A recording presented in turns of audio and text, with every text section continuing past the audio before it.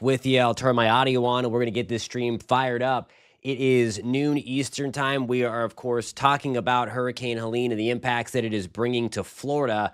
Already have popped several tornado warnings through the morning.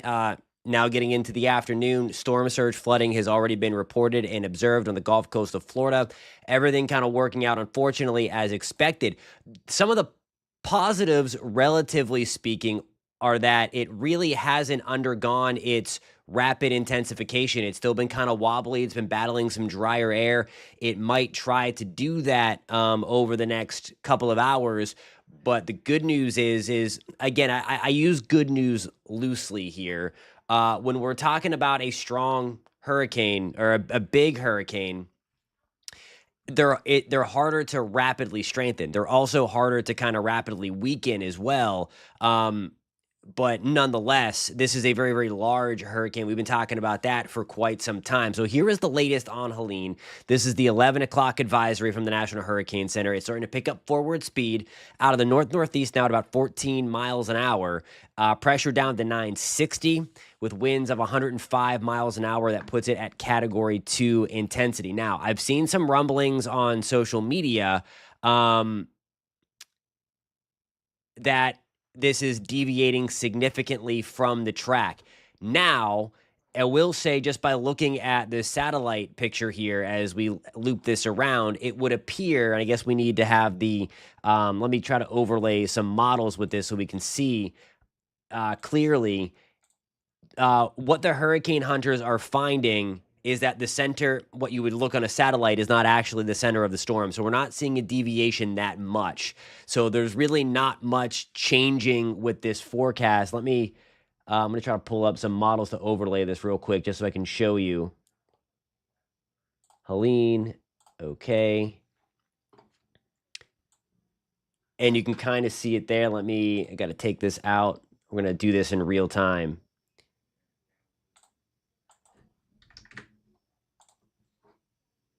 So it would appear anyway that the center is kind of right here, especially on a visible satellite, and that would appear to be deviating to the east.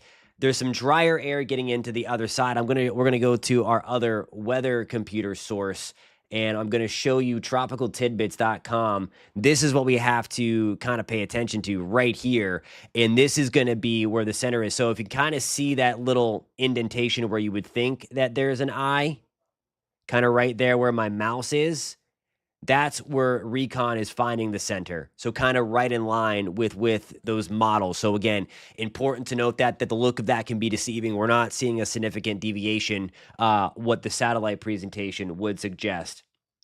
So keep that in mind. There should be some closed captioning with this. It should be auto closed caption, so that should start to populate soon, if it's not doing so already.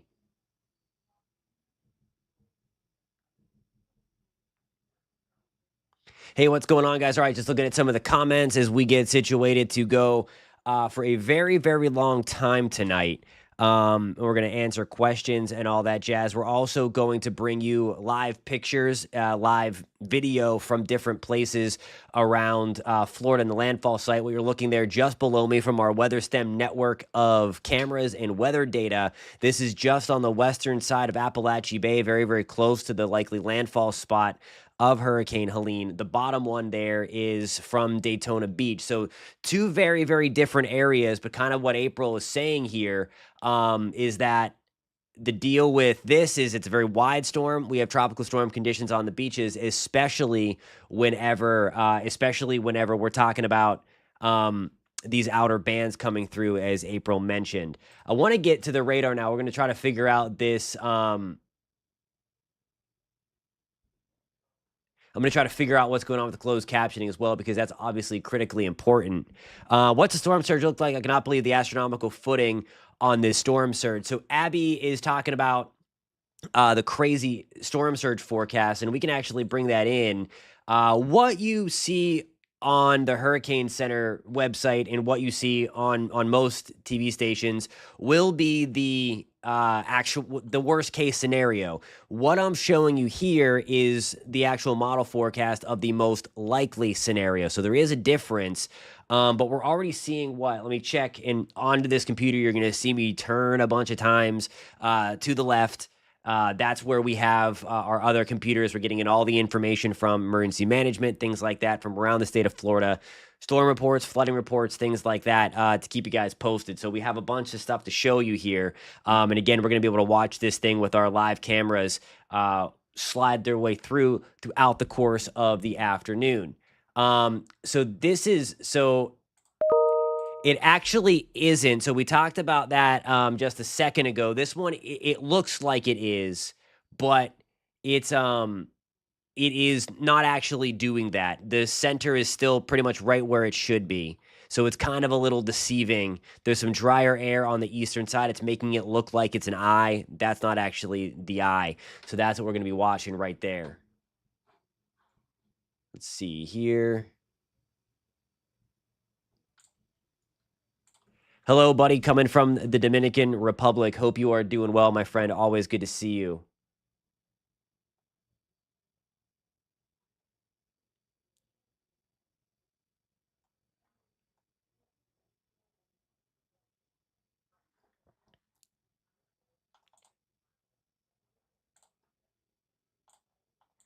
Got a question if anybody's near Madeira Beach. Oh yeah, we're gonna look at the storm surge stuff, and then I'll try to go around some different spots. But the latest forecast with this, because the storm, I don't think it's gonna get as strong. It might not reach Cat 4 status. Good thing. So the surge has kind of shrunk a little bit. A little bit. This is still a 12 to 15 foot surge. You have to think. I mean, that's gonna be like 12 to 15 feet up on your house. So that is what we're going to be watching there. All right, so is Leesburg should not get hurricane force winds, tropical storm force wind gusts, but and all that stuff. Okay, so when I don't mean to be rude, but um it is moving northeast. It's not deviating northeast. So it's all in line with the forecast. Trust me on this. We're not seeing a shift. So that's the deal here.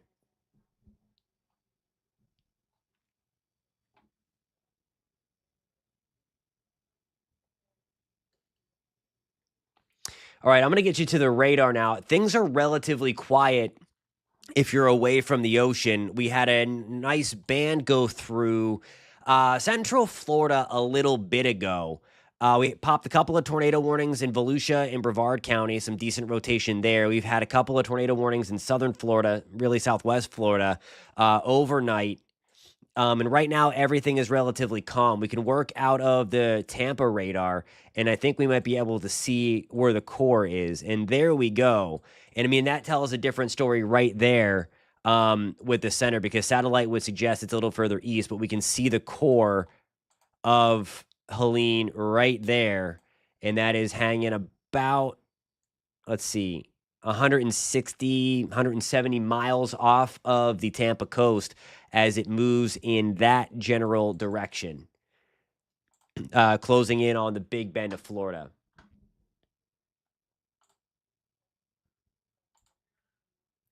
So, okay, so I want to make sure if you read one of the comments, these impacts are going to be way worse than Idalia, my friend. Way worse. Even if it's a similar landfall. This storm is much bigger than Idalia was. It's going to push a lot more water. So if it comes in the same spot as Idalia does, the impacts are going to be way worse. Okay, so it's important to note that Idalia was also weakening on approach. This one likely going to rather than going to where that storm went. So just keep that in mind. That's super important to note that each storm is different. This is not going to be this is going to be worse than Idalia even if this never reaches Cat 3 intensity, which it's expected to. It will be worse than Idalia.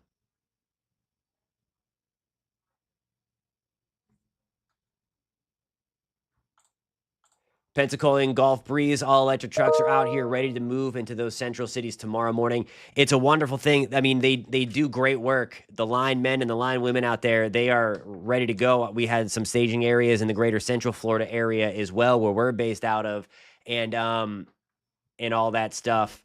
So they do great work. Be patient with them as well. There's no doubt going to be a lot of power outages, but as Ert mentioned, there are a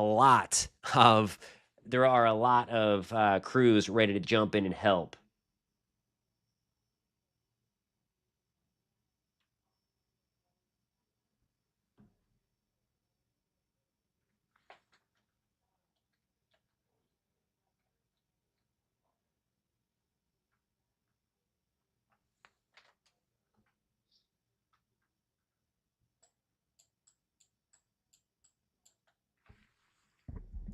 Alrighty, post in the comments where you're tuning in from. If you want to stay updated on this storm all day long, we're going to have continuous coverage right where you're finding this. Hit that subscribe button for me. If you're finding us for the first time, let us know. Post that in the comments and all of the above. Katrina's asking a good question. When will the front affect the storm? That's going to be a little bit later today. We're actually already seeing some of the effects of it because that's what's helping to lift it to the north and pull it up out of the Caribbean. So we're already seeing that interaction. The deal is, and I mean, I don't know if anybody has happened to be tuning in from North Carolina, the Appalachian Mountains area, where we've already seen significant flooding. I can't stress enough how bad this is going to be for the mountainous regions of the Appalachian Mountains. I know that's kind of getting a little bit ahead of ourselves, but we're already dealing with flash flood warnings. We can check that up on the radar picture from last night. Look at all of that flooding in the Southwest Virginia through Asheville, Johnson City. These are all flash flood warnings. And I want to show you that because that was kind of the appetizer and it's already bad. Look at what is coming. I'm going to pull up the rainfall graphic. I know this says winds, but it's showing rainfall. So I mean, we're talking about where you see that white color there. I mean, the purple is about 8 to 10 inches, and then this white, a foot plus. So we're already saturated, we're already flooding, and now we're going to add a foot plus of tropical rain into the Blue Ridge Mountains, into the Appalachian Mountains in eastern Tennessee, western North Carolina, western South Carolina, Georgia, and Southwest Virginia. So some big time impacts, unfortunately, coming for well inland, and that's what we were talking about. And that's what we were talking about yesterday. All right, good question. How much will it affect Reddick? I've got a special graphic for you for Marion County. So I'm going to pull that in. And there it is. So our impacts from the hurricane, we're just outside of that hurricane warning. I'm expecting the worst to come in the next couple of hours along I-75. The gusts about 45 to 65 miles an hour. That tornado threat also going to be high. There's a tornado watch until 8 o'clock tonight for all of Central Florida. And then the rainfall is going to be about 4 to 6 inches as well. So that's what we can expect in Marion County, especially along into the west of I-75. I want to show you, we can go kind of hour by hour here. This is where we stand, and this is the model that's been doing very, very well. I know we talked about this a lot yesterday, and David's going to be on later on this afternoon. He has some military duties that he's tending to. He's in the Navy Reserve, and he's doing some training in Virginia. So he's been awesome. He's the newest member of the Pinpoint Weather Team, and he's going to be joining me later on today as soon as he can clear that, probably around 4, maybe 5 o'clock. So he's going to be on there as well. So he's obviously great at what he does, and we thank him as well for being a part of military. He's an Air Force meteorologist for a long time, so it's great to have his insight. This is what we're really watching for Central Florida. This is going to be the quote-unquote worst of the worst for Central Florida. Now, again, landfall in this model is doing great, by the way. This is our in-house model. And I mean, our friend mentioned it. It looks like Taylor County is going to get it. Tallahassee maybe wobbled out of the worst of the worst. He's great. I met him in person at a conference a couple of months ago, and I'm so happy he's on the team. He is so fun to work with, and he is very smart. So I am so happy he is here, and we're gonna get to be able to break things down with him later on this afternoon and early evening. Here we go. And I mean, that's pretty much right where Adalia came to shore. That's going to put Perry back in the eye wall. Um, Tallahassee would stay out of the eye wall in this case. So, Tally, we might miss out on the worst. Again, we're going to be watching these wobbles. Okay, no, that it's always looked like it was going to be around Taylor County, my friend. So, we've always talked about that. I wouldn't say it moved east. It kind of this is the time where it does a little bit of wobbles. But yeah, so we're looking toward the Perry area instead of taking the eastern eye wall. It's more the northerly side, and then it kind of goes in, and then just some really nasty weather in Live Oak, Lake City. This is about 8, 9 o'clock tonight. So again, you're going to want to make sure, and we'll talk about all this stuff this evening. Um, we're going to have high resolution radar data and all that stuff. Let's see. It probably is about. Let me see. We can check that. I got to add in my. I got to add in my toolbar to measure. Stand by real quick. I'm going to add my measuring toolbar in, and we'll see just exactly how much this model shifted.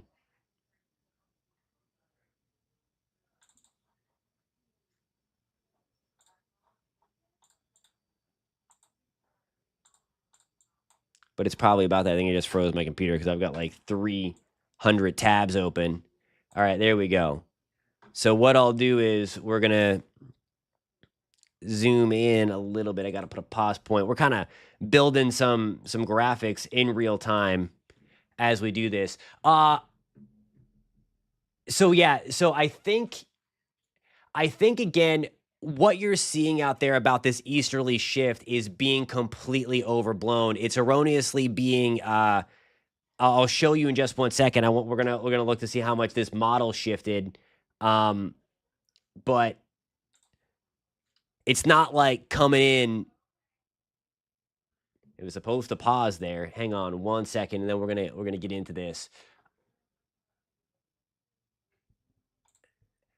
And for the most part in Port St. Lucie, Zachary, that's what it's gonna be. For a lot of the Central Florida area, it's just gonna be a couple of bands, and then we have to watch out for those all that stuff. No, so I want to say everybody's using the same cone. That's from the National Hurricane Center. So the Hurricane Center track has not changed. It just gets smaller and smaller. So it's important to note that. And there's been no change in the official forecast from the National Hurricane Center. Let me bring that up. That is the cone. So they still have, again, that's what it looked like a lot last night. They might need to nudge it this way, and we'll see if they do that. But they just had a fresh advisory come out an hour ago. All that stuff. So here's where you're seeing the shift. So we're going to get into that now because a lot of people are bringing that up. We're going to go back to my other weather computer, and what you're looking at now is Brevard County, right at Port Canaveral, and then Daytona Beach on the east coast of Florida. Those are the two live cameras. So this kind of illustrates what's going on. So you see this little area right here? People are thinking that that is the eye, that that's the center of the storm. It's not. So that's why everyone's freaking out on social media that that's the center of the storm. Okay? There's the center of the storm. Where it says 962, the center is still to the south and west of that. Okay, so it's important to note that what you're seeing on there, it's kind of deceiving. So I would consider a shift, Abby, if like kind of like what Ian did. That was more than a wobble. We're talking about mere miles for a wobble. So like the difference between say, let me pull up an example real quick. I would say, I mean, the difference between the landfall being Wakulla Beach and Live Oak Island, that would be a wobble. A shift is a shift is if we ended up seeing this go toward Keaton Beach or something like that, like, well, again, in this part, it could. That was a bad example. I'm just trying to find two different places that are all that stuff.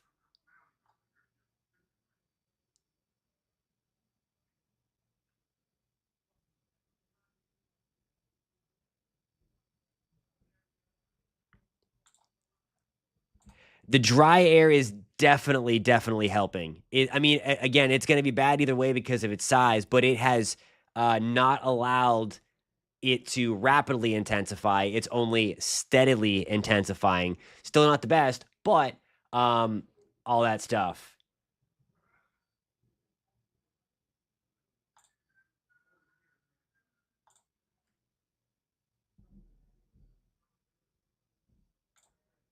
And there you go. Thank you, Lizzie, for that. 45 to 60 mile per hour wind gust, potential tornado warnings, and then some heavier rain along the I-75 corridor. So thank you for that. All right, let's get back to the actual stuff. We'll look at the latest satellite, and we're going to get updates. And again, this is what's happening. So you see right here, if my telestrator will work, see where this green color is right in the middle of the screen? That is the warmer cloud tops, okay? So it is pulling in some drier air. Note the center, though. It's still to the back, to the south and west. That hurricane symbol right here is actually where the center was at 11 o'clock from the Hurricane Center mission, or the Hurricane Hunter mission, and from the 11 o'clock advisory. So it's important to note that this is not an eye as well. And I think that's the big thing. You got it, Abby. Good question. For Orange County, I got a graphic for you as well.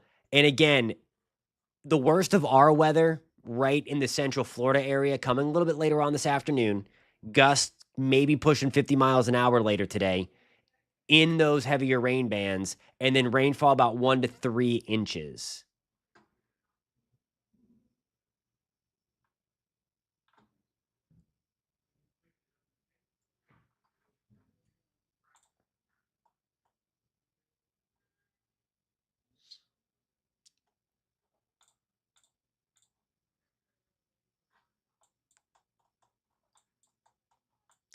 So this is the water vapor imagery. It's hiding some of the the lower level air, drier air that's in place. It's doing a good job fending off. Somebody asked about the front before, that drier air. Don't pay any attention to that steering piece thing. This is from a little bit before. But when I showed it earlier in the week in one of our videos, but that's the dip in the jet stream. See that little spiral there? Let me get these circles off real quick so that we can do some high level stuff, because this is really interesting.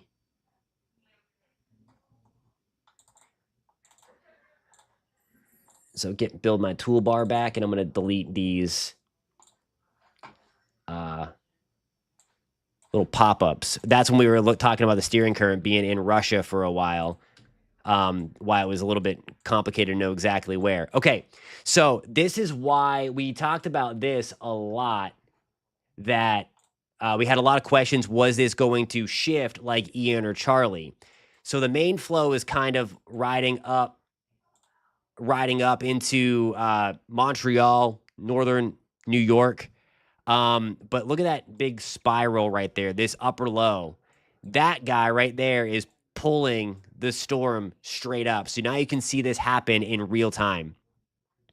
Just really, I mean, obviously it's not good news that we're being impacted by a hurricane, of course, but it's cool to watch this happen and unfold on the satellite imagery whenever you have that counterclockwise circulation, that upper low, and watching how the steering current. So it's everything that we talked about leading up to this point from a forecasting standpoint, that is the verification of the forecast right there. And you kind of can on the last couple of frames. I didn't have advanced all the way out to real time. Look at where the green goes lighter, and you'll see it pop out again when it kind of advances. It tries to maybe get an eye right there, and then that is the drier air that it pulls in. So all that stuff. So that's actually a good point about a wobble tracker. We can make one of those. And that's a fantastic idea. So bear with me here. We're going to add the wobble tracker to the satellite. Great idea. That's why I love you guys so much. So actually, they actually just canceled Horror Nights for tonight. Universal just announced on News 6, just sent a push alert. Yeah, Universal Orlando cancels Thursday's Halloween Horror Nights. So there's more information on clickorlando.com. But yeah, unfortunately, Horror Nights has been canceled this evening because of the hurricane.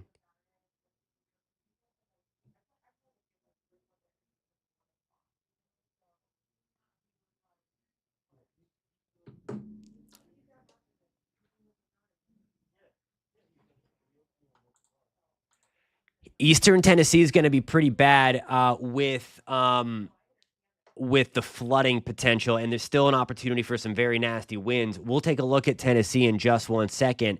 I do real quick, though, want to build our wobble tracker. We were kind of doing that with the models, but we're going to take the models off the satellite, and what we're going to do, bear with me 1 second. We're kind of breaking this down together, and lost my train of thought. I need to get some more coffee or something. It was a long night last night, and Nazario and I were on for a long time, and then overnight trying to build the streams for today. All right, let's see. We got to add that. I want to add, what storm is this? This is Helene. So you can kind of see what I'm doing. I'll pull it over. This is our weather computer, so you can kind of see real time. We have to find the storm. We have all this data coming in to our computer so you can actually watch what I'm doing. We'll add that. So now we're going to have all of that information over here. And then that dashed line is going to be its past track. So we want to get rid of the path forward.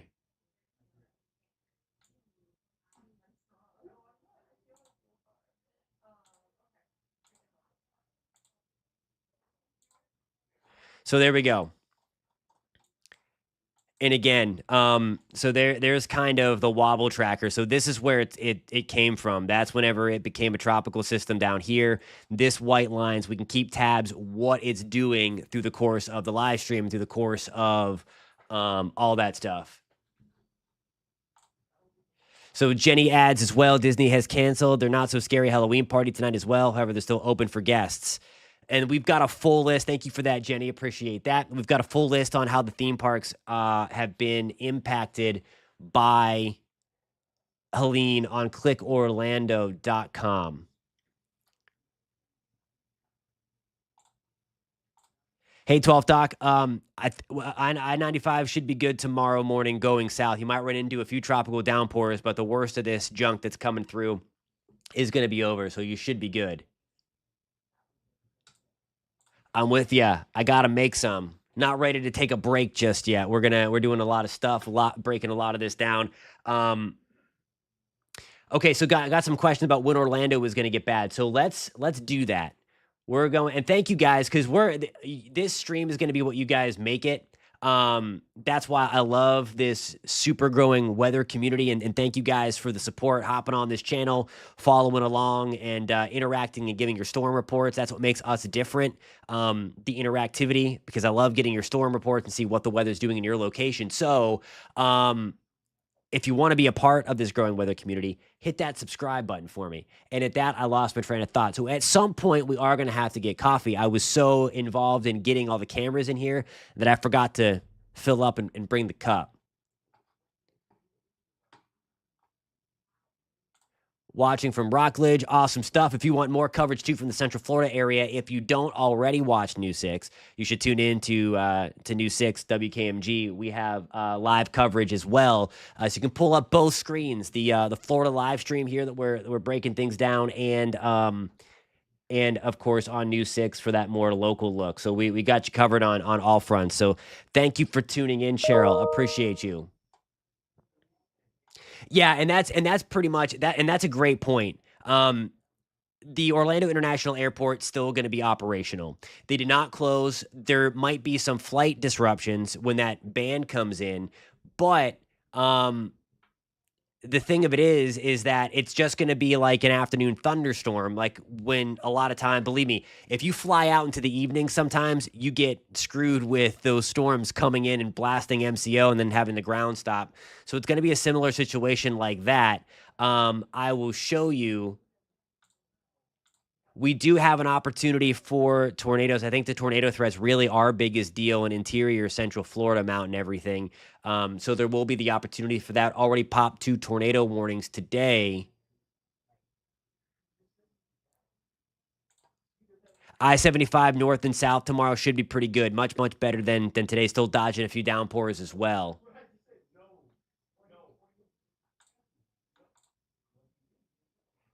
Thank you for that, the super chat. I really appreciate that as well. All right, we're going to get into where do you think it will go in Georgia? I live in West Central Georgia. So for that, I'm going to pull up the future radar once again. Let me do that because that's going to tell the story. We had a lot of questions about Orlando. We had a lot of questions about it takes a second to load on this one because this toolbar is super, super powerful. So it takes a second to load.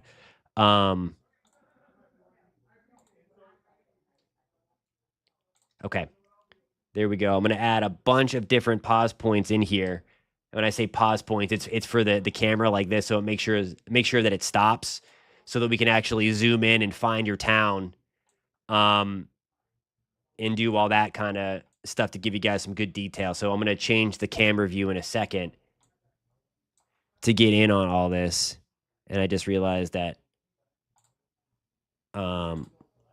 the other cameras aren't up. So in the bottom camera is Brevard County, that I'm sorry, Daytona Beach, I should say, in Volusia County, and that middle one is on Appalachian Bay, close to the likely landfall site of Helene. So we're gonna watch things deteriorate. Hopefully that raindrop dries up because things were looking pretty. The ocean was getting a little more rocking.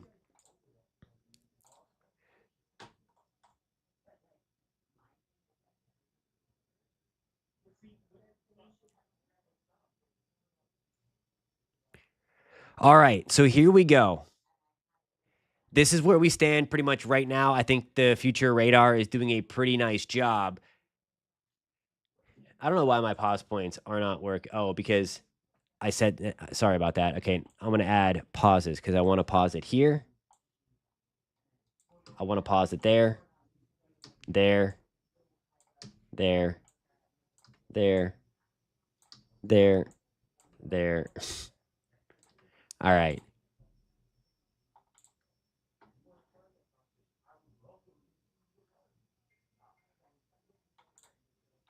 Are those reports coming in now, Austin, or is that going to be what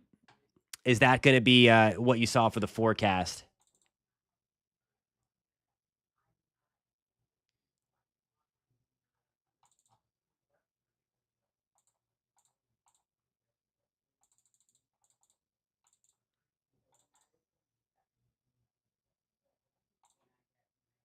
Because we can do the same thing here, and we can check up on some of the wind gusts, and we will do that. So bear with me just 1 second. I'm going to update this in real time here. Some of the latest high resolution model data, and we are going to get at it. I mean, look at that. I mean, the Browns are still popping up. That's okay.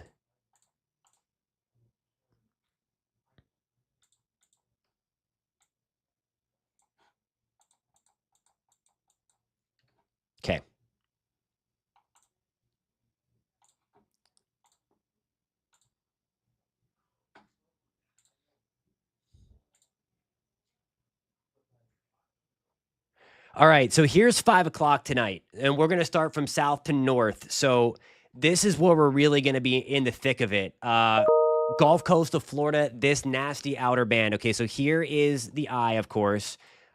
This is the eye wall. We'll change the colors of the telestrator. This is the worst part of the storm, right in here. Okay, so that's the eye wall. That is heading in that direction, give or take. Okay. We are going to be concerned with in the Florida Peninsula all of this outer band because all of these little isolated cells that you see here are going to be in a pretty good environment to produce tornadoes. So when this heavy band comes in from Cape Coral to Bradenton, Sarasota, Tampa, St. Pete, Spring Hill, this is going to be about anywhere from 3 to 5 o'clock. So in the next few hours, and all that stuff. I know I say this, I get that in my head all the time, Chrissy. I said it and then I played that in the back of my head. So I'm with you there.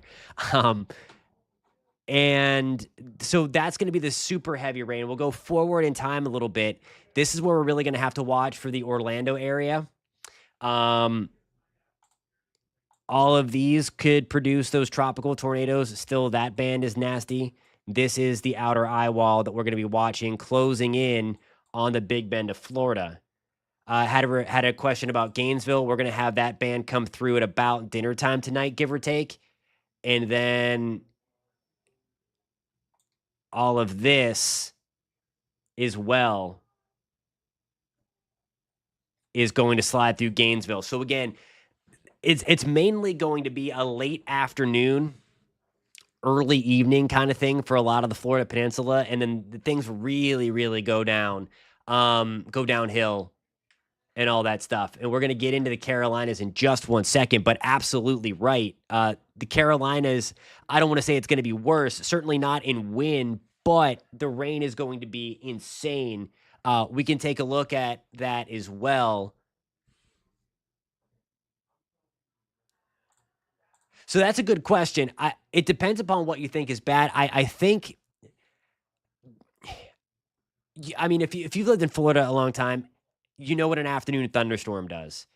And I think it's going to be very, very similar to that. It's going to look a little gnarly outside for a little bit of time when that outer band comes through.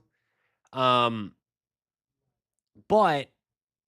the main thing is that when those come through, they're going to have the potential to produce tornadoes. So what I've been saying for the past few days is, at least from the Central Florida Peninsula perspective, it's almost like a severe weather day where we're kind of just waiting for some bands to come through. They're going to get a little nasty in the bands. Then there's going to be quiet weather, kind of like what we're dealing with right now in Leesburg, and all that stuff.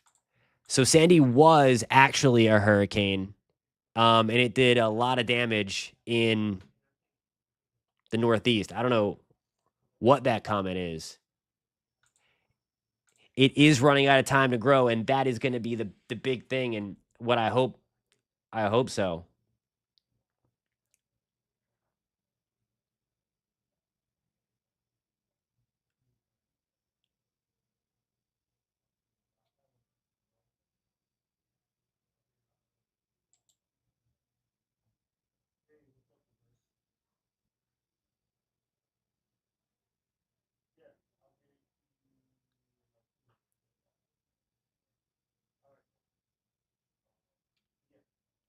Just looking at some things here. Ocala, we're going to see the potential again, 45, 65 mile per hour winds, and all of that tornado threat's going to be there. And the potential for some flooding. And the Hive mentions don't sleep on the training bands after the storm is to the north. And I mean, that's a great point. My friends watching in the Tampa, Clearwater, Sarasota area know exactly what those training thunderstorms can do. Remember, Debbie passed to the west as well, but we had that training thunderstorms moving up the Gulf Coast of Florida and all that stuff. So that's a real threat as well. All right, I want to get to Georgia for my friend there. I'm sorry if I'm keeping you waiting. I hope you're still here. Gave the super chat, so really appreciate that. Okay, and then there's the possible landfall site, really anywhere from about Perry, uh, just on the western side of Appalachian Bay. The latest modeling here, and again, I put a lot of we've been talking about this model. This is our in-house model. It does very, very well with south to north moving storms. It kind of nudged it to the east just a little bit. If this comes into fruition, Tallahassee still gets some rough weather, but it keeps it out of the worst. So the worst for us in Gainesville happening about this time, 8, 9 o'clock tonight. Same for us in Lake City, Lakeside, Stark, into Live Oak, Jacksonville. We're getting close to that point. Still, we have to watch these guys here. These have the potential to spin tonight. Although the tornado threat will be going down. That tornado watch does go until 8 o'clock tonight. Um,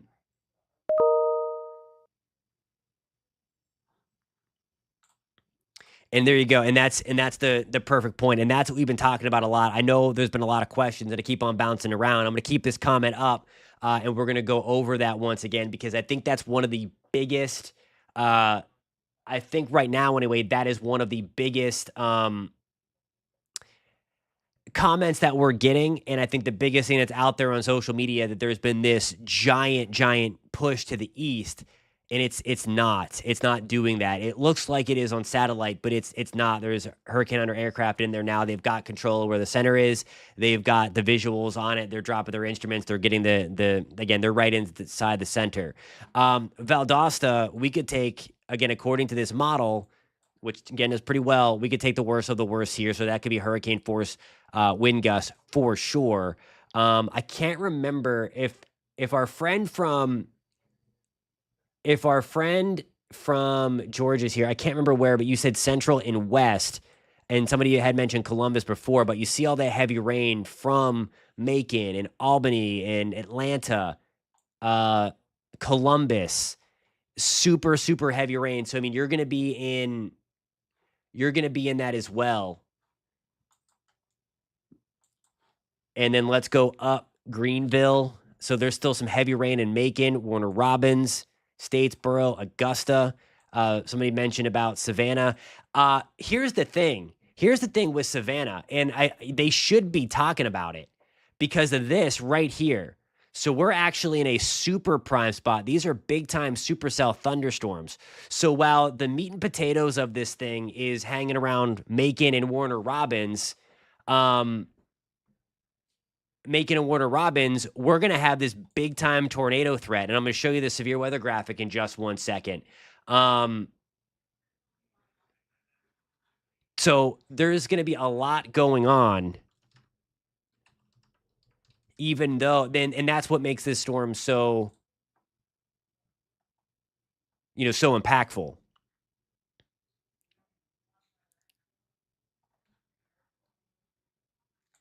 Oh, thank you guys. Okay. So that was Noonan. Sorry. Excuse me. All right. So that's in between Atlanta, I believe, and Columbus. Let's see if we can get Noonan to pop up. It might not pop up on the map, but we're right in that general area right here. So some super heavy rain coming through 40, 50 mile per hour. I mean, maybe even more than that, actually. We'll take a look at the wind gust model. It's likely going to be more than that. There could be hurricane force wind gusts into Peachtree City, even in Atlanta. Someone brought up on the live chat last night that somebody brought up on the live chat last night.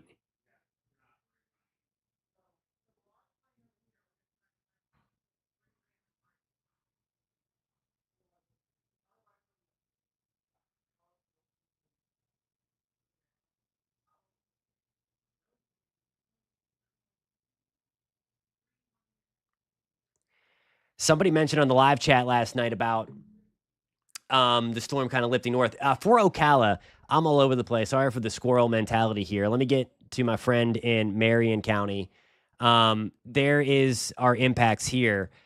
Coming the worst, 45 to 65 mile per hour gusts. That tornado threat's going to be there. And okay, good. That makes me happy. Because I was going to say they should be because it's obvious the severe weather threat in Savannah, Georgia is very high. So thank you for pointing that out that they are talking about it because I was going to say I can't imagine that they wouldn't.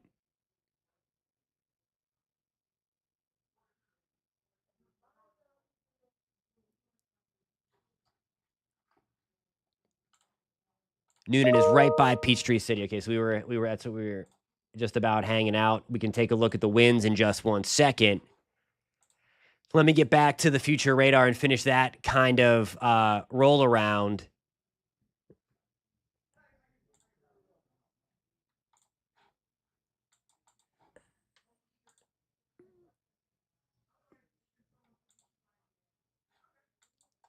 And look at, I mean, this is going to be around Charleston, South Carolina. Somebody asked, I think about Columbia, South Carolina.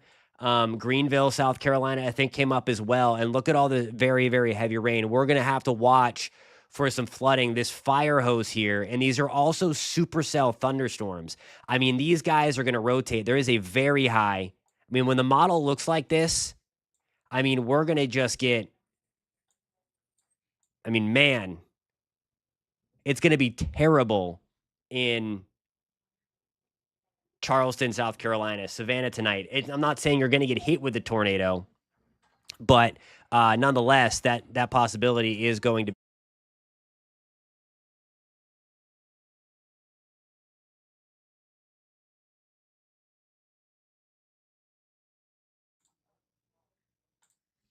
All right, so I'm happy to report that I have gotten caffeine. Our wonderful web manager, Daniel Don, have to give him a shout out. He got me a Coke.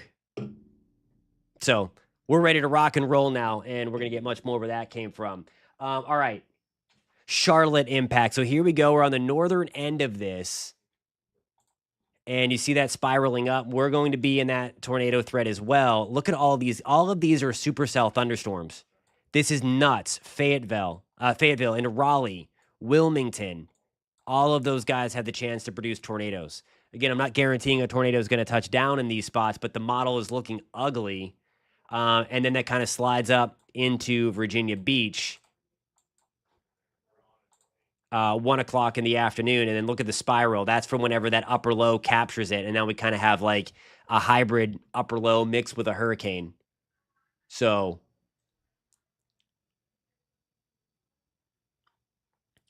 impact for Tallahassee. Okay, so here we go with the wind gusts. Things may have improved for Tallahassee, relatively speaking. I think we are going to see gusts higher than 55, 60 miles an hour, but there you go. If it comes in like this, the worst of this is going to be impacting Perry again, Live Oak, Lake City, High Springs. We can go down again, checking out. There's those gusts to, I mean, maybe pushing hurricane force. That's why we do have a hurricane warning in effect. I love some of the commentary sometimes. It keeps me going. Thanks a lot for that. Got a chuckle in my head. It's obviously not going to Wyoming. Fort Myers, the storm is now ahead of you. But you're going to get some of those bands kind of spiraling in tonight. So could be some severe weather associated with that. So we're going to continue this going forward.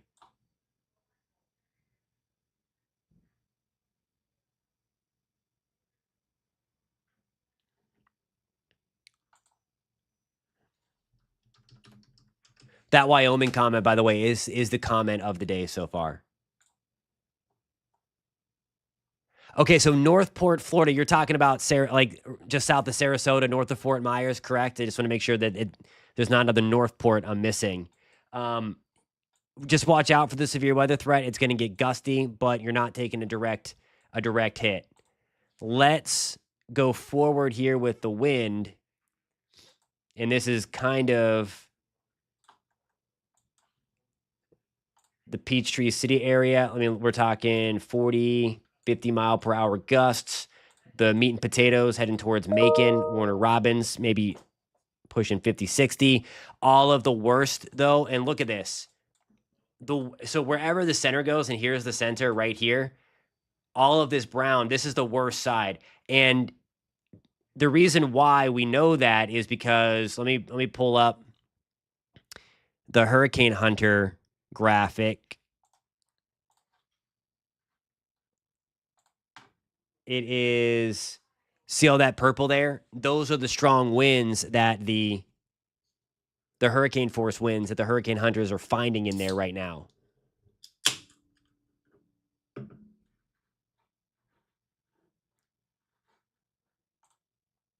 Are you talking about Casadega, Volusia County?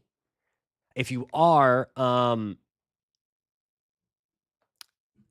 that town. Go there for school visits all the time. The elementary school just down the road.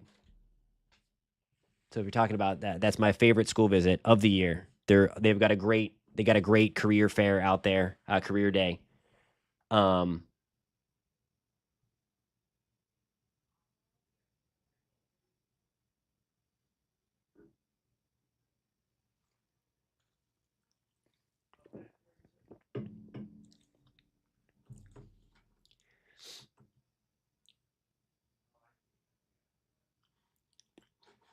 sure, I have a request about Okeechobee. We're gonna head down there real quick. We'll back the train up for a second, and then we'll start the progression back north. Um, let's see here. Where do we start that?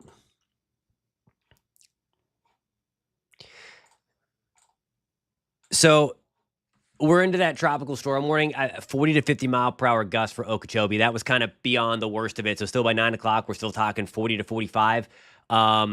But anyway, that's the deal there. It's nothing too crazy. We just had that severe weather threat as well, and then tropical storm force wind gusts 40 to 45 miles an hour. I don't think it's going to hook that aggressively um, toward Gainesville. Gainesville, we're going to get some weather for sure, but it's not going to do that. There's a new tornado warning.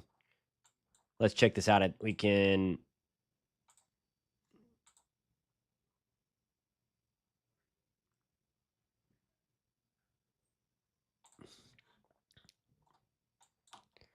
can check this out here. This is just north of Waycross. I think that's the best radar to use. Let me see here.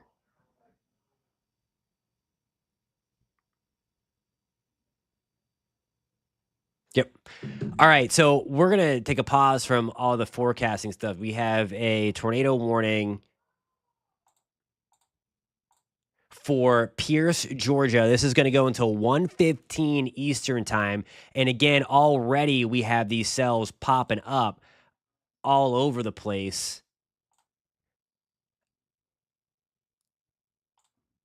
It's moving in that direction. So if anybody knows anyone that lives in Coffee, Georgia, Lambright, Georgia, New Lacey, Georgia, or Holmesville, Georgia, make sure that you are in your safe place right now. We're going to get in here and we're going to look at some of the, and then there's that rotation. So we're getting in here. This is going to be just to the southwest of Mershon, Georgia. That is what you don't want to see. It's not the tightest, but there's a couplet there. That's why there's a tornado warning. And this is what we're talking about when we are talking about a couplet. So the reds and greens you see on the radar. The green represents wind blowing toward the radar, which we're using out of Valdosta. It's going that way. The red is the wind going in that direction. So there is that circulation next to Mershon.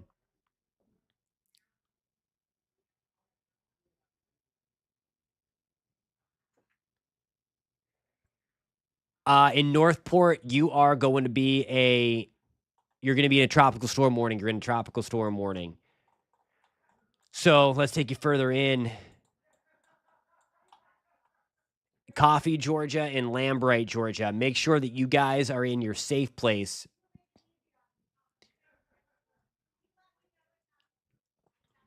Right now, same for us in New Lacey, Georgia, Rockingham, Georgia. Those are where that is where the tornado warning is right now.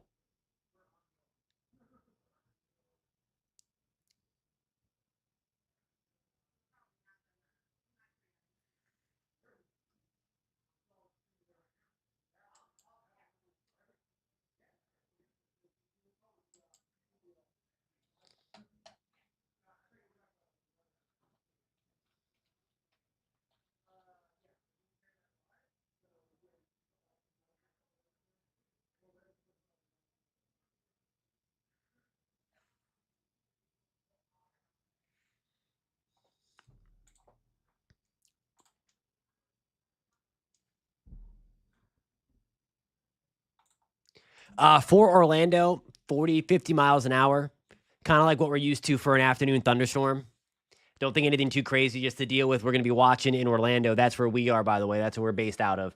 Um, 40, 50. I mean, might be able to pop an isolated wind gust higher than that, but it shouldn't be much higher than that. Still could cause some power outages, though. And then we're really just watching for the tornado threat.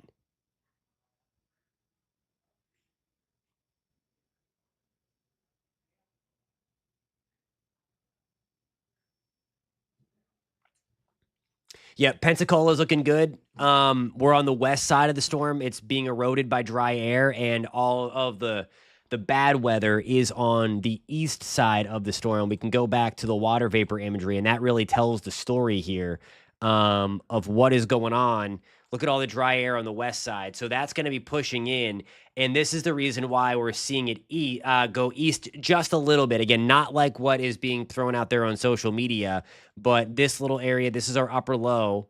It is digging down and it's going to grab Helene, this big green blob, and pull it right to the Big Bend, central or western Big Bend. So while there may be a wobble east as all of this stuff is happening in our atmosphere, we're not really going to be dealing with something like a Charlie or an Irma I saw mentioned in the comments, and all of that stuff. So important to know that. We can go back. I know we've had a lot of people tuning in from, and we'll keep tabs on this tornado warning as well. This is in Georgia, uh, Bacon County, Georgia. We're under a tornado warning. Appalachian County, Georgia, we're under a tornado warning until 1:15. So that's going to roll for another about 15, 20 minutes.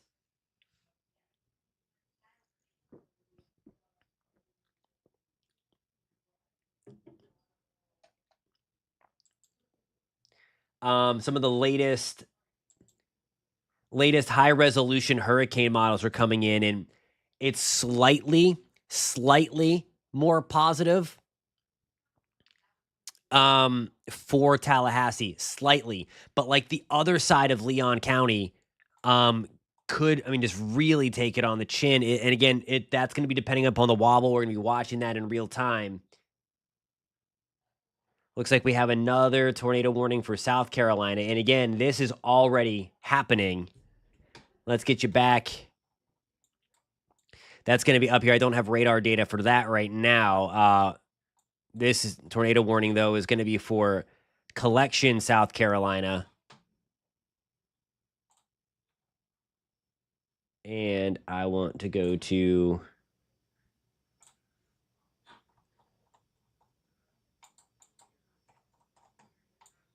That is where our tornado warning is. You can see the hook there. This is right near Earhart. The storm itself, though, looks like it is lifting. So that's where they did it. So yeah, if you're watching in Earhart, there's no warning right now, but it's drifting in your direction. It's just a very short fuse. And typically with these tropical tornadoes like this, they don't last long. They drop down, they do damage, unfortunately, and then they lift back up.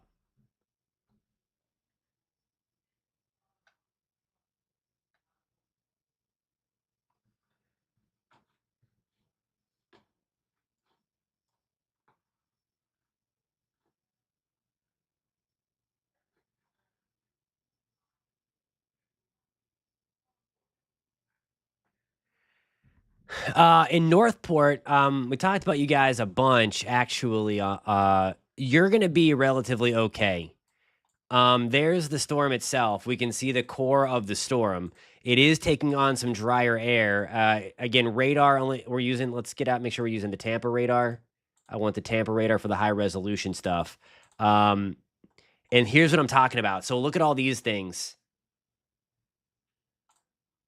Let me exit out of this. All of these are supercells already. So once this band, the storm's going to go like that.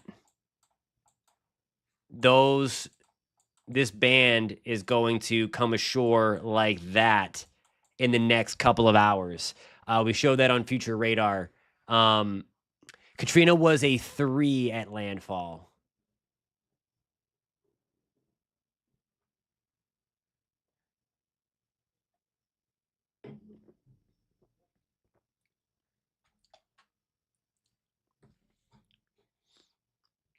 All right, I'm gonna do. Let me see here.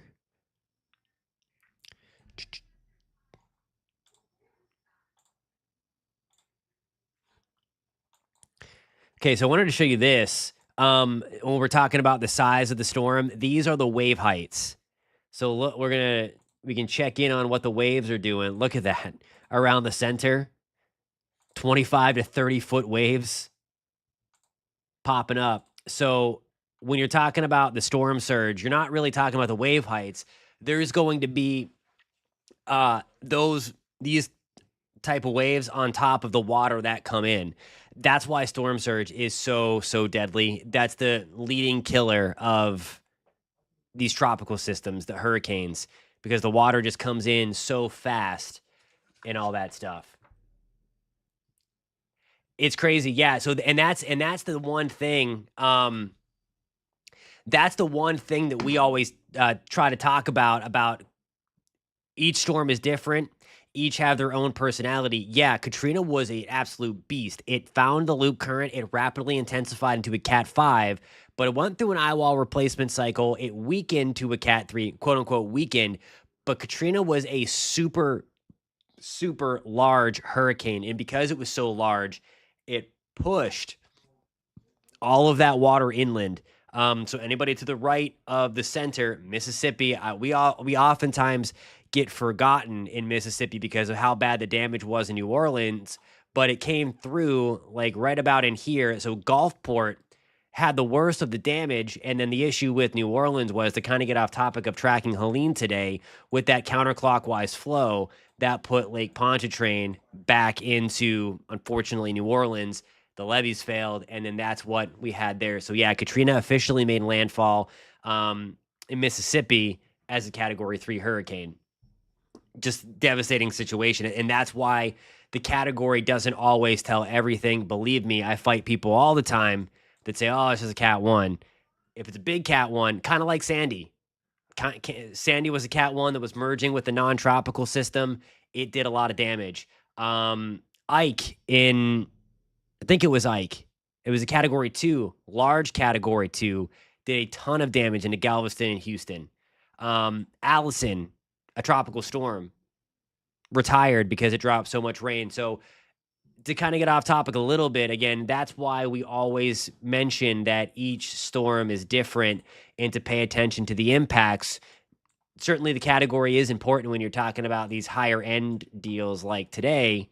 But still, that's that's the deal.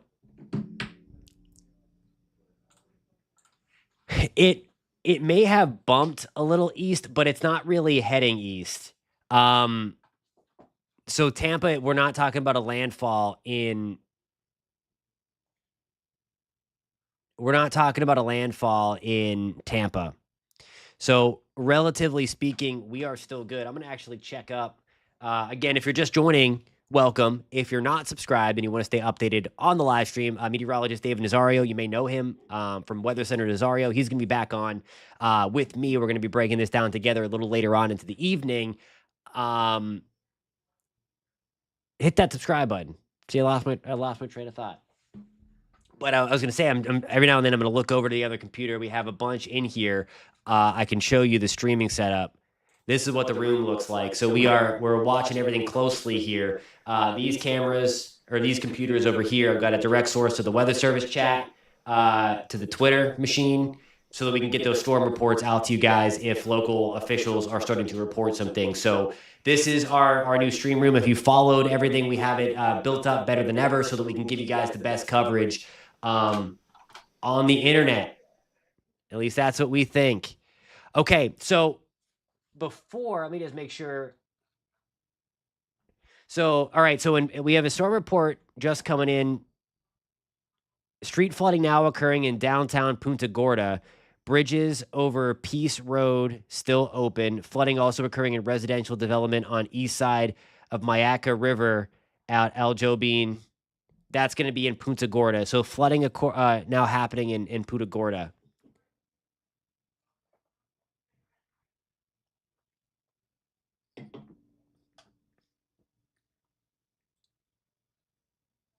And then I've seen photos of storm surge flooding in St. Pete Beach, Pinellas County. That's the kind of impacts those are the kind of impacts that we're talking about for Tampa in the Gulf Coast.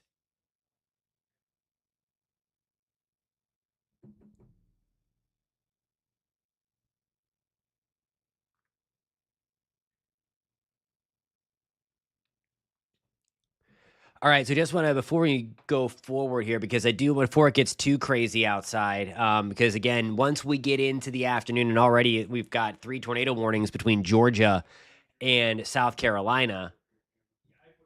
Um,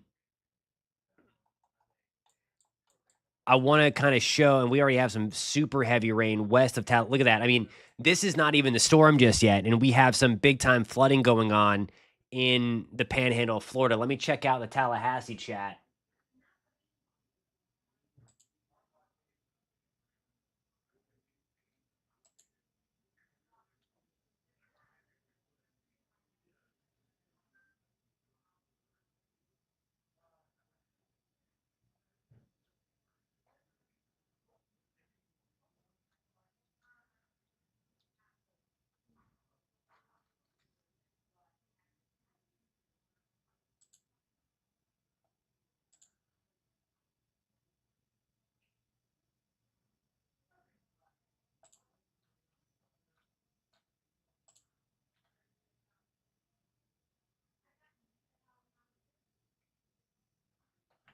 Yeah, a lot of flash flood warnings coming in. Some reports just to the east of Panama City, west of Tallahassee, but a flash flood warning in effect until 3:15 in Calhoun County, Jackson County, back to Calhoun on the other side to the entire county under that. Gulf, Florida, Franklin, Florida, and this is kind of close to where the storm could make landfall somewhere in this general area. It is looking more likely that it might be kind of right here, very close to where Adalia came ashore. So that's going to put some big time damage again in Perry, Madison, Monticello, Valdosta. We're going to be back in it.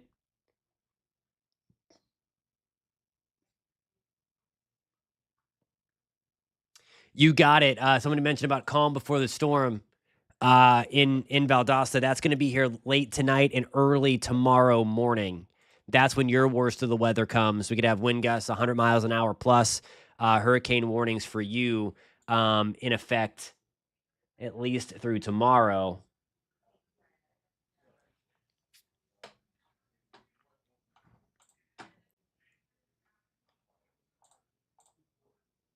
Let me see. I want to.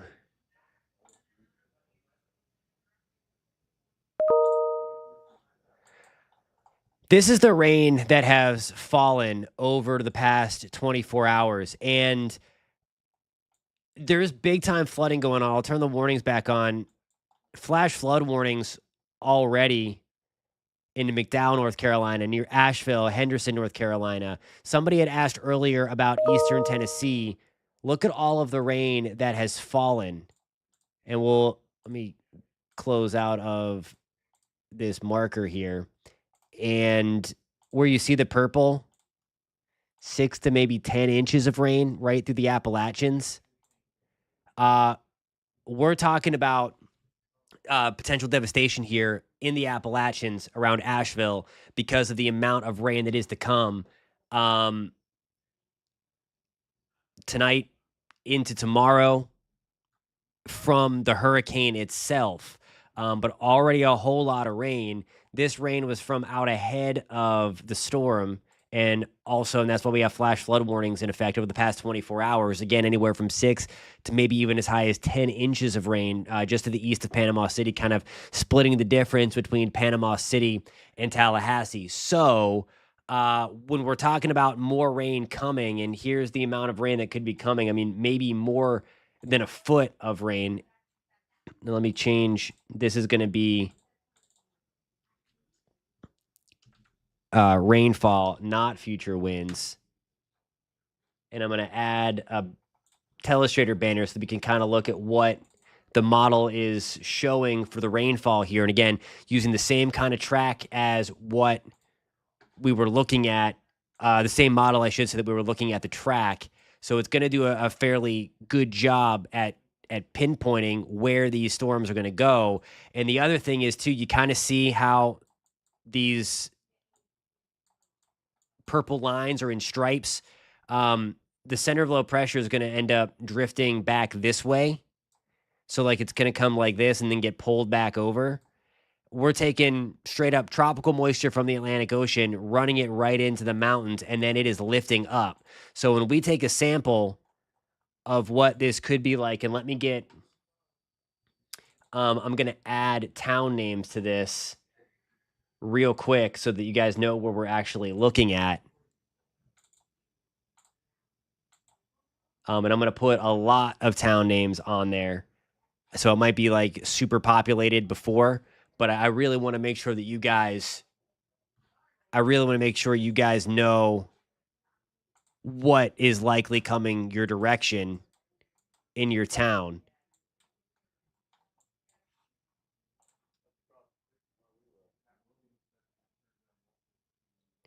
So this is going to be through tomorrow at noon, okay? Near Boone, 14 inches of rain, 16, 20 inches of rain. That's nuts. Okay, put 3 inches of rain in the mountains and that's going to be a really terrible day.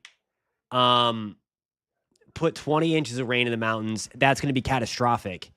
Again, I don't use that word lightly, but that's a really, really, really bad situation far inland, and all that stuff as well. So again, please just keep that in mind that if you're watching from the Appalachian Mountains, from eastern Tennessee to western North Carolina, this is going to get really, really bad. Plus, you're going to have the wind on top of it, 40, 50, 60 mile per hour wind gusts, maybe even close to hurricane force in the higher elevations. A lot of trees down, a lot of power outages. Please take any flash flood warning that may be issued tonight, tomorrow, and into Saturday very, very seriously. But you can see the footprint clearly there from the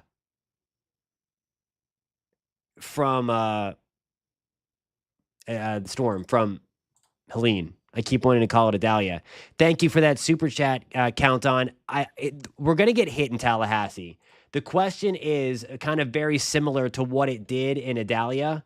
The worst of it kind of nudged to the east. And I'm going to show you that model forecast again if I can find it. Here it is. And we can even go over some hurricane models if you would like. You can put that in the chat if you want to take a look at some hurricane models. But here we go, 7 o'clock tonight. We're nearing landfall. Watch these guys here. These have the potential to produce some tornadoes. We're on the right-hand side. And then this is where it gets kind of ugly for it. But notice the difference between Panama City. It's just a walk in the park. Tallahassee, it's getting way worse. And then Perry, Taylor County area. I mean, man, if we take the eye wall to that again, that's going to be crazy. I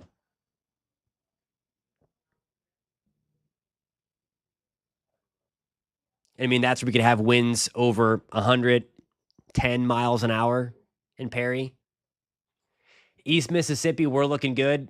Should not get anything, Angela, in East Mississippi. I'll back that up to show you the radar too. So it's crazy how much, I mean, again, hardly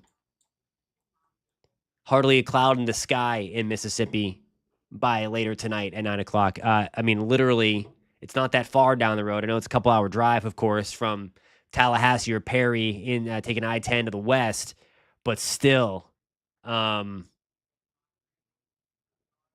yeah.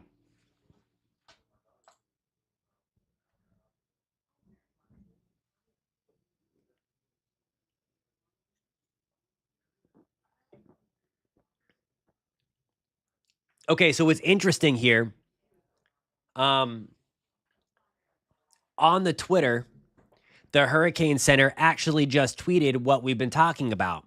So I'm gonna read their tweet word for word here. And it says, as Helene continues to approach the coast, Please do not get overly focused on the short-term wobbles in this track. False, quote unquote, false eye locations or on specific computer model simulations. Everyone along the Florida Big Bend coast is at risk of potentially catastrophic storm surge. And I need to continue. And life-threatening surge is already increasing on the west coast of Florida. And then it goes on to say, for some ragged hurricane eyes, the actual center position may not be where it seems on satellite imagery.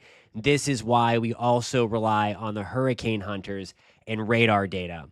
So we were talking about that because that has been the hoopla on social media. We've gotten a lot of questions because, again, on satellite, I'm going to go back to the other weather computer and show you that exactly what we've been talking about and what the Hurricane Center, because obviously they're seeing all of that as well, and it's messing up the message. Let me refresh.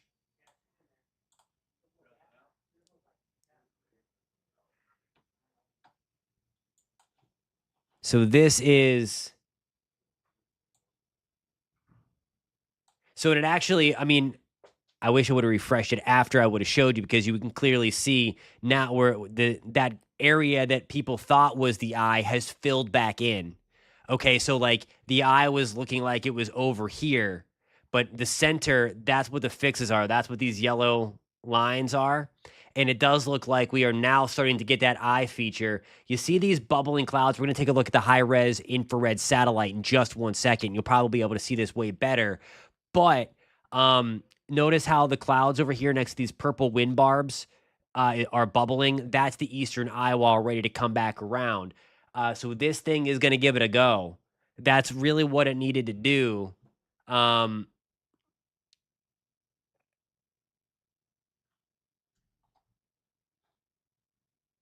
No, so okay, so Diet Coke, let's see how much caffeine is in here. I think it should say 46 milligrams of caffeine in this in this Diet Coke. This live stream is not sponsored by Diet Coke. It's just what I need to get through. Okay. So we're going to look at the satellite imagery. Let's get back to the other weather computer. Let's make sure that we are still pulling in the live streams.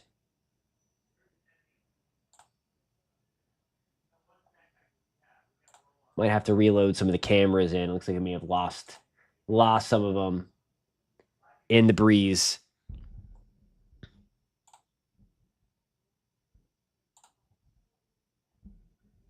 So what you see up top is the Big Bend of Florida, Appalachian Bay on the western side. The bottom camera there is a live look at Daytona Beach on the east side of Florida, of course. Yeah, plywood's expensive.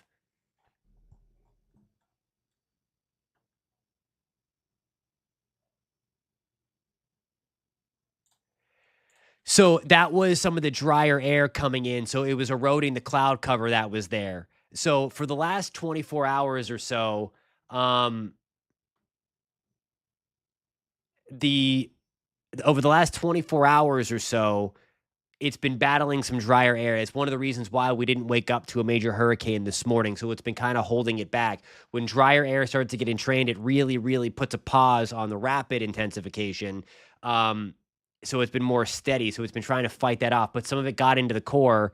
And then what it has to do now, it has to fight that dry air off first before it can start to rebuild itself back up. So anytime that dry air makes it to the core, that's good news for us. Again, I use good news lightly because it's fending it off and it still has some time to make a run for Cat 3 or Cat 4 status, which it is expected to do.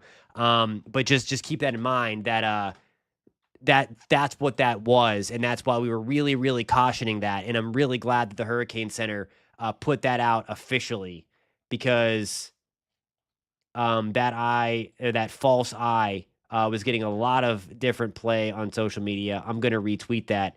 You can follow me at Jonathan Kegas on the Twitter as well, if you're interested in that stuff.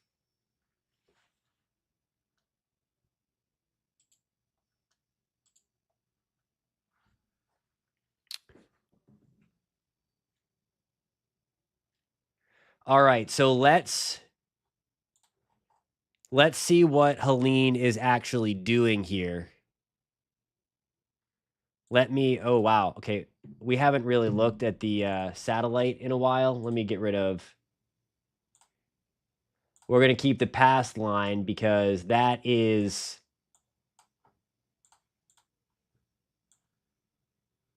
Oh, yeah. Okay, so here's what we have going on now.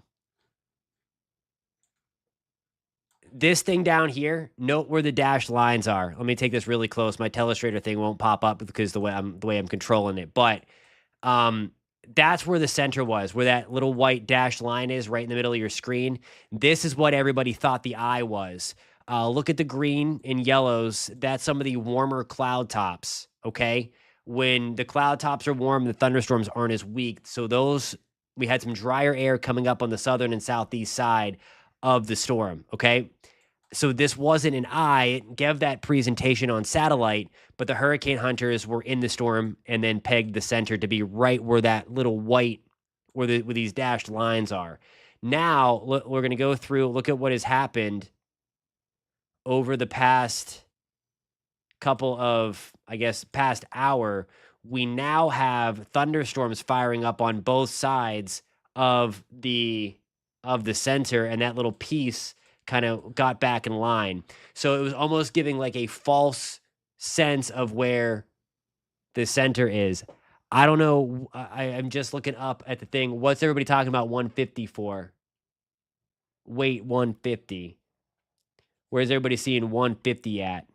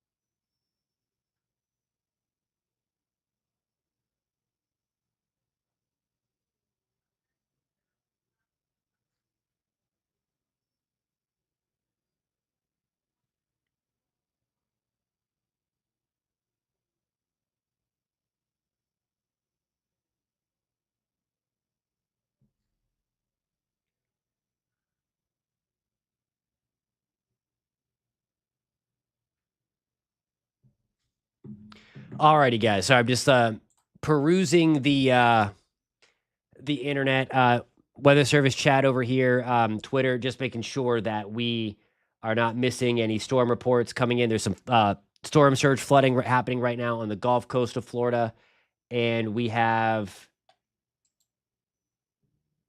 some flash flooding going on as well. I just got a push alert from the WKMG news app. If you don't have that app, download it for free.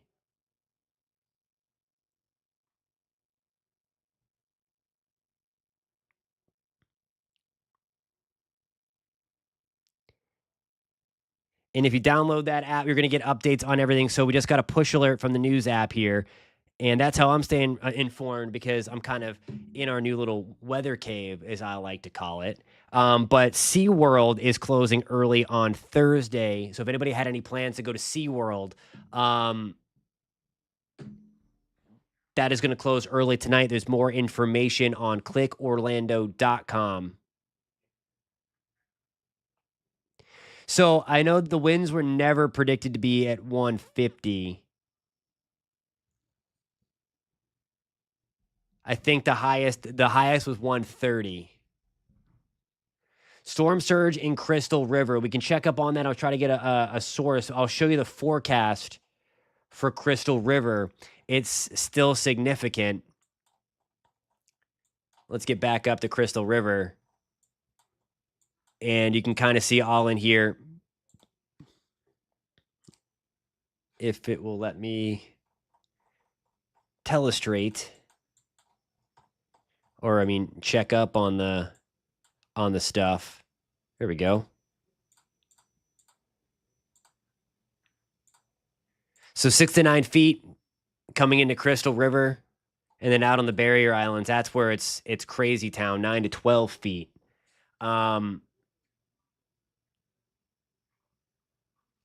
So significant storm surge coming in. We'll likely start to see that go up a little bit more today.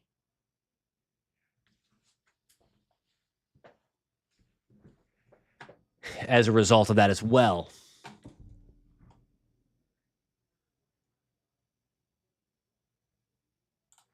So that tornado risk, I mean, it is significant. That I'll show you. Here is the risk. I mean, you don't see a risk like this too often. Let me get. I have a, because we're based out of Florida, and so I normally have like a kind of a mask over the other parts of the country when I'm showing that, but I'll turn that off, obviously, because we've got people tuning in. Post in the comments where you're tuning in from, by the way. Would love to know who's watching on the stream. And also something that I like to do, since I'm kind of stuck in here, when you can so safely, let me know what you're seeing. I'm interested in seeing if there's just clouds out there right now, if there's rain, there's not a whole lot going on, or if you're starting to see some storm surge flooding. We're seeing that at a good deal on the west side. I'll try to find some cameras to see what's going on in the Tampa area. I know in Pinellas County, we had some.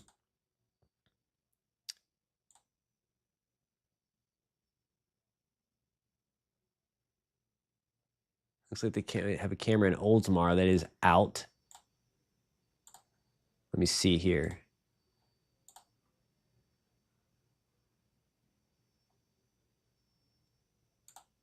Stand by. I'm doing this a little bit, try to pull in some.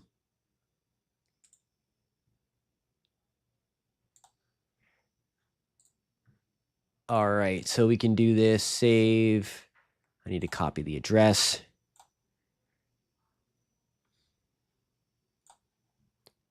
Stand by. Keep your comments coming. Again, post in the comments where you're tuning in from. Hey, Matthew in St. Augustine, what's up? Warner Robbins, Georgia. What's going on, Kelly?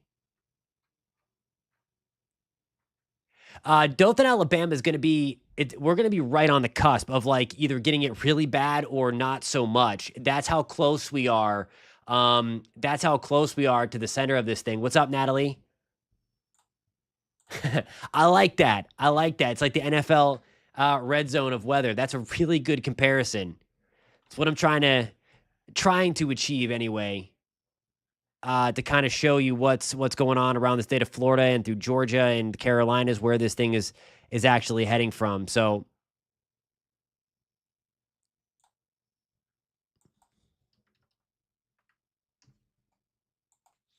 every now and then you might see me bouncing around, looking up, looking all over the place. I'm just trying to pull in some of the extra feeds for you guys so you can see what's going on.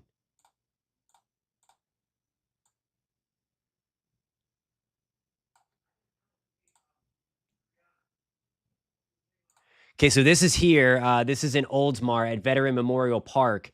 Certainly gray. We're on the north side of the bay, obviously. If you're not familiar with Oldsmar, you may know Oldsmar from my buddy Mike Boylan, Mike's weather page. He's a friend of the show. He's been on a couple of times with us.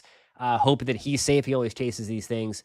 But that is that's what we're seeing in Oldsmar right now. So we're gonna be watching that. That's right on the northern side of Tampa Bay. If you're referring to this is the severe weather risk. So the Storm Prediction Center, when there's a severe weather threat, they're going to put out David, real quick, it is Kegges. That's how you spell my last name. So they'll start with marginal and basically 1 through 5. So marginal is a 1 out of 5 risk, slight is 2, enhanced is 3 out of 5, moderate is 4 out of 5, and then purple is that high, that 5 out of 5. So the higher the number, the brighter the color, the worse or the more confidence and the worse the severe weather threat is going to be. So most of the Florida Peninsula is in that level 2. That's fairly high for a Florida thing during a tropical system, and then especially an enhanced risk. If you were with us earlier, If you were with us, I know he's got his sandals out. I saw him posting on that stuff. He's nuts. Love the guy though. He's fantastic. Um, but if you were with us before, we were showing the future radar from Wilmington to Charleston to Savannah to Jacksonville. This is where we could really, really have a nasty tornado threat unfolding later today into tomorrow. We will go back. I will bring in the wind map here. This is going to be, I think this is, show the wind gusts to give you a better idea. Let me find where I put it.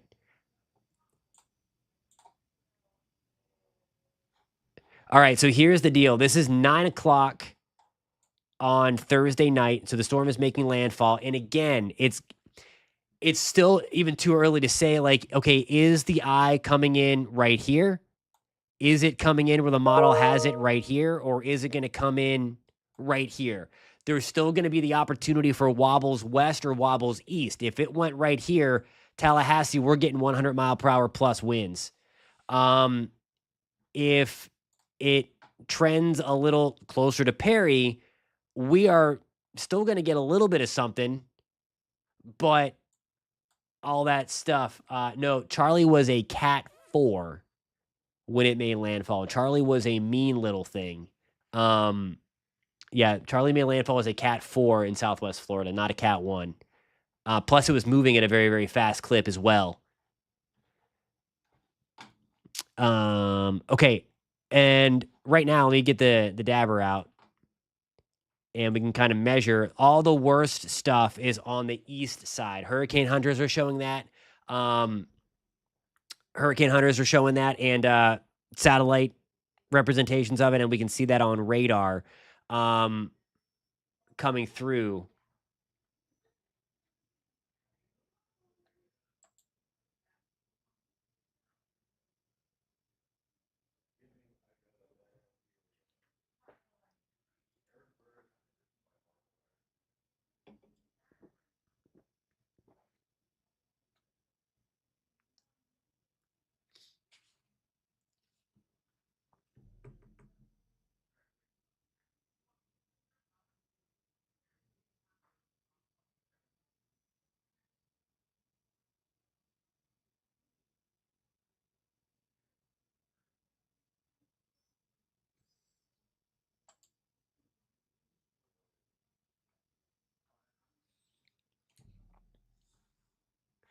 Okay, let me go back. I'll show you Tampa. Sorry about that. If I just like stop talking like randomly, it's because I saw something across the National Weather Service chat room. I want to make sure that I'm getting you guys any information on some of the flooding that is out there. We have storm surge flooding going. I'm going to try to get you those storm surge charts as well through the course of this because, as we all know in Tampa, it's been like 100+ years since we've taken a direct hit, thankfully. But still, with these hurricanes that get close by, they push the bay. Through that as well. Yes, Flow Rida Bushman. I'm going to do that in just 1 second. I'm just going to add some extra pause points so that we can get real in there, and I'm going to make sure more towns pop up as well so that we know. So I'm going to really ratchet up the town names.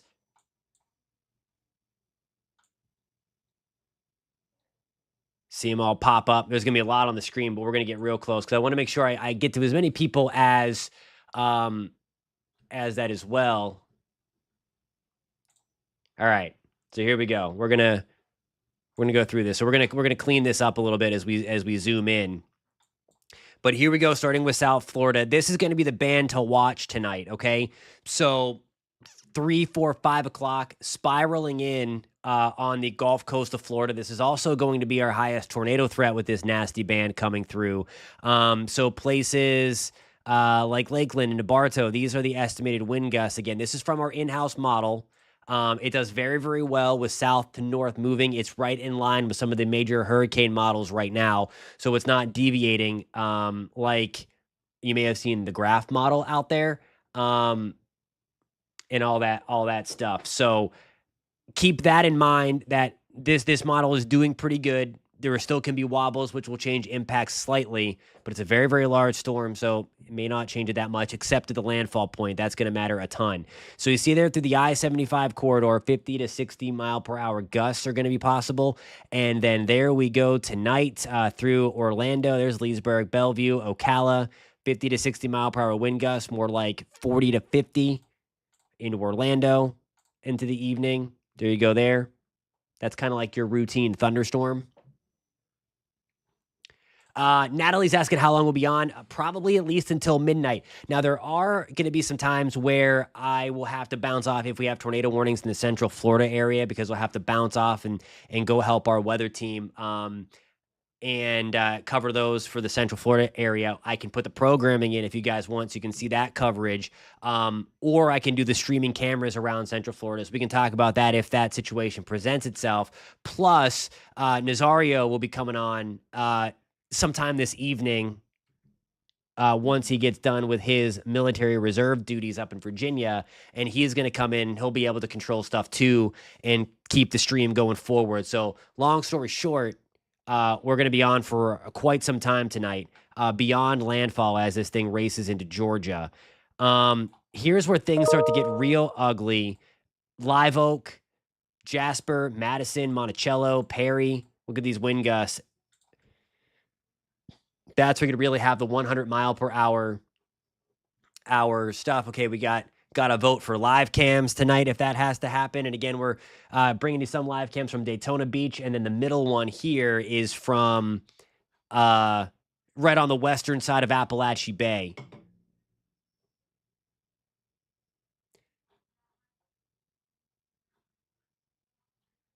Okay, so there is...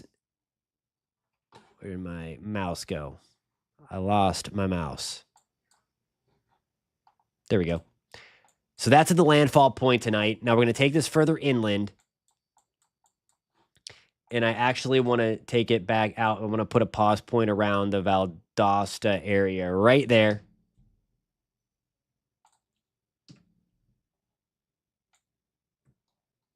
And we're going to go back in and get real close.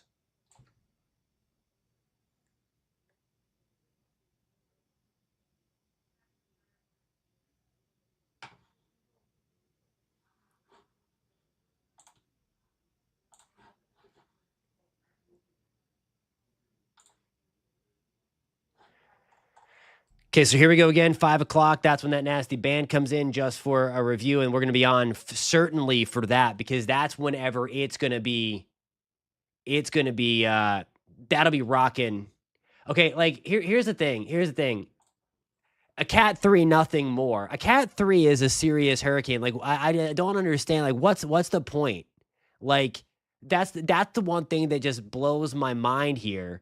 And like a large category 3 is a bad hurricane, especially on the coast, and especially a fast moving one. So like I don't understand that comment. Like a Cat 3 is a major hurricane for a reason. Storm surge 10, 15, 20 feet is, you can't survive that. Okay, so I don't understand that. That grinds my gears. Like that's crazy to me. It's just nuts. If you're right around the center or to the right of it. It's wild. All right. Here we go. Center here where the colors are lighter. And we're going to be looking at wind speeds of maybe, there we go, pushing 90, 100 miles an hour. Look at how far inland. And that's the thing here. Well,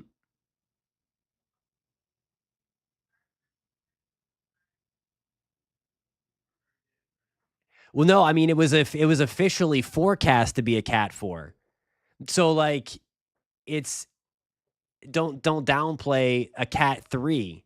Like it's not about fear mongering. It's not about fear mongering. Like it's just not. Like I hate that. Like it's not. It's we're passing along information here, and you can say what you want with that, but like that's the thing. And it all depends upon the area. And if you're not familiar with this area, it's surge prone on. It's surge prone on a good day, on just a Cat 1. And Patrick mentions about Beryl. Houston was without power for a long time, and Beryl was quote unquote only a Cat 1. So, like, chill with the fear mongering stuff. No one fear mongers on this channel. You certainly get that elsewhere on YouTube, but not here. I'm just trying to pass along the best information that I can give you here. So that's what we do. That's my job. So that's what we're talking about. And this is a nasty situation for our friends, especially along the Big Bend. Right. Yeah. And we were talking about this earlier. If you weren't here, Katrina was a Cat 3. I think that's the mic drop right there. So again, chill.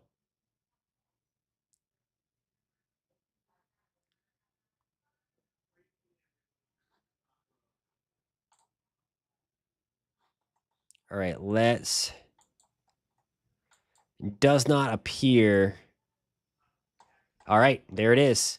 We can go to the Tallahassee radar. Thank you for that. And that's I appreciate that as well as we're looking into some of the things as well. If you find something pop up as we're all tracking this together, we have a tornado warning in Tallahassee. So we're going to check this out, or just to the west of Tallahassee. We're using the Tallahassee radar. Let's see. Whoops, clicked on Tampa again. Let's go back to Tallahassee. And here it is right in this general area. It's the dropout, and then that is the rotation. Right on in through here. And this is going to be for Liberty, Florida, until 2 o'clock in the afternoon. Calhoun, Florida, until 2 o'clock in the afternoon.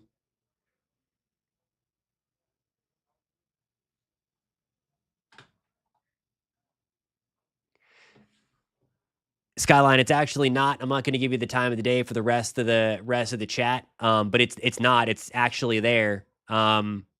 It's actually there on satellite. Like, we know what happens from future, and thank you to the guys that say don't give this guy the time of day for sure. But like, when there's blatant misinformation being posted in the chat, I'm gonna call that guy out.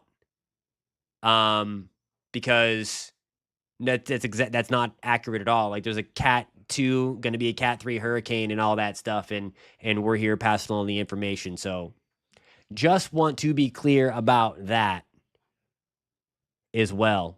Say with it what you will, but whatever. All right. So here's the deal. Kind of closing in on Bluntstown. This is that we're going to put a tracker on. I don't think this is in a super populated area. Here's what we're going to be looking for, though. I have all the small towns in here too. So if you do live in a small town, rest assured that we have you covered. We're not just talking about the big cities here. We're going to be able to pinpoint things right to your small town in Florida.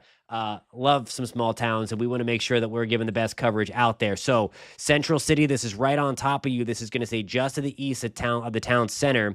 Jensen Place in about 6 minutes. Orange in about 10 minutes. Gun Landing 15 to 20. Mosquito Landing in about 15 to 20. Woods in about 20 minutes. And Marysville 22. Gaskins 22. And Scotts Ferry in about 20 to 25 minutes. So that's a heads up there on the tornado warning storm just to the west of Tallahassee. This is going to be in Calhoun and Liberty County, Florida, running until 2 o'clock in the afternoon. So we're going to keep tabs on this.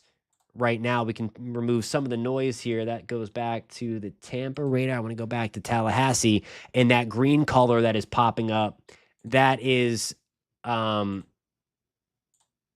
kind of shows, some of the stuff that we're watching, the shear, the green there. All right, let me get back to this. There's the velocity again. It's not that strong, but that is the couplet there in question.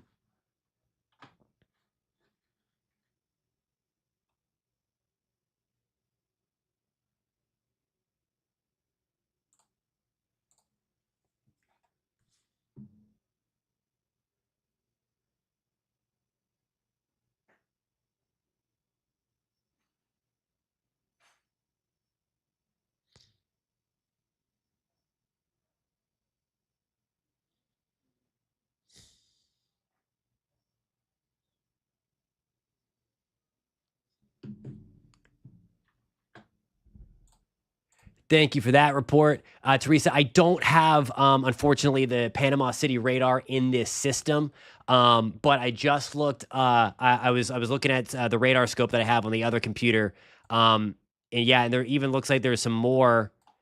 I would not be surprised if they warn on this guy coming up as well. I'm going to turn on the. Keep on doing that because I don't have the Tallahassee radar on the toolbar up there. Let me look. Let me get rid of the marker here. I want to look at the actual level 2 data here, super res reflectivity. Right in there, I would not be surprised if there's another warning coming, and you can see that better on the Panama City radar.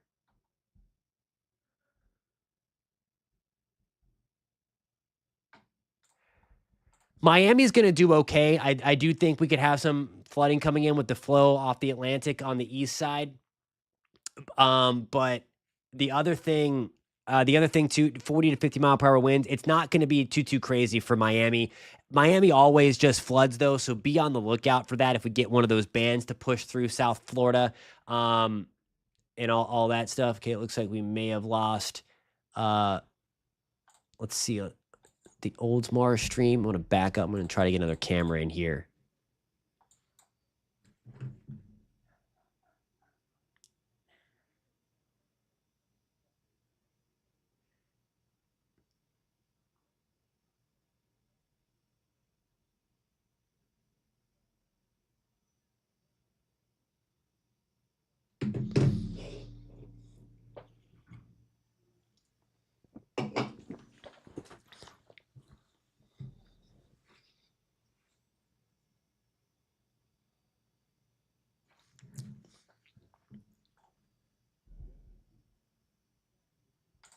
Yeah, and you got to be. Look, I'm not. People might make mistakes. Like you know what I mean. I'm not gonna. Meteorology is a very humbling science for sure. So I don't want to call anybody out that may have just misinterpreted something. But yeah, that's the whole thing. You have to be careful with though. You really need to make sure that you know what you're talking about because I think that freaked out a lot of people towards Cedar Key because it looked like it was doing a significant. And I mean, Cedar Key is still getting something, of course, but not like what the landfall site is going to get. We're keeping an eye on the North Gulf right here. This is Oldsmar, just on the north side of Tampa Bay. I believe the camera is right on the bay. Yeah, that's going to be at Mobley Bayou Beach Park. So on the Mobley Bay side of Tampa Bay. In that old Tampa Bay sector, if you're familiar with that. I want to show you that because this is what we're going to be watching too throughout the day. The storm surge. And again, even with the storm surge lifting, the center of the storm staying far to the west. If I can get my telestrator to work.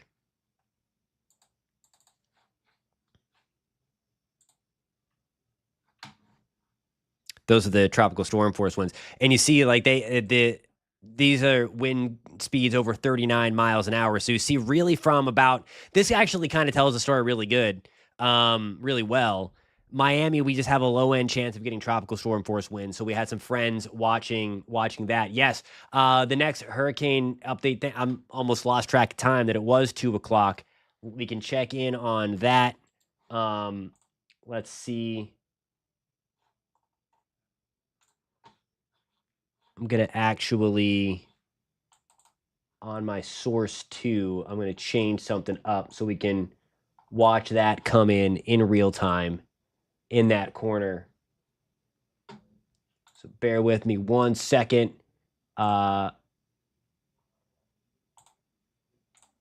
Input 2. I'm going to change this to.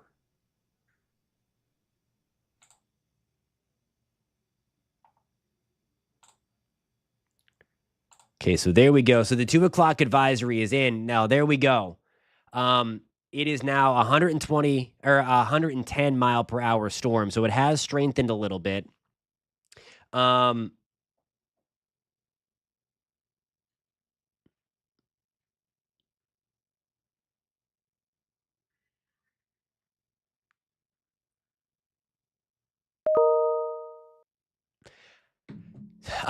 no changes with the track, of course. That'll come out at 5 and 11. Awesome. Hey, Teresa, cool. I missed that before. Meteorologist, possible. That's awesome. Welcome to the feed. Possible tornado in Panama City. Let's. I know we don't have. I don't have the Panama City radar able to show you guys, but we can work out of the Tallahassee radar. It's going to be a little bit further down, and the data is not going to be as good, of course, but we can still see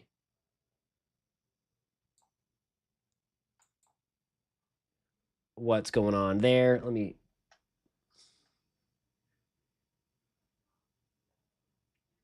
Linz, thank you for that report in Tampa. Anyway,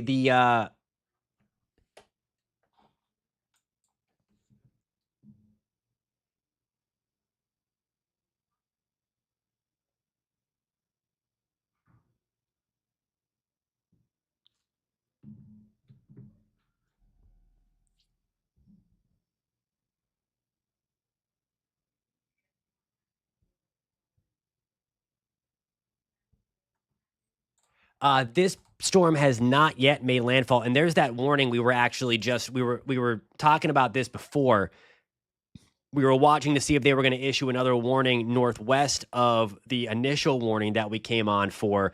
This is to the southwest of Bluntstown. So before we get back to finishing that 2 p.m. advisory, I want to look at this little nub right there, that velocity couplet, and we're going to put a tracker on that for you. So new tornado warning. This is for the northern side of Calhoun County until 2:15, and that's going to be the rest of Calhoun County. The red was kind of covering up the county line there. So now the rest of Calhoun County. So there are two different areas of rotation that the Weather Service has warned on now. That's going to go until 2 o'clock, this first box for Liberty and the southeast side of Calhoun County and all of that, and then Calhoun County as well. Anyway, the 2 o'clock advisory, we'll update this in real time here. I have to, we can look at, while I do this, I'm going to put a camera on for you. Let's find a camera to watch because I have to update that radar loop. I have to move the camera view up. So bear with me one. I'm going to find a camera for you guys to watch while we do this.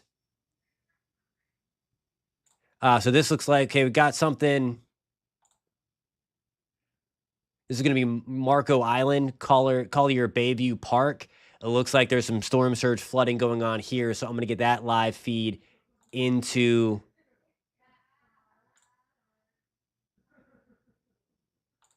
this as well. This is also, okay, I'm trying to bring this up before.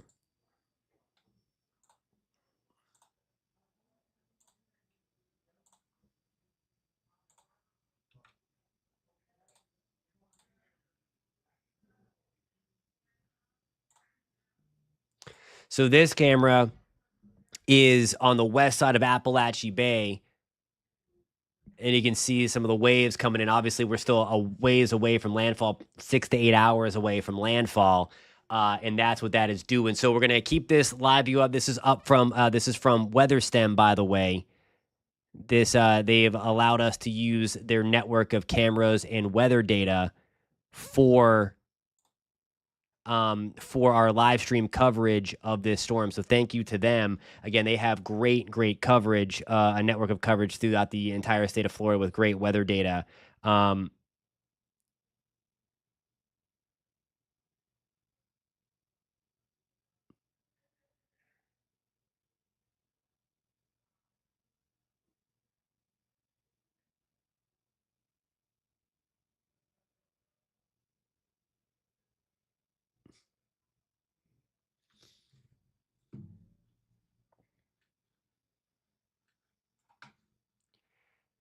This is the comment of the day right here. I love it. Couldn't put any better myself. That wind field is stupid big. It is stupid big. Before I go to talk about it, to change some of the things, I mean, there it is right there, and on how far the tropical storm force winds um, get extend from the storm. I mean, we're talking about the storm making landfall in the central Big Bend, and boy, the tropical storm force wind, high probability getting to the I-4 corridor. So there's a lot of wind. All right. So we're going to, let me get you. This is on the north side. This is Oldsmar again, the north side of Tampa Bay, on the west side, north side of Old Tampa Bay. And then I'll leave you with this one. This is kind of to the west of where the storm will make landfall. We'll get some closer looks as we do that now. But what I have to do is kind of update that loop so that we can get some better coverage. And that's the loop that I'm going to be updating. So we're going to be watching that.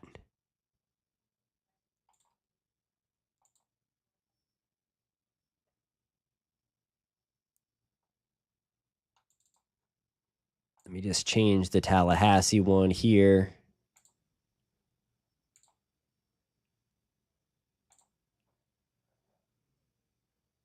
Okay, so on the top, that is Tallahassee. In the middle, that is what we were just, that is going to be, I think I have the thing. Tallahassee's the top. St. Mark's Lighthouse is actually the second one. I have those two reversed. And then the western side of Appalachian Bay. So let me just rename all my stuff so that it's actually accurate, so the people that are tuning in get the correct information. That is important.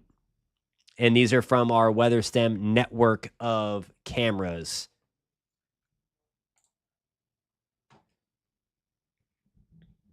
All right, so I'm gonna try to update and talk at the same time.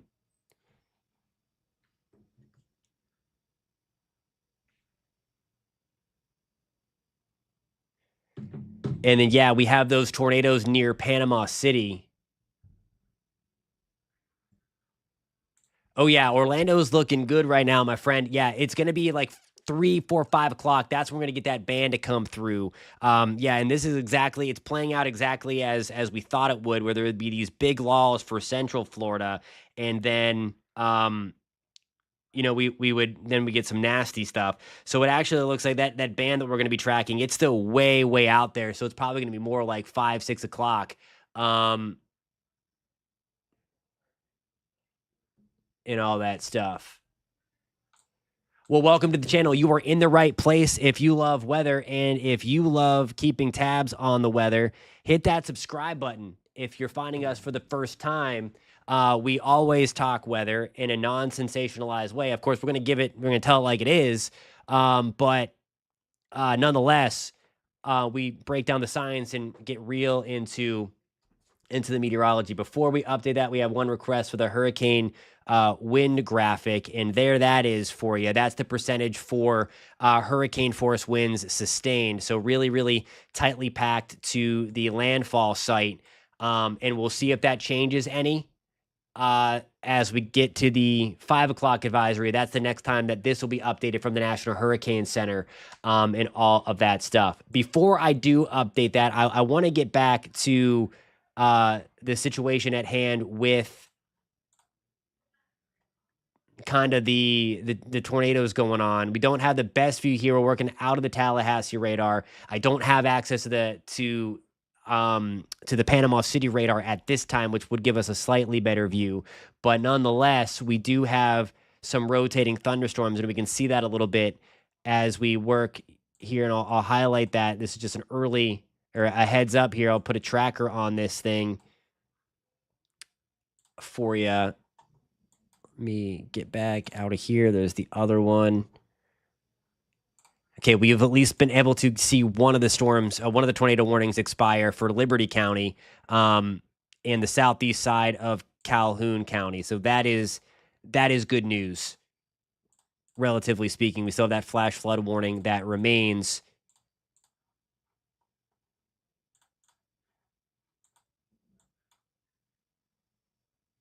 in play.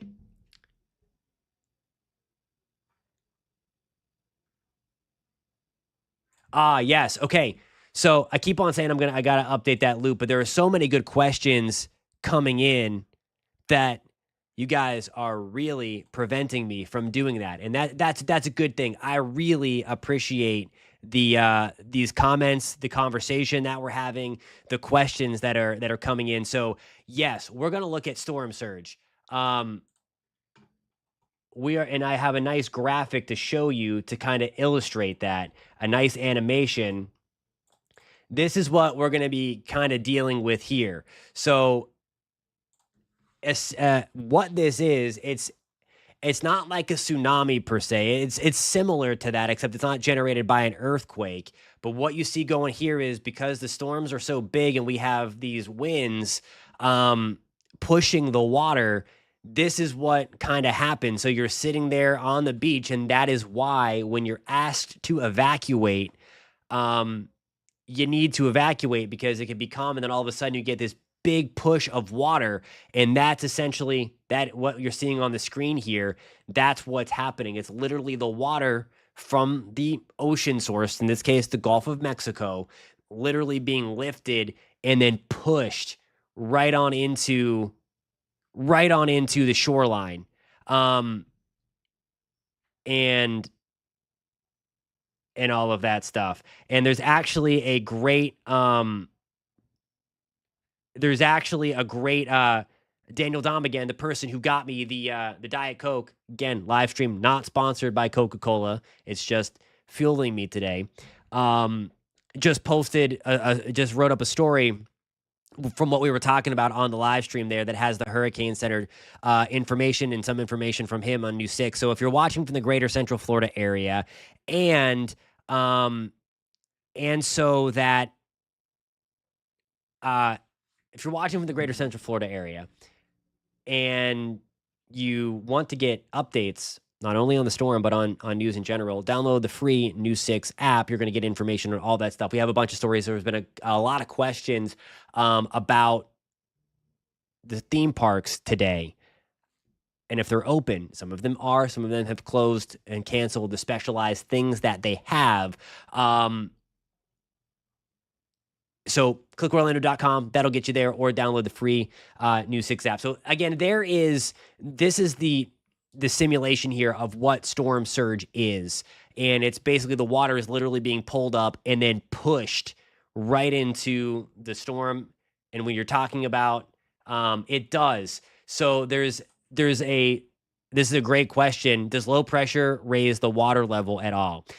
When you're talking about storm surge, there is a small pressure component. It's not the biggest part of why the water is rising and being pushed in, but there is a pressure component as well that kind of lifts up the water as it's forcing it in. The biggest thing is because the size and the storm and the winds forcing it to it, and that is why when we look at the dirty side of the storm, that's where we get the storm surge. So in Helene's case, let me get to a spot where I can illustrate. In Helene's case, with this deal, the storm surge is going to be, gotta mark my telestrator if it's going to let me do that. Come on. There we go. I think. All right. So on this side, if it were to come in, if we would have landfall right in here, right smack dab in the middle of the cone. Again, we can have landfall on this side or on this side. We're going to use if it follows right smack dab the center. Let me change my telestrator to blue. This is where storm surge is going to be maximized because you have that force of the storm lifting north and forcing all of that water up. And then in this case of the bay, why storm surge is so bad, I mean, you literally have the water just being stuck in there and force that through.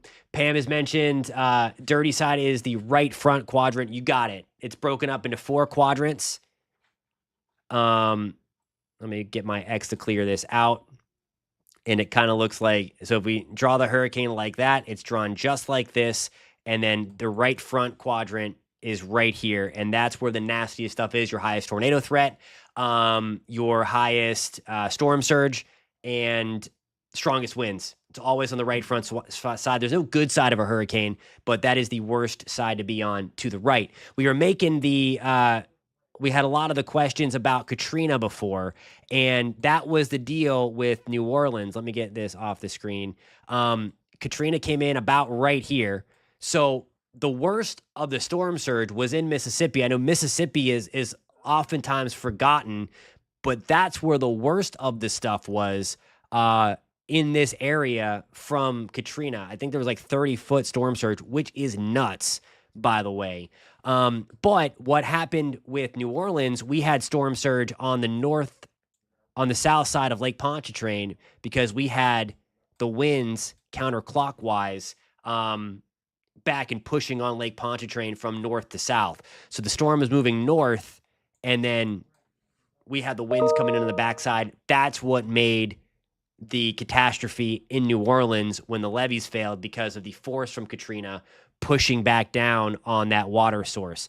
So that's what that is. So good question about the storm surge. I know it's kind of a hard concept, but almost think of it like it's not a tsunami per se, but it's kind of like that, where that water can come in super, super fast. And that's what catches a lot of people off guard. And that's where, for the most part, your evacuations are coming from. If you do live in a mobile home and you're inland, if the wind gets more than 70, 80 miles an hour, sometimes local officials are going to have you evacuate mobile homes as well. So that's why it's always important to listen to local officials at all times when you're doing that. All right, I'm going to get you back to this. We're just going to keep on looking at that. Please keep posting in the comments. I'm going to upload our loop that we have going. This one here, I'll show you what I'm doing. It's that loop here that we have. I want to get it updated so we have a closer look at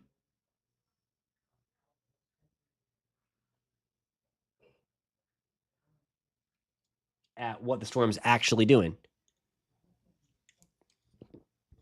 So I'm going to try to walk and chew gum, essentially. We'll see if we can pull it off. I don't know if I can, but that's what we're doing here. So again, keep the comments coming. If you're just tuning in, post in the comments where you're tuning in from, and we'll give you a shout out. And if you're finding us for the first time and are finding the information that we are providing on the stream, we're going for a long time tonight as we are watching the storm come in and unfortunately get stronger. Again, now a 110 mile per hour category 2. It's on the cusp of Cat 3. That starts at 111, I should say. But they go in increments of 5 miles an hour. So we are on the cusp of a major hurricane, which is category 3 and above. Some comments in there about the storm being gigantic. What we have here, this orange color on your screen, is where we have tropical storm force winds. So from the hurricane hunters flying their missions, they're sampling the wind field as well. And so even though the center is way out where you see that number 2, where we have that red color, that is where the hurricane hunters are finding hurricane force winds. And that orange color is where tropical storm force winds are being observed. So even though, we have tropical storm force winds in western Cuba, Key West, Dry Tortugas, west of Miami through the Everglades, Cape Coral, St. Pete, Sarasota, Tampa, pushing to the I-4 corridor. Haines City and Polk County, let's see if we're close to that. Yeah, tropical storm force winds now getting to Lakeland, Bartow, Fort Meade, Bayonet Point, Spring Hill, East Lake, Tampa, St. Pete. So a super large storm.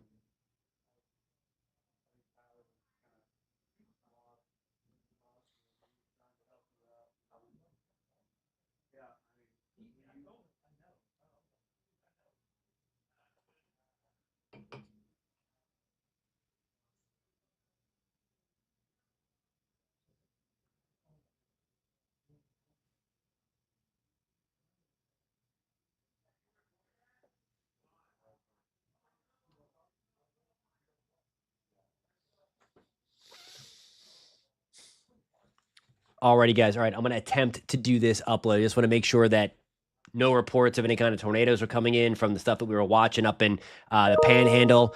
So I'm just kind of looking all over the place. If you're, this is what I'm looking at. So we've got the feed, all these different monitors, a bunch of sources coming in. We've got a crew in Perry as well, so we can bring you all of that whenever that starts coming in. We have a bunch of feeds coming in so that we can give you the best information. So all of that stuff to get you covered. So when you see me like stop looking, or stop talking, I should say. I'm just making sure that all the feeds are working, coming in, and we're able to show you the best information. So I like to show you some of the toys that we have to forecast this stuff and to bring this up. Yeehaw Junction, what is up? Love you guys in Yeehaw Junction. All right, so bear with me.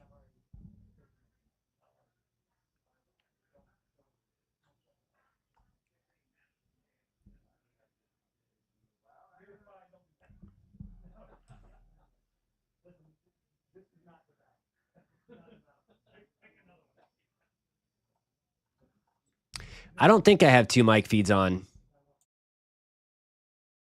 Yeah, I definitely don't. I just muted my only mic, and it it went off.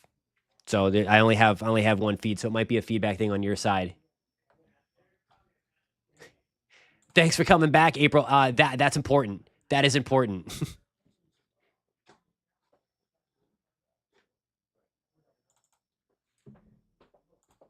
Okay. So let's see here. I'm just probably going to talk to myself. I'm going to talk to you. It's quiet in Northport because we are in between some outer bands. So that's what we're going to be dealing with for most of the peninsula.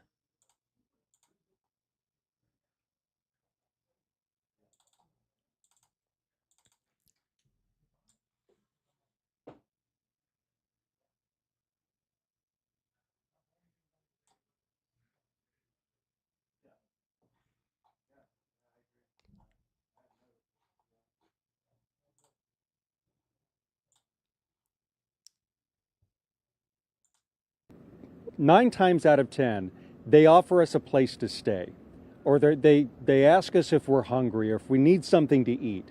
The outpouring of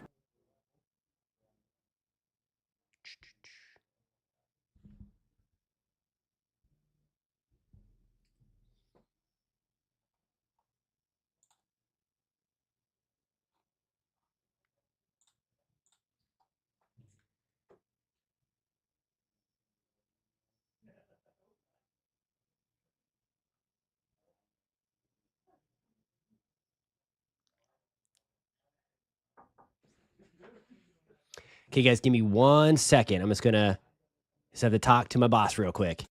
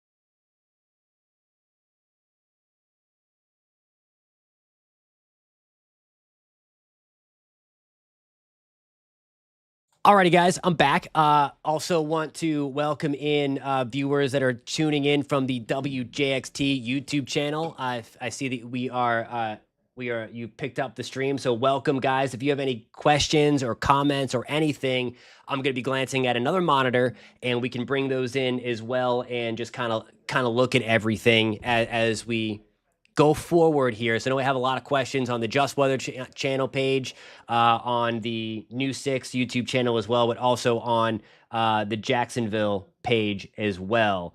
So just keep that in mind. And one question here, I got to mute the other computer. Sorry about that.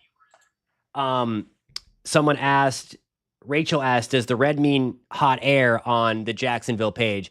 The red actually on this represents the cold cloud tops. So the darker the reds here, the colder the cloud tops, because this is an infrared satellite image. And when you get those darker reds and purples and whites, as that we see in some cases, that means that the temperature in the cloud is very, very cold. Temperature decreases with height, and that's when you get those colder cloud tops. That means those storms are very tall and very intense. So the brighter the colors on this map, that would indicate again the stronger thunderstorms around the center. So good question coming in. And again, if you guys are watching on the News for Jax feed, thank you for tuning in. Hit that subscribe button. If you're watching on the WKMG YouTube channel, welcome as well. We also have continuous coverage through the afternoon and early evening on News 6. So if you're watching on the television, if you're in the greater Orlando, greater Central Florida area, you can bring up two screens. Hang on the couch with us on the YouTube channel on the phone. Put your TV on the News 6 page. I know it's pretty quiet right now through most of Central Florida. That was to be expected. We will see things really pick up probably in the next 3 to 4 hours as some of these outer bands start to spiral in. I did. So I'll show you this graphic too. Look, we had a video that said, in David Nazario and I, who will also be on later, we were talking about that down the line. And look, we don't want to jump ahead because we got a rough night ahead for our friends in the Big Bend and Panhandle, especially in Georgia and the Appalachian Mountains. That's going to be the worst of this. But yeah, there's another area that looked like it can lift and take the same path as this one. Here's the thing. Okay, I'm going to go on a little bit of a tangent here. There's been a lot of pushback on those very aggressive forecasts from Colorado State, from most every single private forecast entity, weather entity, and NOAA. There's been a big time cap on the hurricane season. As we are changing the seasons, that cap is coming off, so to speak. And we can look at that at another time, because I do want to make sure that we're giving out the best information for the people that are following on the channel or finding the channels. Again, at News for Jax, WKMG, and Just Weather. That is coming off. Like, we got super, super lucky again in August and early September. We could have really gone gangbusters. And unfortunately, I think that's still coming as we get into October. Like, October is going to play out as September, we think. And there is a new area that just popped up in the Western Caribbean that could make a run in the next 7 to 10 days. So watching that closely here. What's up, Amber, on the west side of Jacksonville? You got it, Rachel. You're welcome. Great question.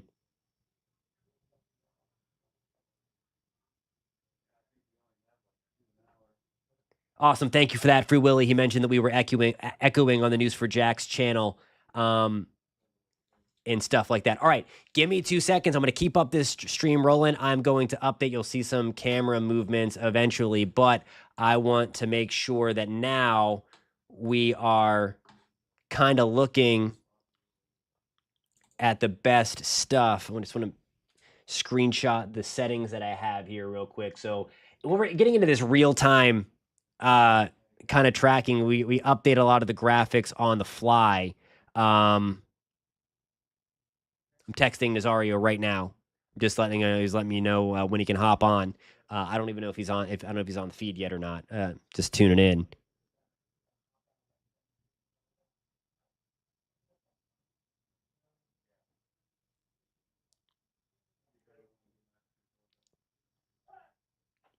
And if you're finding us for the first time, hit that subscribe button. Shameless plug, but I love the weather community that we're growing here. I know some people are here for information. Some people are really interested in the weather, and I love that. So if you are interested for the weather and or watching on the News for Jax page or on the WKMG page as well, hit subscribe on the Just Weather channel. And if you are on the Just Weather channel and happen to be in the Jacksonville area or the Central Florida area, hit subscribe on the News for Jax channel or on the WKMG channel as well, because then you get a bunch of great news and weather content from there as well.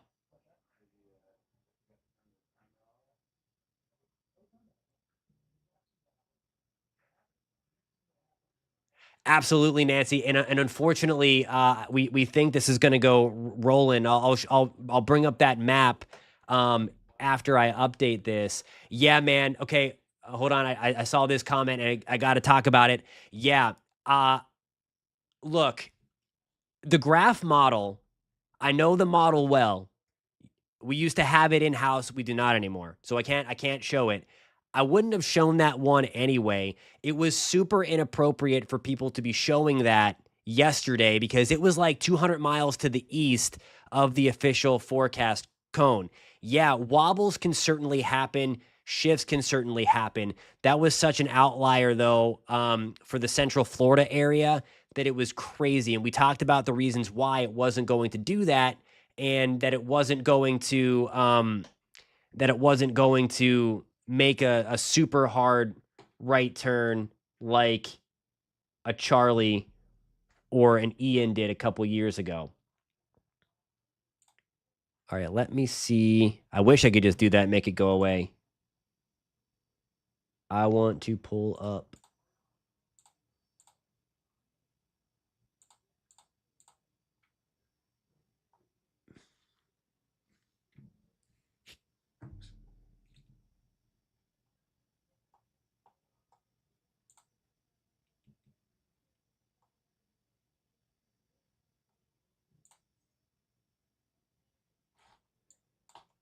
Okay, so I think at this point we'll probably just use the radar so we can get a. I'll keep that. What do you think, guys? Um, yeah, Bill, I think you're right. I think Teresa is. I'm pretty sure.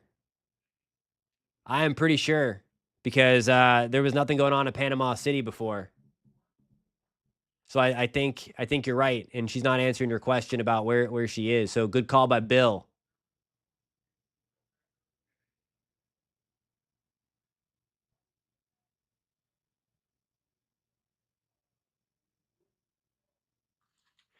Okay, so we're gonna keep. We will take a look up in Georgia in just 1 second. I'm gonna finish this upload here. But what I want to do, let me. Okay, we're gonna keep the radar on now, and you can clearly see the eye. Look at the outer eye wall here. Okay, so I want to put that here and make sure that we can see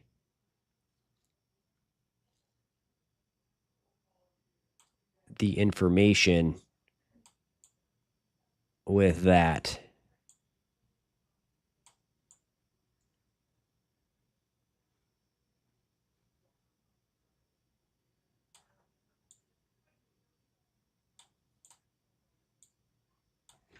Okay, I'm going to put that. Whoops. I'm a little OCD, so I want to make sure that it all fits right in there.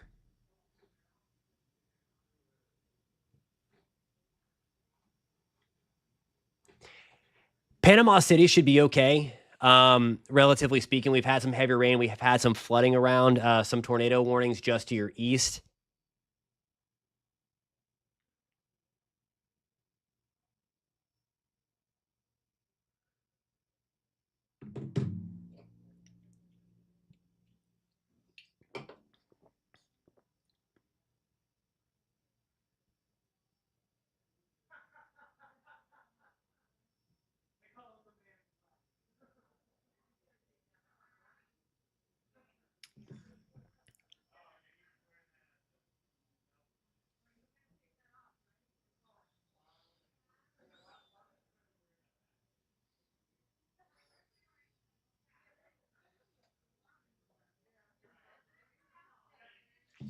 All right. All right, Bill. Bill gets this is top 3 comment of the day. Sniffed out the rat. Thanks, Bill. Appreciate you, buddy. Okay. All right, so we're building kind of these looping graphics. We have these rolling on our coverage on TV, so I want to make sure they fit on the screen. And we're going to move that away from Daytona Beach a little bit. We're going to slide that right into the middle. Whoops.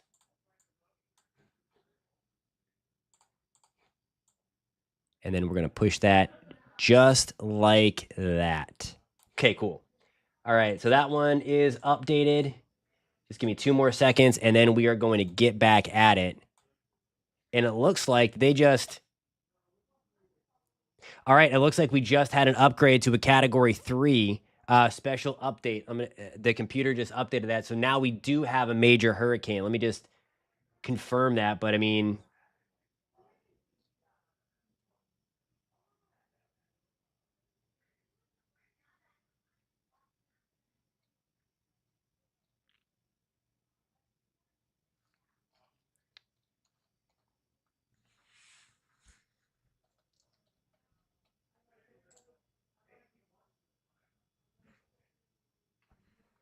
Let me see what the... Stand by real quick. We're going to... Yeah, look at that. So winds of 120 miles an hour now. So that's just a 10 mile per hour pass. It looks like the Hurricane Hunter pass. We can take a look at some of that Hurricane Hunter data. But there we go. Now 120 mile per hour storm. And unfortunately, that's the best the eye has looked ever in its life, where you're seeing the yellows and reds right before that donut hole. That means that it's gonna make a run now. So now we're gonna be at the critical point to see how much it can go. We're thankful that it didn't look like this while it was over the loop current, because then it would have really been able to do work. Still, though, it's moving fast, so the deep warm water doesn't matter. The surface warm water is like upper 80s to around 90 degrees, so it still has plenty of fuel to do that. For those tuning in on the News for Jax page, I'll take a look at Jacksonville in just 1 second. We'll go over the timeline for you guys. I want to just keep on updating this real quick. And then I'm going to slide that down like that. And then move that like that. All right, I think we're good there. So we officially have, if you guys are just tuning in, kind of the breaking news is that Helene has now intensified into a major hurricane, and that happened quick before that pass, or as the hurricane hunters kind of found that. So definitely a change, and it's again an unfortunate sign.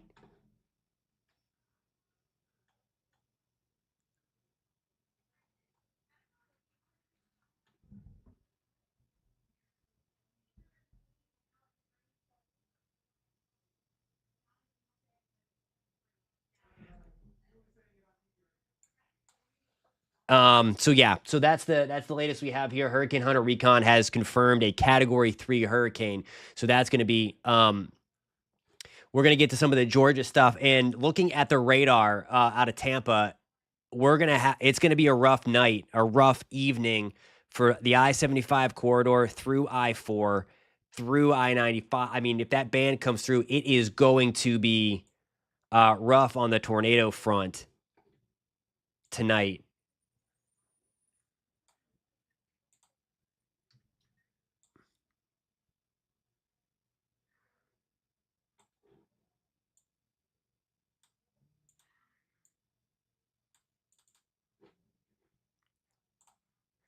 Okay, I'm gonna start talking to myself.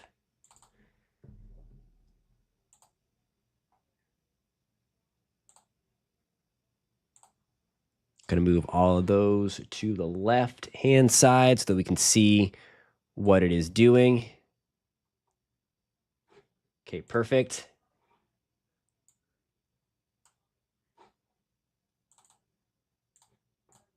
Yeah, and it's crazy because that was 25 minutes after the pass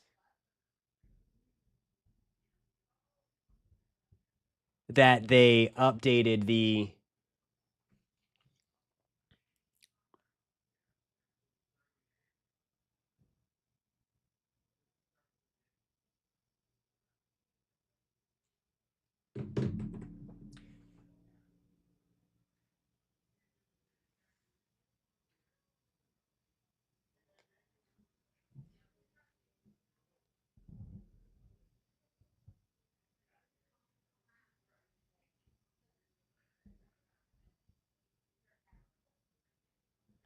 so James is asking, can it get up to a Cat 5 still? It's large, and typically that kind of helps it more of a steady thing. But I mean, we just had a big jump. I wouldn't put it out of the question. We would have to get it 35 miles an hour in about, 6 hours or less. So probably not, but I mean, it would have to really, really do work. We'll have to wait to see when we get that next pass to see what it's actually doing. The millibars only came down, the pressure only came down one 1 millibar for that thing. So we'll have to wait and see.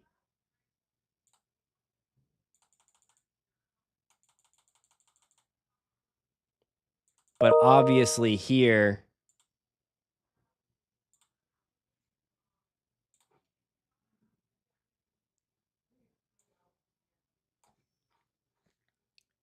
okay.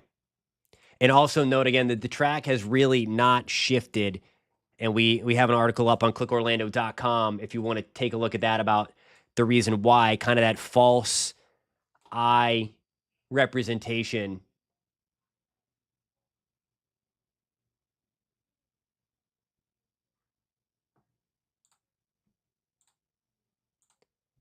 Almost done, almost done.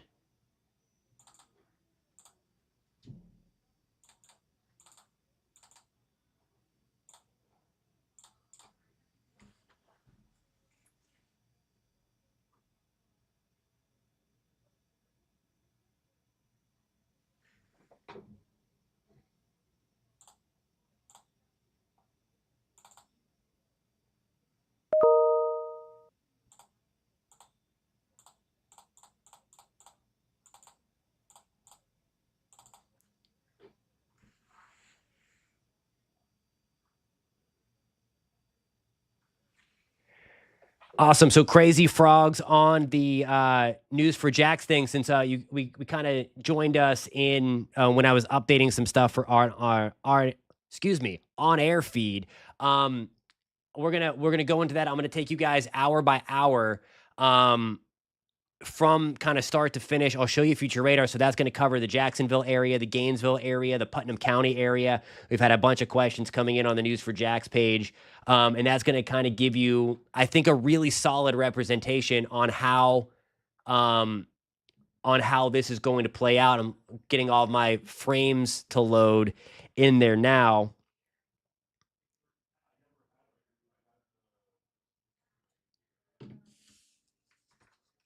And then I'll show you real quick again as we get into. So the forecast did change down to a 3. They have it coming ashore as 120.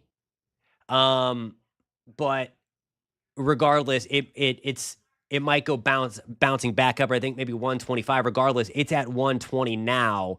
So since it's doing that, and since it's able to get a core, rather than looking at this blank map, I want to just real quick, and then I'm going to show you the hour by hour. I want to work out of the Tampa radar, the high resolution radar data that we have. And there it is. Okay. So this is the sign to us, and there's a lot of time. So here is the thing. Look at this. This is the most important thing here. We've got lightning in the eye wall. Lightning in tropical systems are hard to come by because they're warm core systems. There's a lot of warmer air. In order to get lightning, you need to have ice in the cloud, some hail in the cloud. That's what separates the charges to get that to get that lightning strike to happen. Only when there's intense thunderstorms is when you get lightning in the eye wall. And we have our first strike here. And I think it might even be our first strike ever. So not the best look for this thing. I want to look at, we have some high resolution satellite imagery, the minute scan. We'll be able to really see what's going on with the clouds. I'm going to change that in just 1 second. Oh, I see my Adalia fake hurricane people are back. Awesome. Great. Yeah. Okay. Cool. Let me. What goes east? Is this going to be Mezzo 1 or Mezzo 2? Aha. Okay, so here is the visible. This is going to tell us a lot.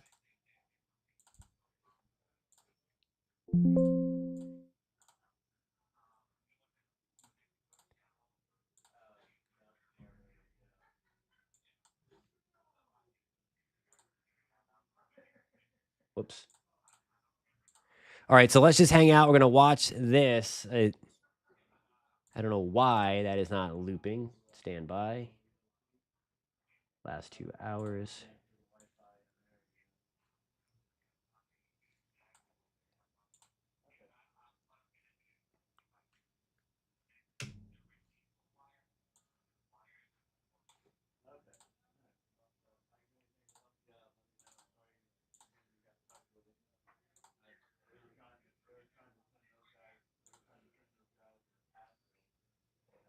Whoops, it's going backwards. That was kind of cool to see the evolution here. Let me.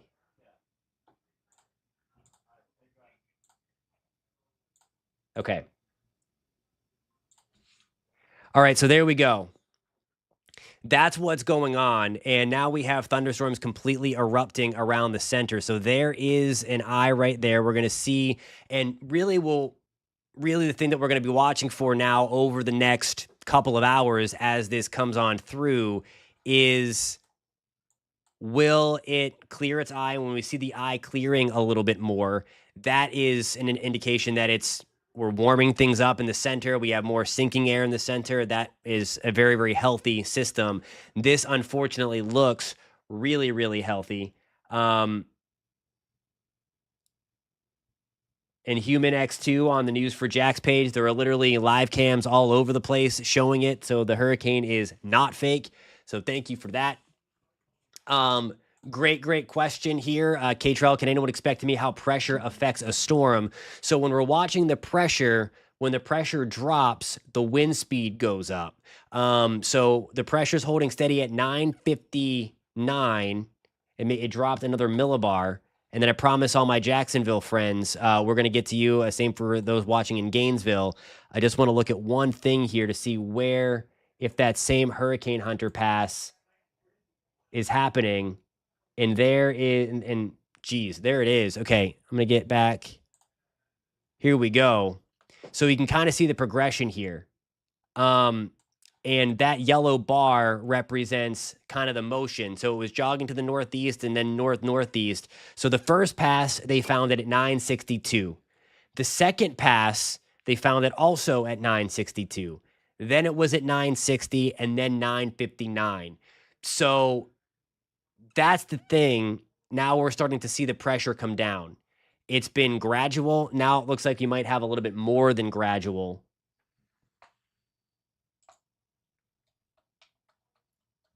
And yeah, someone mentioned, David said healthy is an unfortunate word when it comes to hurricanes. Absolutely. You don't want to hear that a hurricane is healthy or that it looks healthy.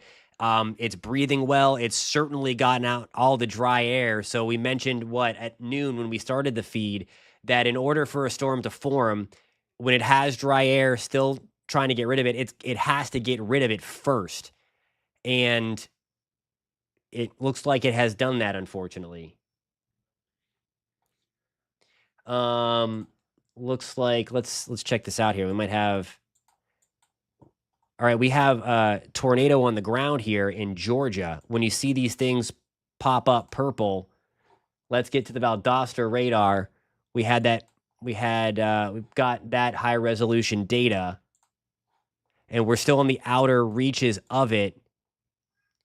It's kind of hard to tell from where we are, but this is going to be this area here. So for Telfair County, Georgia, a confirmed tornado on the ground. It's going to be in this general area right here. I'll draw that. This is the hook. And let me. There it is, right there. Man, we're probably too far out to get in on to see if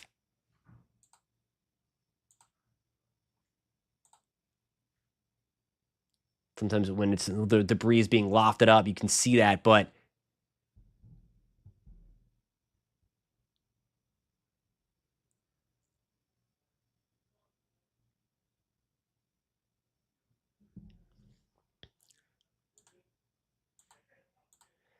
so there it is right there. Again, watching this closely, we'll put a tracker on this for you for our Georgia friends. Again, we have a tornado on the ground, and I mean it's not good. Look at all this. We've got 1, 2, 3, 4, 5 tornado warnings in effect right now in Georgia.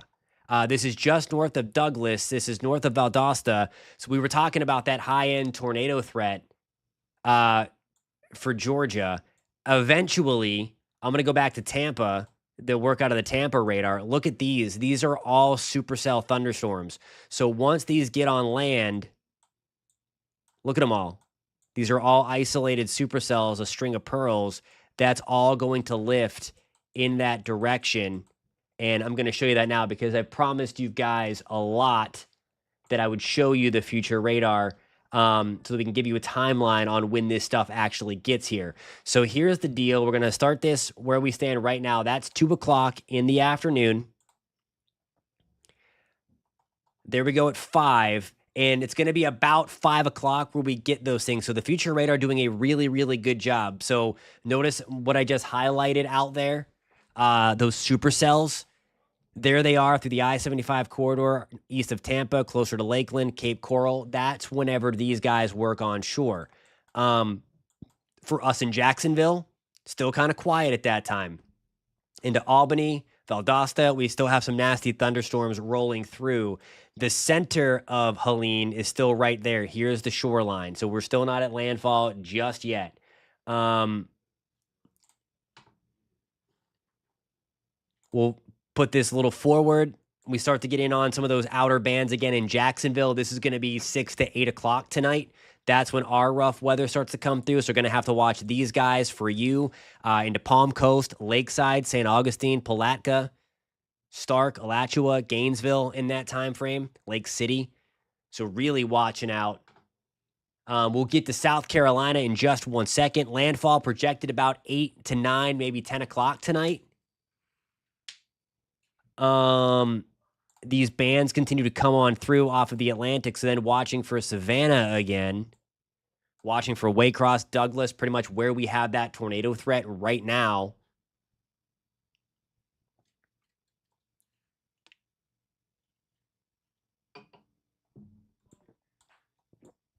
We have another band coming through that could produce some tornadoes, although that threat should go down after about 8 or 9 o'clock.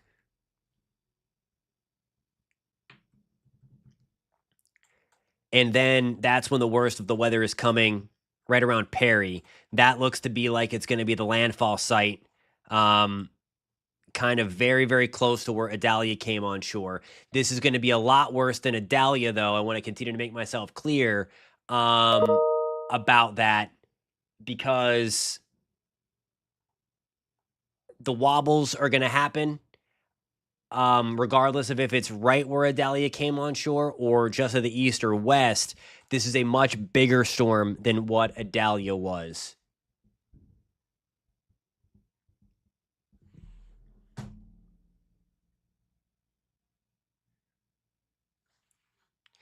We'll continue to go through that. A lot of people are still asking about um,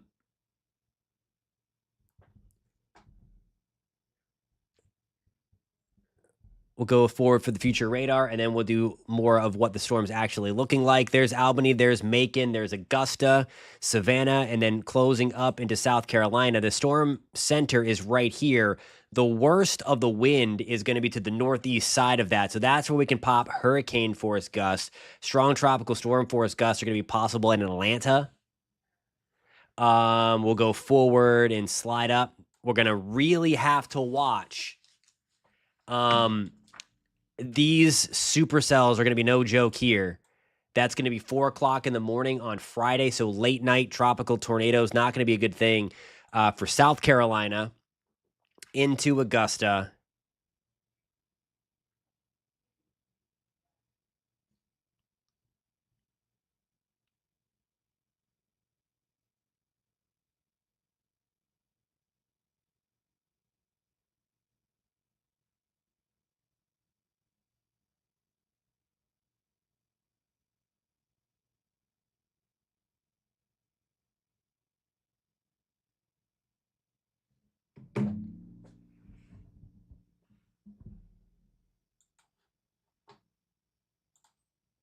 So with everybody said, we'll check that out in a second. For everybody saying it's definitely going more east, it's in line with the forecast cone. So it's really, really critical that you know that it's not deviating or anything like that. Okay, so it's important to know that northeast motion was expected.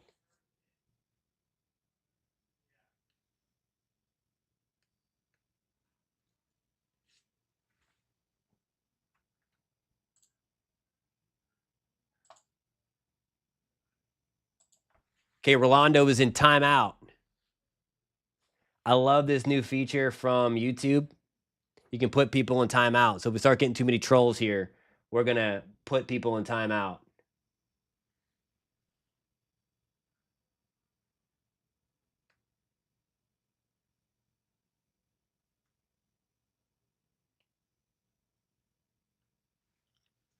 All right, so that is 5 o'clock in the morning on Friday. Really watching out for those tropical tornadoes.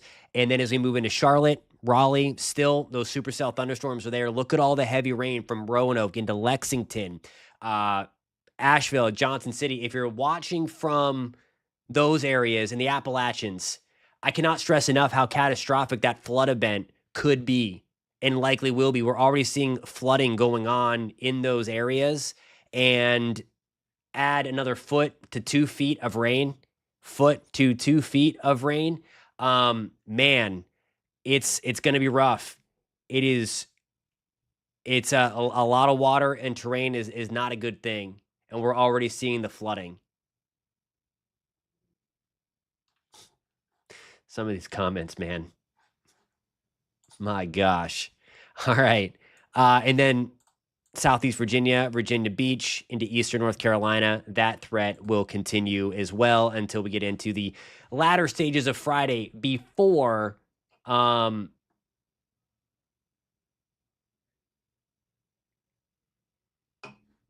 before all that. Okay, so let's get to the thing that we're watching here is what's actually happening in real time. I'm going to put this over the last hour.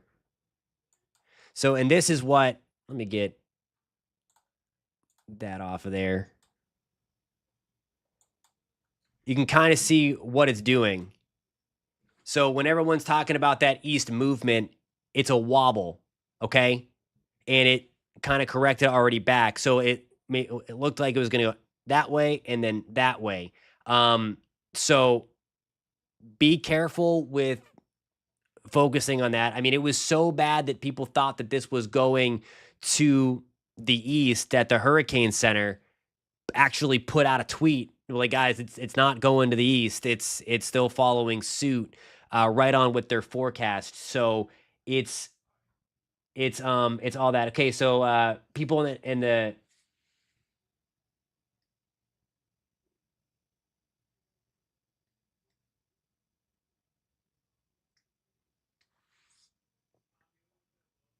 wind speeds near Live Oak could top 100 miles an hour.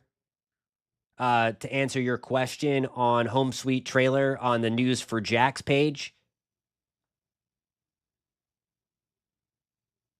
Orlando Andre S. On the News for Jack's page. We're talking about 40 to 50 mile per hour wind gusts and then the threat for tornadoes. That is really our main threat in Central Florida. It's going to get a little ugly whenever those downpours come on through, and then we will see things quiet down. This is really what we're watching for in Central Florida. All this stuff that is starting to develop right down in here. These outer bands that are pushing up and lifting up.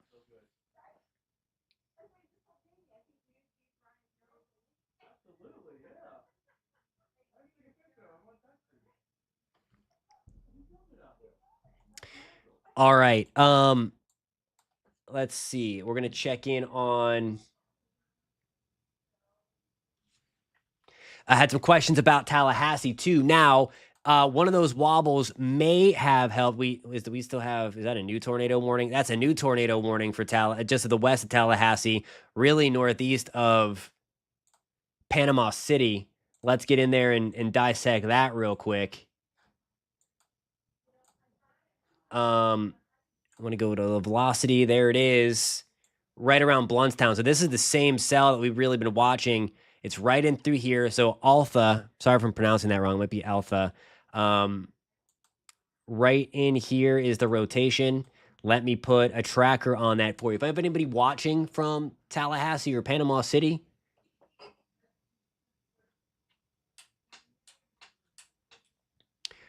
really? Okay, so I had a good question about asking power. Let me put a tracker on this for you. So chasing Willis in about 10 to 15 minutes. Make sure you're in your safe place. Again, you want to make sure that in this situation, innermost room, it sounds funny, but getting into your bathtub, if you have a bike helmet nearby, that's always a good thing to do, to have. I know it sounds funny, but putting a bike helmet on could literally save your life. Most people get seriously injured or the fatalities occur from things hitting your head rather than getting sucked up by the tornado.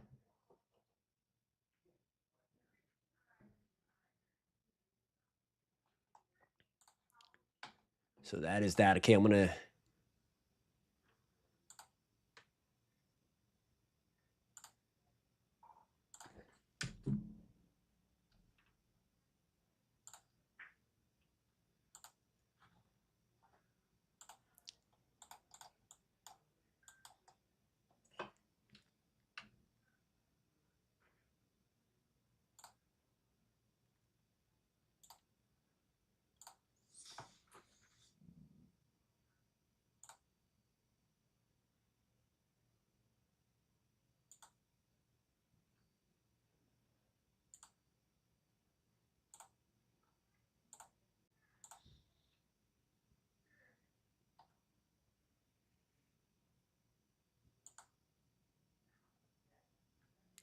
Try to pull up another.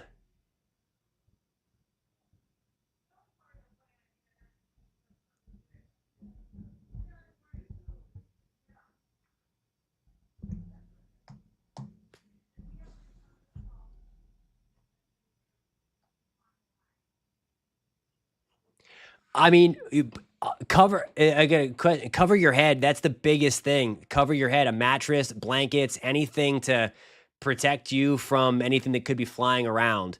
That's the big thing. Armando says that he wrote out 92 Cat 5 Andrew in a bathtub with a futon. I mean, that's again, at that point, you need to do what you need to do to make sure that you don't have stuff falling on you or flying and hitting you. We'll be talking about that a lot tonight for those that are sheltering in place in the Panhandle in Big Bend. But that's the thing. You might see one of those extreme wind warnings issued. Those are really only issued when you're talking about winds over 115 miles an hour. That could be a thing. I mean, right now that would constitute for one of those warnings from the Weather Service. So we'll see if they do that. But again, it's not going to be pretty.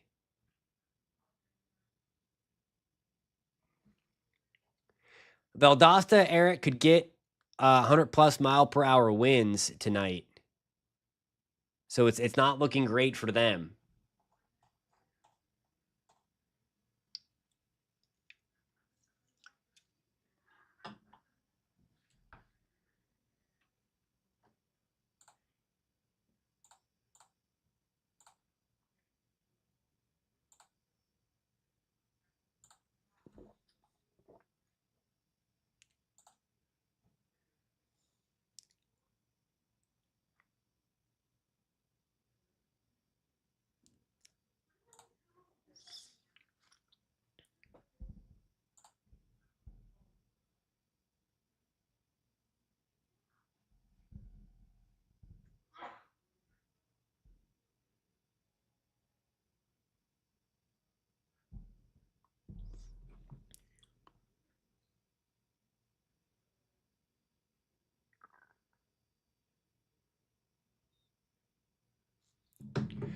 Alrighty, guys, if you are just joining us, we're coming at you live on clickorlando.com, the News 6 weather, the News 6 YouTube channel, the News for Jack's YouTube channel, and the Just Weather channel. If you are new to any of those and you're interested in staying up to date on this storm and the rest of hurricane season, which does look like it's going to pop. We've been talking about that for weeks if you've been following the Just Weather channel. I know we said that in August. There's been a cap on the season. Unfortunately, it looks like that is going to lift off. There's a new development area as well that was just highlighted from the Hurricane Center. That one is going to bear watching for the eastern Gulf Coast as well, kind of born in the same area of what we're dealing with now in Helene.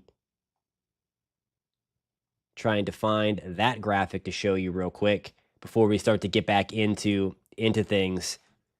So there is the new area to watch. So we have Isaac out here, this little guy, way out in the middle of the North Atlantic. That's not going to help, or that's not going to hurt anybody. Maybe the Azores have to watch out for that. That's going in the other direction. There, of course, is our hurricane that continues to look healthier by the minute, unfortunately. And then we have this area down here that will need to be watched because there are indications that that will lift up and then get into the eastern Gulf Coast as well. And then there's still this thing here that is likely going to become a system over the next few days. So there are a lot of things that we are watching still in the tropics. October is likely going to be the new September. The thing that was holding the hurricane season back is unfortunately lifting off, and that's something that we're going to be watching going forward.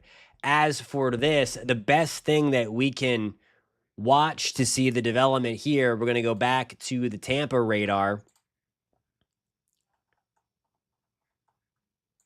and just look at this. Now, unfortunately, she is really cranking. Eye wall well defined, especially on the eastern side. Lightning, that one strike has turned to 3 strikes.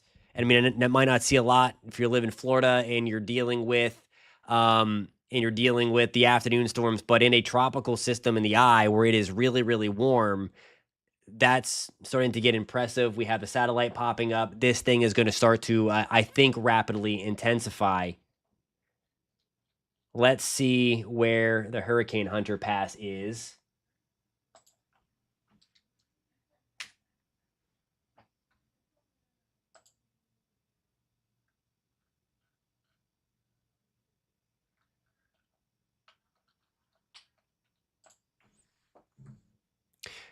Okay, so I'm going to bring up the other computer again. I'm going to show you guys.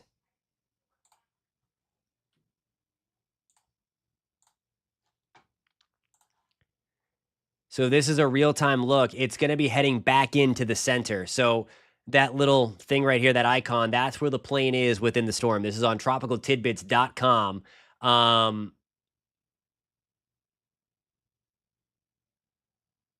Yeah, and that's so you mentioned about tropical tidbits.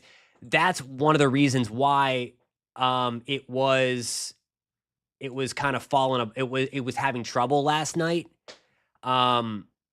Because it was trying to bring in, it was not really an eye wall replacement cycle, but kind of, where it had an inner eye wall and an outer eye wall. And what happens is, in order for the storm to strengthen, you can't have competing eye walls. They need to collapse on itself, or they need to get a little tighter. I don't know. I think I just saw the eye wall is actually getting more organized as we speak. There's another lightning strike that has popped up within the eye. Um, and it is getting, it looks very, very, I mean, it's the best that it's looked, unfortunately.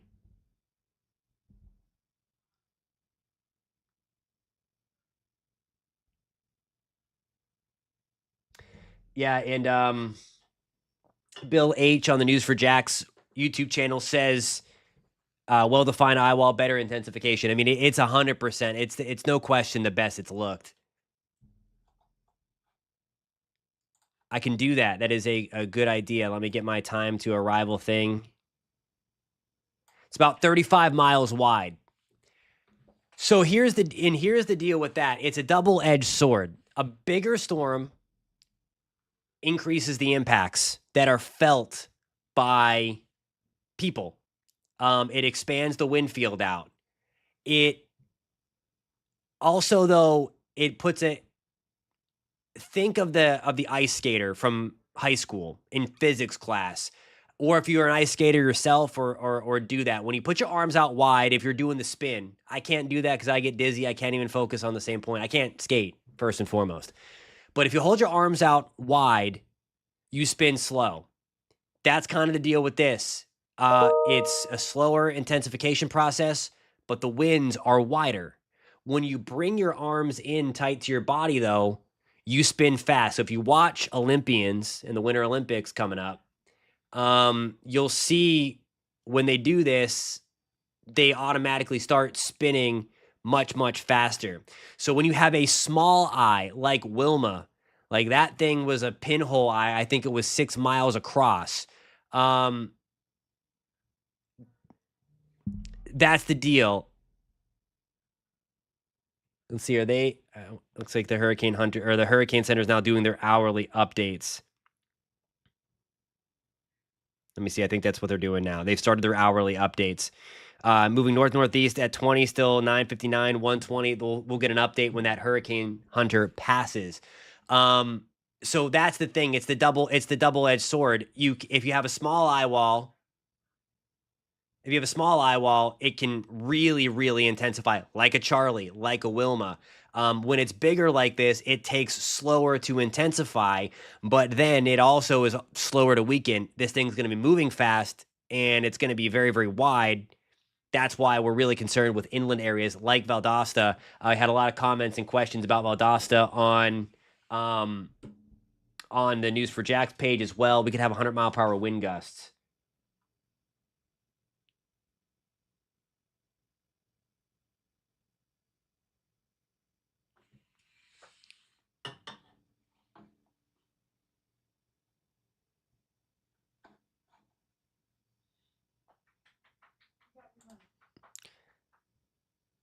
Look at what, let's show you Brevard County right now. This is Brevard County on the Space Coast, Port Canaveral. Again, so far away from the center.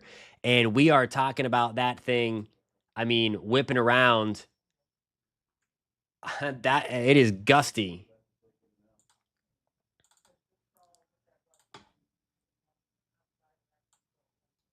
So that's a live look at Brevard County. Not raining right now. We are picking up those big time wind gusts.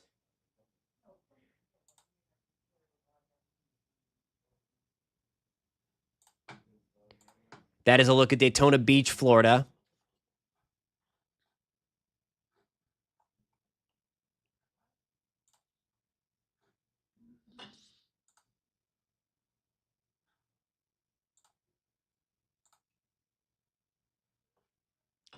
Looks like we're having some problems with it, and the wind might be getting to it a little bit. We'll go back to Daytona Beach again. That's going to be on the bottom.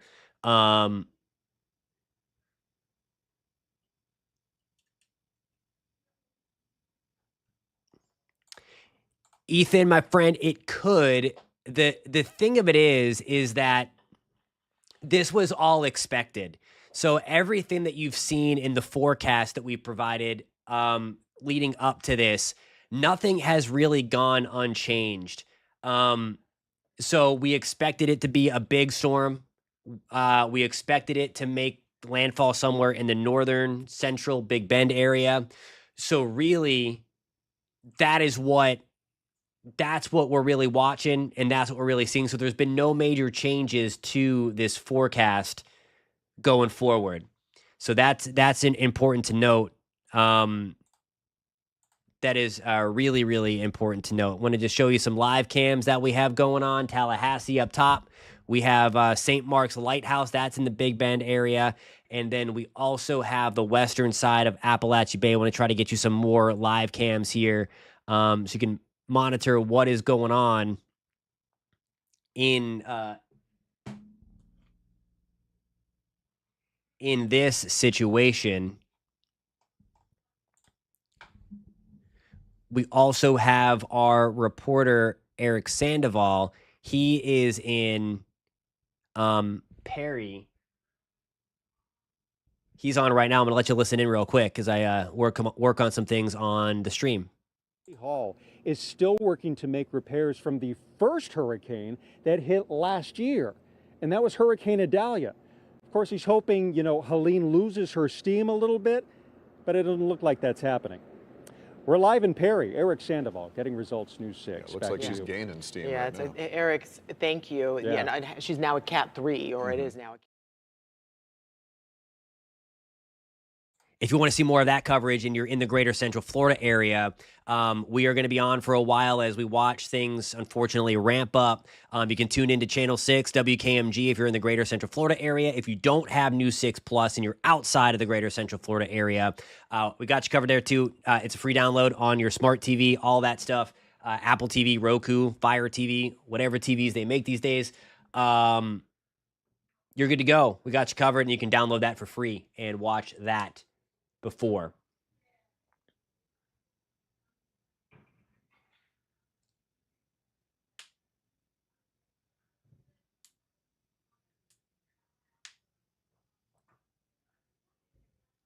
Okay, RDove is reporting that Cedar Key is starting to get waves on shore.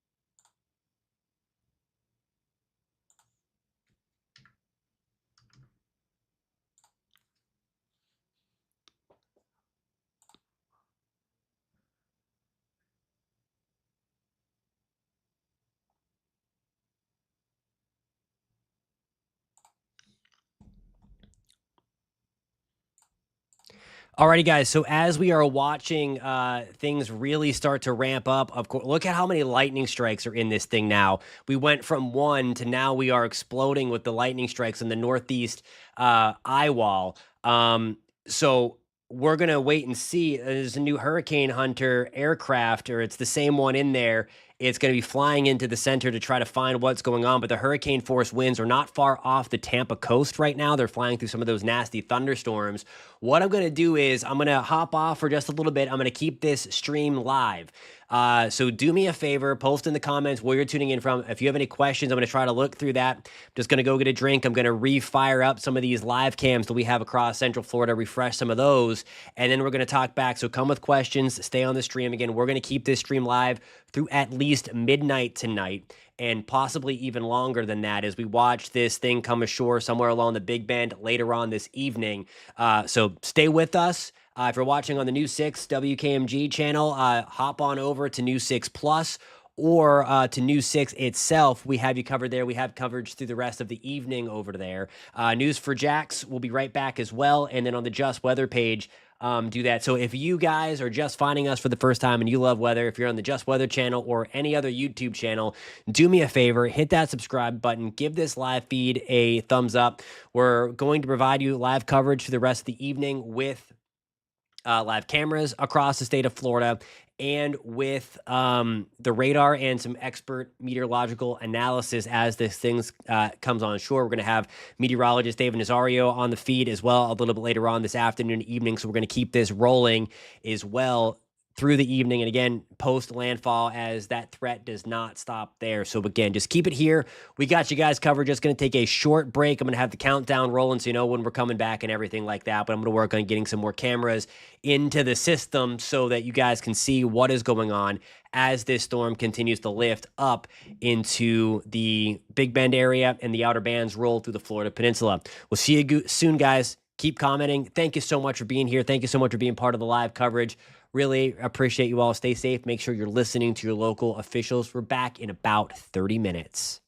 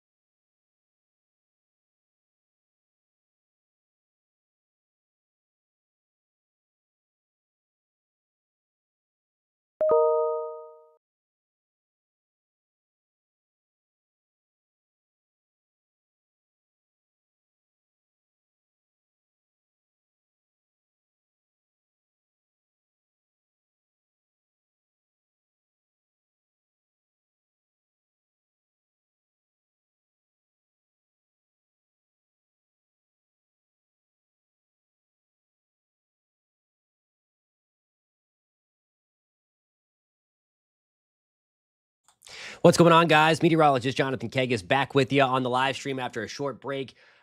Just trying to gather everything, all the information that we can look at here and give you guys some extra cameras to look at real quick.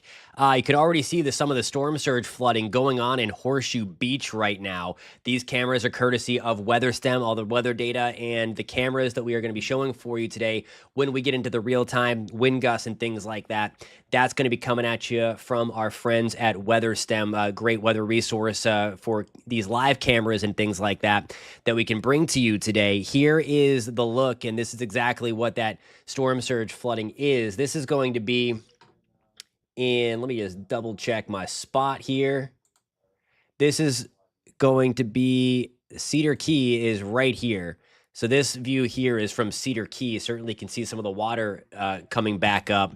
And we have another view from Collier, Florida, and Bayview Park. That is going to be right here. This is the Collier Bayview Park view that we were showing you. We're going to have these continuous cameras rolling with you through the duration of the event as we get closer to landfall. And then here's where we have Horseshoe Beach. Again, some of that flooding coming in to Horseshoe Beach. Again, there's the ocean, the Gulf of Mexico, and then coming up over some of the protection there. So if you live there or know anybody that's there, again, that's exactly what we call storm surge. And again, that is way, way, way prior to the storm actually getting there. What's going on, buddy? My friend Terrence, thanks for hopping back on the stream. We're never leaving. Yeah, that's a good point. It just seems to be like this whole area. It's this last thing Horseshoe and Steinhatchee need is another surge like this. And this one could be even worse than that, unfortunately, because of everything being east loaded and the size and the speed at which this is coming in. There have been some crazy radar developments here, and we'll check to see the progress of that Hurricane Hunter. When we last checked, it was heading back to the core of the system. But look at the lightning that really exploded over the 20-25 minutes that we were getting those new cameras in for you guys. We had at one point 55 lightning strikes in the eye. It is explosively developing its eye wall and wrapping it all around. So the last time we talked, notice how the red and yellow around the eastern side of the eye were not as prolific and certainly not as big. Now it's wrapping all the way around. So depending upon what the hurricane hunters find, I mean, that whole southwest side could be closed off. We just can't see it because the radar doesn't go that far out. So going to be interesting to see what they find. It looks like they went to the core and then kind of bounced back around. So was they're looking at something else in there? Here is the depiction of the hurricane hunters from Tropical Tidbits. Very anxious to see once. It looks like that might actually, that's how far the center has moved. So that's the deal. So they have found the center. We'll get another marker there, that yellow marker, in just 1 second. But where my mouse is, there's the plane. That is the center of the storm. And you see these bright wind barbs up here, the purple. Those are the super, super strong winds on the east side of the storm at flight level. And then where they go calm, it's calm in the eye of the storm. And then we will, again, see the stuff there eventually fill in. So it's going to be interesting when they make that drops on those instruments that they drop in the middle of the eye to see what the pressure is, because it has been some time, and we'll see if it's significantly lower than 959. That's, again, where we last left off when we were checking in with the system. So, which was about 25 minutes ago. So it depends upon where you're talking about. Is there any danger of water spouts? And if so, how dangerous are they compared to a tornado? So essentially, what we're looking at here with these supercell thunderstorms on the outer bands of the storm, a water spout is just a tornado that's over water. They're going to be developed by the same process. Water spouts that you see sometimes out in the middle of the ocean or coming on shore when it's a relatively nice day, or over the Great Lakes, if anybody's tuning in from the Great Lakes region. Those are built by different mechanisms and really don't cause a lot of damage, and a lot of times they don't even come on shore. But what we're going to be dealing with today are actual tornadoes over water, which is a water spout until it comes on land, and they can be very, very dangerous. They spin up quick. They dissipate quick, but they do damage in the middle there. So we're going to be watching for that closely all up and down the coast. And then we're going to continue to watch this Hurricane Hunter recon pass.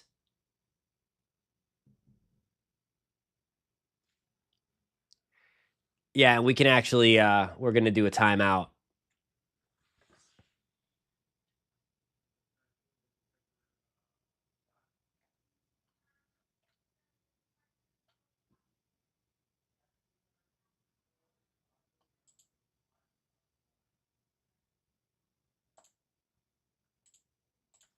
All right, so we put Teresa in a 10-minute timeout. That's super childish, but I do love that. I do love that option on YouTube, so we can kind of clean this chat up a little bit and talk about the weather. Whether it be, hopefully, that you find this information helpful, and or you're just interested in weather and meteorology and just the impacts to people here. We're gonna be doing that. Okay, Christine just said she lost power in Bradenton. Here's the deal in Bradenton. We're starting to get in on these guys. Look at this. Okay, so these are the supercells that we're talking about. To the point of, name is escaping me, who we just pulled up. Sorry about that, but that's a big supercell. That's a big supercell. Let's check the motion of this, because if this is going to get close. Yeah, so heads up in Sarasota and Bradenton.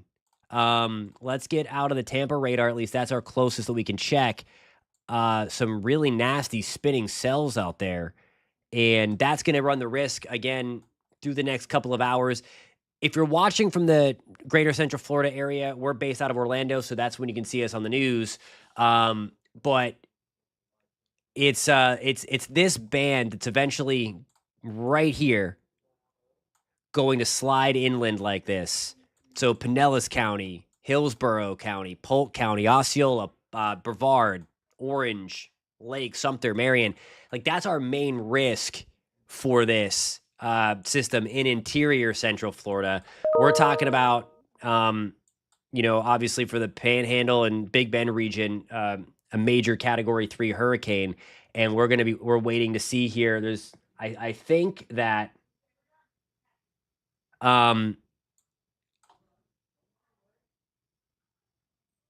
it looks like, okay, Ethan says, what's going on with the eye? It looks like it's still growing. I mean, this thing is it looks like it's going to strengthen into right on into landfall. Unfortunately, that was the forecast. It's still on track. We also have another tornado warning up here. I do the squirrel thing a lot, so just post in the comments if I'm bouncing around too much. But I just noticed that tornado warning and just want to give everybody a heads up here. Mariana, Florida, Chipley, Florida. That's just to the west of Mariana. Jackson County, Florida, until 4:15. Tornado warning in effect. And again, so we're already seeing this, and the storm's not even there yet. So that's going to be the real issue kind of going forward here, is going to be these supercell thunderstorms really starting to crank up as well. Speaking of crank up, this is on the Atlantic side. This is Port Canaveral, Brevard County. That is a tropical storm right there. And we're so far away from the center that we're going to be able to get those tropical storm force winds. The storm is just so large, but some big time gusty winds there at Port Canaveral in Brevard County along the Space Coast. Shout out to our friends in Brevard. We're also watching some of this the storm surge flooding that is coming in. This is Horseshoe Beach. The camera froze on me. I'm going to try to reset that. But nonetheless, that is what we have kind of going on there. Already coming up into Horseshoe Beach. Of course, you may remember with Idalia, we had some big time flooding in Horseshoe Beach. This is from the storm surge coming in, and the same kind of deal here. And that's what we're looking at in terms of that situation. Let's see here. Let's refresh some of these, see if we can get them to play live again. As you might imagine, sometimes the connectivity is a little, when you're in a situation like this where you got the wind blowing everywhere. So that's the tornado warning again. That's going to be to the west of Tallahassee. Again, there are our live cameras brought to you by WeatherStem.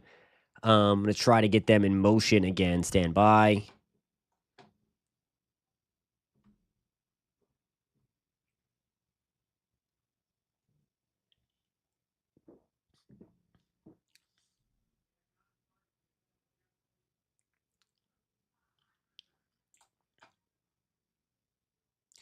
That is a good question. Where is Horseshoe Beach?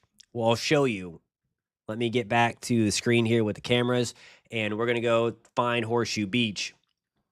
It is going to be into the Big Bend on the eastern side of the Big Bend. Got to pull up my other display so that we can zoom out of the radar so I can show you on the map. Horseshoe Beach is over here. If I can get it to pop up. There it is right there. So we'll put a little marker, Horseshoe Beach. Okay, it's not going to stay there, but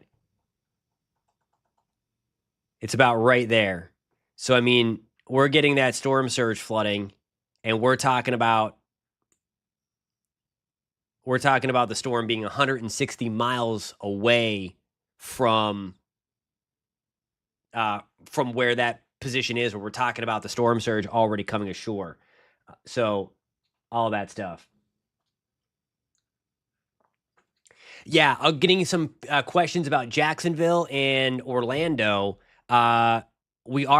It looks nice and quiet out there now, and it is. And this was to be expected. If you were paying attention to this, and I hope that you were watching WKMG News 6 if you were in the greater Central Florida area, we have been talking about this the whole time. This wasn't going to be an all-day rain or an all-day tropical event. That this was going to be banding features, these outer bands coming in where it would look a little gnarly at times. It would back off for several hours, and then we get another push of one of these outer bands sliding through.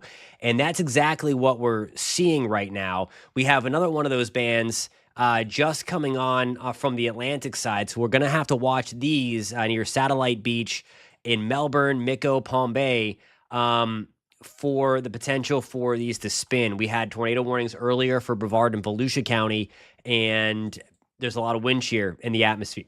And that is what is helping to create these tropical tornadoes. The main threat for the tornadoes this afternoon and evening, really as we get toward in the Orlando area, maybe like 8 o'clock, so 3-4 hours away.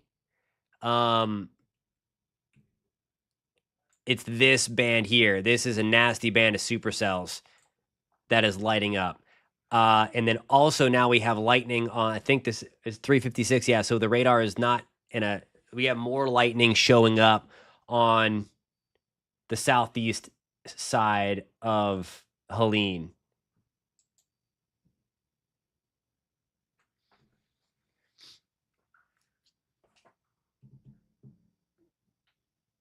So that's what we have going on there. We don't like to see lightning in the eye wall. It means it's getting mean, so to speak. It's trying to take advantage, and it is taking advantage of all that the environment and the ocean are giving it. I want to bring up the visible satellite imagery, and that really is going to tell the story. And look at that over the last few frames. I'll let that play again. It should loop back around.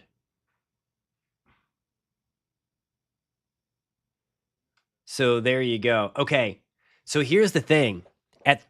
We just got the 4 o'clock advisory from the Hurricane Center. The wind speed unchanged. Look at the pressure. The pressure is now down to 951. At 3 o'clock, it was at 959. So we've now dropped 8 millibars in the last hour. This thing is about to really, really strengthen. It's not good as well. We also notice, watch as this loops again. You're going to notice this area and this area, and you can really see that come into fruition.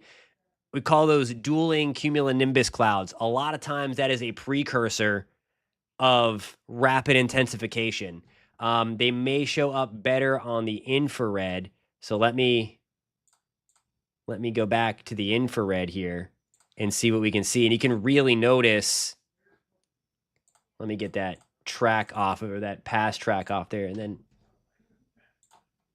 change the timeline. This is going to be over the last 2 hours.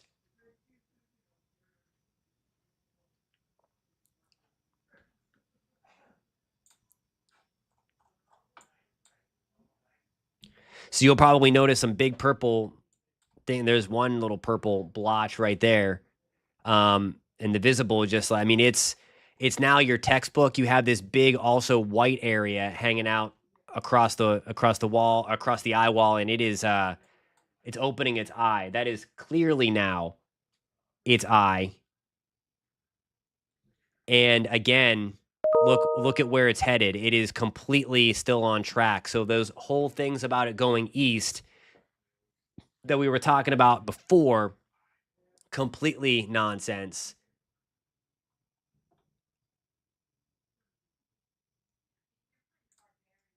Okay, so here we go. Troll of the hour goes to Sheridan. The storm surge never happens, I swear. Evacuate an entire area for nothing. It's crazy. Okay, so it's actually already happening, and the storm is 100 miles away. So Sheridan, congratulations. You are the troll of the 4 o'clock hour. Here's the storm surge flooding in Horseshoe Beach. And again, it is 160 miles away from where that place where Horseshoe Beach is actually located. So that is why they issue those things. They issue the storm surge warnings. They issue the evacuation warnings. If it wobbles to the east a little bit, then you're okay on the western side from storm surge. But again, you can't take that choice because, or you can't wait out that long because it's going to be too late to get out because the storm surge will already be there to be that completely accurate. So anyway, I don't know, Evan. We should try to come up with something though. We should try coming out with something. More questions again if it shifted east. I'll show you the track, and we're gonna get a brand new track in an hour, probably in about 45 minutes. That'll be their 5 o'clock advisory. So again, let me see. Let me look to see if they actually had drops on data.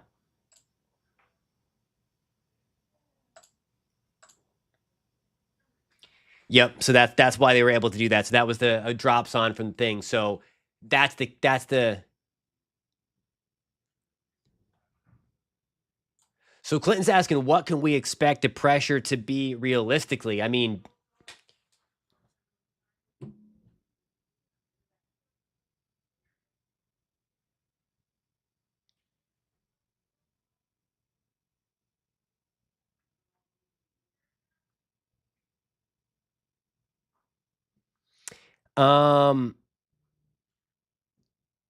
probably 930s. Probably 930s. That's where a lot of the hurricane models were running in. We can check to see the latest. I've not looked at the latest hurricane models in a while since we've been live streaming, but we can do that together. We can bring them up and see if what they have done. So stand by real quick.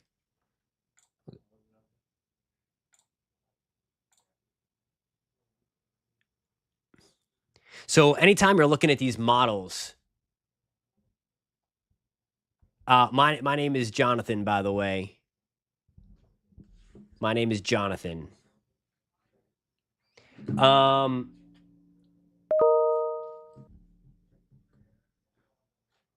my guy, Brig Commander. Good to see you, buddy. It's been a while.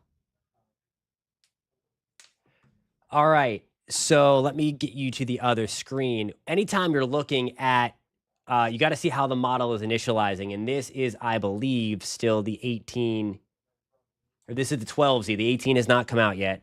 Where do we stand now? We're at 1820. So we are right there.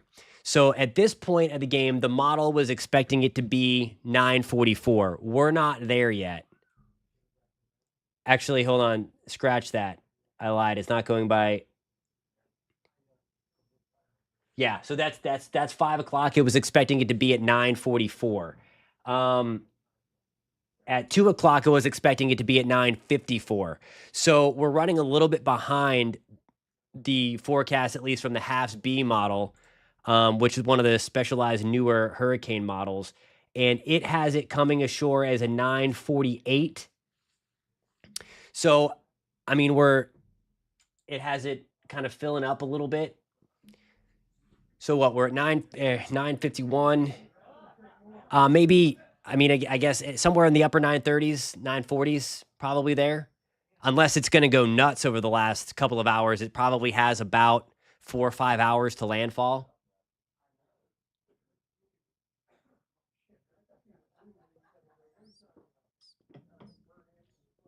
An anonymous nobody on the WJXT page, News for Jacks, continues to bring up a good point about we got to watch for how wide it is too, because again, it's not just going to be this. I mean, look how big it is. And I mean, those tropical storm force winds are nuts. For those that haven't been paying attention to the actual track, we'll take a look. Again, we're going to get a brand new one of these at 5 o'clock tonight. So it'll be interesting to see what they do with their forecast. But now you see it, tropical storm force winds have kind of covered up most of the Florida peninsula, including the Keys, into Gainesville, Ocala.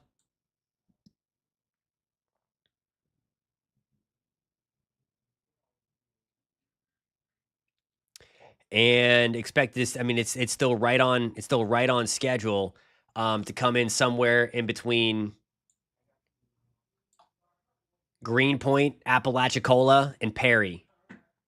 So that is where, and nothing has really deviated from that track. It has continued to look like for days that this was going to be,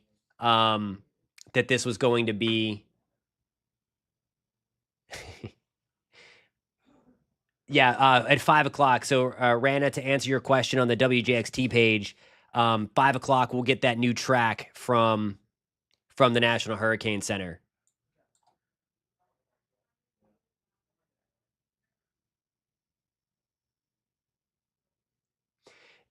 Typically,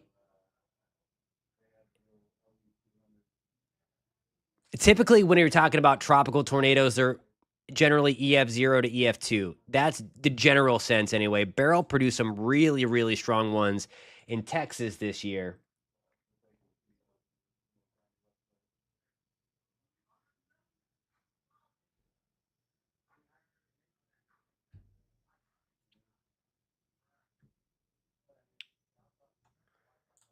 Lowest pressure, at least in the Atlantic, was 882. That was Wilma. That was a ridiculous. So that one was nuts. That holds most records in the Atlantic basin for intensity. Hurricane Wilma. Okay, and it looks like Teresa is going back on the timeout.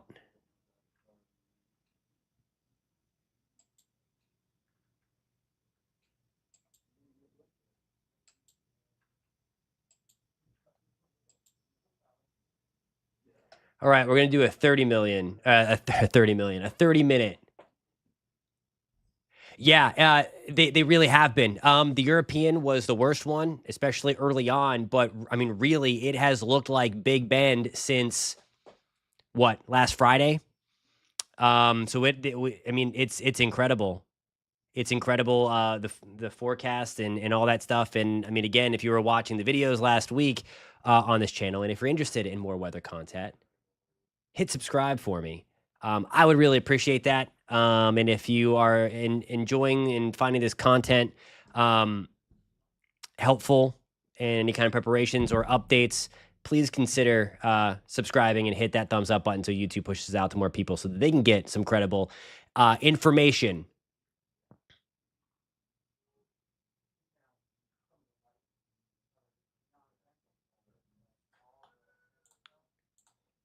You got it. Thank you, Alexa. Hope you and your family are doing well.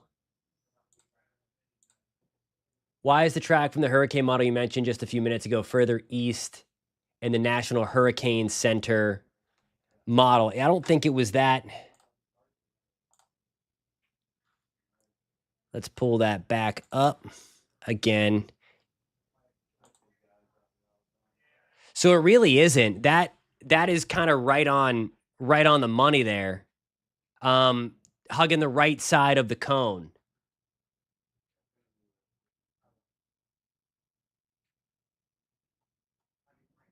So it's still within that, it's in that wobble period. So that's why, and again, that is just one model.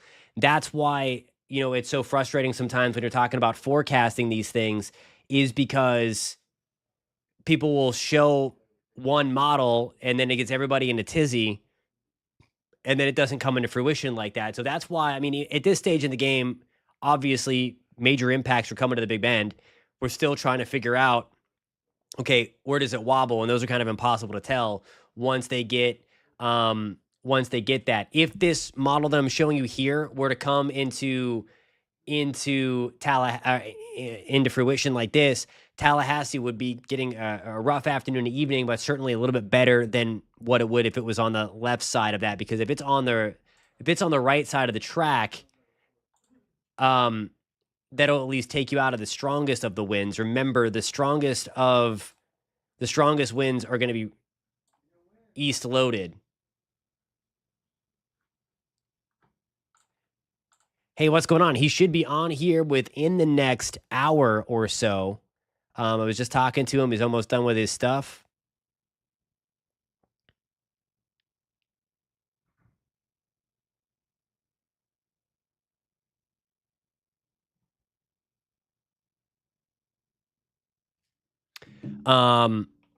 Landfall is going to be about 8 o'clock, 9 o'clock, in that ballpark. Yeah, and I found that super, super crazy. I've never seen them do that before, that they put out a post because they saw so much of it going around that this thing was shifting crazy east. Yeah, and Neil, I would have to, that's what I would think. I think it's just going to come in just to the right of Tallahassee, just to the east of Tallahassee. I'm with you there. So that's the thing. I like this model did very, very well that I'm going to show you here. This is our in-house model. But this one, let's see.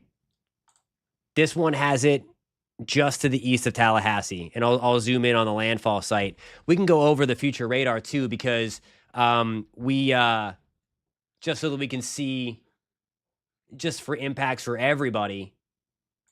You are correct. Next NHC update is coming in at 5 o'clock, and that's going to be a big one because not only will we get the update on the pressure of the storm, and we're going to get an update on the track and if they're going to increase the intensity, which I'm sure that they will, because it's already. I'm sorry, I did not see. I did not. If they can post that question again, I did not see that user. There's a lot of comments coming in, which I appreciate. Keep them coming. This has been a great live chat for the most part. There's the bad apples, as they say, but we knew that was coming. All right, so then here we go. Let me back this train up. There are those nasty supercells that are coming through, and that's kind of an updated timeline. So I think this is now the fresh model here. It's these guys, these isolated. Look at this. I mean, 7 o'clock tonight. Spring Hill, Bayonet Point, Tarpon Springs, Tampa, St. Pete, Bradenton, Sarasota, Port Charlotte. Nasty supercells. That's going to continue toward the kind of towards the Orlando area by 8, 9 o'clock, and then we'll try to wind things down. But in terms of landfall, again, this is going to be the update here. Tallahassee's just in.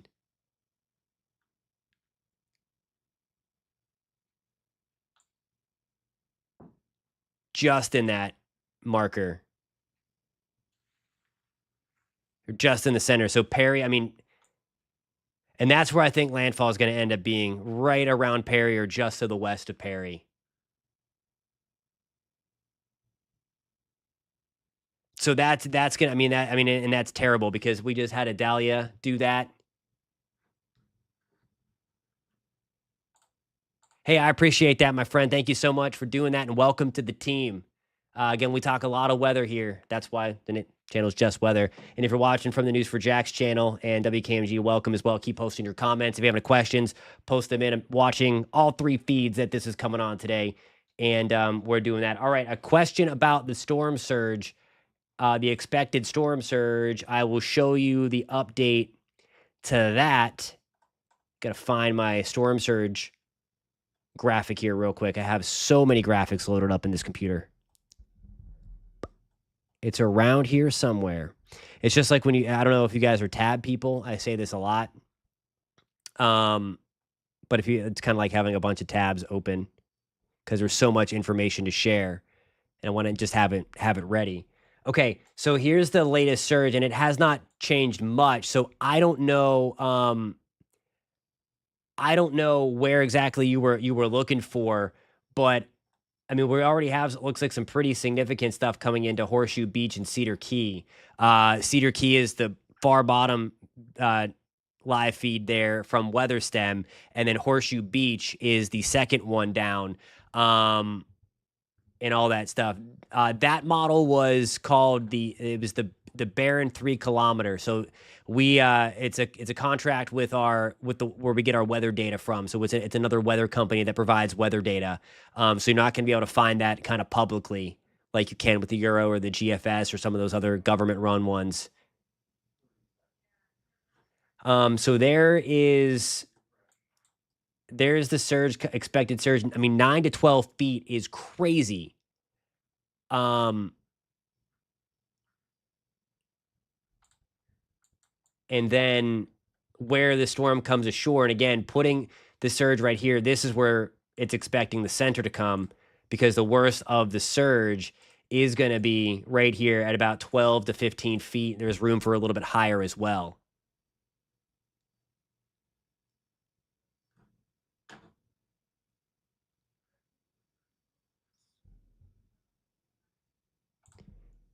Who are we talking about? I'm sorry. It's hard to keep up with all the comments. Who are we talking about blocking? Because I'll get in there and make sure that happens.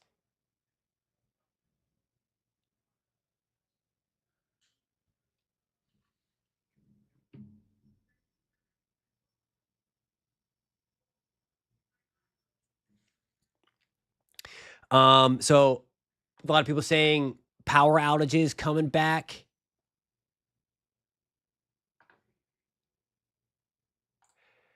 So Georgia's not going to take a direct. Well, they will, part of it anyway. Let me show you the future radar again for Georgia. You guys are going to be in an interesting situation because I mean it's not going to weaken much, the storm, but here we go. All this strong storms or all this strong wind is on the eastern side. And we're going to have to watch for those supercells right along the coast from about Savannah all the way up into the South Carolina, North Carolina border. Those are all still supercell thunderstorms coming through. So it's that's going to be kind of a rough night there watching for that. Oh, I'm sorry. I read that. My bad. I read that in Georgia. Sorry. I read Georgia. My bad.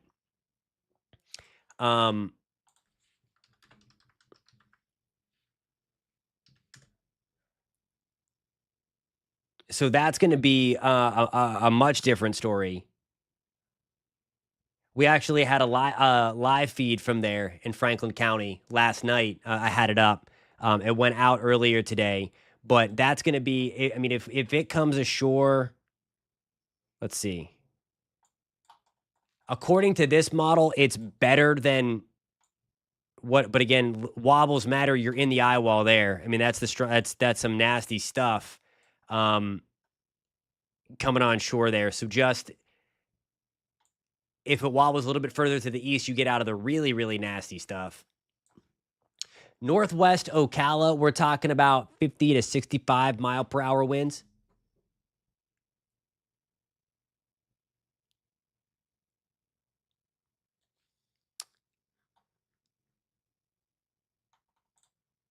Joe, we're looking good right now, my friend, in north of Orlando. It'll be into that, I think, 6 to 8 o'clock time frame that we're going to be really watching for the potential for some tornadoes before things wind back down again. So we're going to keep that. We're going to keep that right on, kind of right on schedule there, into that time frame.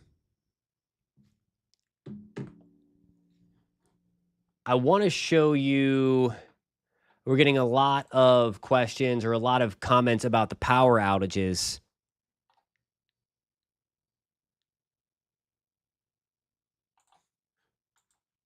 And look at all the power outages already from the gusty winds.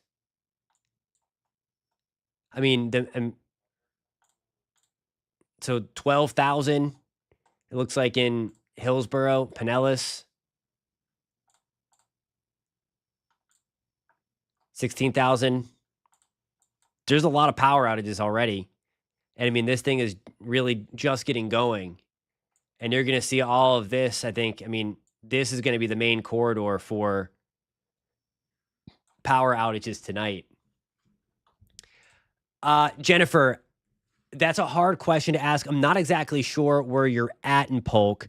And I'm not sure if your local officials recommended it, then yes, I would. Otherwise, I don't think that we're going to be getting into the hurricane force stuff, and you should be okay. Because I've not heard, unless I've missed it, of any local law enforcement going around and asking people to leave their mobile homes in like the greater Central Florida, Orange County, Kissimmee. Look at that power outage map just updated. Now 5,000 people without power in Polk County. So like this is the thing, is that yeah, we were never talking about things being crazy in the Florida Peninsula, but it doesn't have to be crazy to lose the power. And that's what we're going to be dealing with. And remember, we have a lot of power crews on standby. We were talking about that earlier in the live stream when we started this off at noon.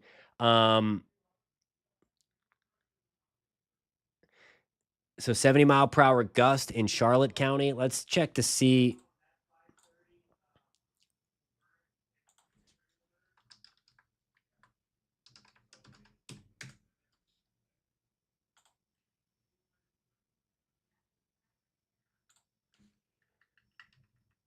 I'm just going to check.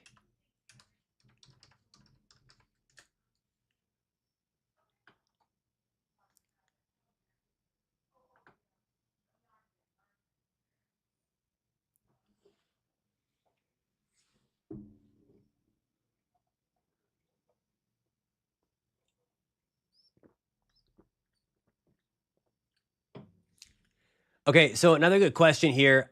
So it doesn't. It's within the cone.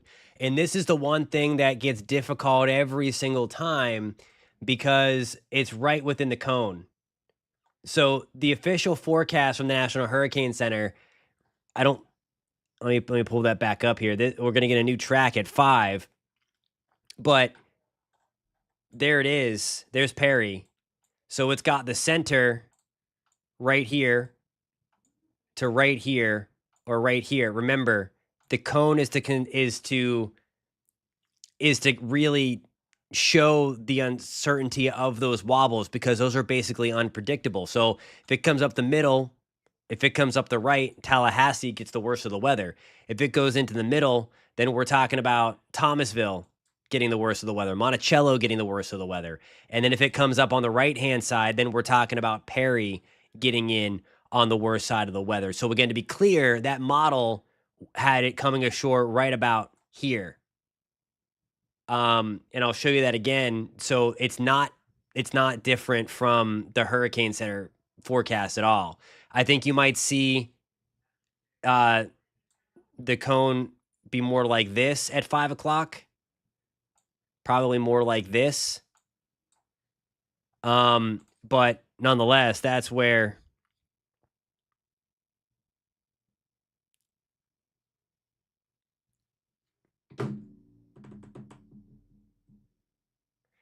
that's what we're looking at. So again, it's not much different. Pasco County, very windy, no rain yet. And it looks like we've kind of observed those tropical storm conditions throughout a lot of inland central Florida.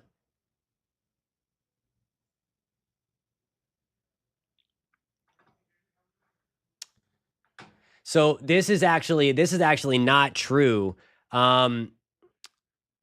It's look at the hurricane warning. So this was a good time to make that statement, which isn't correct. Look how far inland those hurricane warnings extend. This is a pretty big rarity and a pretty big area for a hurricane warning, because the storm is going to be moving very, very fast, and it's also going to be very, very big. So it's going to be able to maintain hurricane intensity for a lot of time inland. So we're talking about hurricane conditions into Macon, into Douglas, into Valdosta. I mean, if it comes in right here and goes up, it's still 100-mile-per-hour wind gusts going to be possible.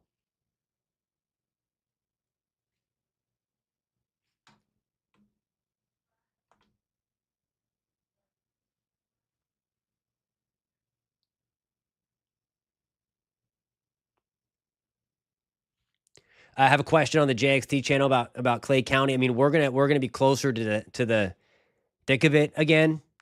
So we're talking 75, 80-mile-per-hour wind gusts.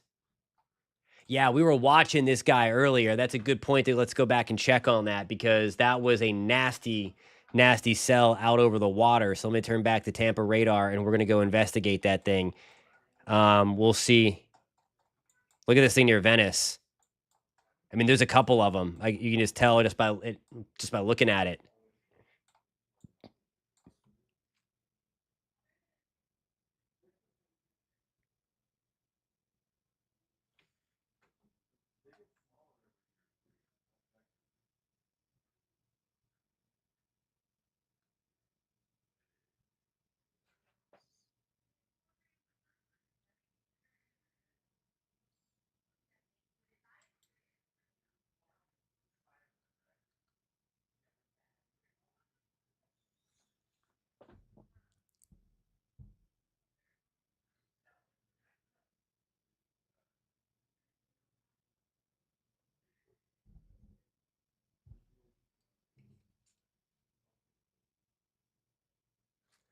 All right, we also have a tornado warning for Volusia County. So we were talking about that line coming through.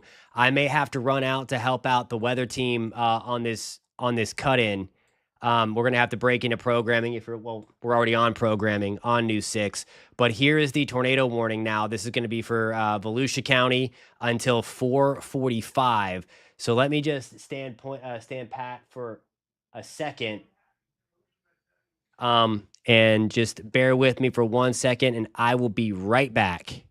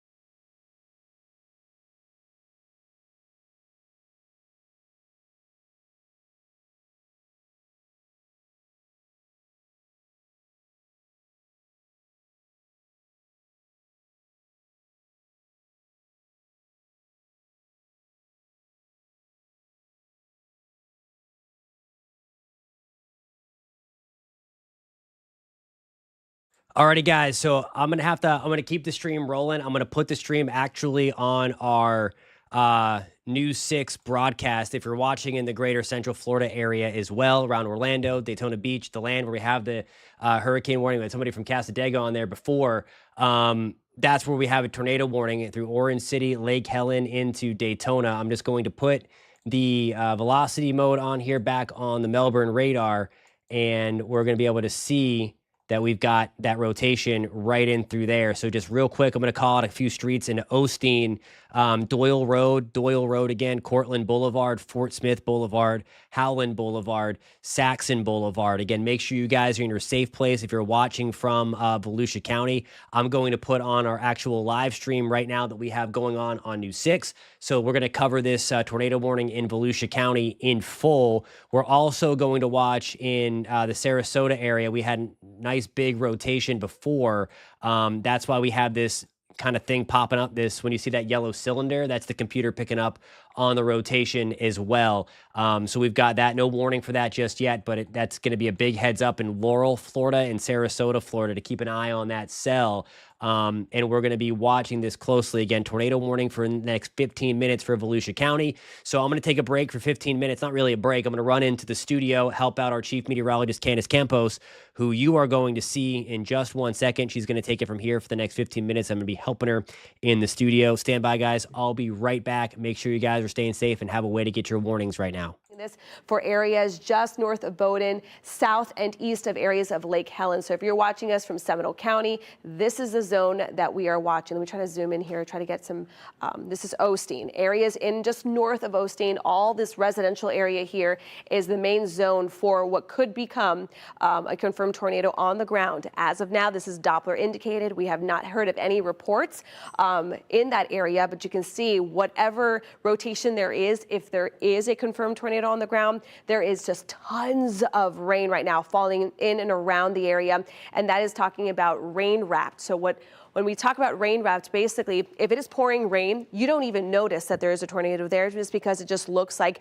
a lot of rain falling at the same time. So that's one of the concerns that we have when it comes to tropical tornadoes. The one is that they move very quickly. Two, they come in and out pretty fast. And the third is if they're wrapped in with a lot of that rain, it's just very hard to see. So if you're watching us from areas of Lake Helen, Orange City, this is the zone that this circulation is going to be going.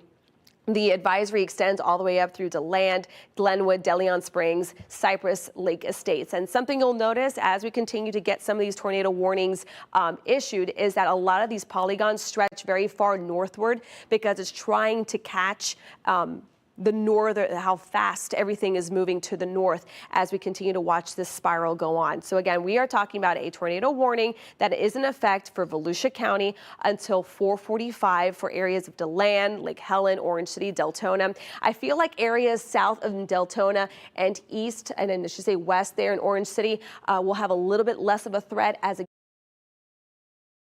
All right, so if you're in the greater Central Florida area, certainly in Volusia County, and you want to stay updated on this tornado warning, we're going to bounce around the state again. But tune in to News 6 or News 6 Plus on your TV. You can pop us up on the phone if you want to keep the YouTube stream going as well. Kind of have that dual screen thing rocking and rolling. As we're going to bounce around one more time, I'm just going to get in here and do some street level stuff. We're going to go back to the Melbourne radar. That's what we're going to work out of, but some very nasty thunderstorms right around, let's see, this is going to be closer to Osteen right now. That's where we were before. This is very broad rotation. It's not as impressive into parts of Volusia County, but still Howland Boulevard, Old Train Road, Captain Drive, Catalina Boulevard, Ranch Road, Casadega. We were talking about you guys before. And that, again, goes for another 13 minutes or so. And that's going to be for Volusia County. We're going to look at the actual radar. And like all of these guys are going to have to be watched eventually because they all have that kind of kidney bean shape, that look.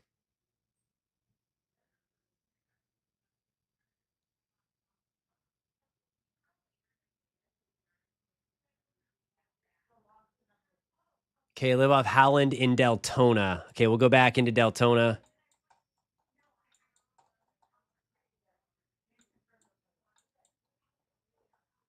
And I'm not 100% sure where Howland is.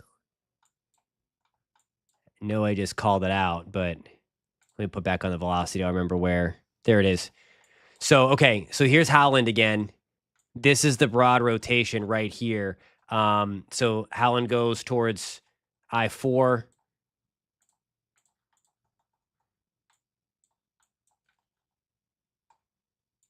Sorry for all that bounce around. Want to just pretty serious. If you're really outside and not being sarcastic, take it seriously.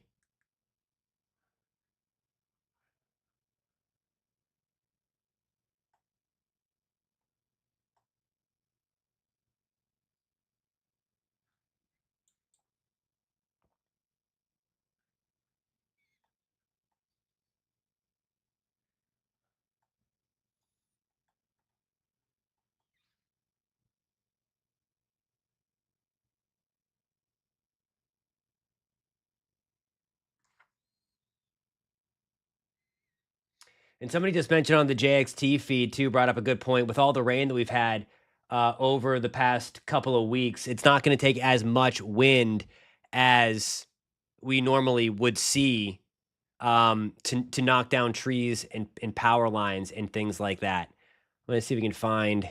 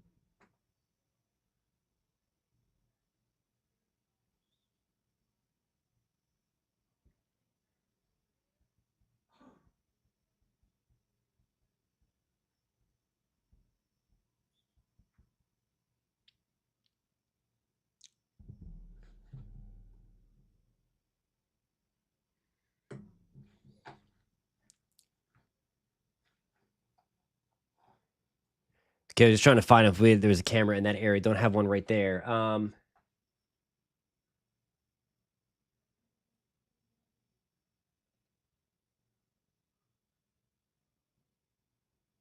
Okay, yeah. Weather Service also saying about the broad rotation that we mentioned. So they're still going to continue the warning for the next 15 or the next 10 minutes now. This is scheduled to expire at 4:45.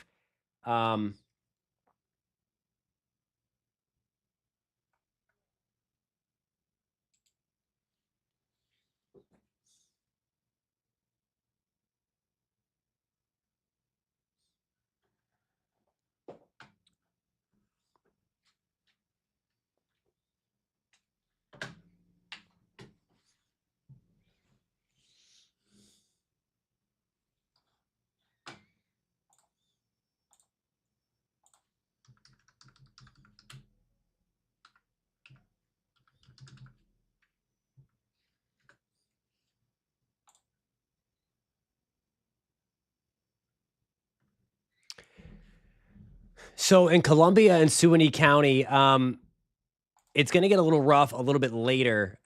Wind gusts greater than hurricane force. I believe we're in the hurricane warning. Let me pull up the cone to show you that, because I've got the warnings overlaid on that. And we're about, I would say, anywhere from 10 to 20 minutes away from 10 to 20 minutes away from getting that new update from the National Hurricane Center to see if they increase the rotation, the wind speed anymore. Whoops. Sorry about that, guys. Well, there's your impacts for Flagler County. Wind gust 30 to 45 miles an hour. That tornado threat still going to be there. And rainfall 1 to 3 inches. So there's at least that. If you're interested in Flagler County, we're going to go here because it's going to pop up the watches or the warnings.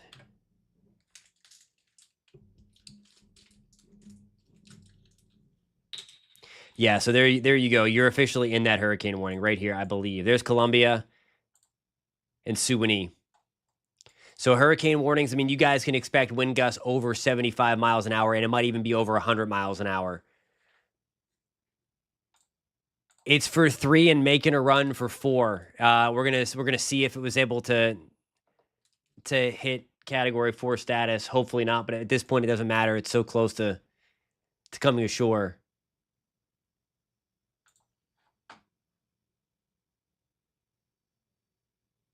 I mean, look at it now. It almost has that super, super deep thunderstorm activity all completely around.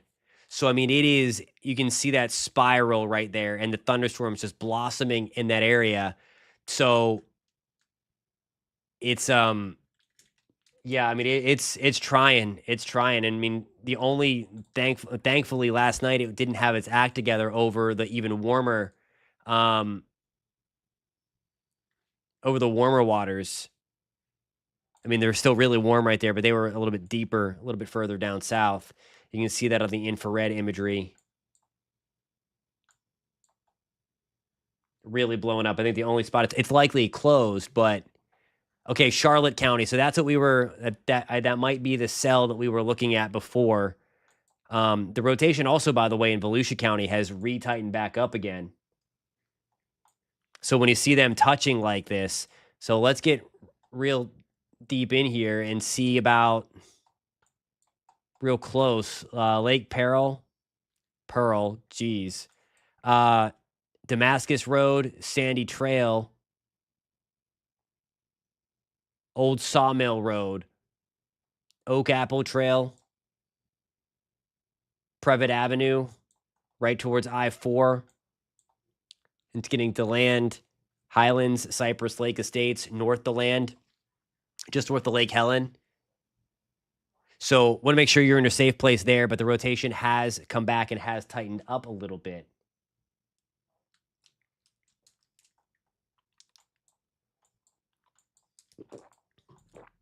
Okay, yeah, so this was the one that we were watching. And there's actually two here. So you can kind of see the shear. So right around Schaefer, Minnesota Key, New Point Comfort, Grove City, make sure that you're in your safe place here if you're watching from Charlotte County. Again, these ones are a little more impressive than the ones that we're watching in Volusia County right now. And this coming ashore pretty much right on schedule. We also have one that is unwarned right now. Let's take a look at this. Yeah, big time supercell thunderstorm. They need to get a warning on here now. This is the most impressive one. No warning just yet, but if you're tuning in from the northern side of Sarasota County, Florida, just east of Sarasota, right around Fruitville, make sure that you're in your safe place. I'm almost positive that they're going to issue a warning on that thing. Let me get into their chat room, into the Weather Service chat to see if they're talking about it. I'm sure they are, because that looks ugly. That's the most impressive storm of the day in these outer bands of Helene that are really starting to push through.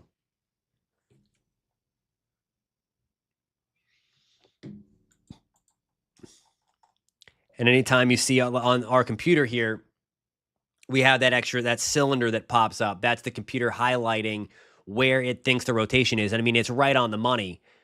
Right on the money. And again, that's our in-house data product, our Barron data provider. I had some couple of people ask about what radar we're using, and this is the Barron radar. And you can see the rotation right there, the greens and the reds. There's no tornado warning on it. I don't know why. That's the most impressive cell of the day.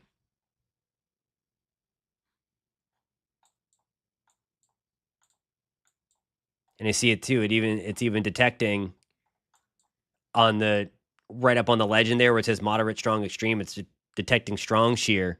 It's even stronger than the two cells that we have going on near Englewood and into Charlotte, northern Sarasota County.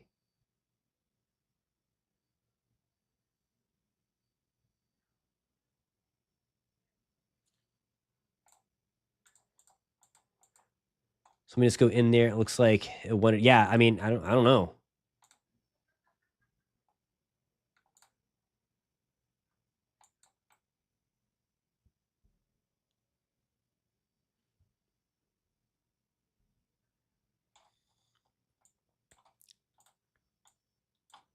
Right around Fordville. Again, make sure that you're in your safe place. It's still picking up. The computer is on the strong rotation. We're looking at it right here, just on the raw velocity plot. I was gonna say maybe I don't have the warnings turned on here, but they're clearly on. All right, it looks like we also got the new advisory in. Let's check on that. So now 125. So now we are on the cusp of Category 4 status. 130 starts that. And I mean, it is mean. So here's the latest track. Okay, so they're keeping it at a 125 right now, and then it looks like landfall at about 125. So they're not expecting much more intensification in this.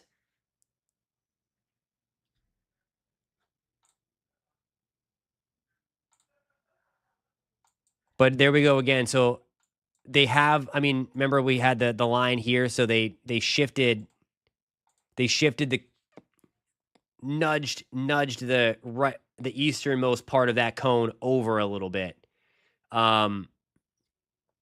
That's the easternmost portion of the cone. It moved like that much. But again, that's right in line with the model that I've been showing you, with landfall projected about right in here. And that would unfortunately put Perry there, and we're already seeing the flooding in Cedar Key and Crystal River, Horseshoe Beach. Big time storm surge flooding already.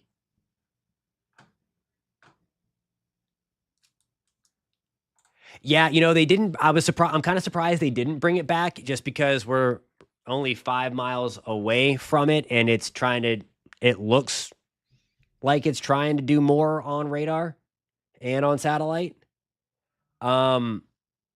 So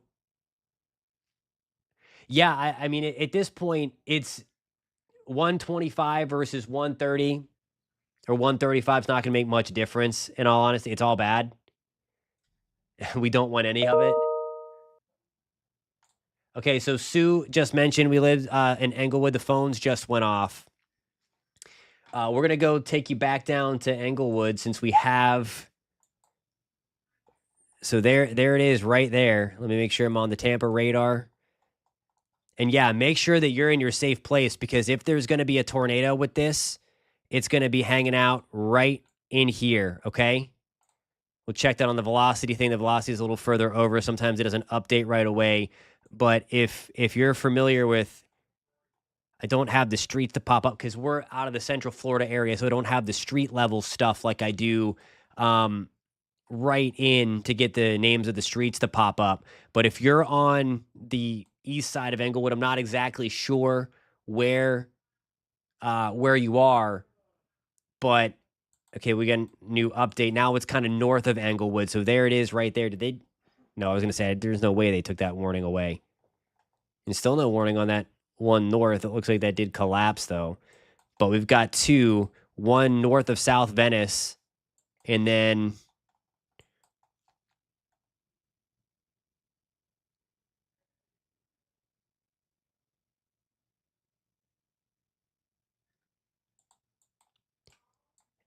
this looks ugly right in here. So now that's kind of northeast of Englewood.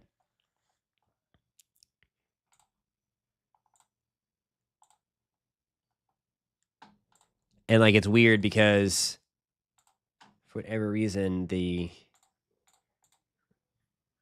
radar is not updating.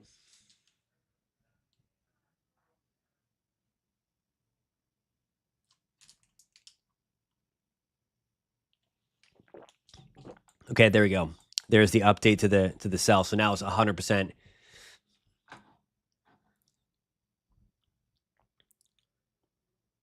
A lot of times, though, if you're looking at the debris field on radar, it's hard for those to show up because they need to be really, really strong, especially for where we're at, because we're a decent ways away from the Tampa radar. So you would have to loft debris a couple thousand feet up in the air, and you need to pretty strong tornado to do that. So a lot of time, a lot of time.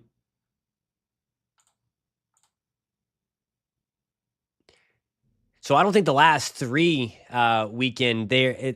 I think Adalia is the only one to have weakened on approach into this area. And I don't think we're going to see any weakening with this. I mean, look at that eye. I don't think there's any shot. There's nothing else to stop it at this point. And I mean, it's so yes, in short, Joe, yes, it could go into the North Gulf Coast again. For anyone who doesn't know what he's referencing, it's this. Hurricane Center has identified another area. We actually talked about this one 2 weeks ago. We talked about the MJO coming through the Madden-Julian oscillation. That's what's forcing everything up. That was what Helene was born from, the MJO. And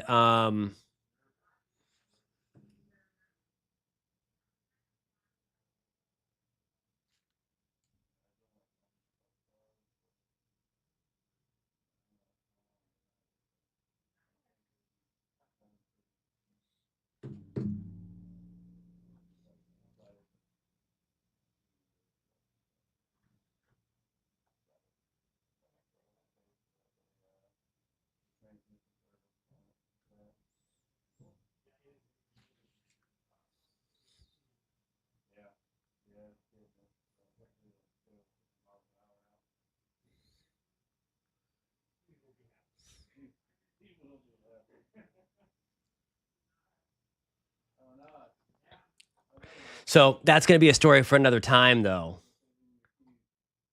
Let's go back to, and I mean, this right here is why I don't. I mean, we're not going to see.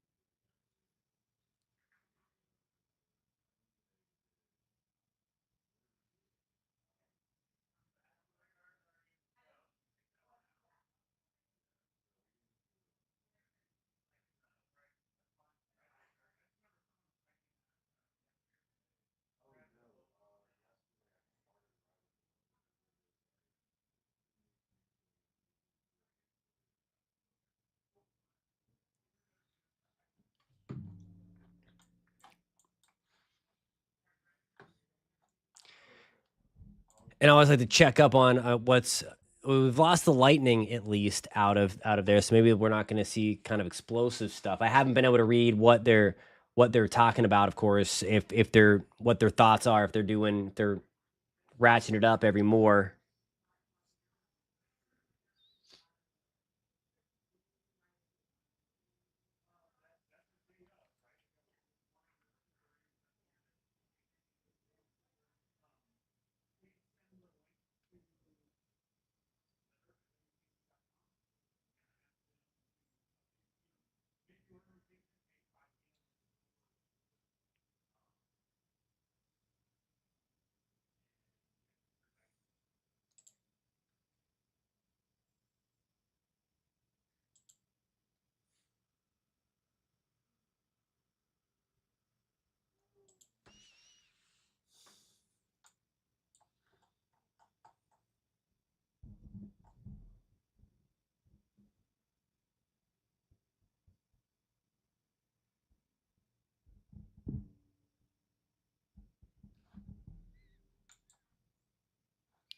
So I'm just looking for some other cameras to show. Stand by. I'm just gonna put that on the loop.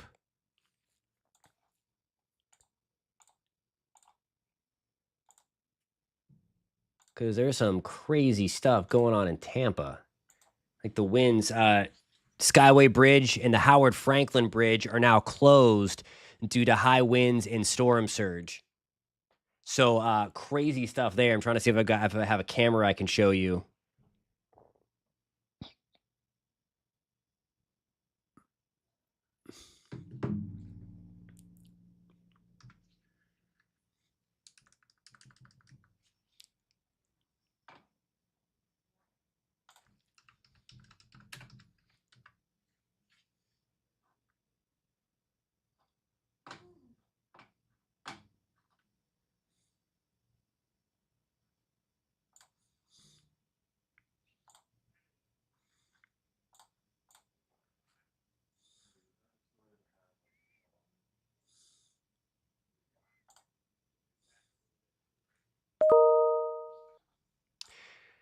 So the graph model is terrible for the tropical systems. I'm just going to come right out and say that now. If you followed that, then you're talking about um, landfall at Cedar Key. And we were talking about that model for the last 2 days to not follow that one. UK Met, a little better, but the graph is terrible. Terrible.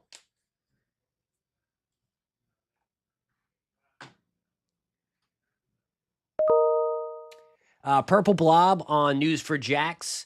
I would 40 to 50 mile per hour wind gusts, and then that severe weather threat through the evening. Our tornado threat's likely going to be the biggest thing to deal with tonight. And then those tropical storm force wind gusts they'll ramp up a little bit over the next couple of hours. Again, what we're kind of seeing right now is the worst of it for the peninsula is what is going on kind of on both coasts with some feeder bands along Brevard and Volusia County. And then we have those supercells kind of lifting up towards St. Pete, Tampa, Clearwater, Sarasota, coming out of Venice and Port Charlotte. So that's going to be our worst stuff in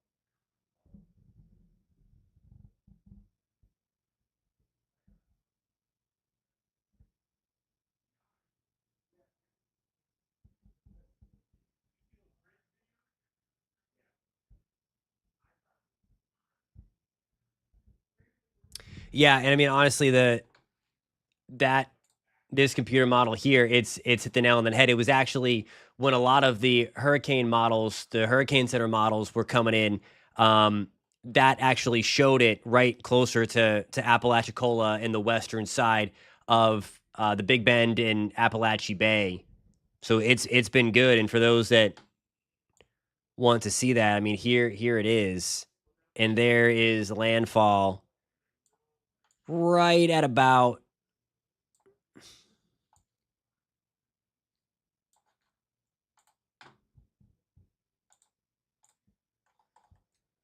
that's obviously a little bit later than landfall. But about 9 o'clock. Confidence Studio says on the News for Jack's page, I feel like it's going to shift more east. I mean, at this point, it's not a shift. It's right there. It really has no other place to go at this point than land. I mean, it would have to go like 90 degrees to do anything else you know, to anywhere else in Florida to make an abrupt right turn. But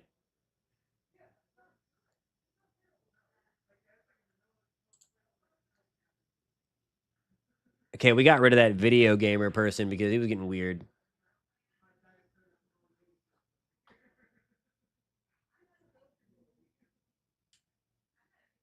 Yeah, Joe mentioned we're really close to Cat 4. I mean, it's right on the cusp.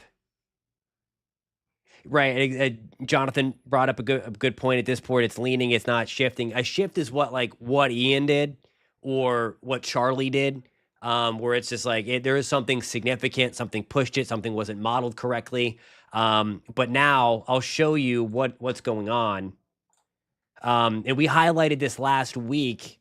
If you are a follower of the channel, and if you are, or if you're not, hit that subscribe button. We'd love to have you along for the ride. We talk a bunch of weather. So this is, I mean, again, this is something you don't want to see, but we haven't shown the water vapor imagery in about 2 hours. So that's, you can see the eye popping now. Now we have the green everywhere. We were talking about why wasn't it strengthening? I mean, again, not that we were complaining at the time, but we had drier air getting right up into the core, completely got it out of there, and now it's doing its work. But look at this thing here, and I'll put this into play mode, and you can see what's going on. You see that counterclockwise flow right there, that little spin, that bowling ball? Give the video a thumbs up if you see that. Notice the motion there, how it's lifting all of that green pretty much due north. That is the cutoff low. That is what's responsible for steering this thing. So it's grabbing it and then kind of lifting it up as it pinwheels counterclockwise, kind of back towards Missouri and Arkansas and the plains. It's pulling it up. So while it may wobble east as it intensifies, we're still talking about really things lifting more north with, again, subtle wobbles. And again, Hurricane Center accounted for that with their latest advisory. Let's see here. Okay, so I want to pass this along too. This is coming right from. You got it, Joe. Be safe. Charge that phone, my friend. Thanks for hopping on the live stream today. Yeah, Zen said it. Beast of a storm, for sure.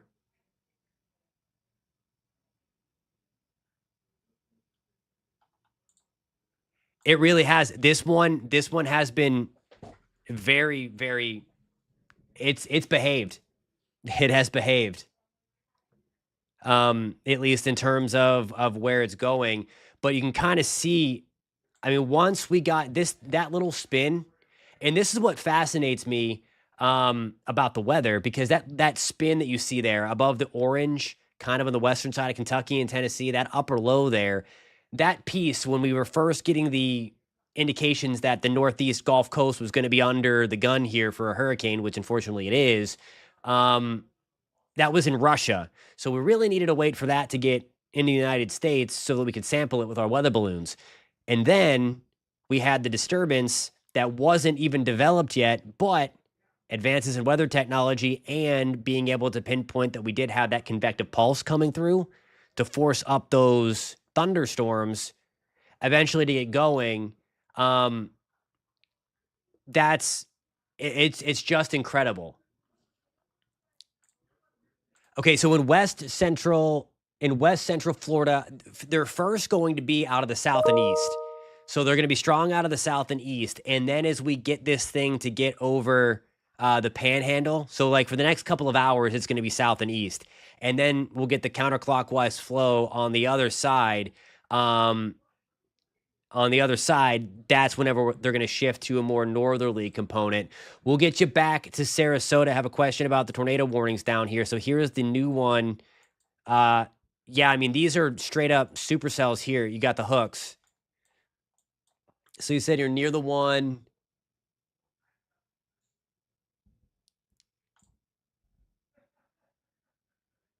In Sarasota, Charlotte.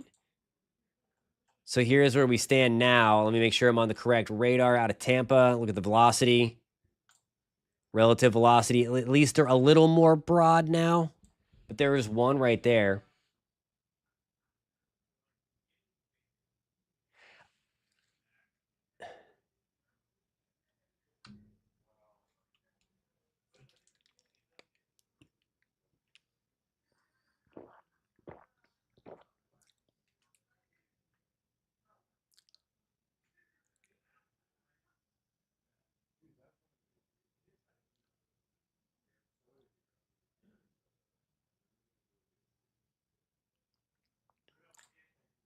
So yeah, because that one is also that's going to be another thing. It would be in about 7 to 10 days. Well, that's their. So where are we at now? I when I was looking long range, it looked like it was going to be in the 6th-ish of October, that first week of October. That is what.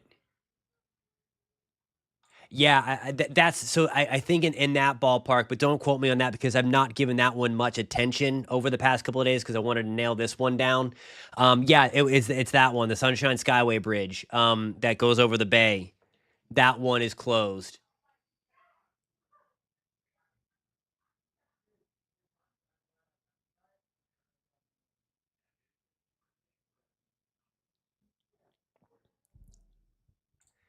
What part of it's going to be the east. The further east you are of Tallahassee, the worse the weather is going to be. So just to the east of Tallahassee, we are.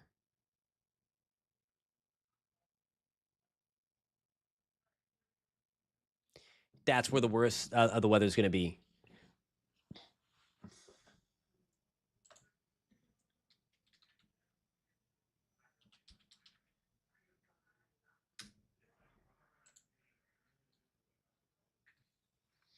So Madison, Florida is in a really, really not the best spot. I'll show you because you're super. I mean, I think you're really close to a direct hit. Let me get back to our model again that I think is doing a very good job. And we'll get you a little closer.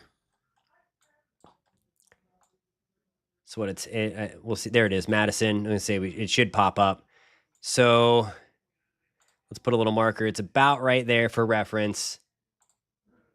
And then there we go. I mean, it would. That's pretty much a direct hit.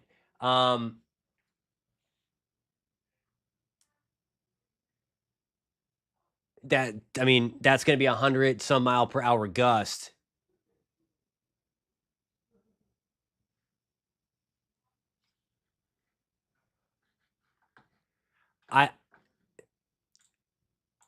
What models are showing, because I mean the Hurricane Center even nudged the cone to the east of Tallahassee a little bit. Tallahassee's still in it, but they nudged it to the east. So I don't know. I have not been able to look at the latest models because we've been on here kind of nowcasting this and forecasting this in real time. So I have not looked at the models, so I don't know which ones may have done that. But if anything, this one has looked like it would just nudge to the NHC model. So you're talking about one of the halves or the H Wharf or the H Mon. Those are the NHC ones. We can take a look at that. But I mean, here is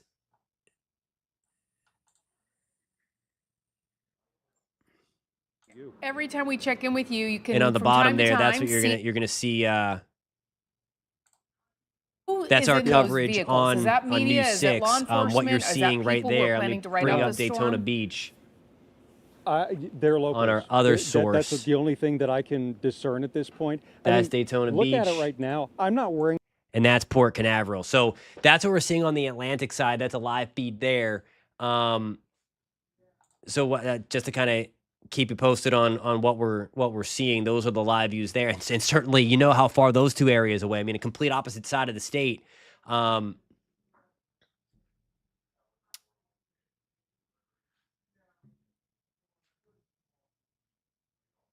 Okay, so this is the HAFS B. This is one of the Hurricane Center models. So that one is east of Tallahassee. We're splitting hairs here though. This is the H Mon, and the H Mon kind of has the center going right over Tallahassee. This is the H Wharf, also has it going over Tallahassee. And then what's the other one? Half's A. Forget. So that one kind of has it going over. So three of them have it going over Tallahassee, one of them to the east.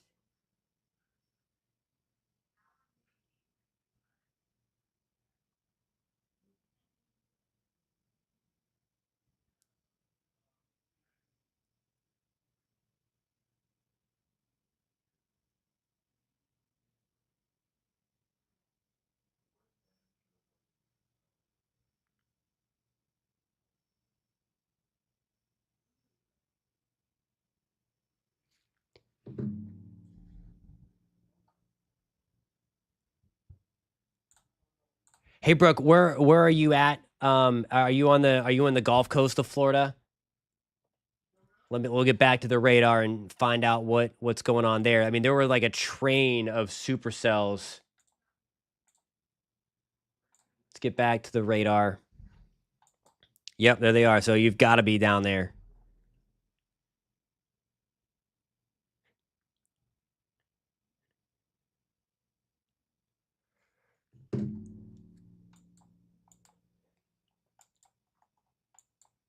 So again, this is where it gets hard. I wish there was a radar down here in extreme southwest Florida because we're decently far away. There's the radar. Let's get back to, okay, Tampa velocity. Storm relative velocity. Okay, so we got one just south of Port Charlotte. You see the reds and the greens right there? That's going to be just north of Port Charlotte. South Seas Island Resort. If you're familiar with that area. So the HER is it's reliable. But the thing of it is that like it's not a hurricane model, so it's not going to really balance out. We can take a look at what the HER is showing. I can load that in.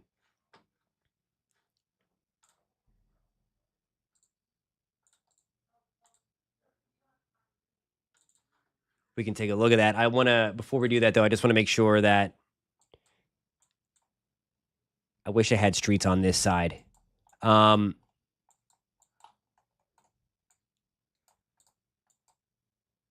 So Port Charlotte, Punta Gorda, Englewood, again, back in your safe places. Make sure you're staying there. This is going to be the area. I'm going to loop this in the 15 minutes. You'll see it kind of come on shore, and it's going to be moving kind of closer to Port Charlotte and Punta Gorda. So this is the deal here. Let me stop that. And again, what we're looking at here, notice the bar on the screen here, kind of next. Whoops, sorry about that. Next to the toolbar, right above that, where it says towards and away, that means that we have green, the wind going toward the radar, and then the red is the wind going away from the radar, and then that's the circulation where the tornado could be right there. We have another one. Actually, we have two developing. We have one right there north of Englewood, and we have another one south of Englewood. Let me get back into the Tampa.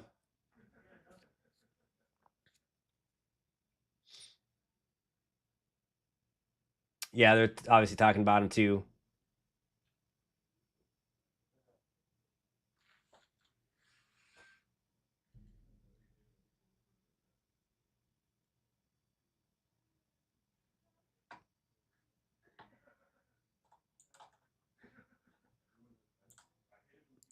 Oh, sorry about that. That's what you guys meant about green. My bad. Sorry, Sue. Thank you for that.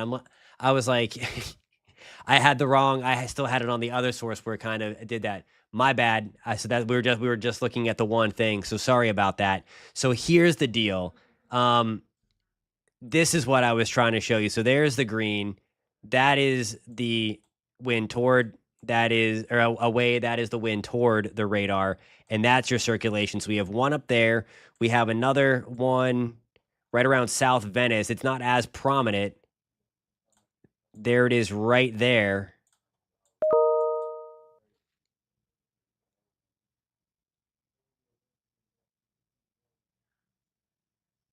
So yeah, I had my my desktop capture on, which was only half the screen because that's what I showed the web page on because I was showing those models. So sorry about that, guys. Thank you for paying attention.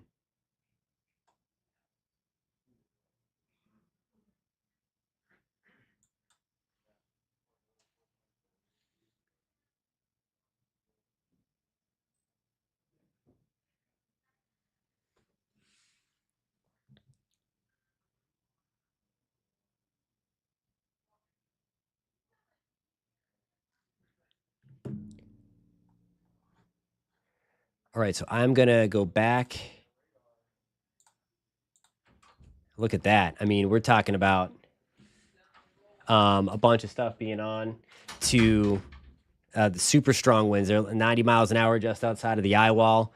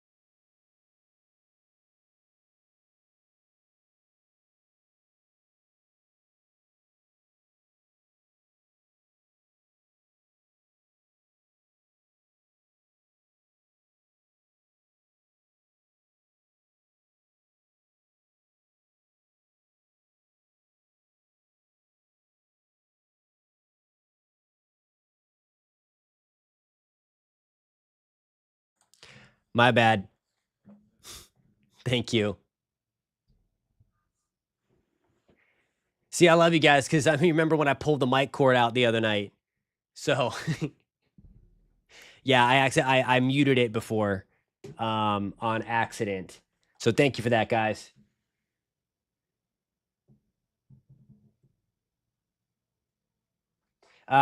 Brianna on the News for Jax page. I think so. I hope so anyway. I hope you guys are getting good information out of here. If you are and you like to stay updated on the weather too, we obviously post weather content all the time and we keep you posted as much as we can. And if you like learning about the weather and stuff, hit that subscribe button. It's a fun channel. We got to break down information and we talk about the weather. What's better than that? Okay. Yeah, can you hear me now? I love it. Thanks, guys. All right, so we have more lightning in the eye wall again. So we never like that. There it is right there. 7 strikes popping back up. There is the eye wall. Let's take a look to see. It's still about 30-some miles wide. So we're really not shrinking the eye wall any.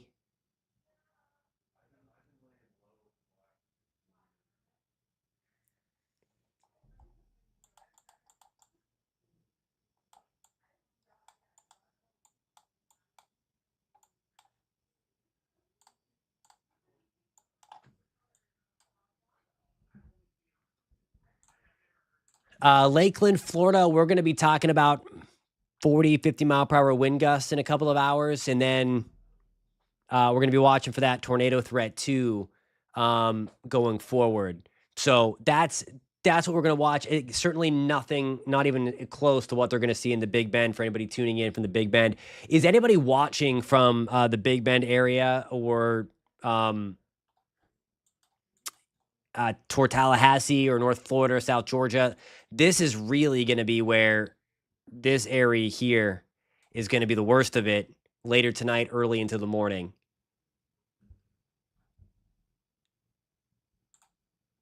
Oh, thanks, Sue. Appreciate that. Yeah, this is totally coming to Wyoming. Totally. That's obviously a joke. This is not coming to Wyoming.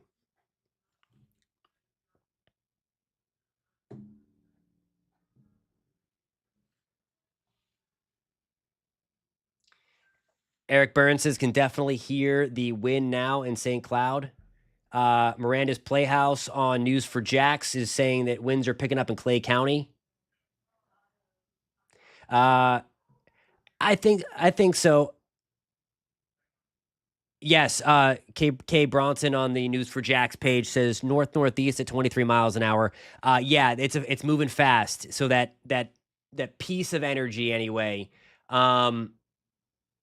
That piece of that I'll just show you instead of describing it. That upper low is now grabbing it and pulling it north. This is why we thought that it would race, and you can kind of see that dance that's going on between the two systems out here. That counterclockwise flow around Indiana, southern Illinois, and then of course that big green blob that is going to be the hurricane Helene, and all that stuff. Predictions on the rainfall. Good question. We'll show you the model forecast for that. Let me pull that up. Let me see. Just make sure I have. All right. Yep. This is the one I want to show.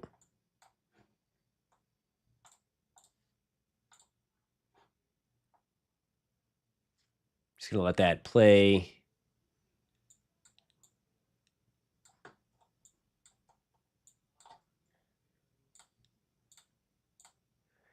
So 5 to 10 inches probably in the panhandle. The thing of it is, it's going to be moving so fast that at least for Florida, the closed captioning should be there. I don't know why it's not.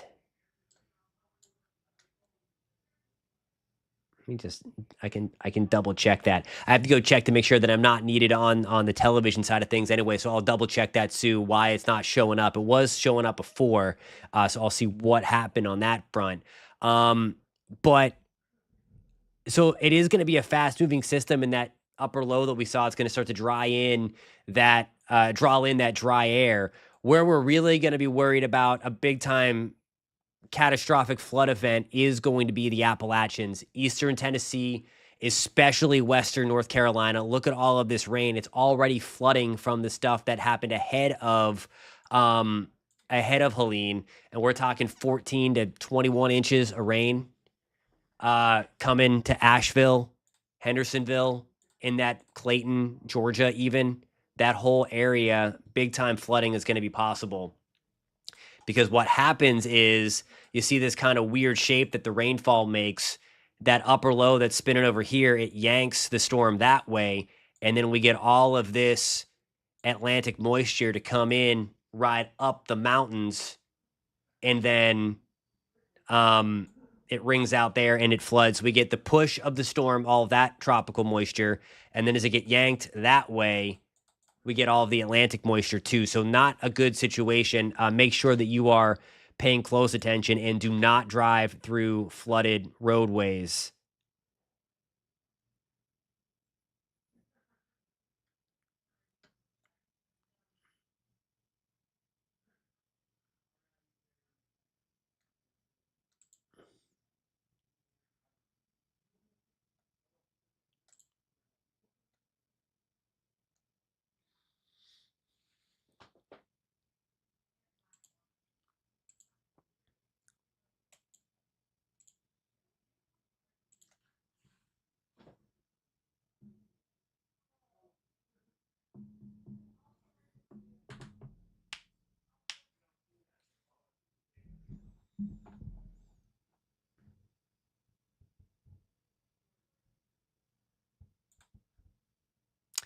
Yeah, no, that's possible. We've been watching that for a couple of weeks. The ensemble forecasts have been all over that kind of train out of the Bay of Campeche, Western Caribbean area, and there's likely several more too.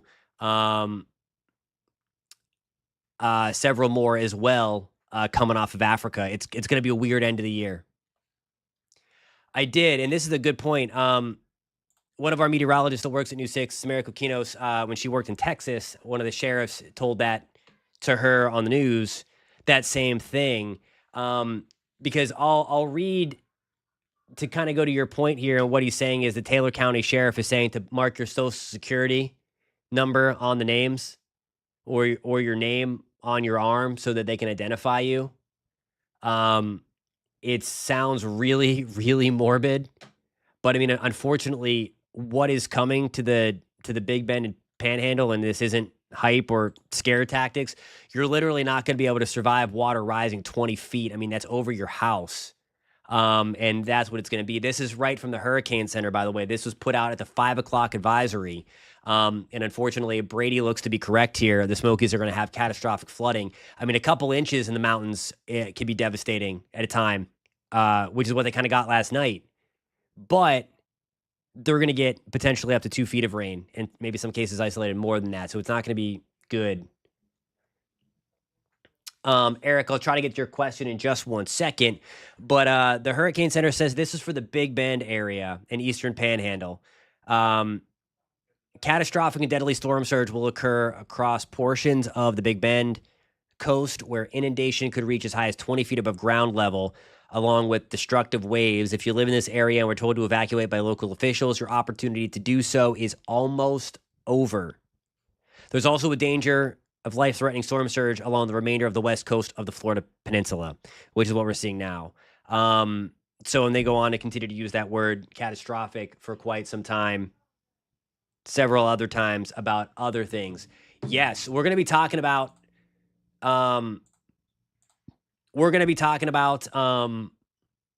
that area once we get beyond Helene. I want to just make sure that everybody is doing that, or everybody's getting the information. I can show you that real quick.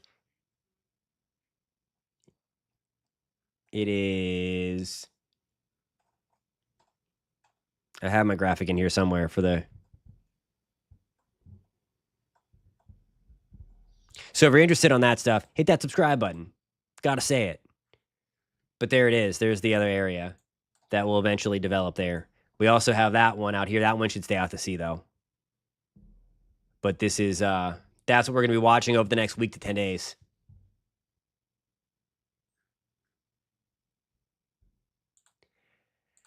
Because what's going on, you are going to, in Laurel, Kentucky, you're going to have this kind of deal.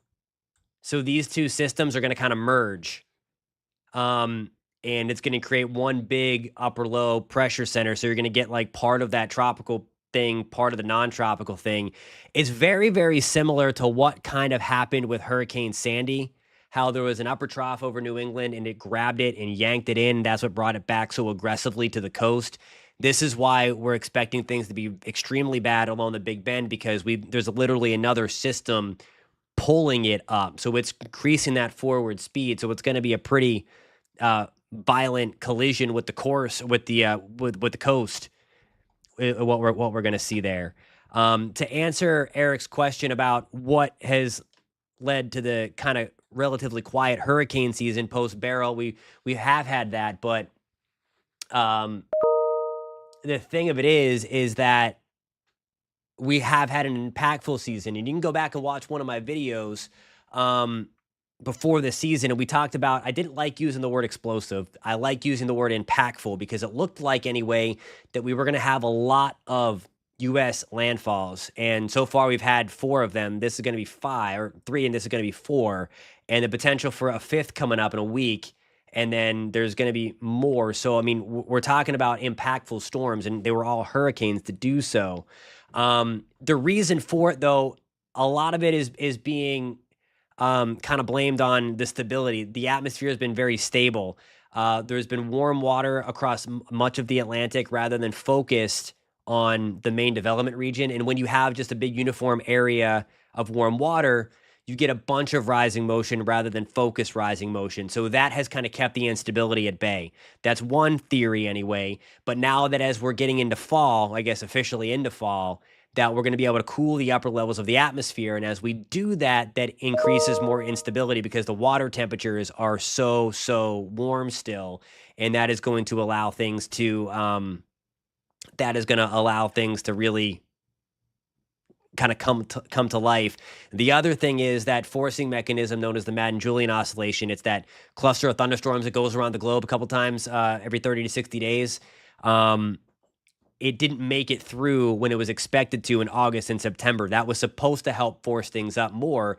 It got stalled out and kind of fell apart in the Pacific side. If you remember, there were like 4 storms out in the Pacific, and we were expecting that. I was expecting it anyway to translate over to the Atlantic, which it typically does. It fell apart. So I was not correct on that part. But now, clearly, the Madden-Julian oscillation is here, and it helped birth Helene. It's likely going to help birth this next thing, and then we're going to be watching for another couple of storms to maybe roll off of Africa over the next few weeks. So really, I think another month of this hurricane season, and then maybe even continuing for the Caribbean into November, which that part it kind of looked like for quite some time.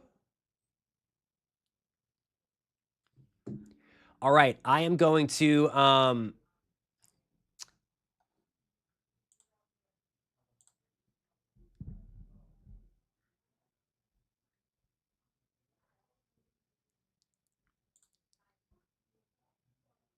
supercell prediction for Ocala tonight. I will show you the map. I got a model to predict supercells right here. So we can go over that right away. Is today Thursday? I think today's Thursday. Okay, gotta get the timeline right so that it plays out. Okay.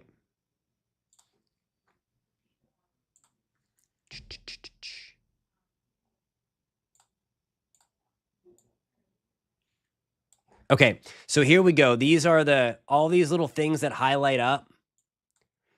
These are going to be kind of the rotation tracks, if you will. Like, we're going to have the opportunity to see rotating thunderstorms, maybe producing those tropical tornadoes.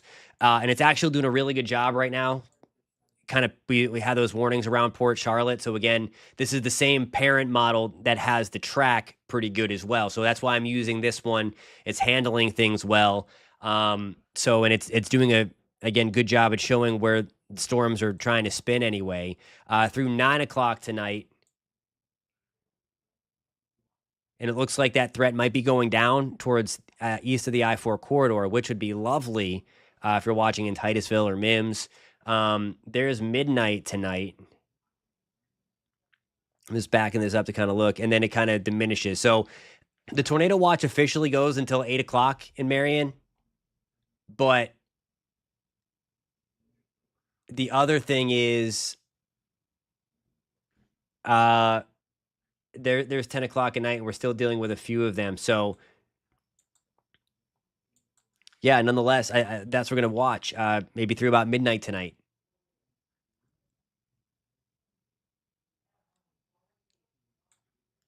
All right, I got to go check on something in the newsroom. So what I'm going to do is I'm going to put this radar back on again, and I'm going to leave you again with those live views like we had before. And then I'm going to come back on here, and we're going to rock and roll with some stuff. Just going to look at all that lightning in the Hold on. Look at that. Look who we have here. There he is. Meteorologist David Nazario joining the live stream, the party, and we're going to rock and roll for a while. What's going on, my friend?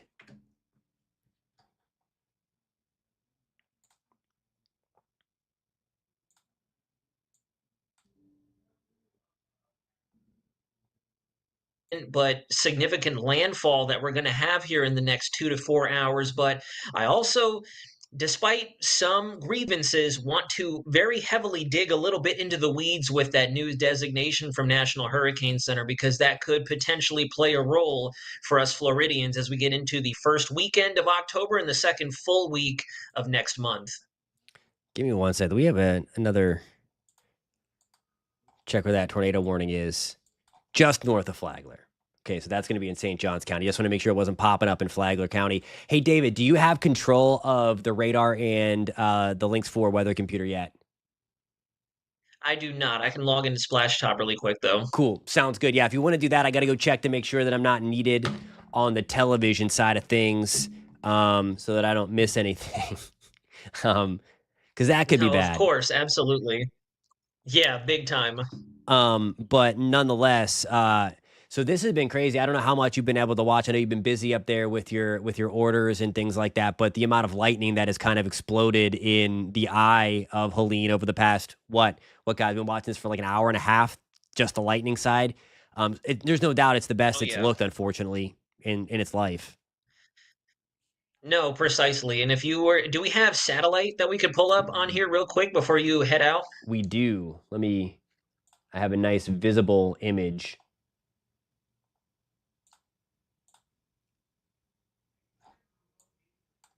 And the visible goes away. Is it getting to be that time already?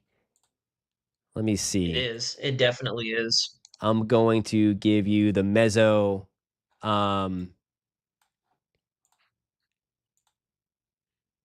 Okay. There we go. So now we got the mesoscale channel infrared on the. Whoops. Oh, that was you. Okay. I was like, what happened? Yeah, I just logged in. Sorry about that. Sweet. No, you're okay. You can take control if you would like. Just hit the play button on that thing, or do you want me to move it back? No, this is fine. I'll go ahead and I'll start controlling from here on out. Sounds good. All right, I'm going to go step out 1 second. I'm going to go check in with what is going on, and I'm going to leave you with, I think I have a couple of things in here. All right, I'm going to leave you with that view, my friend. All right, take it away. David's going to be hanging out with you guys for a little bit. Well, a long time, but take it away, David. Alrighty, thanks, Jonathan. So good evening, good afternoon, however you want to describe it at this point, ladies and gentlemen. It is 5:35 Eastern Daylight Time, and we are staring directly into the eye of Major Hurricane Helene. And the reason I asked Jonathan to bring this infrared satellite up is, unfortunately, as he mentioned, this system is still undergoing rapid intensification. You can see that the eye has shrank in size. It is more reminiscent of that pinhole eye and eye wall structure on the radar, as it was already alluded to, we have an abundance of lightning strikes, which is indicative again of that strengthening phase. I do believe right around landfall, we will realize a Category 4 hurricane as this makes its way inland. We haven't seen a concrete and fully symmetrical eye wall come together just yet. It was still looking a little distorted earlier this morning, thankfully. But unfortunately, the intensification phase has been consistent and it is no longer gradual. We had the special advisory around, I believe, 3 o'clock this afternoon that bumped our winds up from 105 to 120 in very quick succession. And we now are up to 125. We are 5 miles an hour away from sustained Category 4 level winds. So everybody up there in the Big Bend area, regardless of what you've been told, regardless of where this system is going to track, whether it wobbles to the right, whether it wobbles to the left, we are going to be looking at pretty consistent yet intermittent Category 4 conditions. That's the kicker here, ladies and gentlemen. We need to remember, I know a lot of people last night were talking about, the track is to the left of where the center is going. At this point, it is closing time for everybody up there in northern Florida. Conditions are only going to continue to rapidly deteriorate as we go over the next several hours. One thing I also want to touch on as well, let me go ahead and grab my links back here. I have the chat down here to my left on my mobile device, so forgive me if I go from looking at the camera down to my phone, just so that way I can kind of look at the comments and see what's going on over here. For the hours, particular thing, if you follow me specifically, that I was worried about, we've had a pretty decent uptick in not only our coastal waterspout, but our inland tornadic activity over here over central and south Florida. This was something I worried about because early today, it seemed if we were actually going to see a huge break in our overall coverage. We saw a lot of the east side of this system kind of boiled down to almost nothing, if you will. And a lot of the Floridians out there, I know I had a few friends in the Florida area mentioning that, hey, it's been pretty clear. In fact, there's been sunshine every now and again. And this was a bit of a concern to me because what that is, we have a little bit of dry air working its way in alongside all this extensive tropical moisture just off the West Coast, which sounds like a specific recipe for tornadoes. And believe it or not, I know that Georgia is up next right after the Big Bend of Florida, but Georgia it actually has already been kind of encountering a low-end tornado outbreak. Lots of tornado warnings for the south and southeast quadrant of Georgia. And yeah, we're only going to continue to go downhill from here. The good news is, with where the center of circulation is right now, we are just about into the worst of what this system has to offer for our West Coast Floridians, whether you be in Fort Myers, Charlotte Harbor, Sarasota, Tampa Bay, St. Petersburg, up towards the north there, Clearwater, getting into the southern periphery of what we would consider the Big Bend area. As the system continues to move up towards landfall, we are in the worst in Central Florida. Now, I will say, as we go through the night tonight, if you look at the satellite image that I have pulled up for you guys, and I'll go back to links so I can illustrate for you a little bit. You go ahead and switch over here. I apologize. Give me 1 second. I'll go ahead and pull this. Let's see here. See if I can clone. Grab this. So all these features here, all little tendrils, these dreads, if you will, on the southeast quadrant of this hurricane, as this system makes landfall, if you extrapolate this forward, what's going to inevitably happen is these more intense bands are going to be pulled up right over the peninsula. I know some of us in southeast Florida, Miami, Fort Lauderdale, West Palm Beach area have seen a consistent slew of thunderstorms and highs. Southwest and the immediate southern Florida peninsula has been being pummeled by onshore flow on the east and southeast quadrant of this system. This is going to wrap around us throughout the over tonight, which means a nocturnal tornado threat is so we need to make sure we have devices charged, the capabilities of and kind of make sure we maintain our situational awareness after sunset. It's happening here in the next 2 to 3 hours. We're going to lose visible. I'm not talking about satellite. I mean just what we can see with the naked eye and kind of keep our bearings about us in our local area. And we're going to want to make sure that we're either tuning into local coverage like us here at News 6 or just kind of your mobile is looking at radar, satellite, whatever tool available to you, phone, an iPhone, Android, whichever you prefer. We're not going to go ahead and split hairs. Let's see. The face of the hurricane is so scary. Honestly, Quinn, I'm not going to lie to you. I saw this satellite image earlier. It was very, very, very mean looking. That almost looked genuine. You got your iris, the corn pupil right there. It's very interesting. I've never seen a satellite image like that before. Let me see if I can pull up a couple of more options and items for you guys so we can take a look at a few things. Let me see what we have pulled up here. Let's see. I might just want to go back to radar real quick. Let's see if this is running. I don't want to pull data. Do not want to pull up old data. I want to make sure that this I was looking for. So we can have this image up, kind of zoom on. Let's see. And forgive me as we're on the live stream. I am going to kind of putz with this just a little bit. So I pull up some more info for you guys that we can take a look at. In fact, actually, let me see if we have on the slides here this next area. I want to talk about that right now since we don't really have anything pressing. We're just in a wait and see type of or not in a mentality, but in a wait and see type of mode as we await landfall for this system. Is Tampa getting the worst of it right now? Yes. Tampa is definitely going to be seeing the worst of it right now. As the system runs Perry, I should ask Jonathan if we could do the screen that up for you guys. We can screen share and I can show you exactly what's going on. And I'm going to tell you right now, going to immediately apologize because I already see folks mentioning it in the chat. I'm not home. I'm not anywhere specific. I'm not in a professional environment. I am working hard to get you guys this information from a hotel room since I'm away on military orders. So bear with me, please. Just understand that this is not going to be a perfect live stream. I'm not in the studio right now. I'll be back actually this Saturday.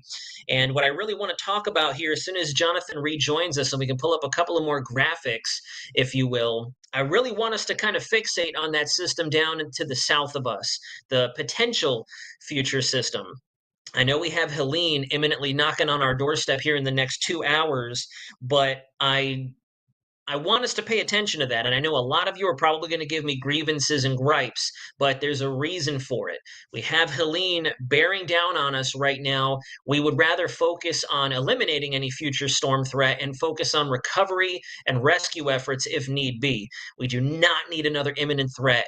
And, unfortunately, I wouldn't be discussing it if that wasn't a realistic solution or a doable solution. Is it the most likely outcome right now? No, we still have quite a ways away. We have about 7 days before we possibly see development in the Western Caribbean, but the ensemble projections and our deterministic models this far out just look concerning for us here already battling with a major hurricane right off our west coast. Bill, this is a sloppy, relatively undefined storm. If that's the case, then I would love to see the non-sloppy, well-defined storms that you've seen in the past, because this is a fairly well-defined hurricane. In fact, I'd argue this is our second greatest looking hurricane this season. We saw Debbie was a disheveled mess. Francine never quite got its act together. Ernesto kind of took on that look as it was shooting up towards Atlantic Canada. The sad reality is we're receiving our next best, most organized system for the 2024 hurricane season in an area that just does not need any more weather, period. I'm sure everybody up there in the Big Bend area would much rather clear skies, calm conditions for the rest of the calendar year, pending, the occasional rain shower for the sake of ambiance or whatever. But in this case, this is not a good scenario, and it's tightening up as we speak. Not necessarily, Bill. Not necessarily. In this case, because it is a broad system, we're going to have lower central pressures with less of that intensification in the winds. Those smaller, more compact systems are a lot more susceptible to changes in their central pressure because naturally the physics, the mechanisms inside the storm structure are going to be vastly different. Let me see if I can pull up an actual satellite shot. This is earlier in the day. I want the current satellite shot. Let me see here. I'm not even too sure which one we are actually in right now. In fact, I may just delete that one. Let's come back to this satellite shot. I'm pretty certain that this is going to be one of our more live pictures here of the satellite. See if I can get this out of the way. This is the 5 p.m. advisory. We're just going to keep rocking and rolling until potentially the 8 o'clock advisory. So as you can see, the eye is shrinking. I want to be able to pull up the radar for you guys as well to show you that well-defined core of eye wall convection, which is not good. Bill, I don't know if you're trolling right now, but there's a lot of folks in the Panhandle and in the Big Bend area that will not take that lightly. This storm is huge, but will mainly be rain. Honestly, I wish that was the case, but that is almost a direct insult to everybody who has had to evacuate in the face of Hurricane Helene. This is not going to be a rainmaker. I'd argue that Debbie, despite being a Category 1 hurricane, was a bit more of a water rain threat as opposed to Helene. Helene is a totally different beast, and we're actually going to see hurricane, if not high-end tropical storm conditions extending all the way into uppermost Georgia before this system really dissipates. So not only will the Big Bend area receive Helene head on, but we're not going to see this wind down as quickly as, say, the likes of Ian, where it took forever to scrape across the southern one half of the Florida Peninsula.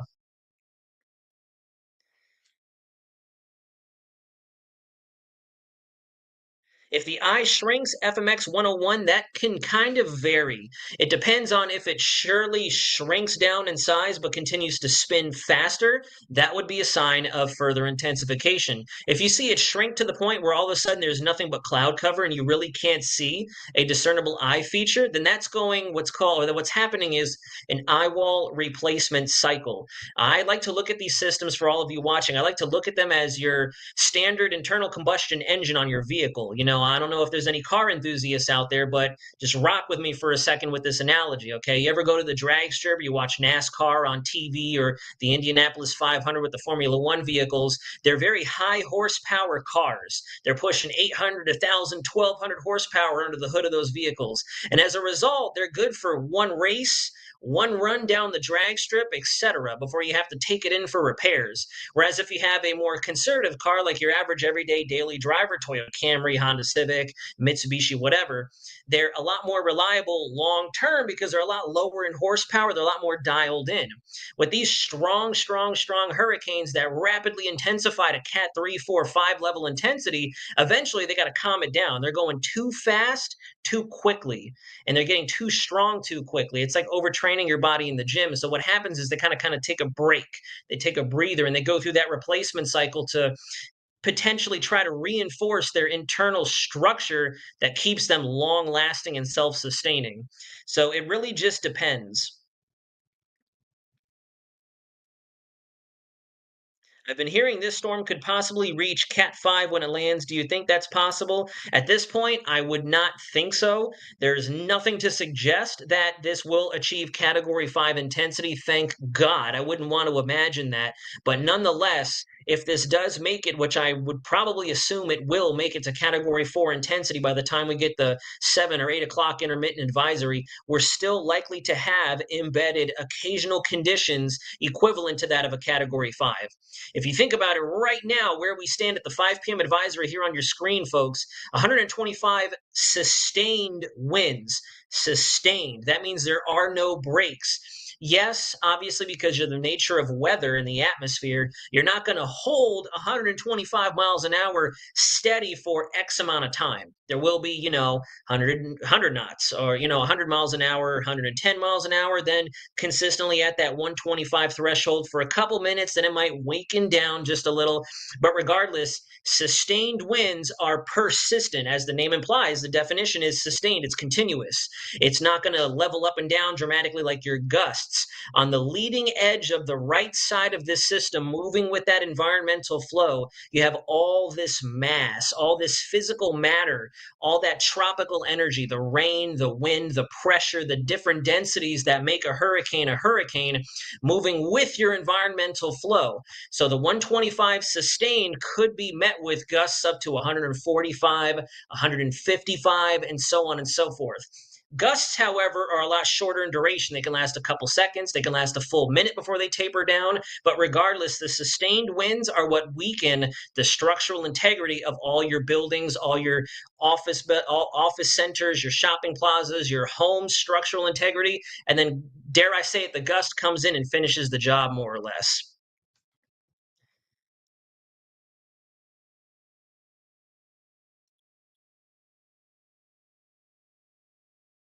Is it almost past St. Petersburg now? It should be running parallel to St. Petersburg. As soon as Jonathan gets back, I'm going to kind of get a crash course in this link system. That's been the bummer about being away with no electrical capabilities to get into our systems and kind of train up and continue practicing and creating my own briefs for you guys. I've kind of lost the flow, my workflow for you all. Are the convective hot towers so large they're causing radar attenuation on the southwest corner of the eye wall? Let me see here. Let me see if I can pull up a radar image. That's very possible. It is very possible, and you make up a very valid case. Let's see if I can pull up live radar. I know that we had it in here somewhere. We had it being used yesterday, as a matter of fact. Let's see. Bear with me just 1 second, ladies and gentlemen. I'll continue to answer questions. Let's see, I should be able to honestly just change us out from the infrared. Let me just do that. I know I don't want to kind of step on the show and all that, but let's go ahead and click on this and let's change to our radar. Let's go to live Barron radar, reflectivity, and let's see if that did something. It should have. Let's go back over to the screen. And it did nothing. Okay, let's go ahead and try to pull up our Tallahassee radar so we can take a look. Keep pumping in the actual weather questions too as well, guys. That's kind of where I make my money. I love talking weather and explaining weather to the best of my ability. That was always my favorite position to work when I was in the Air Force prior to my coming over to the Navy now.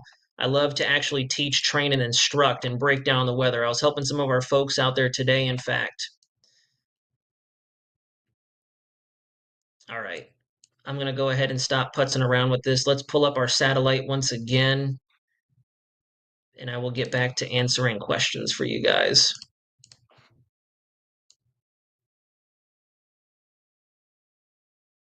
This is definitely old. Yep, I'm very rusty with this system.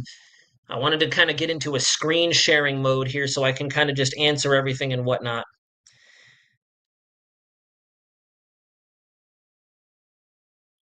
Is it going to get windy or just rainy?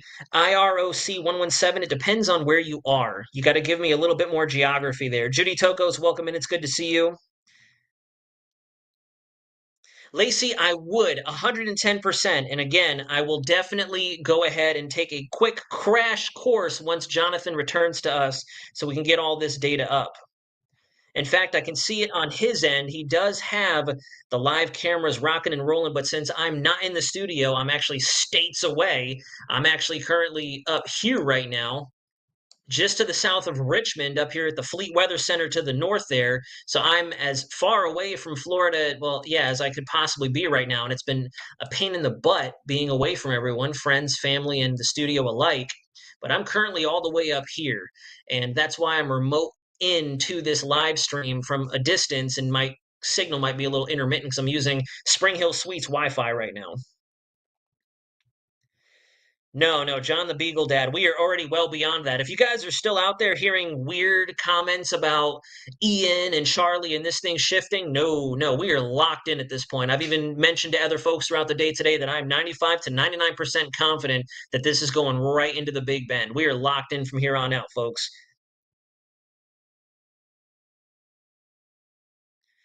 50 to 60 miles an hour max in Georgia after it gets close to Atlanta. Well, I mean, we'll see.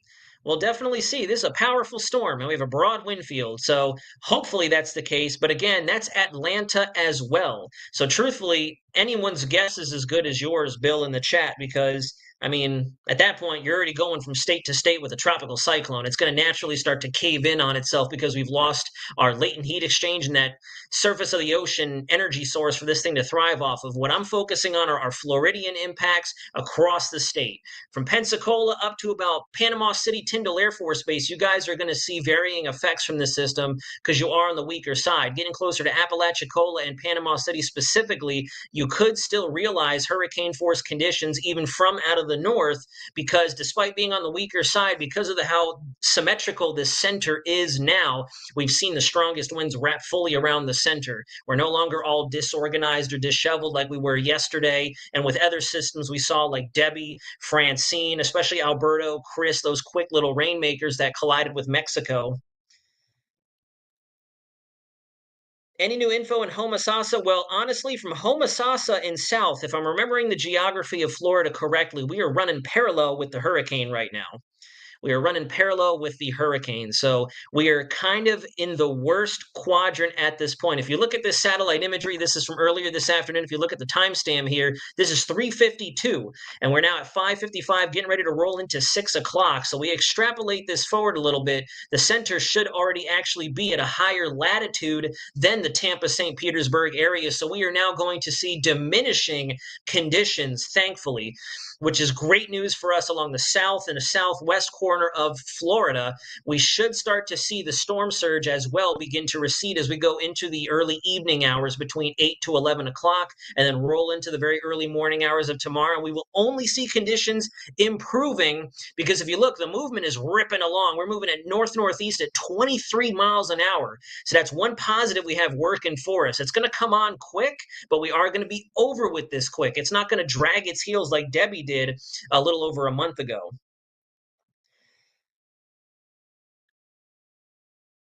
So is the hurricane dying now? Is the pressure going up or down? Pri and Patel, I'm going to go ahead and leave you guys on this screen.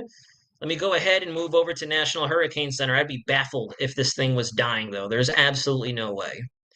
Absolutely no way. They haven't put out any intermittent advisories just yet, which is good news. Usually they're going to update us in between advisories if there's something pressing that they've received from reconnaissance aircraft. Currently, as of 5 o'clock, everything that was on the screen still stands, north and northeast at 23 miles an hour, moving at about 20 degrees if you're looking at it on a compass rose, moving right up into the greater Big Bend area. Now, as we're talking in Category 4, regardless, where we stand right now, we are 5 miles an hour away from achieving sustained Category 4 impacts. So think about it. We're 5 miles an hour away, and a couple of the lieutenants and I were talking about this earlier today in our tropical section at the Fleet Weather Center here. We're splitting hairs at that point. Whenever you're dealing with a major hurricane, as the name implies, the damage is going to be extensive regardless of how you cut it. It's a major hurricane with 125 mile an hour winds. It's a major hurricane with 145 mile an hour winds. You know, obviously, if the wind speeds increase and the strength of the thunderstorms around the center grows up even more, you're going to be dealing with more damage. But at this point, everything applies. This is going to be a very dangerous situation that we have to spend the next 12 hours kicking it with this hurricane. And that's why Jonathan and I are going to be providing you guys with continuous coverage, maybe intermittent breaks for 20, 30-minute periods in between updates. But this is my third cup of coffee today. I've been digging into all this for sure. Kay Hickman, you bring a very valid question to the table. What is the Caribbean going to do next? And I can't wait till Jonathan rejoins us so I can get the screen share capabilities over on my end and I can show you guys exactly what I'm looking at. Because I'm one to look at everything. I get a lot of flack over on my other YouTube channel, my main YouTube channel, and I don't know why. But as a weather forecaster, I want to get this information out to you guys before context clues, before we're sitting with a potential strong storm off our coastline. Tampa is already seeing the worst of it, Zen. Tampa is already seeing the worst of it. This system should be to your immediate west-northwest now and moving beyond. So whatever Tampa is getting right now, outside of those leftover remnants that are going to be wrapping around the backside of it, we're already seeing the worst of these sustained conditions, which is good news.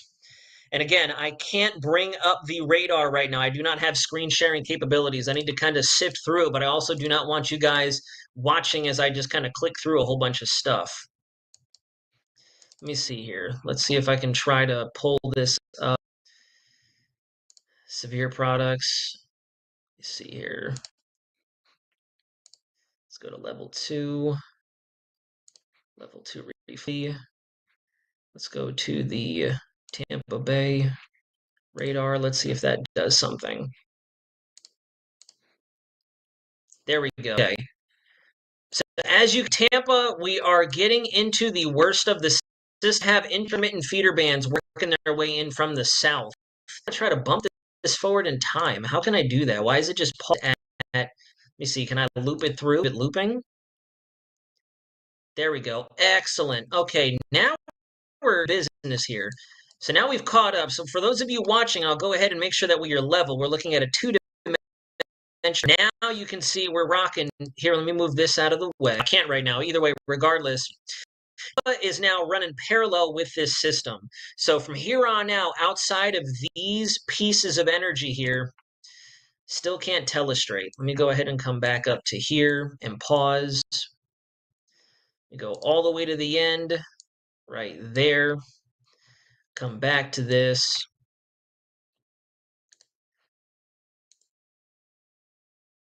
That's the toolbar. What? It's like a little icon. It's not the actual toolbar.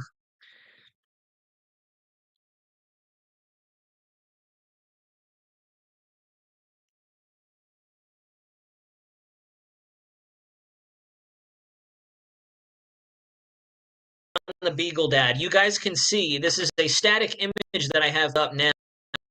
Do the math and you do the geometry behind it. Here's our system spinning counterclock. This is current. This is about 10 minutes ago. So this is as current as we can possibly get. And thankfully, Tampa, Braden, Cape Coral, and everywhere in between can officially put this system behind you.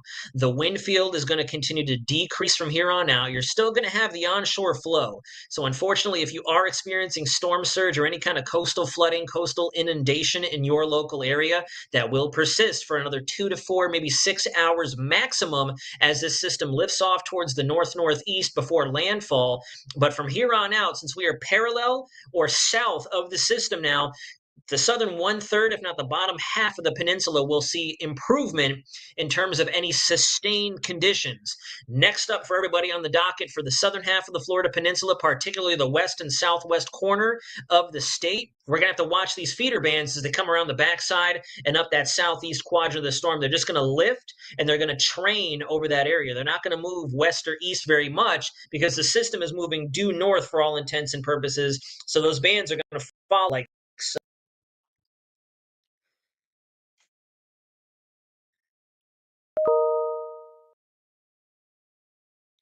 Bill, I don't know why you're calling folks, especially the actual trained experts on this system, liars. We are at 120-mile-an-hour winds, very close to 125-mile-an-hour winds. And I saw in the chat just said we have another update from National Hurricane Center. Update statement.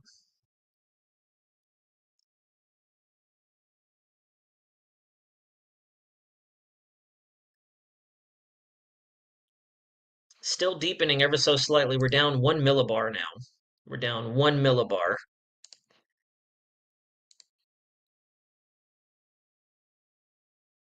And I can't tell, actually, if we have weakened a little bit. That would be spectacular news. The 5 p.m. advisory in the cone here has 125-mile-an-hour winds.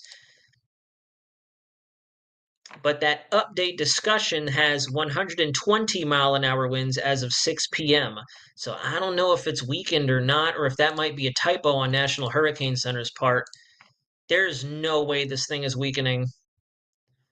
Gosh, no, there's no way. I wish I can pull up the actual. Let me go ahead. Now that I know how to operate this, let's go back to the satellite image and I'll loop it for you guys. I'm not what I'm seeing. Let's go ahead and pull up. Let me close this, click this, and just back to the infrared east. We'll go to the infrared satellite, that up, and let's go ahead and loop. There we go. So for whoever asked in the chat earlier, if eye wall it begins to tighten up, that usually is an indication of strengthening. And here it is trying to obtain further symmetry with thunderstorms filing in right along that wall, the core of strongest thunderstorms before sinking air in the eye itself. That's what produces system spin so that on the eye wall you have very oceans that spread out and create outflow that you see on the satellite, all the wispy clouds and oceans from the center of the hurricane. But because of how fast these spin, much energy is these hurricanes at once, you get a rapid effect right in that center, and that's clouds, and you get a feature there. And this is a healthy and impressive hurricane.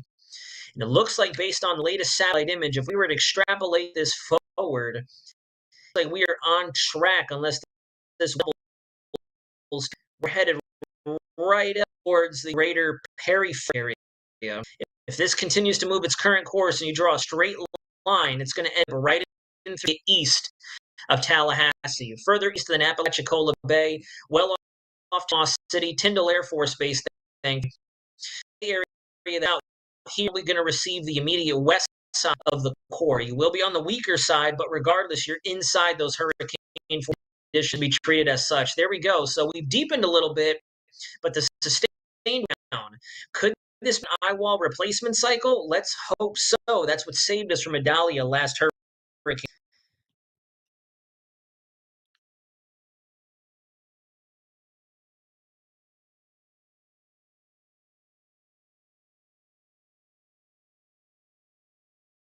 Yeah, again, sorry guys, you're gonna have to bear with me. I can't. Like I said, I'm using hotel Wi-Fi. I wish, if you guys want, I'll open up a GoFundMe. You want to buy me a quick little mobile hot for situations like this? That'd be awesome. But unfortunately, I went out and bought a laptop because my work blew up. It doesn't work. My personal laptop was very dinky. It had no bandwidth whatsoever. It was too small of an internal processor to do these live discussions. So had to more or less just get rid of that. So I went out last second. I figured, to heck with it. I'm going to go ahead and buy a whole new setup so I can get live and help start talking to everybody. And they just bumped up the winds again. What's going on? Maybe dork National Center's part. I don't know if you noticed that. And I thought it was weird myself, but we're back 25, still deepening. It must have been a tight error on national hurricanes. We are still at 125 mile an hour sustained winds.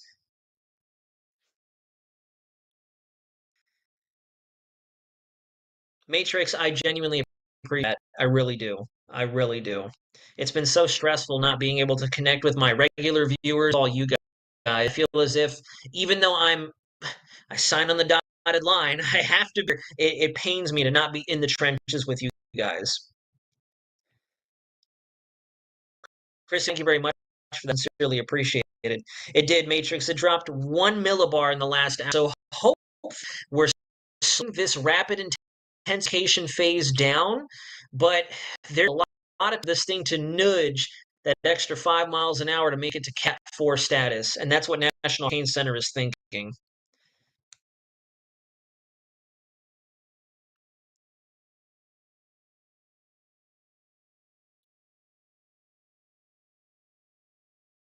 Armando, can you hear me in the chat? Somebody's saying that I'm on mute, unless he's talking about else in the chat who shouldn't be talking. Yeah, guys, despite some of the folks in the chat right now, I really don't know where they come off. I really don't. I feel as if, and that goes across the board. I'm going to go on one of my soapboxes here, and I'm sure you would support me in this. There's nothing more painful for me as a credentialed weather forecaster and meteorologist than folks who talk just to talk. Like, experience is one thing, and having experience or 2 or 3, that's great. But first of all, you need to understand the big picture and the mechanisms that go into these cyclones. You need to understand that every storm is in its way. Helene is not going to be the same as Idalia. Idalia is not going to be the same as Michael's not going to be the same as Charlie. Ian was far from the same as Charlie Shore, pretty much in the exact same spot. Every storm needs to be respected.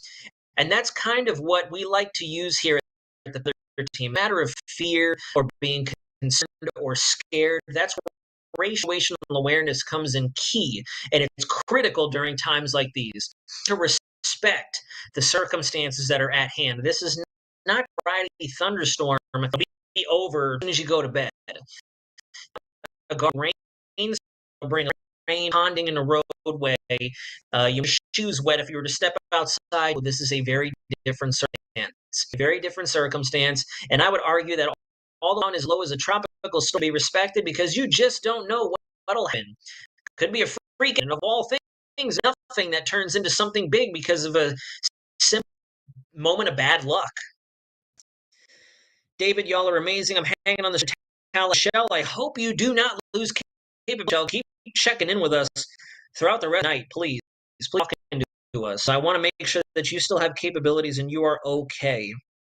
David, when is the oscillation over Central America causing this storm's end? So that's actually going to be more dictated by what our MJO and what are called actively cold Kelvin waves. And I know that sounds like a lot of sophisticated weather jargon. What the heck is that? Actively, basically convection, thunderstorm, the transfer in the atmosphere, and wave. The reason they're called Kelvin is because of the way that they're classified, characterized by us atmospheric scientists. But in layman's terms, they're just giant waves that pass through the equatorial regions and they stir up different thunderstorms. They bring in excess moisture. Early hurricane season, when we had Beryl, unfortunately, we had a lot of dry air, a lot of stable air out there, and one of those Kelvin waves came through, cleaned the atmosphere up, and that's exactly what gave Beryl the opportunity to just explode as it moved into the Caribbean. And that's the thing with tropicalology, folks, to tell you the truth, a lot of it is like a careful game of chess. It's very critical, the timing.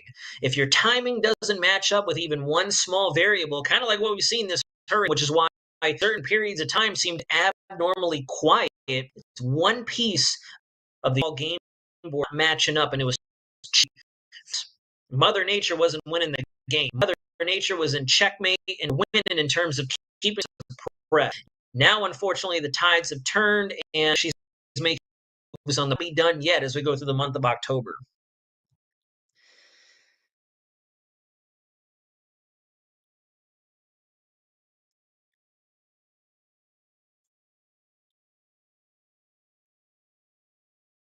So, what is next Caribbean? I'll go ahead and kind of the picture through it as best I can. So, what's going on? And in fact, let me see if I can expand this satellite. I was talking about a few of the LTs I was on with earlier this morning and this afternoon too, because conversation potential and then all of that there was very possibly, not possibly, I'm sorry, we were talking first thing in the morning after the morning brief that we opened the watch floor. We were talking that, hey, there's a lot of, fairly confident agreement down could be watching another entity that could pose a risk here, not only in the southeast, but the Gulf of Mexico and the Caribbean altogether, which is a bummer because we're dealing with Helene now. We don't need that. We don't need a second one. And that's why I really emphasize what's going on down there as we move through time. So let me this out now that we're don't look up, John, but you're in the East Pac. Mexico has not catch up there. John went in and made as a hurricane, back off, redeveloped the hurricane, making landfall. If you want to talk spectacular, that's what you call bad luck, and that's what I was just with the tropics. But what's happening here is we have this modification of the environment going on off of Helene. We have this anticyclonic outflow to build and force our west of Bermuda, east coast of the. So technically speaking, for those of you who were afraid of this being another Ian, Charlie, Wilma cutting across the peninsula, we can actually thank Helene. That sounds very bizarre. Please don't take that and manipulate that into something weird. But what Helene's outflow and strong winds are doing in the uppermost portion of the atmosphere, the highest point where weather is observed, is it's modifying its local environment. It's strengthening a bit of that ridging off the east coast, which is what's helping to prevent from simply spilling the peninsula. Thankfully, brought that air mass modification that in the jet stream over the United States is producing. We have a clear and dry for this system to take through the Big Bend into Georgia, up into the Carolinas, eventually cutting back to the west over Tennessee, Kentucky, and the Dixie Alley area. We also have John down here. John is also producing outflow of his own. So as a result, and I'll switch over to the water vapor, there's a better job of communicating this info, which is National Hurricane area of potential development down there because the atmosphere will be primed. So see, if you notice, I'll zoom way out for you guys, and I hope you can see this. We have dry air and a front up over the southern plains. That's what's helping to nudge Helene to the north. There's our dry air and our anticyclonic flow off the east coast. So as you can see, dry air, there's only one direction for the system to go, and that's to the north. So we're locked in there. But notice lots of moisture still out over Centrica, the east, the western and central Caribbean, and we have a very healthy tropical actually moving in from the Lesser Antilles. These are going to be pivotal pieces. Moist environment, unstable environment created by our two systems here, and a tropical wave wandering in from out of the east.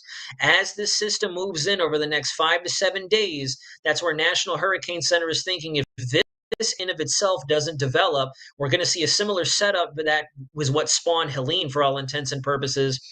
Possibly, and again, possibly, guys, it's not set in stone. You know, the ensembles did great with picking up on Helene this far out, but we've had a lot of instances this hurricane season where the long range ensembles and the long range predictors fell through at the last second, and we were all kind of left holding the bag like, oh yeah, I promise we weren't lying about this. So there's still a lot of room for this to change. But the reason I want us to emphasize this, especially for us in the Southeast, it is too close for comfort. We're not even going to have time to pick up the pieces after Helene before we're tracking something else down there. And another viable point why I personally want us to keep a close eye on this and keep you guys updated on both situations, Helene into landfall, and then this system that's now designated by NHC, is because everybody has received impacts. Texas, Louisiana, Mississippi, Alabama, Florida, we've all seen hurricane activity this year. We had Beryl, we had Debbie, we had Francine, now we have Helene. Everybody in the Gulf has had a taste of this hurricane season. We are done. We don't need another storm. Everybody has a little something to pick up after, thanks to 2024 hurricane season, and to see that this could still be a spot so close to home, unless it fizzles, someone will receive it. And I personally feel like that's enough to kind of bring situational awareness to it and have to track short. Let me go look. I'll go ahead and look on the live radar right now. Let's take a look. Yeah, Helene is looking really good on radar. We don't want to see that, especially this coastal landfall. That's what National Hurricane Center was concerned about up until landfall, is that nothing will really stop this system from continuing to intensify as it moves along. We have some very decent looking cells moving across the western half of Florida. The eastern half is looking great. We have nothing going on. If you reside in East Polk County, or actually almost the entirety of Sumter County for now, Orange County, Marion County, Flagler County, Brevard, Volusia, even further to the south of there, from about the Four Corners area south and north, we are good. There's really nothing on the immediate horizon. All of our strongest storms and heaviest rainfall are running parallel to the coast and coming up with that return flow around the backside of our system. So that's where we're going to have to watch very closely for tornadoes. And we do have a tornado warning in effect for Charlotte, Florida, DeSoto, Florida, Manatee, and Sarasota. Radar indicated currently. So it is not a confirmed tornado, but you should still go through your necessary precautions for sure.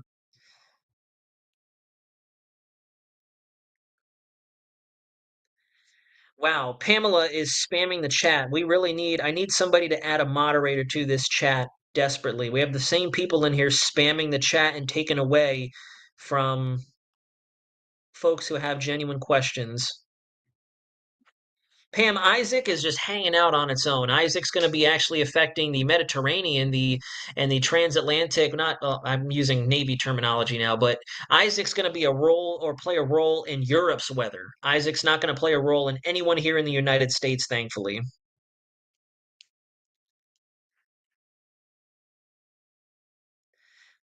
Robin Kilgore, I'm actually in Polk County myself, not literally, obviously, but I'm in the Davenport, Haines City area of Polk County. This is not my YouTube channel, unfortunately, so I cannot assign moderator privileges.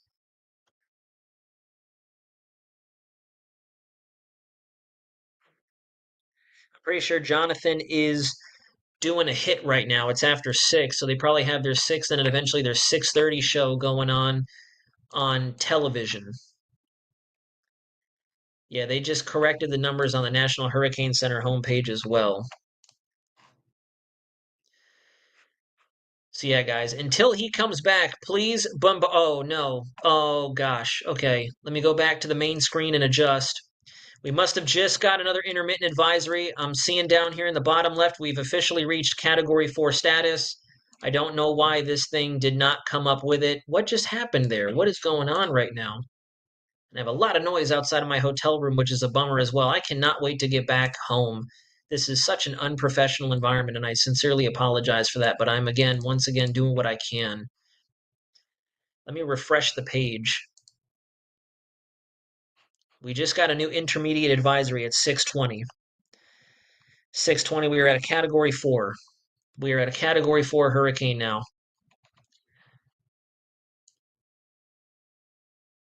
There's got to be a way I can update this screen. I don't know why the text was left behind down here. That's very weird. Anyways, we are now down to a central pressure of 947 millibars, 130 mile an hour sustained winds, so we are still intensifying.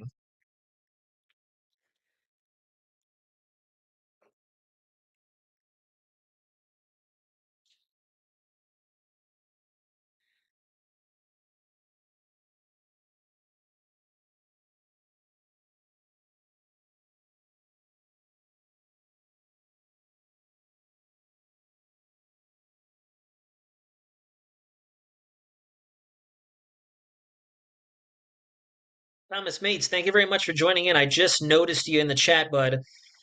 Jonathan just messaged me as well, letting me know Cat 4. We have reached Category 4 status. So this is a very, very dangerous situation. This is a major times 2, essentially. And I don't mean to use that weird terminology. Wow, what the heck happened with this? Why is it all spaced out like that? I'm not too sure what's going on with our link system, but I guess if that's what I have to do to show you guys the latest advisory right there, I know this is very weird looking. Like I said, I don't know why the banner in the background was displaced. I've never seen it do that before. But there you go. There's our latest intermediate advisory as of just 2 minutes ago.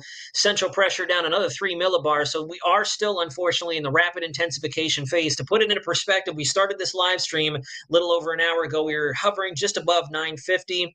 We were at 950 a little while ago. We've dropped another 4 millibars in about 30 some odd minutes.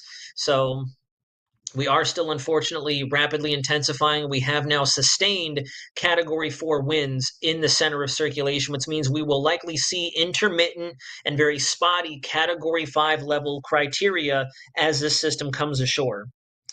Matthew Doherty, it is not going to take a path towards Jacksonville. Again, buddy, we are locked in at this point. We're just waiting and watching. We got to wait this out. We cannot take this storm away, and it is not going to move at this point. It's just going to continue on its current course. We're going to stay the course at this point. The Johnny Rasa, of course, thank you very much for your kind support. I do appreciate it.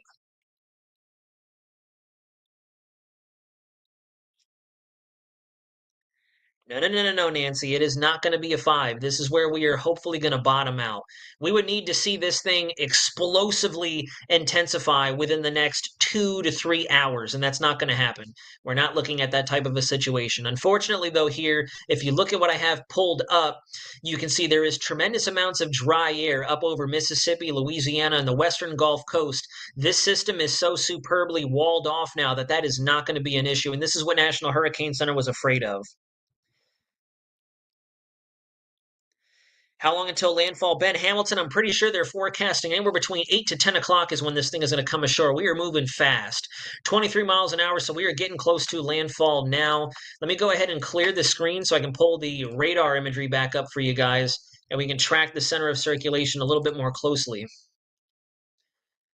Let's go to the level 2 radar, level 2 reflectivity. I'm going to go to the Tallahassee radar so we can see this thing on approach. Now I need to get this out of the way. There we go. Let's just move that off to the side. And I truthfully hope if we do have any others watching from the greater Big Bend area of Florida, that you've heeded the warnings of local law enforcement and local emergency management services, because at this point, there is no movement to be had. You should be sheltered in place and in a very safe spot, regardless of where you are, whether it be in your own home or elsewhere for that matter. This is the final approach of Hurricane Helene.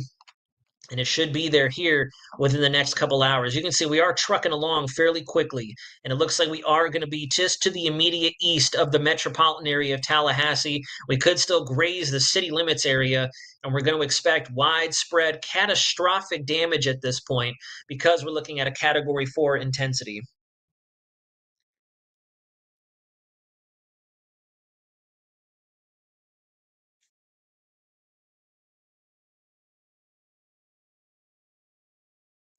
No, East Coast Aquarius Miami-Dade is not over with. Remember, we still have a lot of back building and a lot of return flow storms that are going to be wrapping around the south side of the system.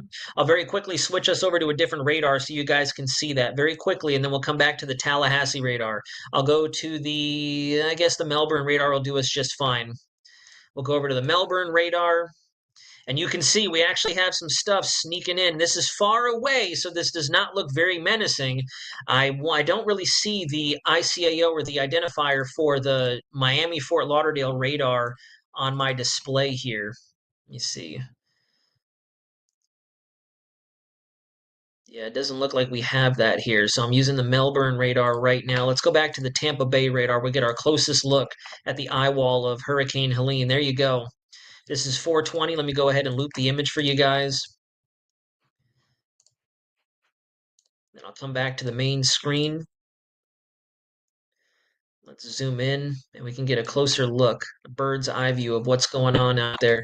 Very impressive hurricane. This is absolutely getting close to one of the more impressive, not the most impressive systems. So there you go. For the person who asked earlier about the structuring and the symmetry of an eye in the core. You can see as the radar loops, earlier we started out a bit more broad, a little bit more jagged around the edges, but notice in those last couple of frames, we're taking on that perfect circle.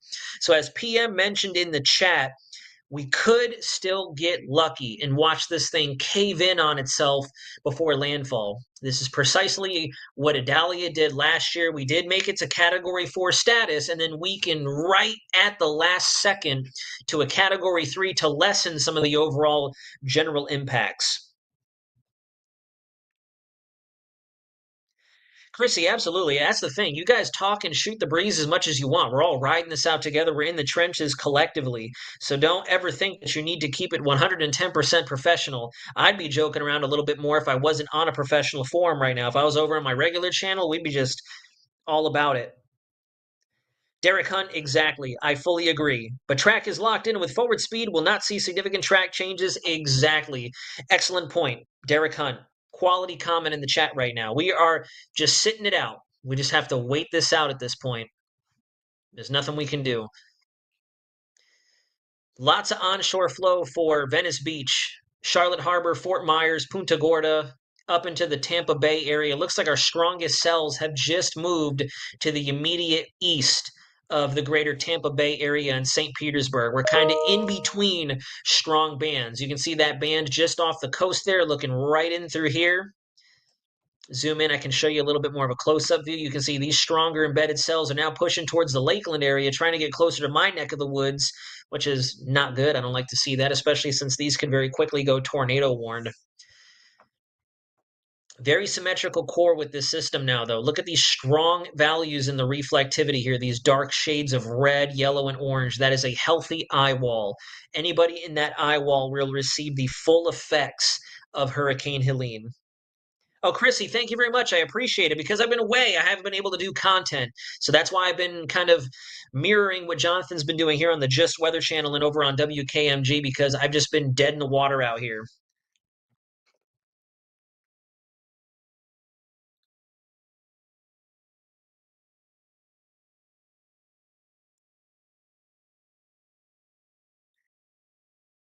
Can you explain what Central American gyre is? When does it end? Because it is causing these storms. I see another one next week. So the Central American gyre is essentially a very large scale. I would say large scale. The reason it takes the name Central American is because it blankets much of the Central American land mass from southern Mexico through to the northwest quadrant of South America. This could be a big thing. And all it is a focused area, but a big focused area of rising motions.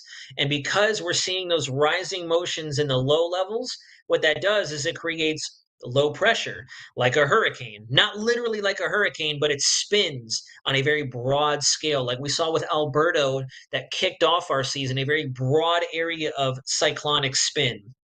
And to generate this, we usually have a Kelvin wave or the MJO coupled with a nice anticyclone at the highest point in the atmosphere to help drive those lowering pressures, the rising motions to evacuate that mass closest to ground level. And it really depends. It depends on what the atmosphere does in the next week, 2 weeks, 3 weeks to whether or not that gyre setup will go away. Sometimes they can hang out for a couple weeks. Sometimes they can last a whole month. Sometimes they can come on intra-seasonally as well. And what that means is outside of their normal times. Typically, we see a more pronounced gyre setup come together late May into early June, and as we're getting into November. So to see this, we would have to have something spur that development, and we did. We had the MJO and a lot of that rising motion in the tropics come across that area and help to ignite that low pressure area called the gyre, and that's what hooked up with this feature before it turned into Helene. This is a very impressive hurricane, though, folks. We need to take this very serious. This is a very symmetrical, this is that, quote, look that you see so many folks mentioning on social media.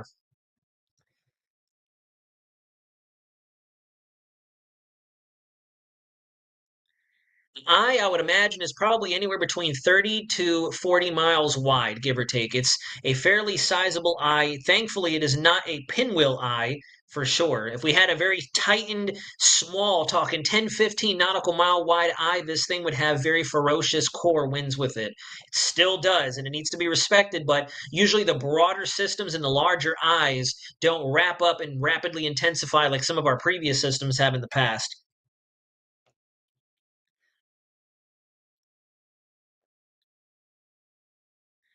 Clark, she's a beaut. I'm wondering if that's a Clark Griswold reference.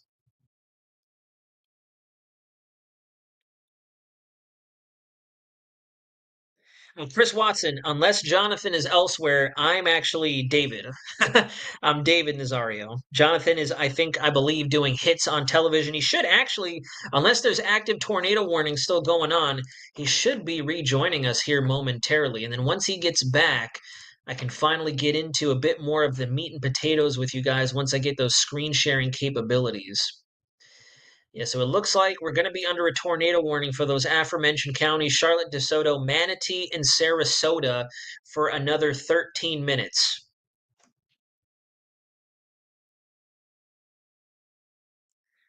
So, Connie, excellent question. I see your question in the chat. Let's go ahead and zoom out again. So, despite what a lot of folks were talking about, to kind of go back to what Bill was saying earlier in the chat, hype, there was a ton of hype and fear mongering building up to this system. And a lot of the quote hype really didn't pan out. There were a lot of folks out there, and I quote, saying this is a big, expansive storm. And as you can see on radar right now, yes, this is a big hurricane in the grand scheme of things, but we're actually lucking out over much of the Florida Peninsula because we are not seeing as consistent and as heavy of the rainfall as previously forecasted of 24 to 48 hours ago. So to answer your question, this storm is not going to continue to increase in size until it is well inland, starting to feel the effects of a frontal system to its northwest. Then it'll start to broaden and fan out, lose that circulation, kind of like a figure skater. I don't know if you guys have heard that analogy before, but right now Helene is in the process of spinning and drawing her arms in closer to her to spin faster. After landfall, and we start to lose the mechanism that keeps it intensifying, just like a figure skater ending its routine, it'll start to extend its metaphorical arms out, spin slower, the wind field will expand, the intensity will start to rapidly diminish, and then Helene will be retired, more than likely. This is going to be a storm that gets retired.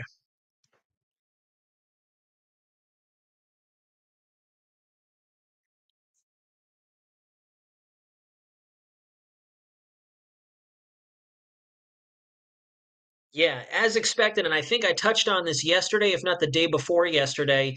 I want to say it was the day before yesterday, if not our Monday or Tuesday live stream. If you guys caught that update when this feature was still down in the Caribbean, I'd mentioned that on satellite it was enormous. We were feeling impact in Yucatan. We were field attacks all the way out to the Dominican Republic, Haiti, Jamaica, and then down to Central America near Costa Rica, Panama, Nicaragua, etc. To you guys that as these systems undergo their evolution, they'll shrink, they'll consolidate. And we're seeing that end result here. If we were to put Helene in its current state down in the Caribbean, it would look a lot smaller than when we first started a couple of days ago with PTC and Tropical Storm Helene. Daniel Schwartz, it's a perfect analogy. I could honestly, it would probably look silly, but I could spin around in my chair right now and pull my hands in and you guys would see me spin faster. I'm not going to do that for the sake of keeping, the professional environment, but you guys know the idea. Winds are at 130 miles an hour. We've officially reached Category 4 intensity. So this is a major hurricane in every sense of the word. We did not just cross major hurricane territory. We have fulfilled the upper end of the forecast intensity.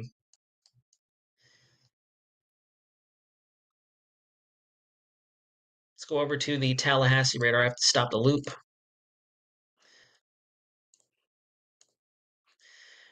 That's a magnetic scenario for Tallahassee is the fact that we've had a lot of rainfall all day. We've already had consistent flash flood warnings and other flood advisories going out for that general area. You can see right now that even lots of Georgia, I know a meteorologist up there who reports near the Atlanta area, and she was giving a very intensive discussion about the flood potential up there. They're expecting anywhere between 5 to maybe even upwards of isolated 10 inches of rainfall thanks to the training effect that Helene is having with the frontal boundary down at the surface. Let me see. I'm going to real quick and see if I can pull that up for you guys. So maybe I can describe a little bit more. Let's see. Let's go to load, and that's not what I want.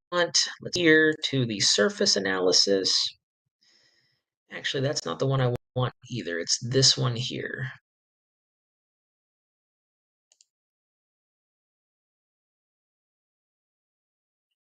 Let's see. There we go. Excellent. So thankful that we can put this together. So what's happening here is, and we're using the Tallahassee radar, so obviously we're only going to be able to see so far out. It's not like we're only getting rain in Florida and the United States is dry everywhere else.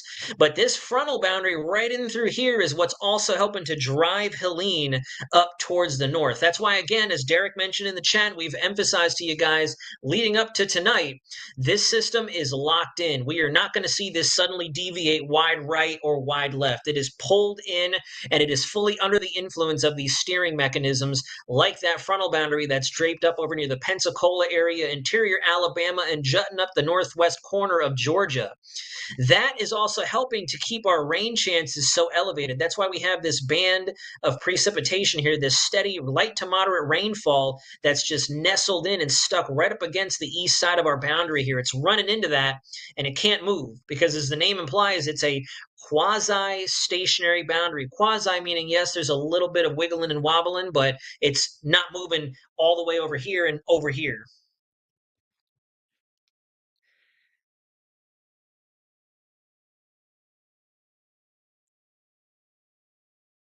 Armando, I'd already answered your question, dude. The Central American Gyre, just a large area of lowering pressure and rising motions down there over Central America, as the name implies. Seeing Chrissy getting a lot of kudos in the chat. Yes, 157 or higher sustained would make it a Category 5. Thank you very much, Chrissy, for dropping that in the chat. I do appreciate that big time.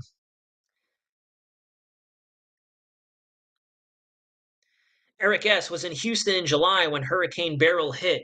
Now they're currently in Tampa.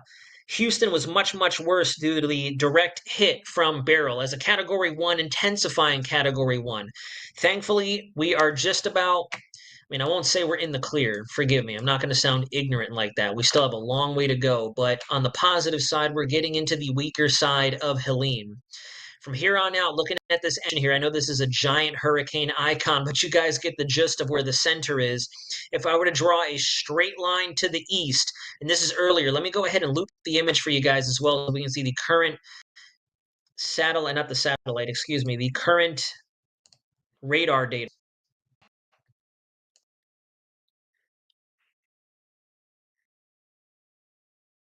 Go ahead and reset so we can look at that two-dimensional view, and I'll zoom us on in.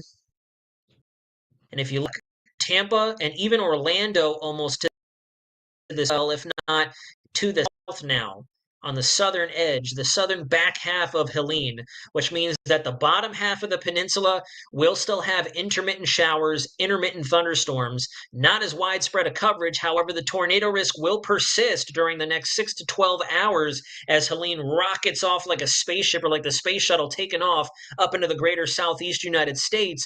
But we will start to see our conditions improve through the rest of the night tonight. So that is very good news for anyone watching from Tampa down along the south of Florida.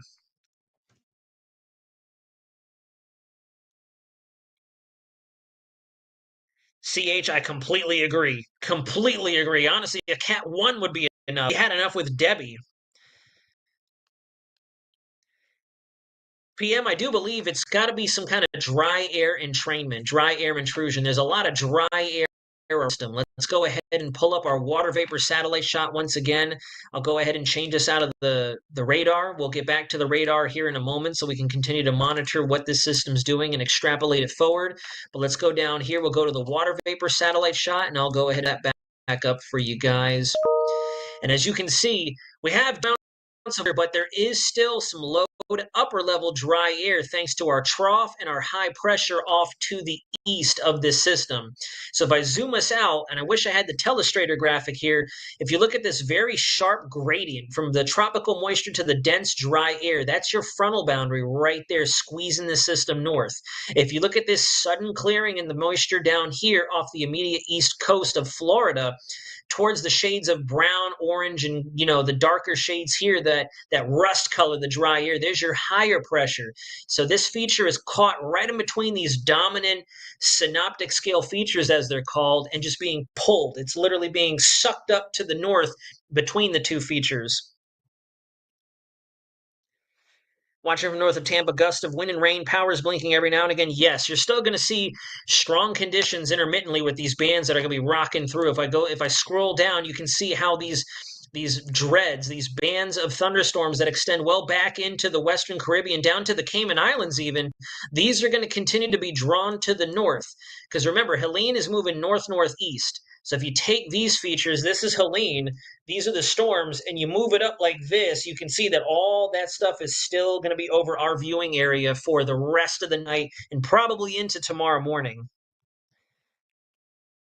Priyan Patel, excellent question. It goes back to what I mentioned earlier in the eye wall, where those strong storms we saw on the radar earlier, those deep yellows, reds, and oranges on the immediate outside of the clear eye, that's where you have very aggressive vertical motions up into the atmosphere that creates the outflow and the breath, the respiration of these systems. Because of how fast those vertical velocities are on the eye wall, on the inside, what goes up has to come down. So where those clouds are free and clear and the skies are open and you can see up to the blue sky, that's where you have rapid sinking air going on, creating that lower pressure as the air is evacuated out so robustly from that eye wall core. So that's why you have clear conditions in the eye of the storm. But on the immediate outside of that, you have your strongest storms because that's where your vertical velocities are the most intense.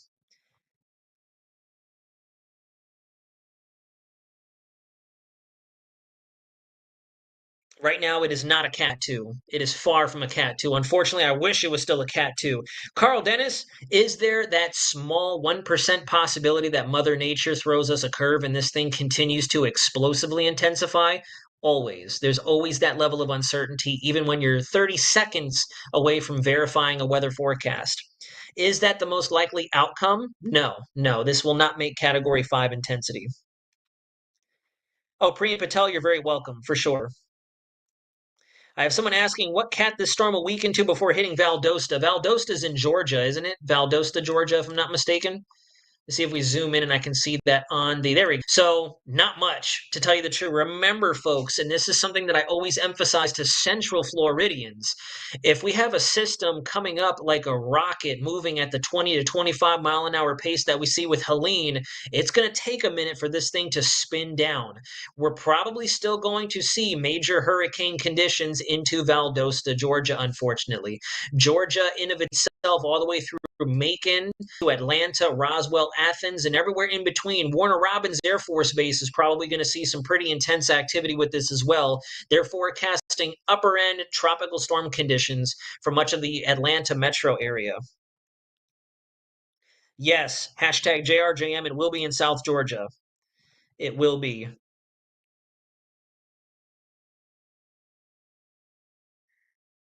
I thought so. I thought it was Valdosta. I knew I was saying it wrong. Ralph, I completely agree. Every time the door back there slams, I feel like someone's coming into my room. It's weird. It is actually not good that the sun is going down, in my opinion. As somebody in the chat already mentioned, it's very eerie, especially if you lose power in your local area, to have no wits about you. It's a lot more difficult to monitor your surroundings and your situational awareness.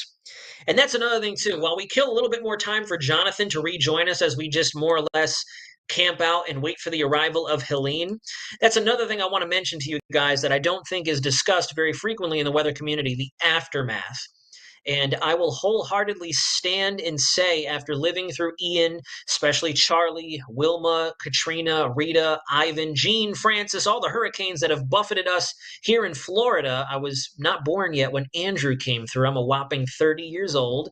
Not sure if anybody wanted to know, but anyways, the aftermath of the storm, I feel, is a lot more treacherous and dangerous than during the storm. And it's actually been statistically proven that most of the fatalities associated with tropical cyclones do actually occur after the storm has passed. Improper use of electrical equipment, unfortunately, drowning because you don't know exactly which way you're going. You're drowning because you go into submerged areas and you don't realize it. You think everything's good to go. You travel too soon after the storm has passed. Believe it or not, it has been statistically proven that we see more of our fatalities after the fact. We also want to remember we're going to be without power. There's going to be a lot of standing water, so disease, sewage, septic buildup, that's going to be a problem out there. Sanitation is going to be a lot harder to come by. Your area, especially those immediately impacted by a Category 4 hurricane, are likely going to be without law enforcement and emergency services for X amount of time. Lord willing, only the first day or two. I know when Hurricane Charlie came through Kissimmee, we were without law enforcement personnel in our local area for a whopping 4 to 5 days. So it gets spooky, it gets eerie. You need to have a way to secure your belongings, secure your family, secure your pets. Make sure that you are always watching your surroundings. Situational awareness is critical. They teach us that constantly in our military career. See, Michelle, of course, thank you very much. I wish I was still a baby.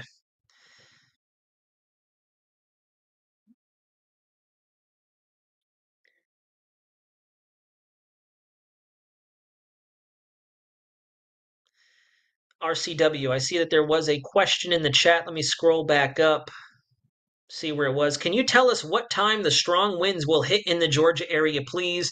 I am a truck driver 2 hours outside of Atlanta. I am leaving now. RCW, give us a bit more of that essay, the situational awareness. Again, it goes back to that buzzword of where you will be heading, because Georgia will likely start to see the main event with Helene, particularly up near Atlanta, probably as we get into the early morning hours of tomorrow, around that dawn time frame, sunrise, daybreak, between 5 and 6 a.m. Could be a little bit sooner, honestly. If we're expecting landfall between 8 to 10 o'clock up there near the Tallahassee, Big Bend area, whether it be near Perry, Florida, or between Tallahassee and Perry, it could be anywhere between 4 to 6 a.m. Let me go ahead and glance at the track, even though I can't. Actually, you know what? I probably can. Give me 1 second. Let me go ahead and get up in here and try to overlay that track for you guys. I'm pretty sure that I can do that real quick. Let's see. Go to tropical. Let's go right here. Forecast. Nope, I do not want that.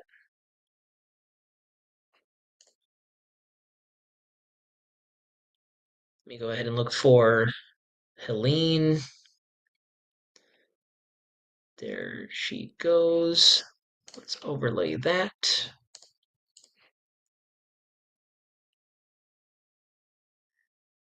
Let me go ahead and play this out.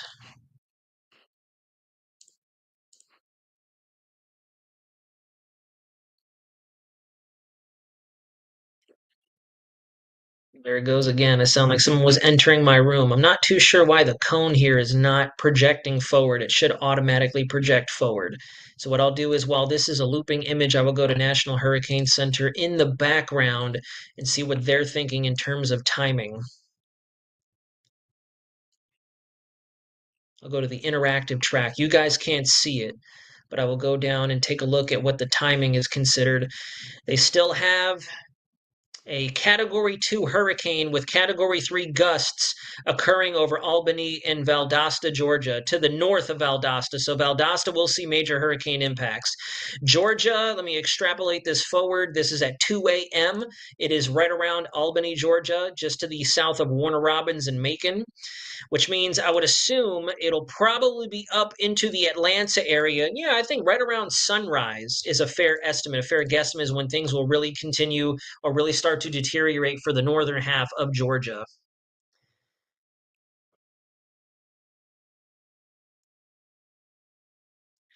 Russell, honestly, that's been debunked. Honestly, you should just keep your windows shut. There's only so much you can do in a situation like this. Just keep the windows closed. Stay away from those windows as well. Get to the interiormost portion of your house. If you are in the immediate path of the system, treat it like a big tornado. Treat it like a giant tornado.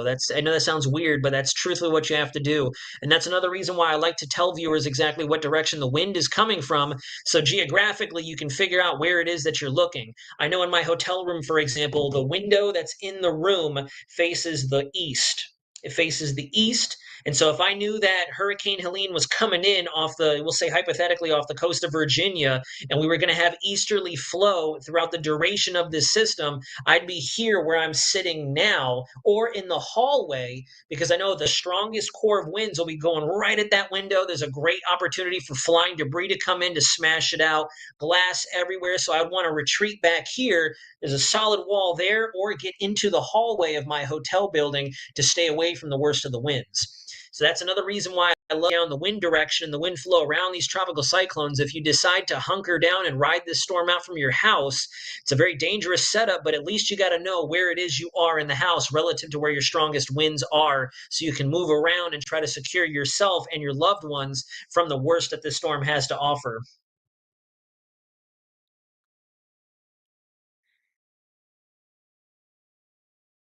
Yes, correct, Derek. It is going to start to interact with that upper low. I'll zoom out since this is a perfect graphic. Water vapor.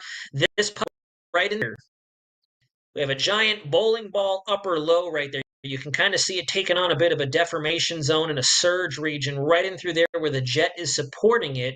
And as a result, as this continues to sink towards the center of the Dixie Alley area, and Helene comes up to the north, eventually she's going to boomerang to the west, and they're going to kind of entrain within one another. And Helene, is going to go fully extratropical after about another day or so.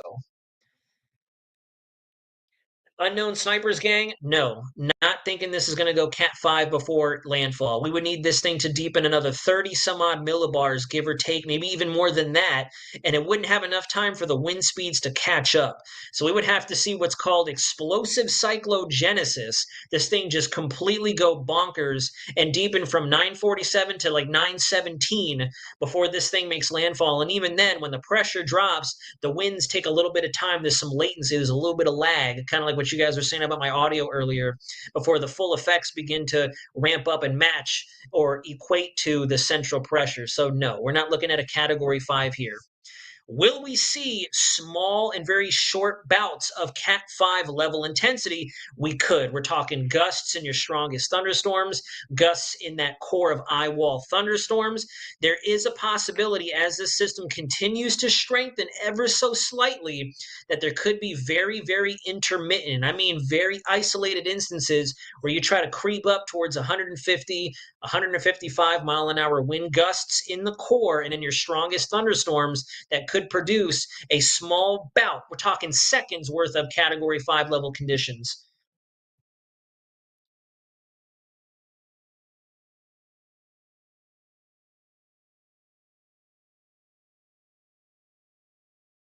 Let's see, what other questions do we have?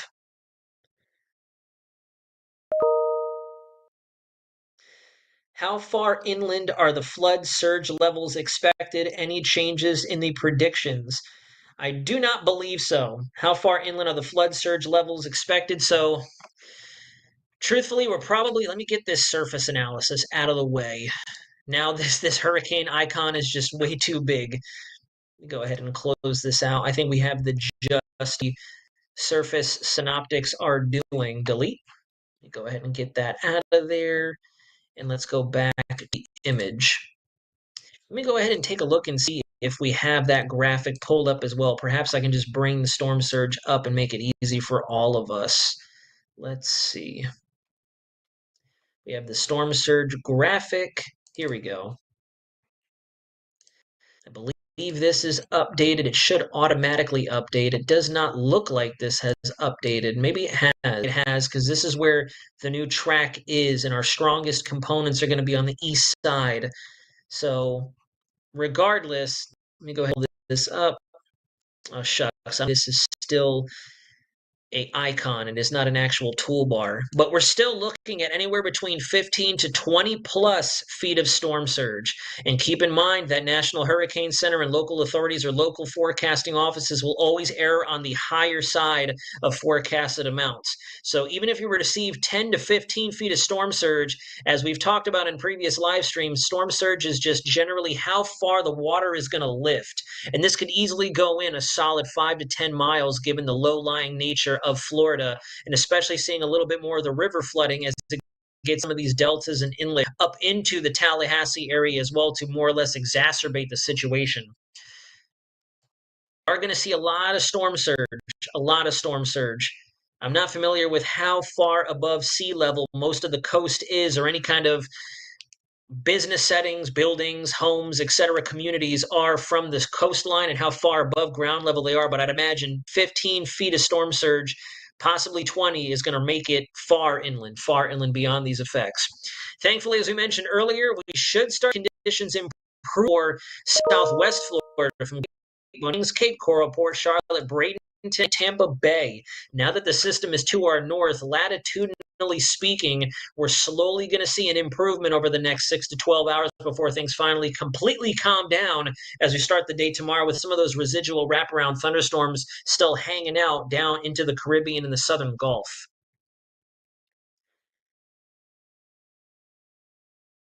Not necessarily JRJM. We will see Helene winding down as it moves into the Big Bend and up through Georgia, but we will feel this storm in eastern Alabama, South Carolina. Nice tornado risk, according to Storm Prediction Center. We've been realizing the tornado coverage up there, and especially in the southeast corner of Georgia. We are going to start to see even more activity as this goes further north up into North Carolina before boomeranging to the west. North Carolina shouldn't receive much more outside of the way of just rainfall and intermittent shower activity, maybe some pop-off thunderstorms during daytime heating, and then especially once it becomes entrained or magnetized and stuck in the flow around that upper low I showed you guys on the water vapor satellite shot, we're going to see a lot of rainfall piling up over the higher terrain of the southern Appalachians, Kentucky, Tennessee, even further to the north from there into the lower Midwestern states in the Ohio Valley. So Mean Blub, that's exactly why you tune into alerts and videos and live streams and live coverage such as this, because we can go ahead and break that down for you perfectly. Let me go ahead and I'm not going to save this, so I'm going to go ahead and delete the storm surge graphic real quick. Let me delete that so then I can pull up some of the forecast data. Let's see. We'll go ahead and let's use the HRRR. So use the HRRR, and we'll take the wind speed. We'll just take the general wind speeds at the surface, and we'll go ahead and overlay them. And now that should work if I'm not mistaken. There we go. So this is where we sit right now. And unfortunately, we don't have arrows on this, and I still do not have my telestrator piece here. I don't know why this is just a floating icon. It doesn't actually let me select it, which is odd. I wish I had that capability. But we know that these tropical cyclones, I'm just going to move this out of the way real quick. There we go. Let's put that over in the corner. Let's put baby toolbar in the corner for my Roadhouse fans out there, or Dirty Dancing. Wow, that was almost a sin on live coverage. But anyways, on the east side of the storm, seeing the west coast and interior central Florida, we're seeing a combination of southerly flow and southeasterly flow in off the east coastline. That's why if you live out there on the east coast, you're probably seeing rough surf out there. Rip currents are probably in full effect. We have a lot of thunderstorms that are brewing right along the immediate coastline along the east because of that onshore flow and the interaction with the Gulf Stream out there. And then on the west system, we have predominantly northerly flow, so Mobile, New Orleans, Baton Rouge, cold in Panama City, and everywhere in between. In the left-hand side, they're seeing winds over. As the system comes up, get into the strongest impacts. If you're on the west side of the system, winds are going to be out of the north. If you're on the east side of the system, as this comes inland, you're going to have winds out of the south coming in off the coast.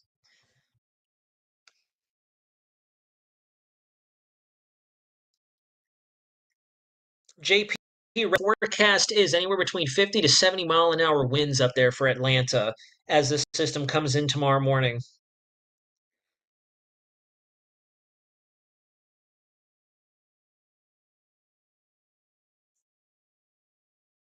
Let's see. Will this retire near New York? What was the dark purple part of the line a minute ago or two? That was, Mia, that was a front. That was a occluded front. So no, that is not the hurricane, nor is that the track. That's something totally separate. This is not coming to New York. It is going to ricochet to the west before you guys even feel that there may be a storm system coming in from the south. But retire, Mia, you said in your comment, retire, yes. Helene is likely to be a name that we will never have to do battle with in upcoming hurricane seasons. This is probably going to be retired. In fact, I would argue it's almost guaranteed that this thing's going to be retired, especially a major hurricane that it is.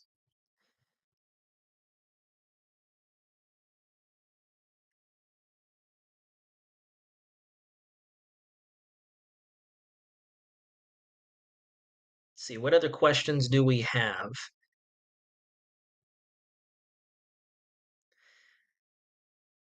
Yes, Leslie, it is going to be quiet on the East Coast. Unless you have thunderstorms going through, I'll go ahead and pull up the radar again out of Tampa. Let's go ahead and close this out. I'll go ahead and delete the model data. I'll go ahead and pull in the radar. Let's see here.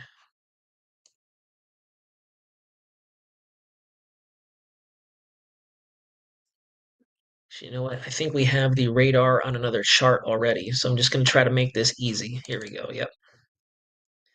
That is our water vapor. I'll go ahead and switch this out to our radar, level 2 reflectivity, and we'll go to Tampa Bay.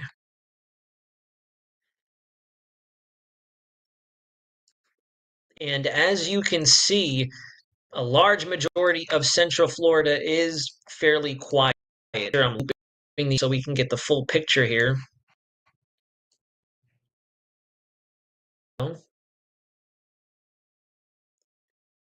Fly us on in.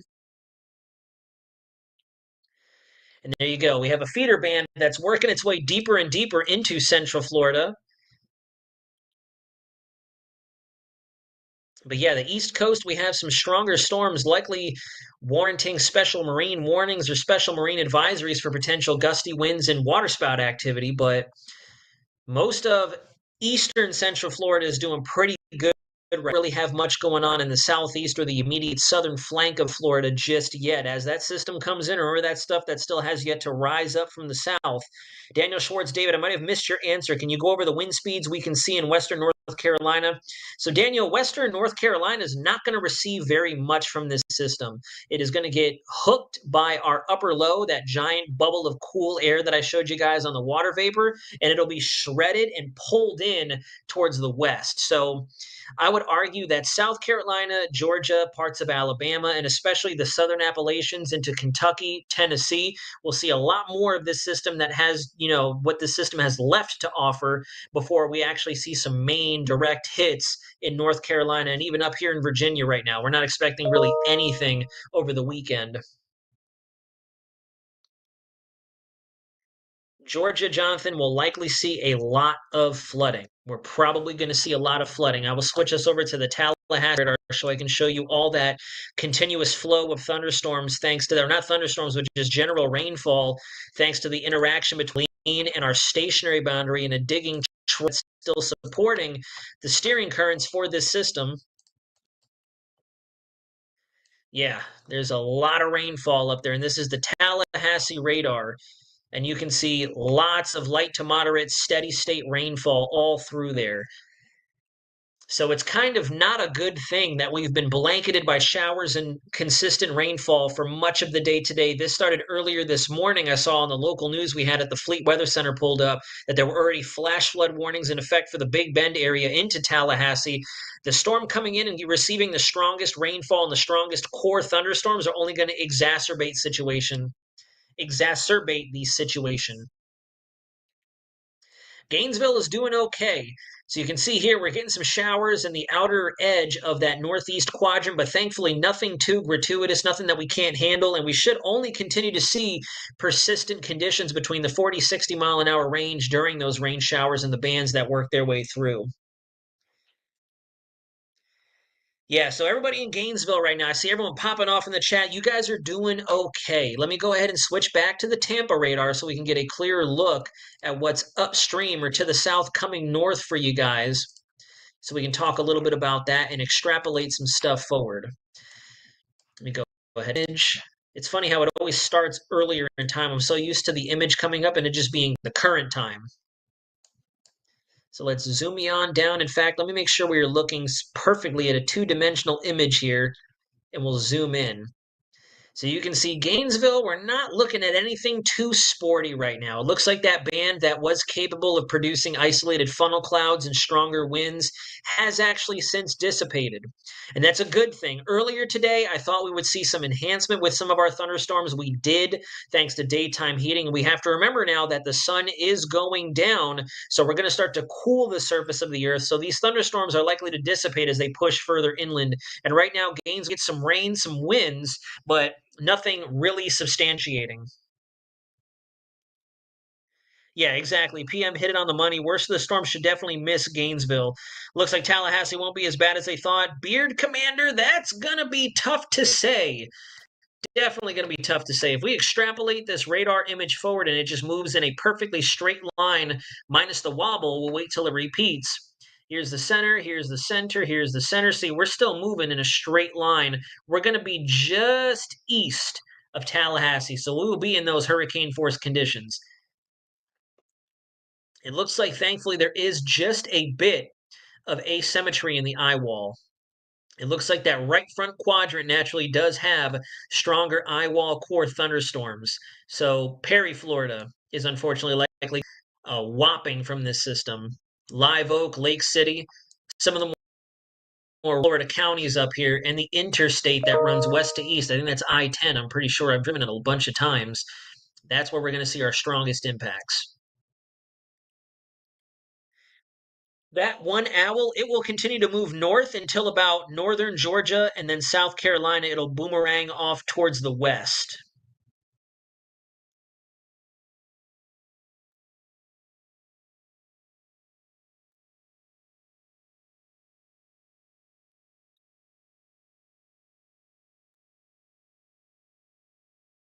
Yes, I completely agree. Perry just can't seem to grab or catch a break. That's been the storm's favorite area to come inland for some reason.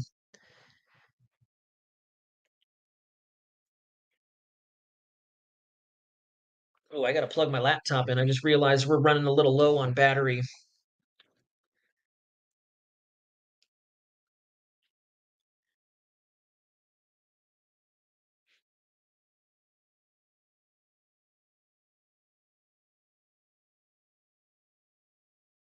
Yes, there is a nuclear power plant in the path, but they have contingency plans and reinforcing capabilities or reinforcements built into that type of a structure to bulletproof it from situations like this.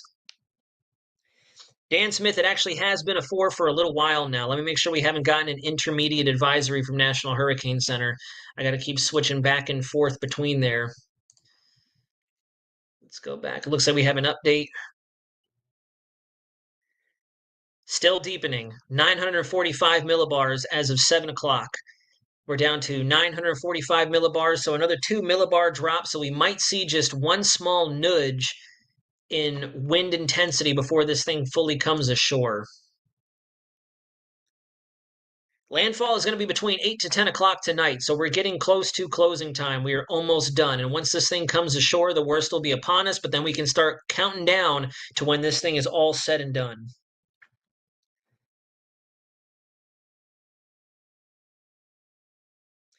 Two-part question. I'm in Tifton, Georgia. When should we be experiencing hurricane conditions, and what potential category would it hit us as if it stays on its projected path?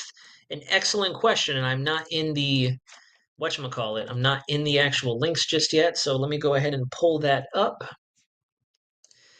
Go ahead and do a bit of a quick little forecast. Make sure I'm looking at the right position or right location for you.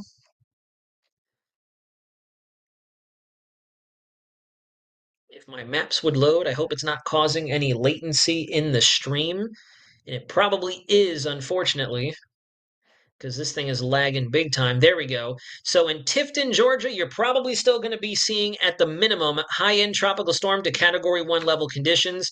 However, National Hurricane Center is predicting that we could still be at a Category 2 by the time it gets up into that general area.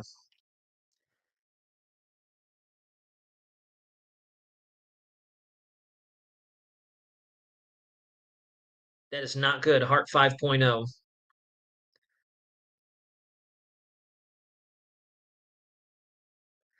Old Dogs Gaming, I'm sure a lot of us remember Hurricane Andrew. I wasn't even around yet, and I distinctly remember Hurricane Andrew. I've heard a lot of stories, and I've read a lot about that system. Will it be dead on into Athens, Georgia? I'm pretty sure it is going to be very close. It'll be very close. I believe that it will make it up towards Atlanta, Athens, head on just before it tries to ricochet off towards the northwest and eventually west. Let me take a look at the track. I have that pulled up here as well. Let's see. Yeah, so it'll move to your west. It'll be just starting that turn as it gets up closer to Athens and Atlanta. Atlanta is going to take more of the brunt of the system than will Athens. Athens will be on that dirty side of the system. Right up here. So there's Athens. It's going to be passing. Once it gets to Macon, it'll start to make that hook back towards the northwest. So Atlanta, Taylorsville will probably see what's left of the low pressure center as it moves through. Athens will receive the dirty side of this system. So we'll have to watch for that isolated tornado risk and flooding.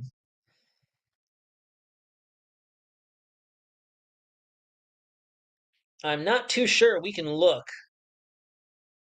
Not too sure. We'll have to double check. Have to double check here in a little bit.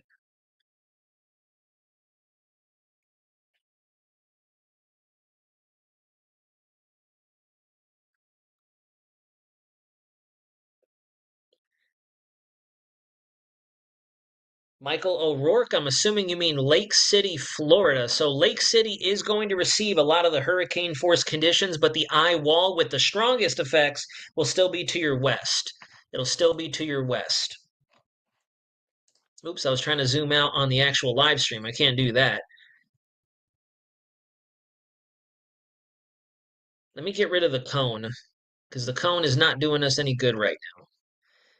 Let's see where we at. Let's get rid of the tropical path. I'll stop the... There we go, and then press play on the radar image.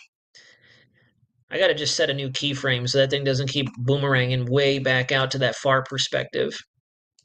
Yeah, just off the coast of Daytona Beach, that's probably producing water spouts out there offshore, thankfully, and it can stay out there. You guys can see that that eye wall core of thunderstorms, though, is very northeast side loaded. So on that northeast quadrant of the eye, that's where the strongest stuff is going to be hitting. Joe, absolutely.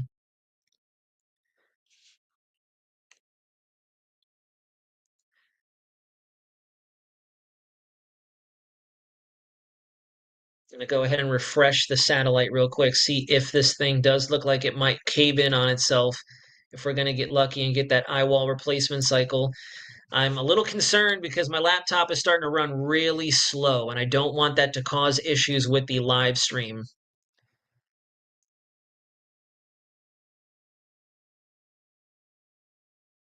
It looks like it might try to eye wall replacement. I don't have microwave imagery pulled up to see what the core actually looks like, but that's a very healthy major hurricane.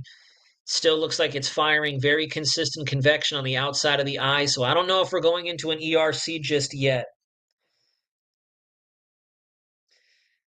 JRJM, it definitely depends on where you are, but in terms of the Big Bend, we should be seeing conditions improving as we go through the very early morning hours of tomorrow.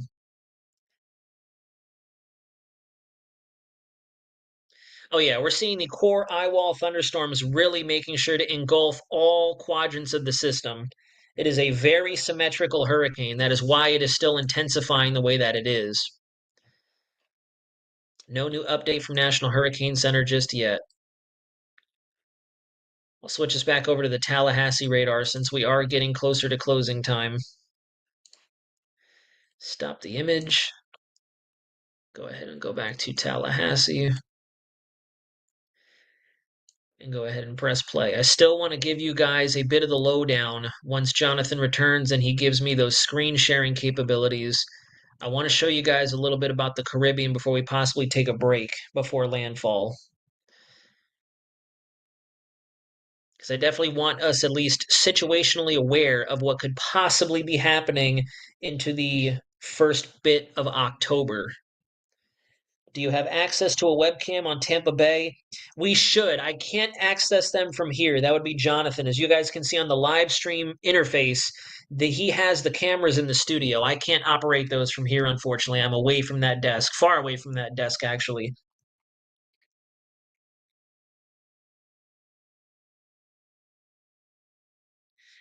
Law and Life LLC, the eye wall is this area right here. The reason it's called a wall is because in the center we have sinking, clear conditions. It is calm.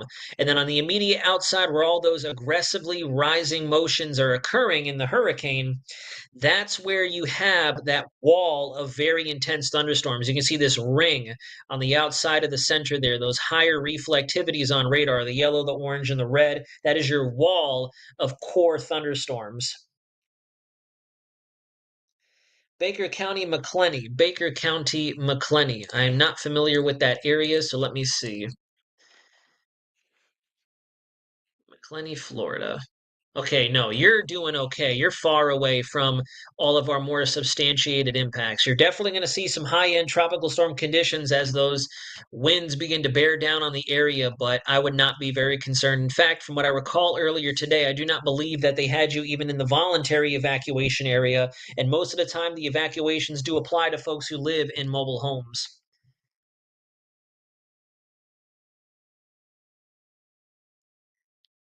Yes, in fact, Live W, I know that I can't show you guys right now, but I'm actually going to pull up the GFS if my laptop cooperates.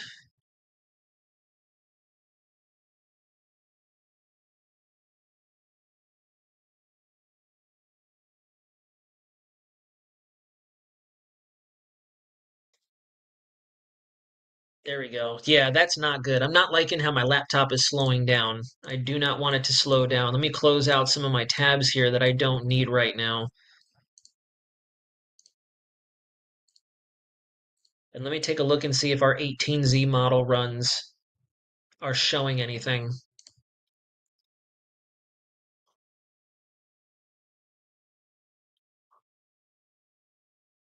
I'm not sure what webcam we have pulled up in this bottom left-hand corner, but it looks like we are definitely inside tropical storm conditions in this bottom left camera here. They're definitely seeing that onshore flow whipping.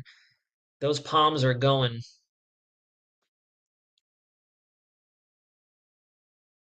Let me get back in the chat, make sure I'm not missing anything.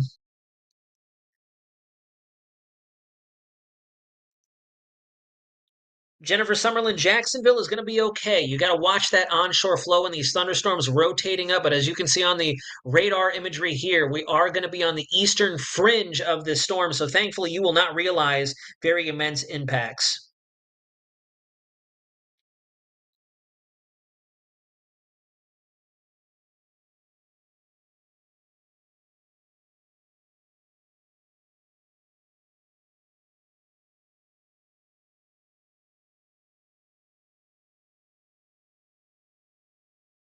Cool channel name. I completely agree. You should always be prepared regardless of where this system is going to landfall because you never know what kind of sneaky thunderstorms may try to lift up into your area. All right, if my computer will cooperate, we're getting a lot of lag on some of these web pages. I don't know if it's because I'm in Splashtop trying to remote into the Weather Center computer down in Orlando or what, but my laptop is unfortunately going through the ringer right now. And it does look like the GFS is picking up on development. So that's another model run. I believe that's 6 consecutive model runs showing development in the Western Caribbean.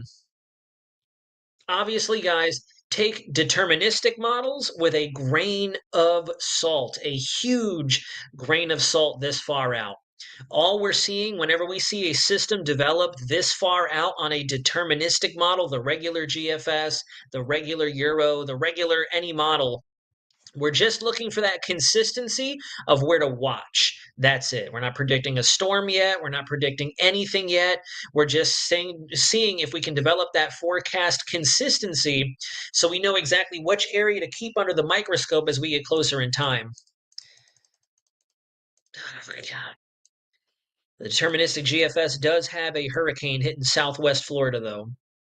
That's 5 or 6 model runs now. Whenever Jonathan rejoins us, I would like to share the screen so I can show you guys. But that's why I want us to remain vigilant. This is why we were emphasizing back in August after Debbie that even though the season has been slow to not produce, I don't know why I enunciated that so weird. Even though this season has been slow to produce, we have seen very impactful storms when it has produced. We're seeing Helene right now. We've already had a landfall in Florida. That's 2 hurricanes. This is going to be our first major hurricane of the season to make landfall. We haven't had that yet. And unfortunately, northern Florida is what's going to be taking the brunt of that in terms of mainland U.S. impacts. I know down in the Caribbean, we got rattled by major Hurricane Beryl, Category 5 Hurricane Beryl. Thankfully, it weakened down before it reached Texas and the Yucatan. But unfortunately for our island friends down there, they saw the full extent of our record-setting hurricane back in June and July. Helene is now going to be the second major hurricane to bombard us. And I really want us paying attention to down there in the Yucatan and the Western Caribbean because we are getting into the climatological phase of the season to where that area can naturally produce some heavy hitters. Michael, one of the analogs to this system, was an October storm. Wilma, the deepest hurricane in Atlantic history with an 883 millibar central pressure at its strongest, was an October storm.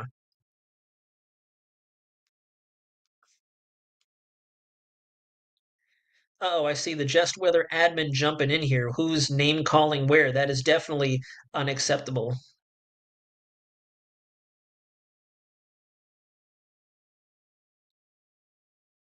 Savannah, yes, you're going to feel the effects of this system for sure.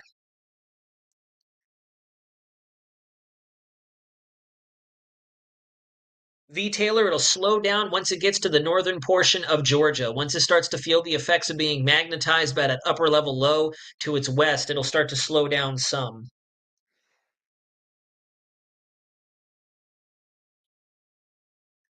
Peak at Chew, Atlanta will start to see tropical storm conditions into tomorrow morning.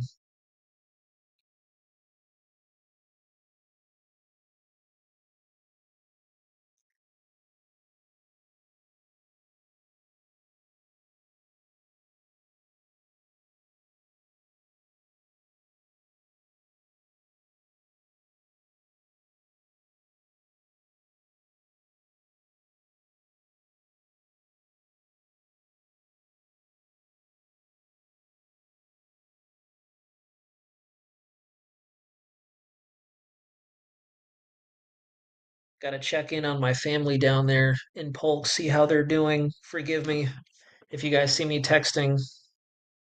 Because I see folks in the chat saying that it's getting a little intense in Polk County.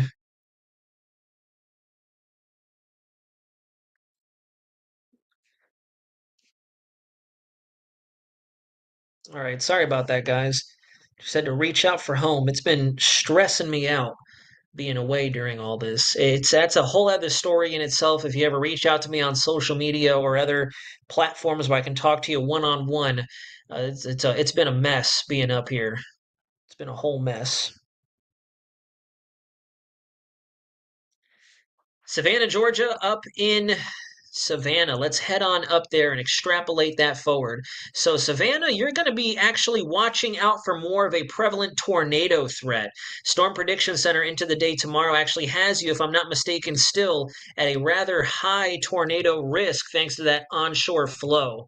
Let me just double check why my laptop's getting hot. What a shame. We've actually had a confirmed tornado up there in South Carolina already, just to the north of where Savannah is. And yes, we're still in an enhanced risk through the rest of the night tonight.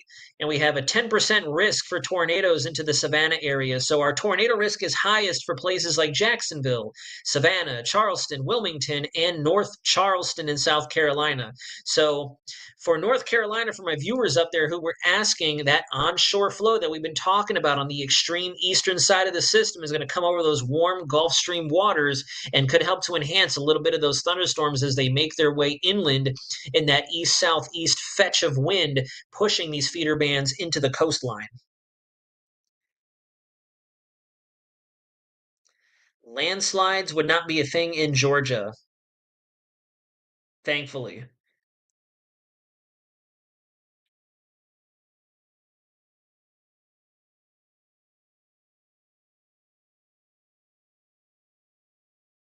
Billy the Kid is a Cat 4, and it is a big deal.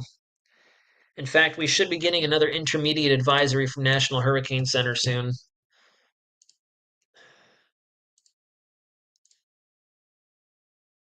Nothing yet. We did deepen down another 2 millibars, so this thing is still intensifying. This was National Hurricane Center's fear that this would be a strengthening system up until landfall.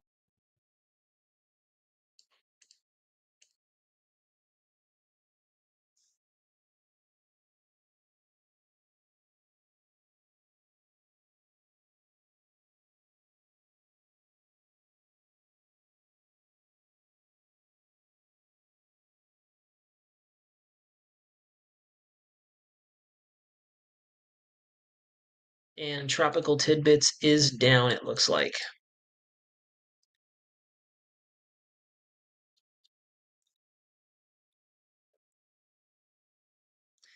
I'm not too sure where the bottom left screen is from. I joined a little late in the stream for when Jonathan put up our cameras.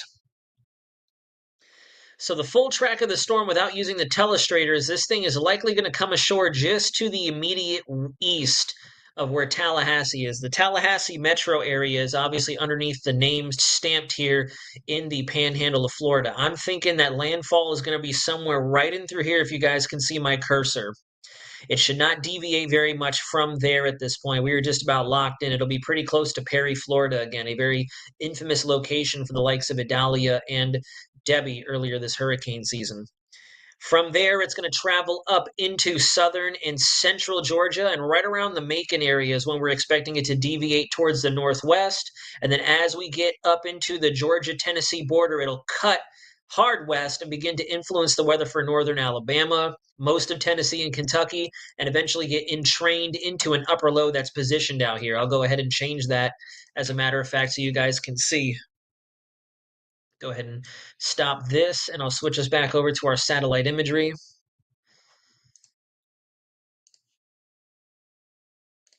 I'll go ahead and loop and then come back to the screen. So there's Helene. We can see the eye on radar. Very impressive hurricane. What's steering Helene is the anticyclone over Bermuda, the southwest Atlantic. And then we have this deep trough axis and a breakaway area of energy right there that's flowing right around where St. Louis is stamped there in southern Illinois. As this feature continues to drift towards the south, that's when this feature is going to get entrained inside of it as it weakens, and it's just going to more or less marinate over the southern and central Appalachians, Kentucky, Tennessee, the lower Midwest states of Indiana, Illinois, probably influencing the weather for Arkansas, Mississippi, parts of Missouri. A lot of folks are going to feel the remnants of Helene before it eventually gets picked up by the main jet stream up over the northern tier United States and ricocheted back out to the East Coast as a remnant low with just a little bit of a rainmaker. Gainesville is going to be on the east side of the system, so there is a potential for you to see some moderate level impacts, higher winds, stronger storms, maybe some localized flooding from the heavier rainfall, but you are not going to receive this system head on.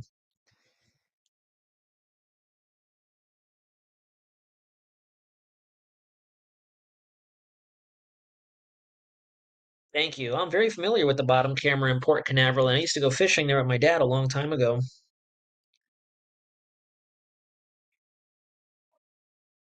There are people making a bunch of noise right outside of my hotel, right outside of my hotel room.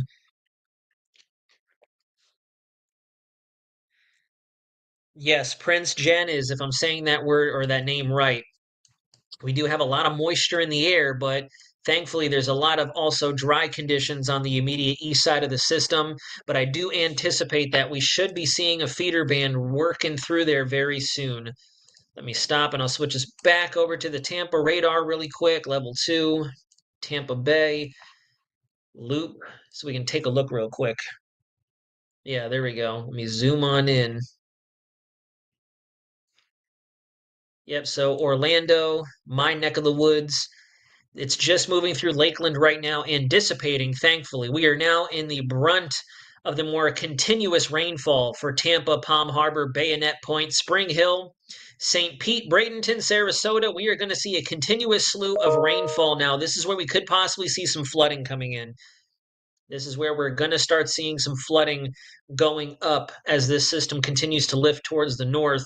We're now in that main swath of precip. This is not banding more or less anymore. We're in that contiguous swath of heavy rainfall on the right-hand side.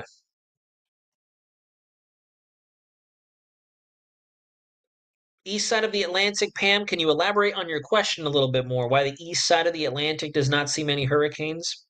Are you talking like the extreme east side, like closer to Africa and Europe?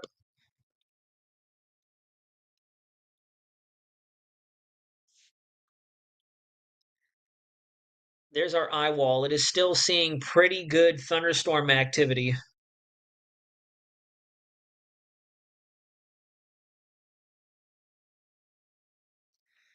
Okay, so they're just seeing winds right now in my area of Polk County, thankfully. They're not seeing those thunderstorms just yet.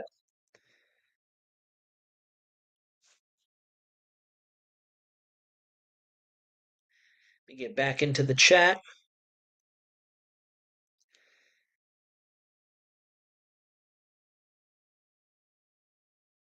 Oh, Pam, on the east side of Florida. Okay. So, truthfully, it goes back to that game of chess I'd mentioned before. And it's all about timing and where a storm is in relation to the timing.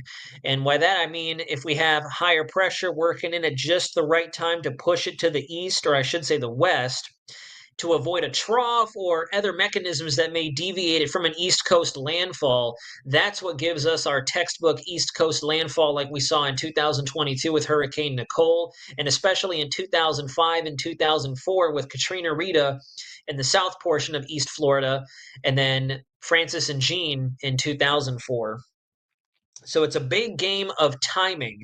And these days, I've noticed with the way the situation or the pattern situates itself over the eastern United States, far more often than not, we don't have an opportune window of time for these storms to work its way right across Florida from the east side. It's usually going to ricochet and move up the east coast, become a mid Atlantic or a northeast problem, or boomerang fully back into the Atlantic towards Bermuda.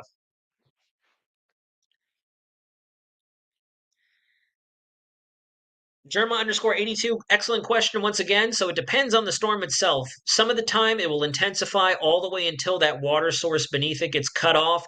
Other times we'll see other variables inside the storm or outside the storm influence its intensity, and it may try to weaken a little bit before it makes landfall. Far more often than not, though, in my experience with these Florida hurricanes, more often than not, we anticipate strengthening right up until landfall, unless we get lucky. Pam, you're very welcome. JRJM, yes. Closest to that center of circulation, there will be downed trees and structural damage to homes and other buildings.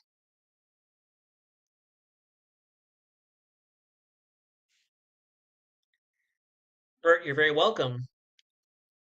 No, it is still cranking right now. It is still doing just fine in terms of its structural integrity, sadly. Let me go ahead and pull up a more quality satellite image on my end of the spectrum so I can take a look. I can't share it with you all, unfortunately, because I don't have those capabilities right now.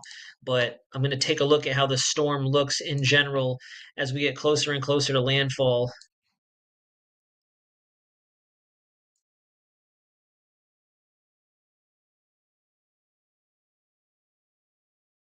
Yeah, it is quite possible that this system is still intensifying. It does not look like the eye is falling apart right now.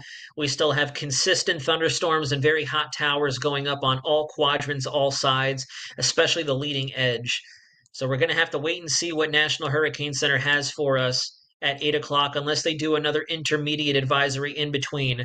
We don't want to see any more intermediate advisories either. If we see intermediate advisories, that means that there's something worth putting out to the public earlier than usual, and it's usually not a good thing.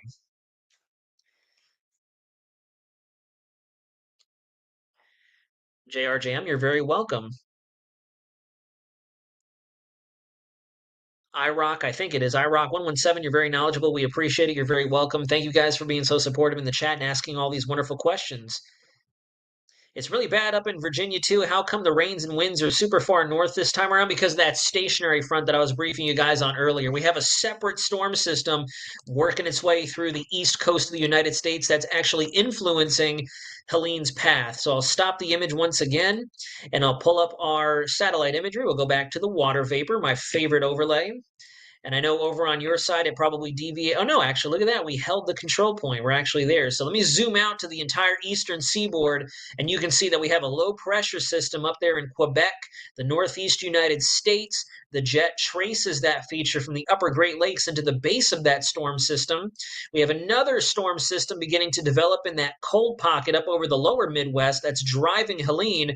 And if you look on the leading edge of this entire feature here, we have Helene's influence down through here, and we have additional influence brought on by our polar front jet and the storm system that's moving east-northeast through eastern Canada that's draping the fronts that are helping to guide Helene up towards landfall. So we have a lot going on the entire eastern seaboard of the U.S. and into Atlantic Canada.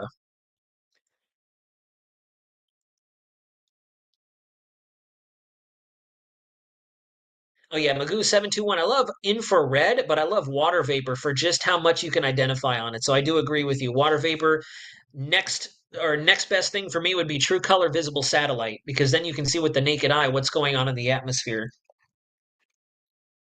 This is getting so badly watered down. I don't know why I'm still sipping it. Yeah, Savannah is definitely going to get rain and thunderstorm activity for sure. They're in that 10% risk for tornado coverage from Storm Prediction Center.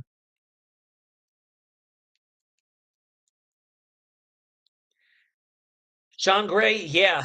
This doesn't come off malicious at all for folks up there in North Florida, but we've been getting lucky in Central Florida, Central and South Florida. We are not seeing anything just yet. We are dodging the bullets. We are dodging the bullets. And IROC 117, that's just the type of enhancement that I have on here right now. I can change the colors as well if I wanted to. Go ahead and pull up this, and I can change the different colors. This is going to be Water Vapor Channel 2.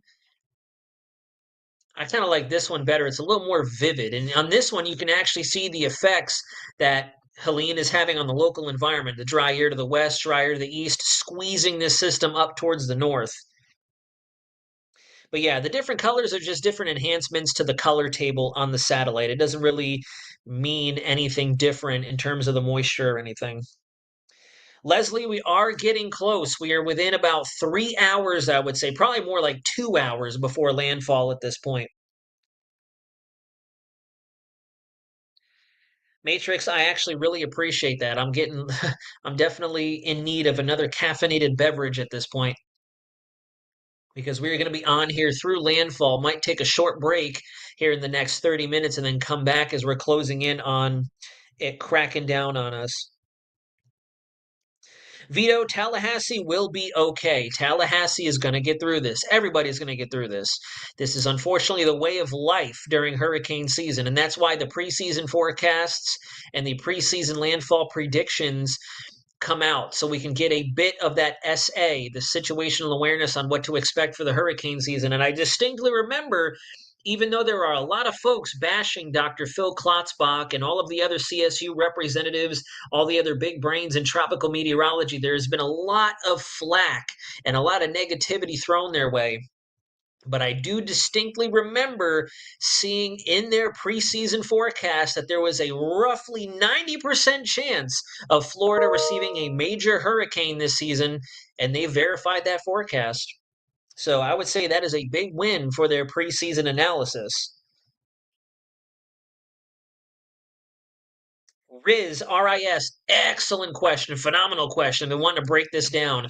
So, do not have a telestrator, sadly, so I can't doodle on here. I love my crude doodles. If you check me out on Instagram, you'll see me always drawing random little fingerprint artists or fingerprint arts with satellite or other charts to depict what it is I'm explaining. But with Charlie, we didn't have high pressure to the immediate east squeezing this thing west of Florida. We also had the frontal system that was draped across the eastern half of the United States, but it was far more progressive and attached to the jet stream itself. Let me pull the surface analysis up with the satellite image so I can talk you through it. So you can see here we have a cold front over to the north being supported by this storm system in Quebec moving through the northeast United States. But notice down here we lose the front. It's stationary and then it dies into the Gulf of Mexico. With Charlie, it was totally different. We had an intact jet stream trough across the Midwest, down into the Appalachians, into the Gulf of Mexico, and we outline these upper troughs with surface fronts. And this here, the little red blue thingy, and then that cold thingy, the blue thingy, for lack of a better term, up there in the northeast, that's your cold front that shows the progression of that cold air movement, that cold air advection, as we call it. And with Charlie, that cold boundary was way down into the Gulf, moving, just booking it along towards the east southeast. And as Charlie came up and met that cold front, if you watch my hand gestures here, that's what pushed and bullied small little Charlie right up the I-4 corridor. In this case, we don't have that feature to the west of Helene. We have a really good dominant ridge of high pressure to her east, and then we have a stationary feature to the west. So the only way to go is up to the north.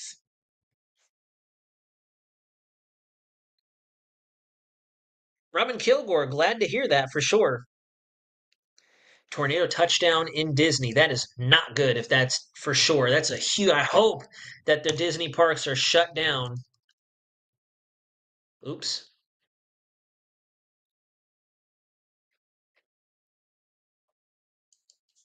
Let me go back to my COD meteorology, take a look at the radar real quick.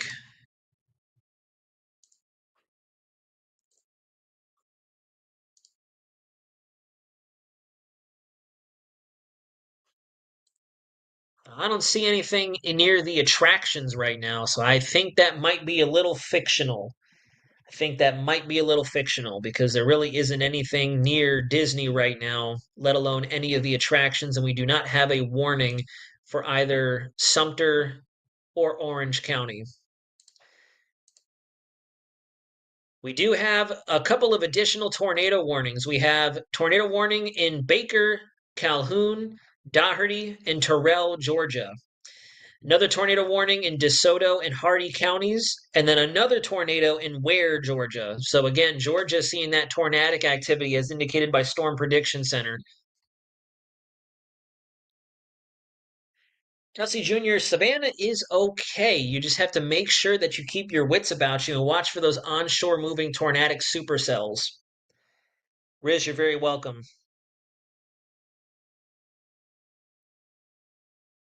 Man, I hope not. Not cool right now. Got another 17 minutes. Maybe they'll pump out a new update before that.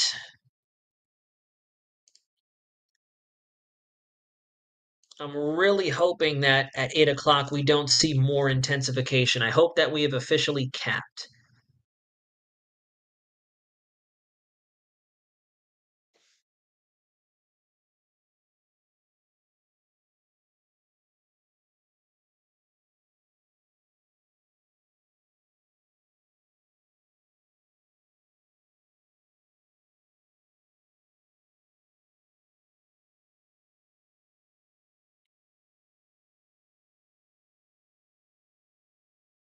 All right, seems like Polk County is doing okay. Matrix, I agree. Charlie is still the most intense storm in my opinion that I've ever been through. Charlie is what fully cemented the fact that I was going to be a meteorologist when I grew up. Riding out Charlie and being without power for a week in Kissimmee, seeing what it was like to be in a post disaster zone where the roads were cut off, no power, no water.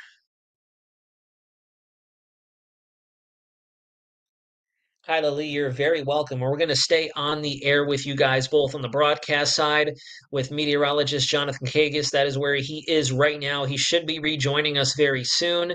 Once I get screen share capabilities, I can talk you through a lot more of the information that I have for you. Again, I can only do so much from up here in Virginia. That's why this stream may have been a little more lackluster because I'm not on my work computer to be able to manipulate all of our graphics. I don't have the webcam capabilities through Weather Nest or Weather Stem, excuse me. So I'm only doing what I can and trying to, answer questions as best as I can. Sammy, glad to have you tuning in from Northern Alabama. Thank you for joining us. Northern Alabama is doing fairly good right now. You're actually on the opposite side of that stationary boundary, so you're in the less extreme or less intense weather. So, to sum it up for everybody in Georgia, the bottom 1/3 of the state, for sure, the bottom 1/3 of the state, and especially the southwest corner of the state, from Macon South, Albany, to the Alabama Georgia state line, you will receive tropical storm to hurricane conditions sustained. From Warner Robins, Macon, and further north, especially into the west side, Atlanta, Roswell, west of Athens, west of the South Carolina and Georgia state line, you will see the trailing end of the tropical storm conditions as Helene continues to weaken. If you are east, if you were to draw a straight line north of Macon, all the way up, and then south of Macon, all the way down through the Gulf of Mexico, everybody who lives on the east side of that imaginary line will see lesser impacts, but you will have to do battle with the occasional strong thunderstorm or supercell wrapping back around, coming in off the Atlantic coast and through South Carolina and Georgia. Just as I explained earlier from Storm Prediction Center, we have that enhanced risk for tornadic activity. Quentin Bell, no, it hasn't changed very much at all. We are just about locked in. We shouldn't see very many deviations from here on out. Thank you, Zen. And Chrissy, I definitely agree. You guys should have your electronic devices all charged up, ready to rock and roll. Battery operated equipment if you have it. I personally would stay away from anything that requires fuel just to be safe. Again, statistically proven, we do see a lot of injuries and a lot of, dare I say, fatalities after a storm because of the operation of mechanical equipment and machinery that folks just really don't know how to use, and you can get hurt. So I always recommend anything more on the electronic side, battery operated, as opposed to anything that requires kerosene, fuel, flammable liquids that could possibly get a little out of control if left unmonitored.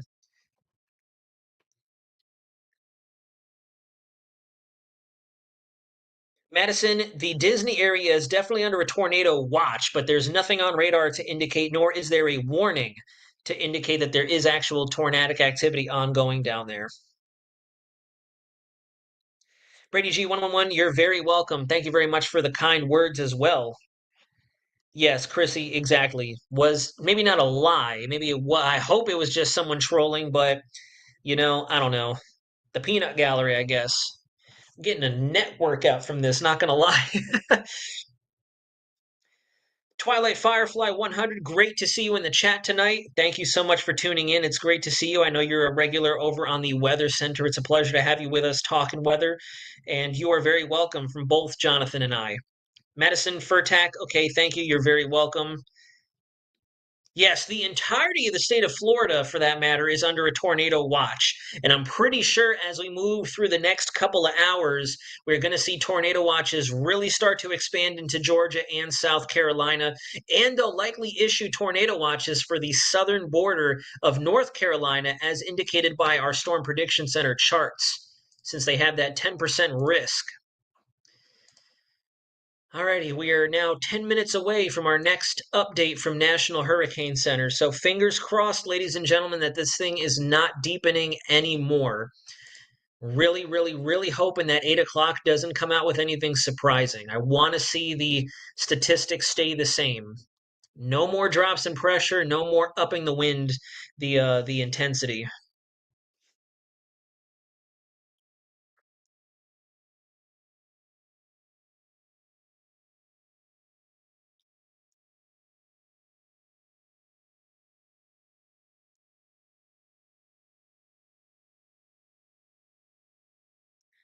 Northwest Georgia is safe, but you will receive impacts from this system as it moves through that area. Oh, I know, Matrix. It comes with the trade. Michelle Carmichael, definitely keep your emotions in check. This is a stressful situation, but you have a lot of folks here in your corner. I know we are digitally here for you right now. We're not there physically, but trust me, if I could be there physically riding this out with all you guys, I would. Joe Banks, thank you very much for hitting that subscribe button. Guys, if you're liking the content, smash that like button or give it a little nudge, as I like to say over on the Weather Center channel that I operate primarily. That's more my personal page. Haven't been putting content on there. But if you want to go over and subscribe to my channel, once I'm back in business in Central Florida, I will be popping out more tropical updates and severe weather updates over on my social media. Make sure you are following News 6 WKMG if you are a Central Floridian, or the Just Weather channel, or both. So this way you can get continuous round-the-clock weather coverage from both myself, Jonathan Kagas, as well as the rest of the Pinpoint Weather team here in Central Florida, or technically there in Central Florida. That's neither here nor there, but regardless, definitely make sure you're nudging the like button. Let's get this information out there to more viewers who have the capabilities of tuning into us, regardless if it's through a mobile phone, a radio, etc., if you have those abilities.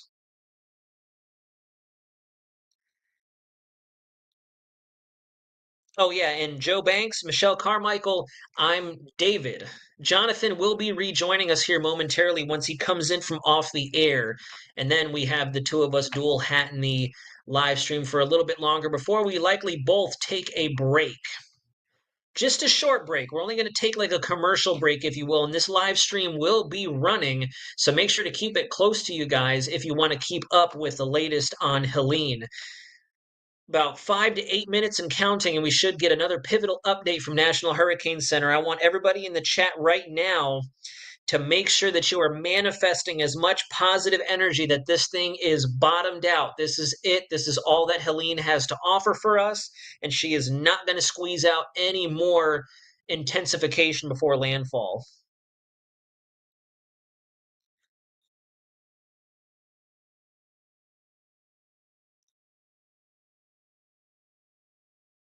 Chrissy, I agree. Yeah, maybe it was just a misunderstanding, a misinterpretation.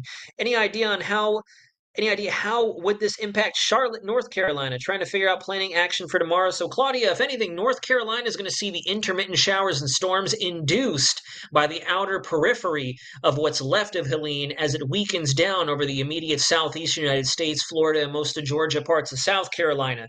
The tornado risk is going to be along that southern border of North Carolina and the upper periphery of eastern South Carolina. So the majority of North Carolina, and for us up here in Virginia, we're not really going to see much of anything from Helene thanks to just the overall steering flow across the eastern United States.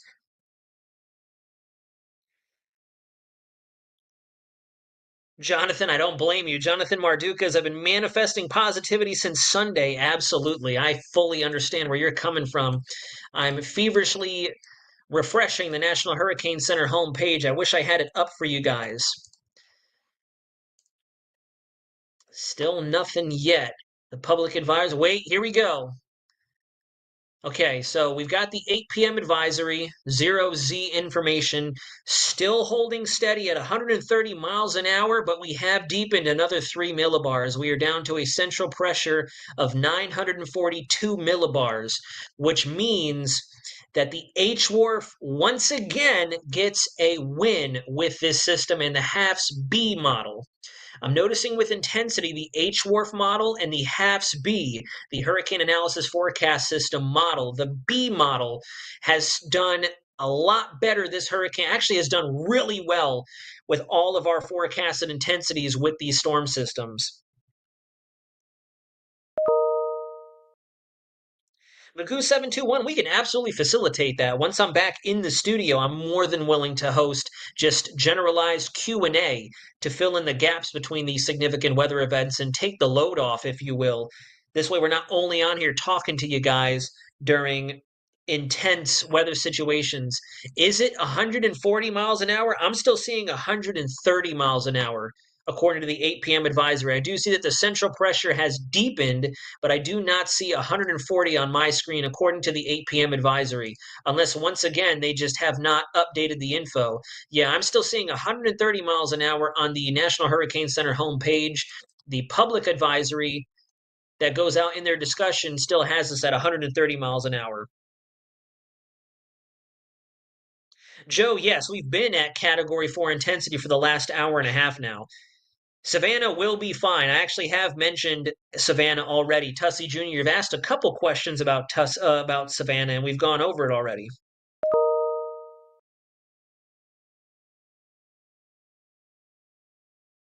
Oh, yeah, PM, I agree. If we continue to see the central pressure deepen every so often, a couple millibars, those winds are going to catch up. They are going to catch up. I just hope they don't catch up until this system is onshore to the point where they can't catch up anymore.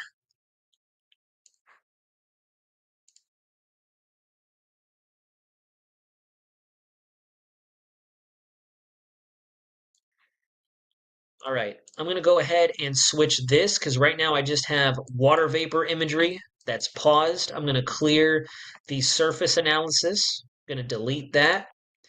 I'm going to change the water vapor back to the Tallahassee radar so we can have that up as we get ready to potentially take an intermission here very shortly. This way we have the radar looping in the background, unless whenever Jonathan comes back to us, he pulls up another overlay for the rest of us to watch as him and I go and rejuvenate just for a little bit.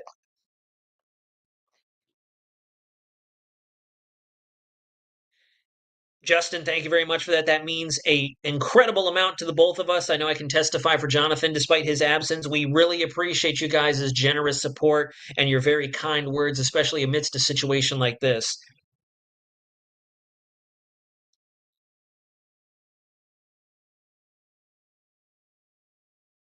Yes, unknown snipers gang. It is down to 942 millibars. We are seeing very steady incremental decreases in central pressure, which again, we still have quite a bit of ways before landfall. We have another maybe 2 hours over open water, and we have the terrain of Florida kind of working in the storm's favor now. It's got that opposite effect to the Bay of Campeche, helping to create a bit of a physical influence on its rotation. So we could see this system try to squeak in another couple miles an hour to its overall sustained winds. Hopefully not. That low key kind of almost gave me a jump scare. I don't know what that was, but it's like somebody fell or banged into a wall or something like that. County Canterbury, landfall should be anywhere between, I want to say 9 to 11 p.m. Given we are still about 100 miles offshore, I'm going to estimate it is going to be closer to 10, if not 11 o'clock. 10 to 11 o'clock.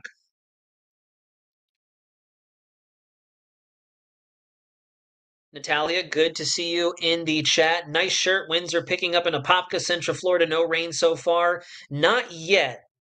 Not yet. We do have a weak feeder band rolling through there. It was stronger as it came onto the west coast of Florida, but it has since dissipated since the loss of the sun out there has dissipated all the instability and the hotter temps over the land. It looks like we are wobbling. It looks like the storm is wobbling. I'm noticing at the very tail end of the loop, we're having a bit of a right wobble there, guys. Little bit of a right nudge. That's normal. That doesn't mean that it's shifting. Remember, these things do not move in straight lines, but it did wobble. And once again, thankfully, even if it does wobble, East Lake, Bayonet Point, Tampa, St. Pete, and further to the south, we are already on the backside of this system. It's not going to turn around and bring the worst conditions back towards you. So even if it does shake, shimmy, rattle, roll, bring it around town for my SpongeBob fans, it's not going to bring any worse conditions. We're already on the opposite end of this storm, so it'll only continue to improve. But this is totally normal. They're going to wiggle and they're going to wobble. Again, for those of you who are unfamiliar with my random analogies and metaphors, this thing's like a Geiger counter or like those seismometers in the earthquake films that you guys may have seen bouncing up and down like seismic tremors. They don't move just perfectly from point A to point B. What up, man? Welcome back, Jonathan. Thanks for joining us again. Let me go ahead and bring this down so you can see the stream. There we go. What I miss? Not much. Answering some pretty solid questions from the audience here. We're watching and kind of clenching in our chairs right now, hoping that this system doesn't continue to intensify. We're steadily dropping pressure, but the winds are still steady as of the 8 p.m. advisory at 130 miles an hour. Yeah, and I think this is a really good example of every storm is different. The pressure with this is just 4 millibars higher than what Ian made landfall as, even though Ian was obviously a little closer to 5. It was just underneath that 5 where we have winds here. Was it still at 130 at last check? Where that came ashore with 155, I believe. So It did. bigger storm, wind field is bigger. It takes so you can have a lower pressure with lower wind with a relatively speaking anyway lower wind field. So I just thought that was interesting. You know, some people are mentioning on here. I'm worried that this will be worse than Ian was from a surge perspective. Probably. I mean, the storm is larger. There's not as the way that the bay is shaped. And again, we're talking about the storm surge. You know, maybe we get lucky with the whole it's going over the marshland and maybe there's not a lot of infrastructure right where it comes ashore, but man, it looks rough. We have some questions about how's it looking in Jacksonville. If you don't mind, David, I'm going to go to the Future Radar site, to the Future Radar model. Absolutely. And we're going to get back at it. That was on our News for Jax YouTube page. We have some guests from Jacksonville from our sister station hopping into the stream tonight. And we're going to do that. If you were unaware, we had that tornado watch recently just extended as well, just hot off the press, till 6 o'clock in the morning. Okay. So that's going to be, I mean, I don't know how much you've looked at with the severe weather parameters. They looked like they were pretty high this afternoon. Now, thankfully, they were just quote unquote warnings, and we don't have any ground truth of anything for the warnings that we had along the 95 corridor today. But what do you think? You know, just kind of talking out loud with David here, because I haven't had a chance to talk to him for 3 hours since you popped on. We've been in two different. Time is flying. Honestly, wow. It's crazy. I know. Our boss came over and she asked. He was like, "Hey, did you tell David what the plan was?" And I was like, "Actually, no." So I was like, "Let me text him now." It just kind of happened so fast, and that's how these things go. So kind of wild, kind of crazy there. But I'm going to bring up the future radar. It was interesting because, at least from what I have seen, the tornado parameters, at least for the greater Central Florida area, were pretty low overnight. And I mean, there's 11 o'clock. I mean, I guess you can still pop here, but we're changing the wind direction around a little bit. Maybe these little guys look a little concerning. I don't know. Yeah, it's very possible. I really do think as we get on the backside of the system and the dynamics change, we are going to lose those tornado capabilities. I think we've probably peaked at this point, and perhaps the upper northeast coast, closer to Daytona Beach, Palm Coast, Jacksonville, St. Augustine, with those wraparound showers, they could get a little bit of onshore enhancement. But I think as we get into especially dawn tomorrow, daybreak time, that's when that threat's really going to transition to eastern Georgia, eastern South Carolina, as highlighted by SPC. Yeah, and that threat looks really nasty tomorrow up there. It Um, does. let's I'll take this out. This is our that in-house model I like to show you guys, and that's I mean it pretty much following exactly what David said. He mentioned about northeast of Daytona Beach. There we go. And then it kind of transitions up, and then you see these big guns up here. These big rotational tracks lifting to the north and east through Georgia, through South Carolina, into North Carolina. I don't know. I'm thinking. I mean, Storm Prediction Center, they obviously are got some smart people there. But I'm just interested. I don't know. I'm just I was surprised that they extended it for that long, and maybe because I have to look at the aerial coverage. It might be because it's connected to southern Georgia, and that might be why. But I was expecting some kind of extension, maybe till like 10 or midnight. Right, right. Let me see here. So I'm looking at just the SIG torn parameters over on weathermodels.com, and it does look like as we go through the early overnight hours, we're talking between 10 p.m., just shortly after landfall, and we get to the southeast quadrant of the storm.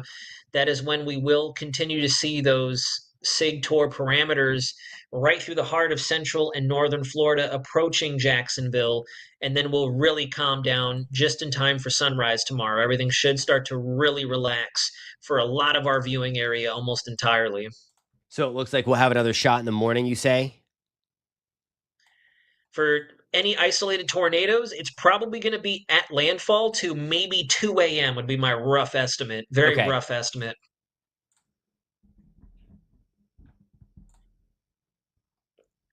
Excellent. And that would there's the severe risk for tomorrow to kind of where you are. Yeah, honestly, actually, wow, look at that. The slight risk does get up to about Norfolk. There's Virginia Beach. So, yeah, that's going to be interesting. Maybe I should look at a couple things for up here.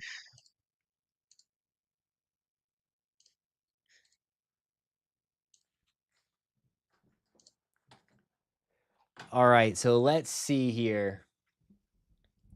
Yeah, Joe. Hey, Joe, you're back. I thought you left. Welcome to see you again. Or good to see you again.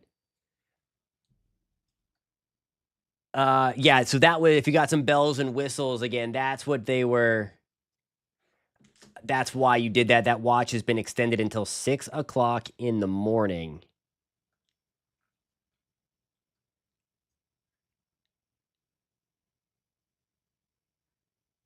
Trying to see where my highlight went for the actual storm. So the 8 o'clock advisory. If we took a look at that. Didn't pull up the actual statistics. No, I know I had the token version pulled up earlier, but then I closed it out. Gotcha. Okay, so there we go. It looks like 8 p.m. advisory. Stand by. Gonna pull that bad boy back over.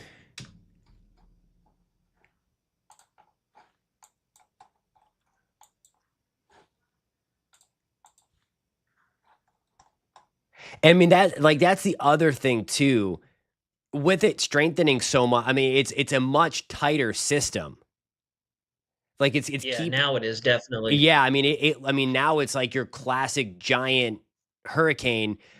It's not I mean I don't know. That's the part that still has me baffled that they have the tornado watch out that far. I mean, if because there's not much left. It's all right here. Yeah.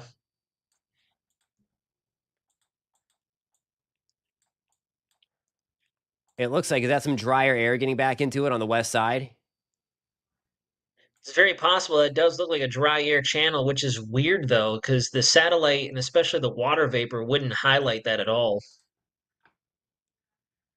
Maybe there's just But something Lord dynamically willing, that's going. exactly what it is.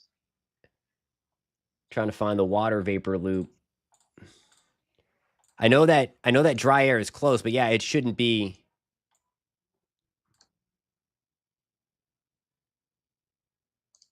Man, look at that thing. Yeah, Like it there, doesn't look like there's any dry air in there at all. In it fact, doesn't. So that must just be something weird going on in there. Okay, so the somebody did pressure mention potential dropping. attenuation with the radar. Yeah, yeah, that could be it. Um, it looks like now we are at 942 millibars, still holding steady at 130. So we're close to Ian's pressure at landfall. So I mean, a lot of those models that we were looking at during the week did have it getting down into the 930. I mean, there was those crazy runs, what, a couple of days ago at like 18Z that put like 19s on the coast. Um, but yeah, I mean, it's still, I mean, that's another 5 millibars in an hour. So, Sean, to your point, it's still showing signs of rapid intensification. Yeah, I think we've actually blown past the definite. I think we're into the ultra rapid intensification now. That next stage up, we've getting to 130 miles an hour, and those pressure is coming down quick. We'll see. I mean, what it's probably about. I mean, gosh, 2 hours away, 3 hours away from landfall. Yeah, I would say closer to 2 hours. This thing is moving up there like a rocket ship. It's really booging and looing. So yeah, that would put it at shortly after 10. I'm going to try to find, now that I have you here to kind of guide us through, I can look at to see if we can get some extra cameras up there. The problem is now that it's nightfall, there's not a lot of light. Most of those cameras are pointed out at the bay. So just to this point, it did reach Cat 5, but it made a landfall as a Cat 4. Not that that matters because it was 2 miles an hour beneath Category 5 status. The difference is, though, this is a much bigger storm than what Ian was. So the wind field is spread out, and the pressure is about the same. So it's just as intense as what Ian was, but it takes a lot longer for the wind speeds to come up. Because it's a bigger storm. So the rain bands, I mean, we're not completely done yet with the rain. I mean, you can kind of see there's one over here, but they're falling apart as they move through inland central Florida. They're not holding together, which obviously is great. We had the one come through, we had the law, and that second one we were expecting around like about this time, 6 to 7 o'clock. It was there along I-75. It popped a few tornado warnings in Polk County, on the western side of Polk County, but it never really, thankfully, materialized or held together, I should say, as it pushed through the I-4 corridor. We can take a look at some of those power outages. Let's see. Those are the percentages. Look at the total. So this is where, I mean, there you go with all of the power outages. Hanging towards Pinellas County, 120,000 people without power. And keep in mind that the center was like 115 miles offshore. So maybe a tornado did touch down, or, I mean, we have had 50 to 60 mile per hour wind gusts, consistently.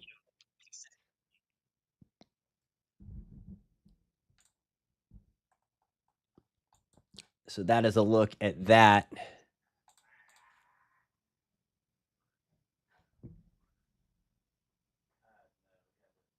It looks like for folks in Savannah, in Brunswick, not so much Jacksonville, thankfully, Kingsland, Georgia, up towards Beaufort, Hilton Head Island, Waltersboro, South Carolina, right along the immediate coast of southeast South Carolina and the entire eastern coast of Georgia. We've got some special marine warnings for discrete cells that are rotating up towards the coast now.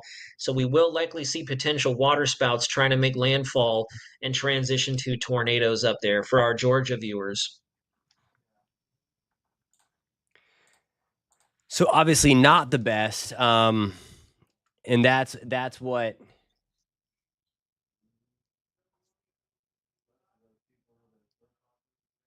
trying to see. I'm going to pull over. It's kind of what we have going on. Lakeland just gusted to 60 miles an hour now. Wow. So I mean, that's pretty impressive. I'm going to try to add some towns in real time here.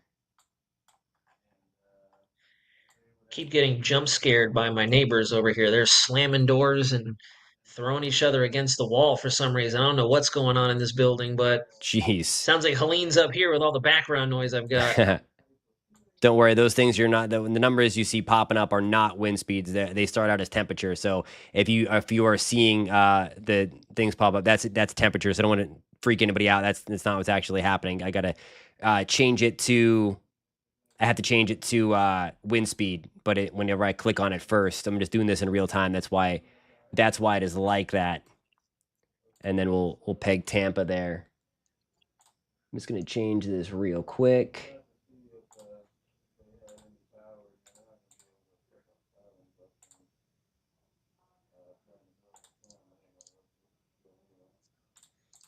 If it's gonna work.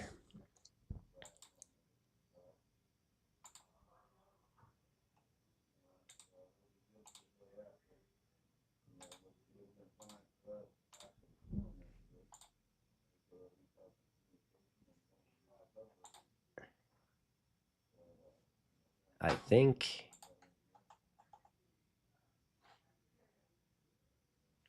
Okay, so it's not gonna work. We are doing it live. Yeah, we can go look at those in just 1 second. I want to try to see what actually winds we're pegging here real quick. Just because it'll kind of give us an idea of the verification process.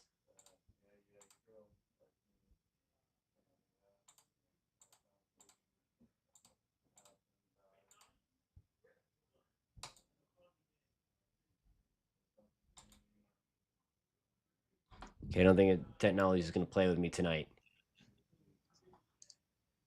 Yeah, no, my laptop on my end has been acting up ever so slightly. I mean, we can kind of actually, I mean, we at this point can use the radar to kind of estimate what's going on. We could, yeah. Use the As velocity. well. Joe, you are absolutely right in the chat. Yes, it is not a mid-range 4 yet. It is still a low-end Cat 4 at 130 miles an hour.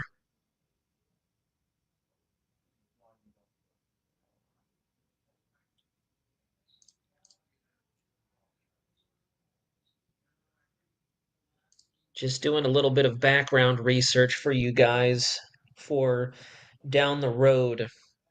It looks like for the day today, we have closed out a 24-hour window to where at least 80% of our models are calling for additional development to our south as we get into October.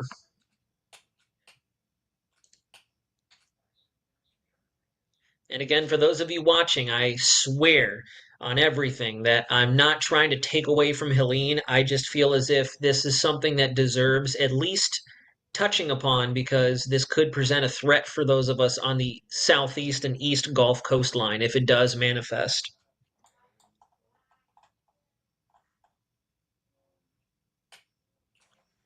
No question. Yeah, people were asking, have you seen the bridge in Florida? That was crazy. All those bridges going over to St. Pete from Tampa are closed. People were still driving over them when the water was crashing over the bridges there, which was nuts. Sounds like Florida. There's always those select individuals. Oh yeah. It was. I mean, it was crazy. Lucky it didn't get swept in.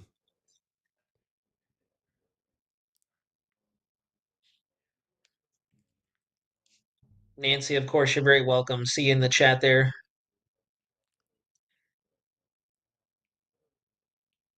What is going on over here? I swear. Weird noises. All right, so we're going to take a trip up to the panhandle of Florida. We are getting close to the landfall point, where we're really going to be focused on the impacts. And I mean, we still have lightning all on the northern side of the eye wall. I mean, it when we talked about this earlier when we first started seeing it. Um, it's that when you see that ring like that, when you see the lightning like that, I mean, it's still going. It's the pressure continue. I mean, 5 millibars in an hour is pretty good. Um, I mean, pretty bad, but I mean, a pretty good drop is what I'm trying to say. And we'll see if that continues.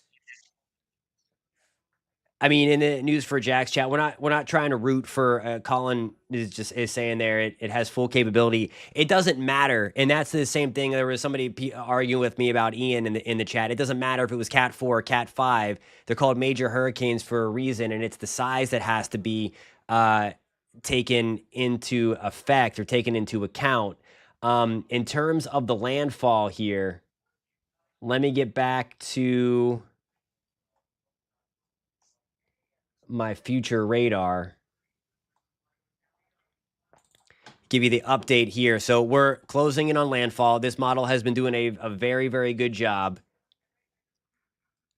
I think, I mean, Tallahassee may find itself in the western eye wall, although it might be just outside of the worst of the worst, it looks like. But there we go at about 10 o'clock or shortly thereafter in that ballpark, it is going to come ashore. So we're a little less than 2 hours, maybe about 2 hours away from landfall there. And I mean, we're talking at least 130-mile-per-hour winds. We could gust higher to that. So it's going to be interesting to see what we actually gust to there.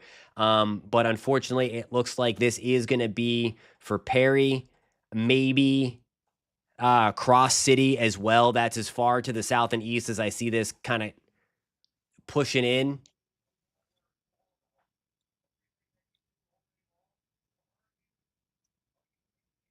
If we have Georgia viewers in the chat, some of our supercells are making their way onshore. Just some smaller scale locations, St. Simons, Brunswick, Dock Junction, Darien, Georgia. You are now under a tornado warning. And we have what actually looks to be a small freight train of potential supercells getting ready to rope their way onshore. So that tornado risk is going to persist for at least a little over an hour based on current radar off the southeast Georgia coast, just to the immediate northeast of the greater Jacksonville area. And before you got on, as we were looking at the model projections here, and it's pretty much right on the money that all these things coming on shore. Look at that. Somerville, Charleston, we got to be watching for these, especially the supercells that are pumping out some lightning strikes. Brunswick, we're under a tornado warning. Big time nocturnal tornado threat with these tropical guys. Look at that. I mean, they warned well out ahead of that. Yeah, that is a nasty couplet right there. That's going to make landfall, yeah. Geez. So I mean, there's no question that's probably a water spout right now, and that's going to transition. St. Simons, Brunswick. You gotta be watching out for that safe place for sure, because that is a nasty one. That might be the worst couplet of the day that we've seen, and I mean that's right in the area that we were expecting the highest tornado potential. Oh, easily. Yeah, easily. All right. Hey, the 8 o'clock hour, and we have our next troll of the hour, Jim Abbey. Welcome to the party. Overhyped sensationalism. Welcome to the list. The 8 o'clock hour. Welcome. Yeah, I mean, if you're calling a category 4 hurricane overhype or sensationalism, you, sir, have made the troll of the hour. Let's see here. don't get it. Yeah, I mean, I'm like literally. I mean, don't have time for that, Matt. I mean, typically don't like to give those guys the time of the day, but we're on a long live stream. You got to have some fun with it, and that's how I like to do it. It's the penalty box. We had to put some people in timeout earlier today because it just got out of control. Everybody on the chat has been great in finding out those trolls. So thank you guys for joining the team today and being a part of this live stream since noon. That's right, troll of the hour, the 8 p.m. hour. We had it was somebody in it was the 4 p.m. hour troll of the hour. Yeah, so I'll run those models for you. The 4 p.m. troll of the hour said that storm surge isn't a thing. So she could have made I like don't understand. the troll of the hour for like 4 hours. Here are the those supercells. There's overnight tonight that lifts up into South Carolina. So please make your Oh yeah. make sure that you have ways to get your warnings so you can be woken up. Those weather radios are loud. Cell phones, your local news station alerts, those are typically free. So make sure you have those downloaded. So that's the heavy rain. And then this is what I mean, super concerned. And again, this isn't what am I trying to say? This isn't hype or this isn't sensationalism, but what we're looking at in the Appalachians, like east of Tennessee and into the Blue Ridge Mountains through North Carolina, straight up potential catastrophic flooding there. The way the setup is coming, we already had the stage set. We've already seen flooding there, and we're going to get potentially a foot to 2 feet of rain because of the way that it's going. So just that's going to be the other kind of inland impact that we're going to see. And then just look at this. I mean, those supercells continue through Raleigh, through the Outer Banks, through up in Virginia Beach. That's tomorrow, 3:00. So you might have some tornado warnings your way. And then look how stretched out it is. This is. Oh, go ahead. I was just going to say, yeah, I feel like you were about to touch on that. It looks like this is when we've made that extra tropical transition. This looks like it's gone to far more of a mature system now, with the warm front extending up into the northeast and the cold frontal appendage causing some possible action for us here in Virginia. I was going to ask also, is there a way we could put on like a moisture relative humidity or like a precipitable water forecast model, because it looks like there's probably a lot of dry, like that dense dry air is what's going to help to modify those cells and keep the supercell threat fairly elevated consistently as that system rolls on up. So yeah, here we we go. Let's see. go. There's probably going to be a ton of dry air swooping in. Oh, yeah, there we go. Big time dry slot. Yep. Hey, Nazario, Yeah, I have so to cool. jump You can see on exactly where. Go ahead. No, I didn't want to cut you off. I have to jump back on the news. I don't know how much longer you're planning on hanging with us, or how much technology is going to be playing with a friend. We can, if you want, we can put this on a loop. If the radar loop, I have to hop over there, or I can just send it to our coverage for a while on News 6. We're going to be talking about the broader scope. We're on our News 6 Plus platform now, so we're off of the actual TV airwaves over cable. So your call there, whatever you want to do. If you need to get some things in order, because I know you're obviously busy doing other things too. So you let me know what you kind of want to do. If you don't mind, I wouldn't mind taking like a 20-minute or so intermission. When are you expecting to come back? I can rejoin around then. That is a good question. Probably, I think we're going to be staying with it until the 11 o'clock news. So what I will do is I will put the stream, and everybody listening, you're kind of, this is what happens behind the scenes. We're doing some like planning right here, and I have like a minute before my hit. But what I'm going to do is I'm going to put it over onto the News 6 feed. So you're going to see what we're watching on News 6 Plus. And then Nazario, just text me when you're ready to come back, and then I will switch everything back over to this interface, and then you can take over and then do everything else. Don't worry, we'll be watching the comments and all that stuff. So We'll see you guys in a little bit. Anderson, North Carolina, it looks like there is a tornado on the ground. So if you're around Anderson, North Carolina, just keep that up. Nazara will be back in like 20 to 30 minutes. And I'm going to send things over to our coverage. So I'll see you over there on the airwaves. Thanks, guys. Alrighty, folks. We'll see you soon.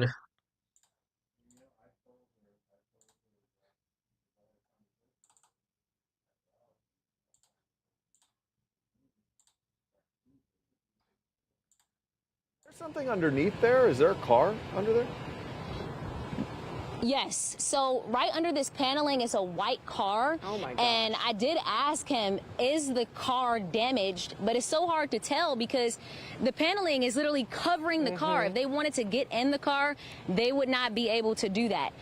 So I guess they won't find out until officials maybe come out in the morning and try to pick it up. But that's unfortunate. That's devastating. Another unexpected expense for this family. They may not have thought they would be out of a car if the windshield is cracked or anything else is damaged. I do want to add, I don't know if I mentioned to you all, you might be thinking if that paneling came off, is there a gaping hole at the top of the house? They did say that there was another roof underneath, so there's no hole.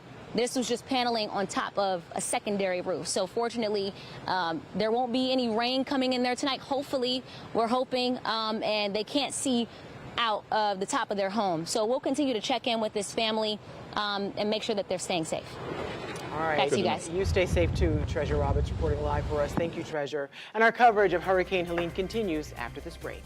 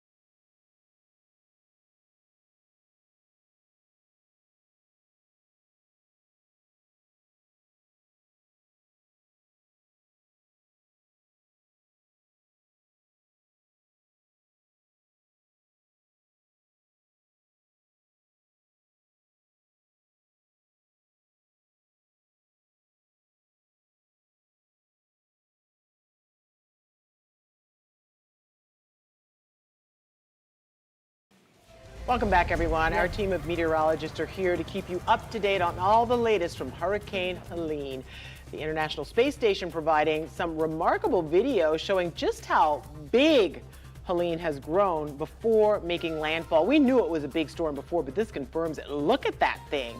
So glad you stayed with us. I'm Ginger Gadsden. Yeah, that is a very big storm compared to some of the ones we've had in the past that were tighter little demons, as we've heard them called. I'm Matt Austin. Glad you're with us here digitally on News 6 Plus or whatever app you're using. Let's start with meteorologist Samara Kokinos. We've got the whole team in here tonight. Samara, this thing's got to be closing in on that Big Bend area. Huh? And it is. It's going to continue to get closer and closer, anticipating landfall during the 11 o'clock hour. So over the next couple of hours, we'll definitely watch it continuously batter the coast. We'll feel impacts here. We're already watching some power outages, even though it doesn't look like a whole lot as going on right now, but it's still under 1,000 in Sumter and Putnam counties where we did see the majority of them, as well as Osceola County. But looking at this, there are a few, and that's just because of the wind so far. So, I mean, we've had a few tornado warnings today, but that hasn't been a big key player in this forecast today, just because a lot of that rain activity has been hugging the coastline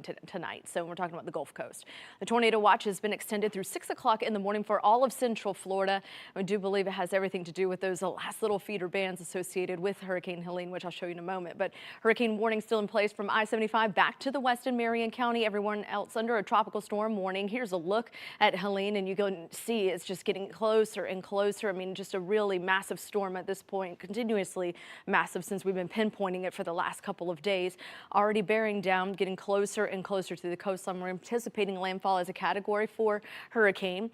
Still about 115 miles south of Tallahassee tonight as of the 8 p.m. advisory with 130 mile per hour winds. Winds are gusting in excess of 155 miles per hour. But look, it's going to make landfall anywhere between Perry and Tallahassee and then continue its trip into Georgia, even as a Category 2 storm over South Georgia.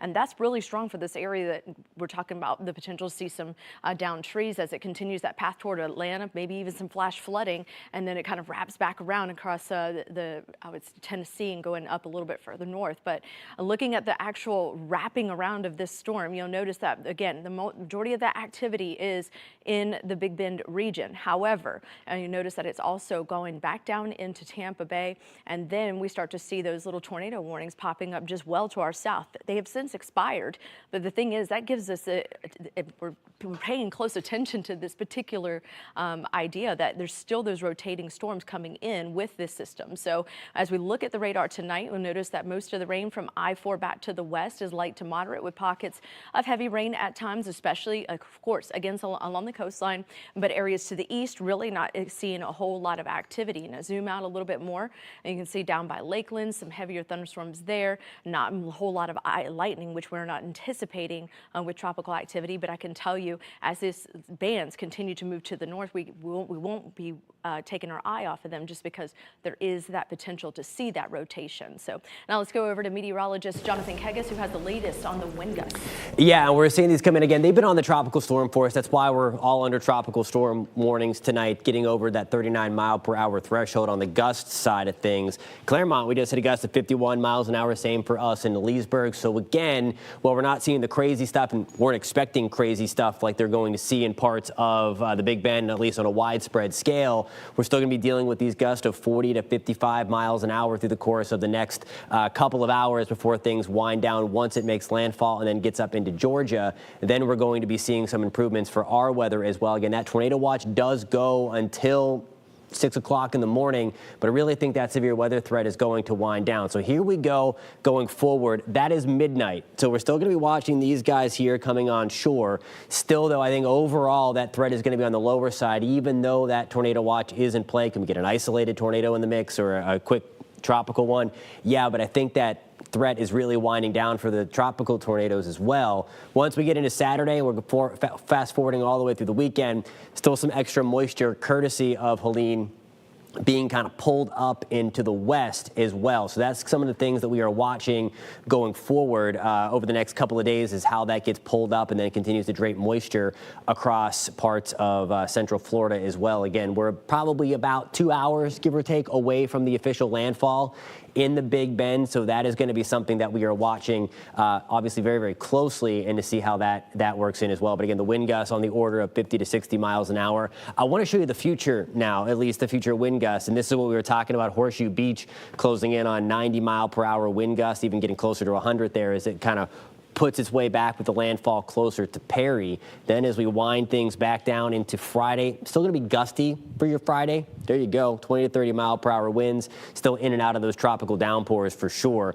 but certainly nothing like the gusts we're seeing out there right now, and that tornado threat is going to be pretty much zero by that point. And that's something that was really our main threat today, guys, just watching out for those potentials and in those outer bands coming through with Helene.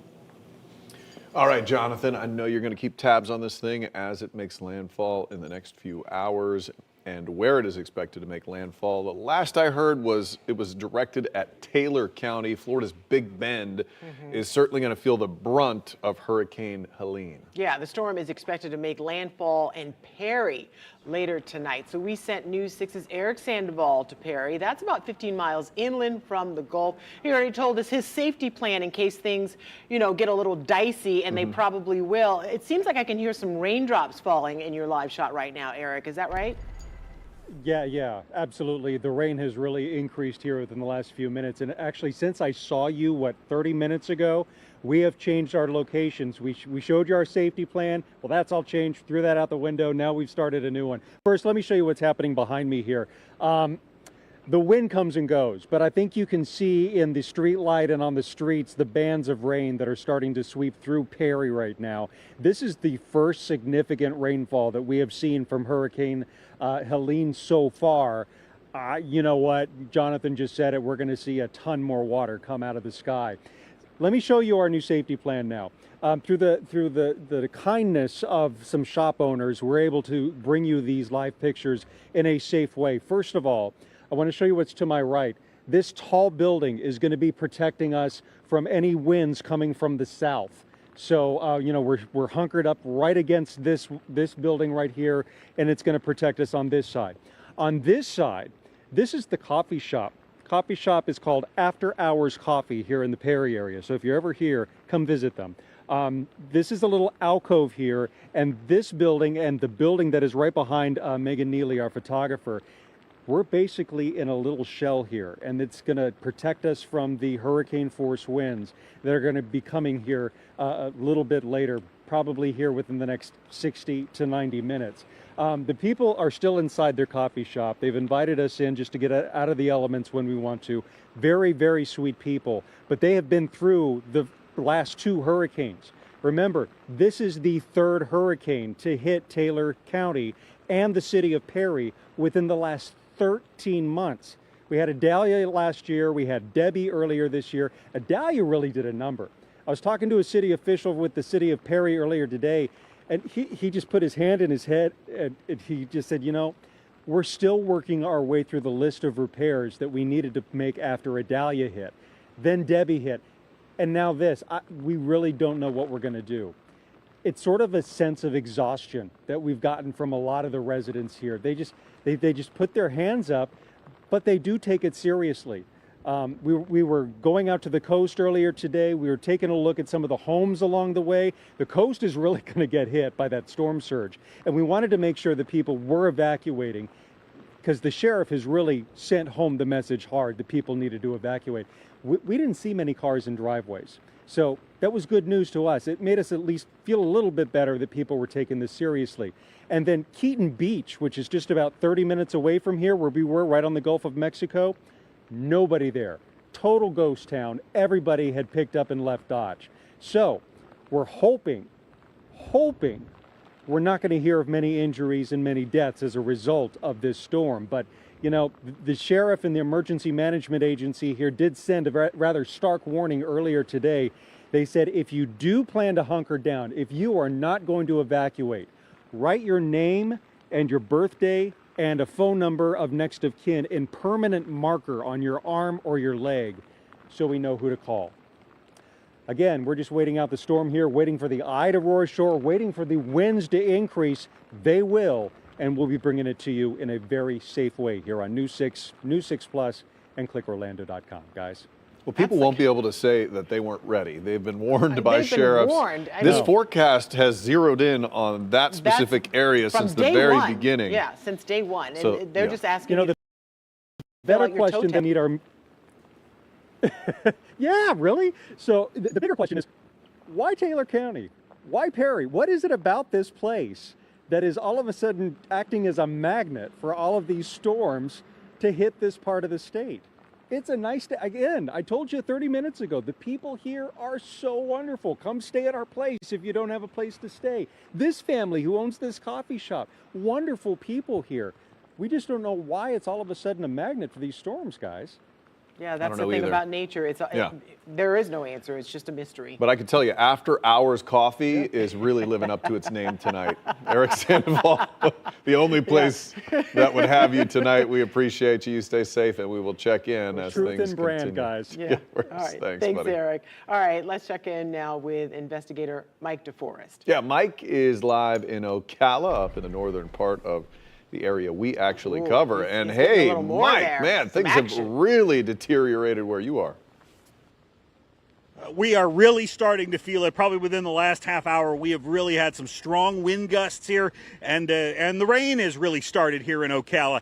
The roads are fairly empty. We've been driving around a little bit. Not a lot of people on the roads, but it's not keeping people out either. There's a bunch of shops, or restaurants anyway, here in downtown Ocala that still have some people in them. We've seen a lot of carry out on this rainy night. Of course, Ocala is the horse capital of the world. We know during the day, people who own horses were trying to get those horses into shelters. Here in downtown Ocala, the artwork of horses, as you can see, they have wrapped up in plastic and foam just to protect it from any possible flying debris that we may see tonight. And that is a possibility. In fact, a reality. Just a couple hours ago, we were over on the south side of town here, where a tree came crashing through the roof of a house. I think we may have some video of it here. The people who lived there said that it really wasn't all that windy then. They didn't notice anything, but boy, they said out of the blue they just hear a crack and this tree limb just comes crashing down on their house. It was a triplex. One of the 3 units was not impacted by that tree. That unit was vacant. The other 2, unfortunately, we're told were single mothers living in them, and that tree didn't just land on the roof, it went all the way through the roof. There was sunlight inside the house, and of course the concern was the rain coming, additional winds. You just couldn't live there. The house was basically unlivable, and so those families had to scramble to get their belongings. Some of them moved into that one vacant unit to at least provide some shelter for those. Oh, we got some people racing cars in the wet weather down here. But they got most of their belongings in that vacant unit, but of course they had to evacuate for the night. I'm not exactly sure where they went. There is one evacuation shelter open here in Marion County tonight at Westport High School. It's been open since yesterday. We'll continue on. Speaking of schools, schools will be closed tomorrow, along with most, if not all, government buildings. I think they knew that this storm was going to be a late arrival, and being dark, not knowing exactly what the impact was going to be here, they just wanted to play it safe. And we are starting to feel the impacts again. Just every now and then we'll get that strong wind gust, we'll get the rain. Certainly not significant like you'd be seeing out on the coast there, but it just goes to show that you can be miles and miles and miles away from the eye of that storm and still be feeling the impacts. Certainly those folks who lived in that house where that tree came crashing down tonight know that. Yeah, that is for sure. Helene's tentacles are really long and just stretching out there for hundreds of miles. Yeah, it is. It emphasizes the size, the thickness, the width of this one. Yeah, thank you, Mike. All right, let's get to News 6's Troy Campbell. He's joining us now from Wildwood. He has a look at the conditions. That's up in Sumter County. All right, Troy, are conditions deteriorating or stabilizing for you? Yeah, they definitely are. It's starting to get pretty wet out here. The rain steadily coming down. Also, the wind gusts have been picking up. Right now, we're standing on Pine Court. The reason for that is this is where Wildwood Public Works have set up this water pump. So you see that they have this line out right here, and they have more of the hose staged so they can attach it if they need to. And the reason for that is we're told there was some recent storms that caused some flooding on Wood Lane Avenue, which is the houses just over here. That retention pond is just right this way. The homeowners at this home told me without having this pump here, they've started to have that water get closer. So the heavy wind gusts have also been an issue in this area. Earlier, we stopped by County Road 462 in Sumter, where there was a large oak tree. That tree had fallen into the roadway. We got to see utility crews working very quickly while they could before those wind gusts picked up more to go and repair those power lines, as well as, and there is some sitting water in here already as we're seeing it. I should also note with the rain, Sumter County, 2 to 4 inches of rain expected. So that could cause some flash flooding in certain areas. But back to County Road 462, they were able to make that repair. They chopped up that tree very quickly, opened up the road. They do have 2 emergency shelters set up here in Sumter County as well. One of those is going to be at the fairgrounds, and then they do have a special needs shelter set up at the Wildwood Community Center. Both of those shelters, you can bring your animals or bring your dogs. So they wanted to make sure people didn't leave their pets at home. School in Sumter is also closed tomorrow, and government offices. But of course, the wind and the rain are the big concern here. And we're going to continue to experience these bands as they rip through Sumter County. Live in Wildwood, Troy Campbell, getting results, News 6. All right, Wildwood not living up to its name too much tonight. Not too wild. All That's right, pretty Troy good. Campbell, All right, thanks, you. Troy. And while the hurricane is passing along Florida's west coast, our east coast is also feeling some pretty strong impacts. That's right. News 6's James Sparvero is going to join us live from Brevard County now. He has the latest. He's got a fogged up lens out there. How are things tracking for you, James? Hey, Matt and Ginger. Well, it's pitch black at the beach now, so unfortunately we've got nothing to show you except my hair blowing in the wind. Been out here since noon today. It's been windy all day, so there's really no reason for you to come out and see the beach now. You're just going to get blasted in your face with sand.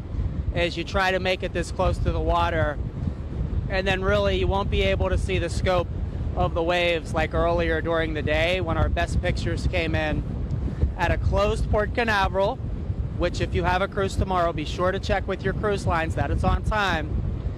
And then at the Cocoa Beach Pier, where it was so rough, I didn't even see a single surfer, which surprised me because I always see a surfer at the pier no matter what the conditions. So for tomorrow, when the sun rises, Brevard Public Schools will reopen. Very important to know that.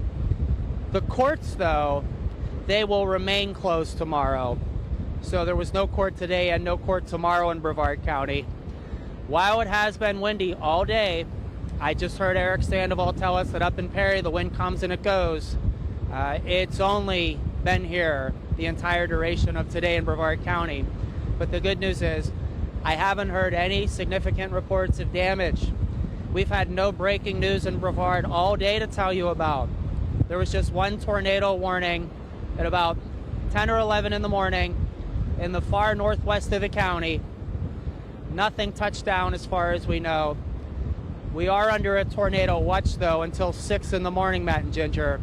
So we're not completely out of the woods yet, but we've been fortunate so far, guys.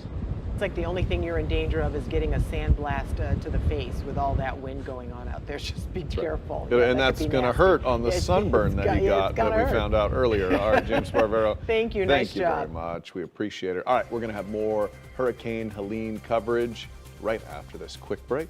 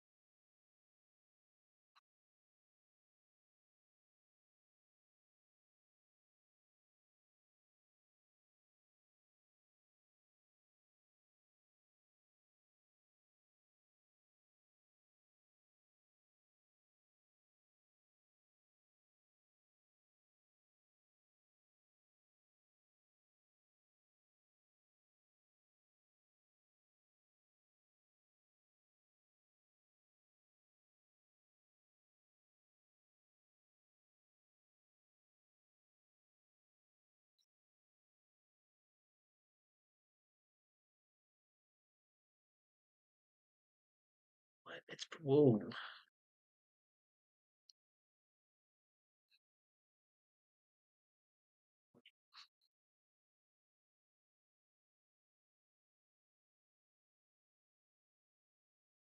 That's why.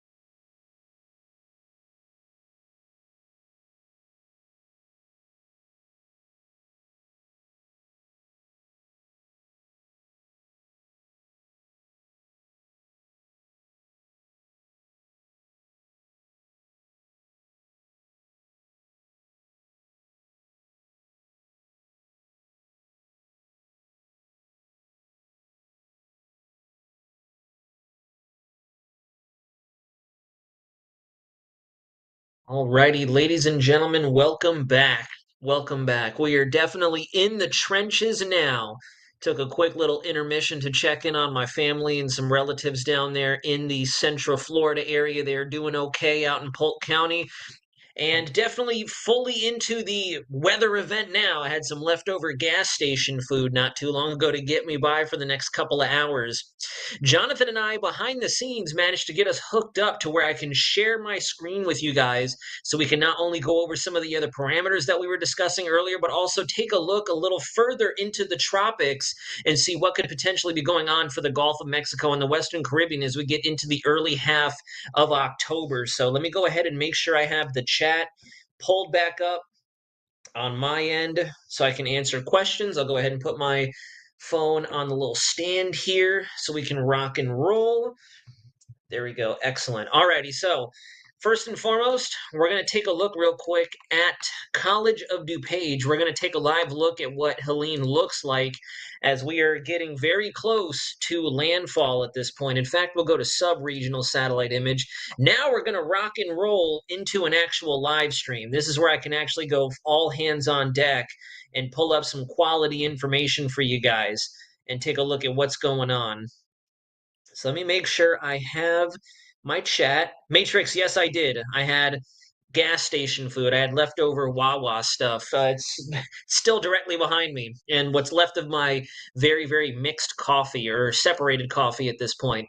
So here is Helene. We are rocketing towards the north-northeast. In fact, I'd argue we're probably going to see landfall here within the hour. We're going to be at landfall. It looks like we are coming right at the Perry, Florida, Steinhatchee area. As a matter of fact, we are definitely going to be east of Tallahassee. Tallahassee is going to receive the West Eyewall Core, as Jonathan was mentioning before we broke for that little intermission real quick, that commercial break, if you will. But looking at the infrared satellite shot here, you can see a clear cut and dried path at about 20 to 30 degrees north-northeast, rocketing off at about 20 to 25 miles an hour. So I did, Eric Burns, yes. Did get my crash course, and now we're actually going to talk as much as we possibly can to not only wind out or round out the last hour to landfall, but also go ahead and start to discuss what's potentially coming down the road. And as we get closer to landfall, what I'm going to do is just kind of start walking us through that right now. So this is a website that I love to use. Let me go ahead and fast forward this live stream here. As a matter of fact, I'm like back in time now because my phone was asleep. There we go. All right, now I've caught up to live time, or the actual live point of the stream. So this website here is weathermodels.com. I love this website. It is subscription based, but I'm going to take you through a couple of things that I was looking at earlier today. So hang with me, guys. We're going to kind of give you a bit of a short-term update. Let me go ahead and make sure I'm logged in.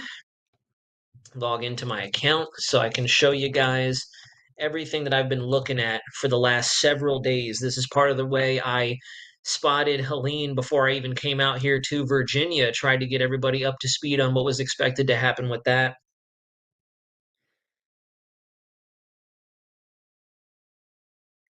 Paige, it's very possible. We're getting very close. We're definitely getting very close, and this thing is moving fast.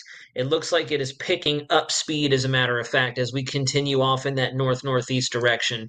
Taking a look at the satellite shot one more time. In fact, let's go ahead and go down to a localized sector and get even closer to the center as it gets up close into landfall. Let me go ahead and should be a way to put actual overlays on here as well. Product overlays.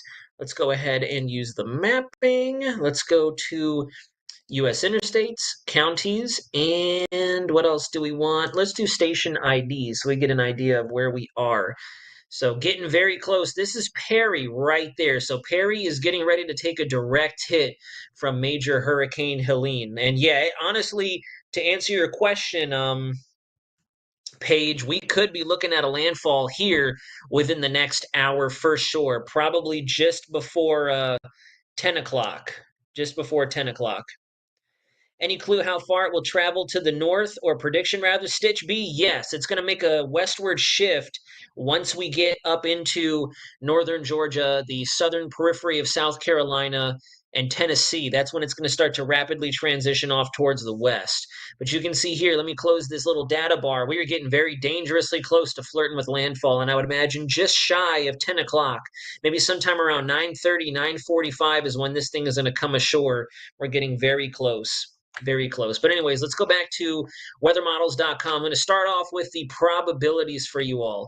So here are our European model blend of tropical depression probabilities, essentially what the Euro thinks down the road in terms of what the probability of seeing tropical depression genesis, tropical cyclogenesis out there in the Western Caribbean looks like. Now, we have a couple of hot blips out there in the greater Atlantic basin, the MDR. Those are expected, at least our first one that is expected to develop within the next 2 days, as a matter of fact, maybe even sooner than that.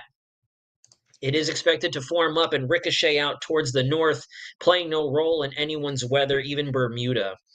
What I want you to watch closely, though, is going to be in the Western Caribbean, where the National Hurricane Center has our area currently highlighted for an 0 for 20. In fact, real quick, before we actually get into that, let me go ahead and open up a new panel here. Open up a new tab like that. Let me maximize again. There we go. And let's go to National Hurricane Center so we can show you exactly what we're talking about. This here, this bad boy right there, this 0 for 20. No chance of development over the next 48 hours, a 20% chance of development over the next 7 days. This is going to be our next area, now clearly designated by the National Hurricane Center as our next official area of interest. This one back here, Invest 98L, now up to a 90-90 split, 90% chance of development over the next 48 hours. This will likely steal the next name. I believe it's Joyce, and then followed by that we have Kirk. This is likely to be Joyce. This is more than likely going to develop into Kirk, if not something just beyond 98L, expected to work its way off of Africa. So right here, our European model blend of probabilities, and you can see this is valid for 12Z. This is 120 hours out into the future. Valid for 12 Zulu, 8 o'clock local time on the 1st of October. So this is as we're waking up in the morning and turning our calendars to the official commencement of spooky season. You can see our probabilities down there in the Southern Caribbean are already starting to take shape. You go to 144 hours, and we are starting to exceed the initial threshold. They've been sitting comfortably around 20 to 40% over the last 4 to 5 days. You can see here, as of the 2nd of October, 8 o'clock local time on the 2nd, we're now looking at about a 50% chance of our blend of probabilities developing something down there. At 168 hours, we creep up into about the 55-60 percentile before we finally peak just off the Yucatan and Belize coastline of Mexico.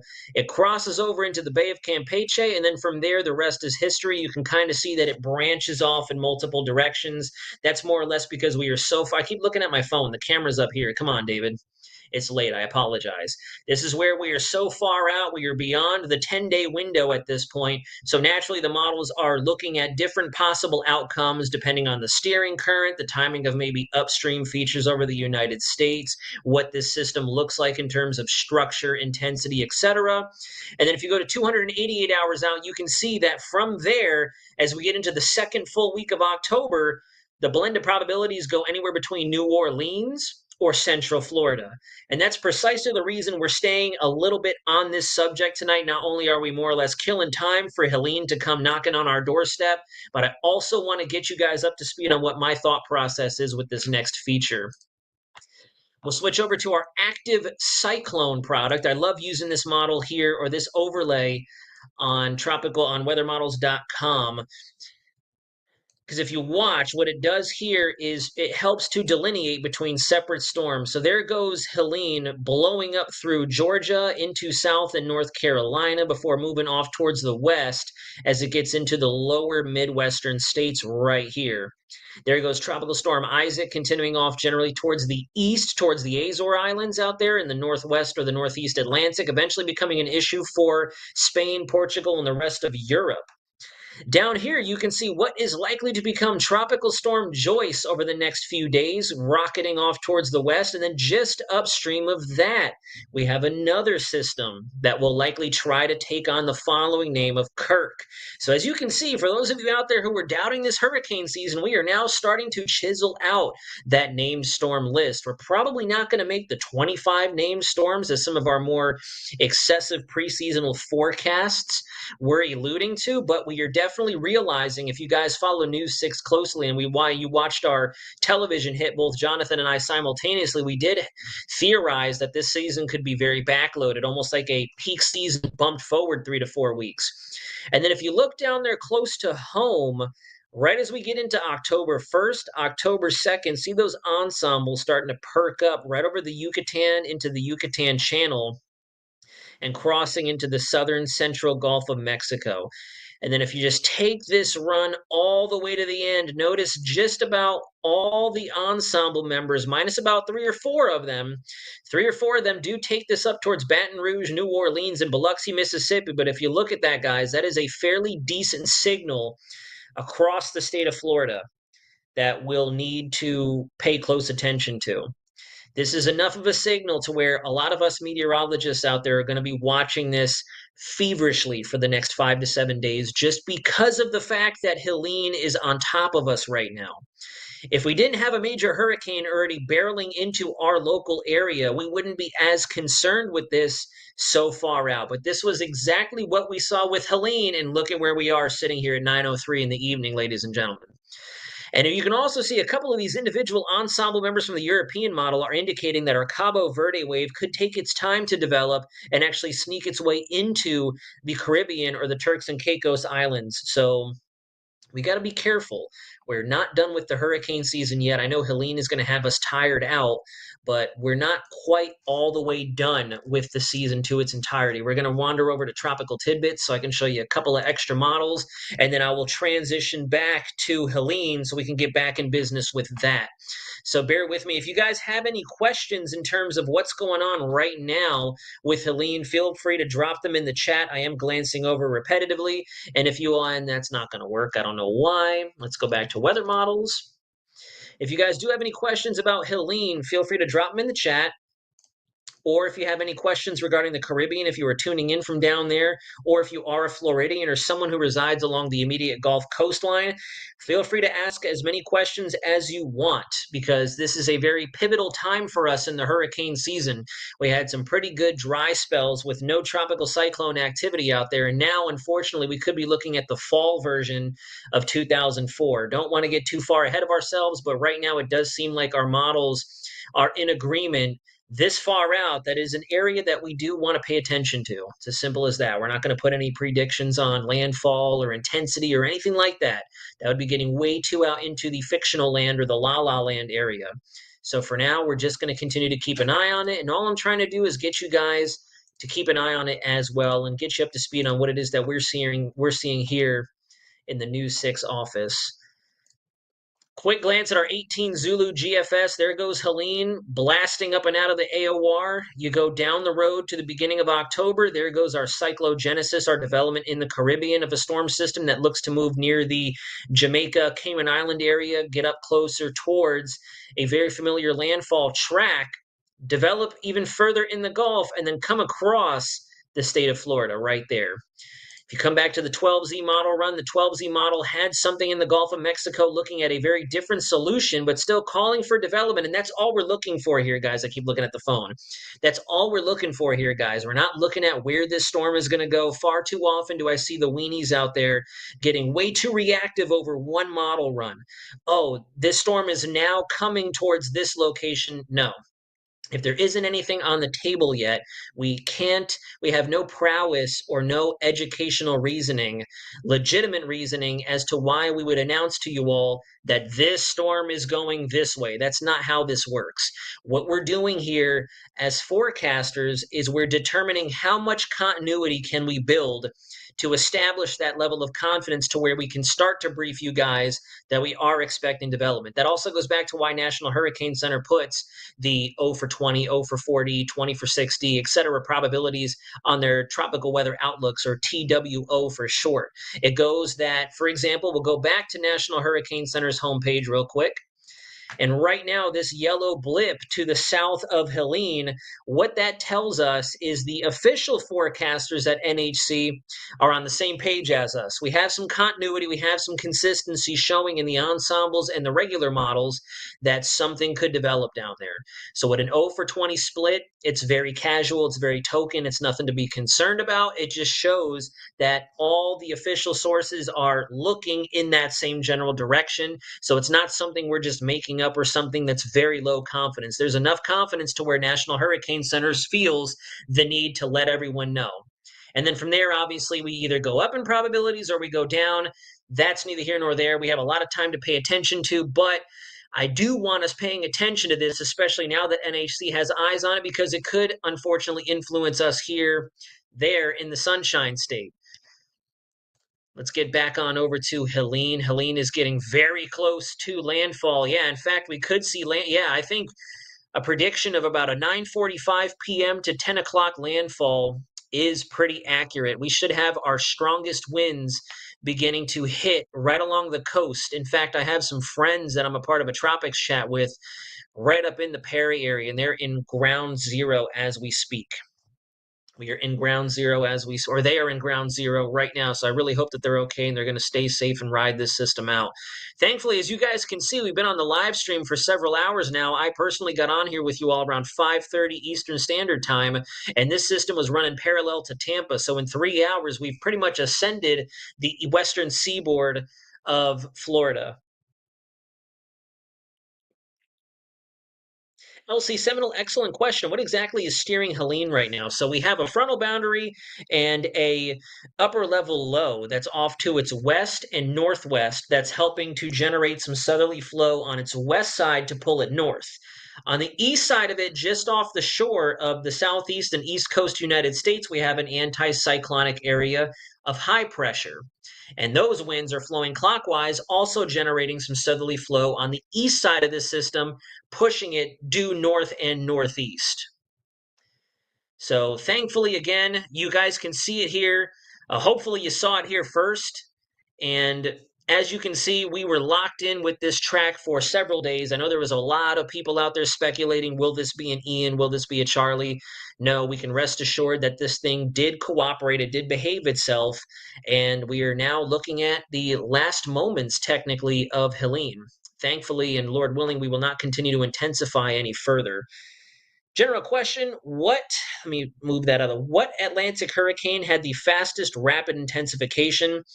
There have been a few different hurricanes that immediately come to mind in terms of very quick rapid intensification. Hurricane Michael, an analog to this system, started out very sloppy near the Yucatan Peninsula and then very quickly within, I believe, a span of 24, 30 hours went all the way up to Category 5 level intensity. Last hurricane season, we had Hurricane Lee. Thankfully, a system that stayed far away from the southeast and the mid-Atlantic did cause some harm up there for Atlantic Canada, the extreme northeast United States. Lee bombed out from a weak Category 1 all the way to a solid Category 5 in a 12-hour window. It was overnight. We went to bed one night after doing a live stream on my personal YouTube channel. We were looking at a 75, 80-mile-an-hour Hurricane Lee at bedtime, and we woke up first thing in the morning, 160-mile-an-hour Hurricane Lee. Very impressive rapid intensification cycle. Hurricane Wilma, one that's I've seen been tossed around in the chat for a while. Also a prime example of rapid intensification and the strongest Atlantic hurricane in terms of central pressure to date. Still, Wilma has not been knocked off that pedestal.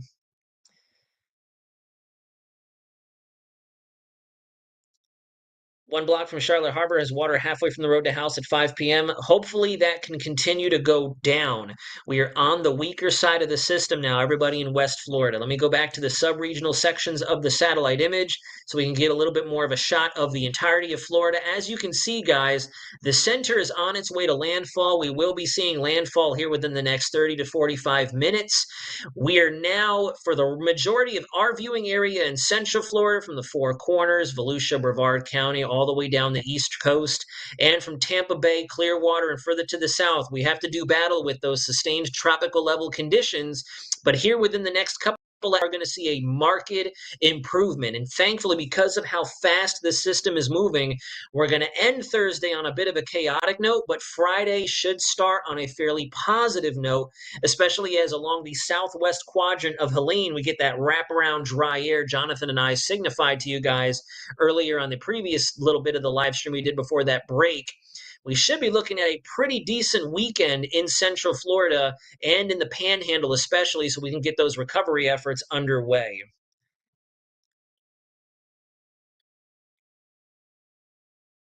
So Alexander Patterson, to tell you the truth, you're probably going to have to do a little bit of homework on that. See what kind of buoy data, local observed data you can pull up on a variety of different websites. I believe National Weather Service does have access to that type of data. We will have to see. I believe, as a matter of fact, yeah, I think that there's a water resources site or a water resources piece that shows Jonathan, whenever he comes back with us later on tonight, he'll be able to elaborate a little bit more on that. Him and I have pulled it up actively in the Weather Center there at News 6. But there's a way to look at water heights, water levels for that specific area if we have the sensor out there. Unfortunately, that site escapes me right now. I'm not very well versed in that. The black and red color gives it a certain look of blank. Not going to say that word out loud. Nice touch.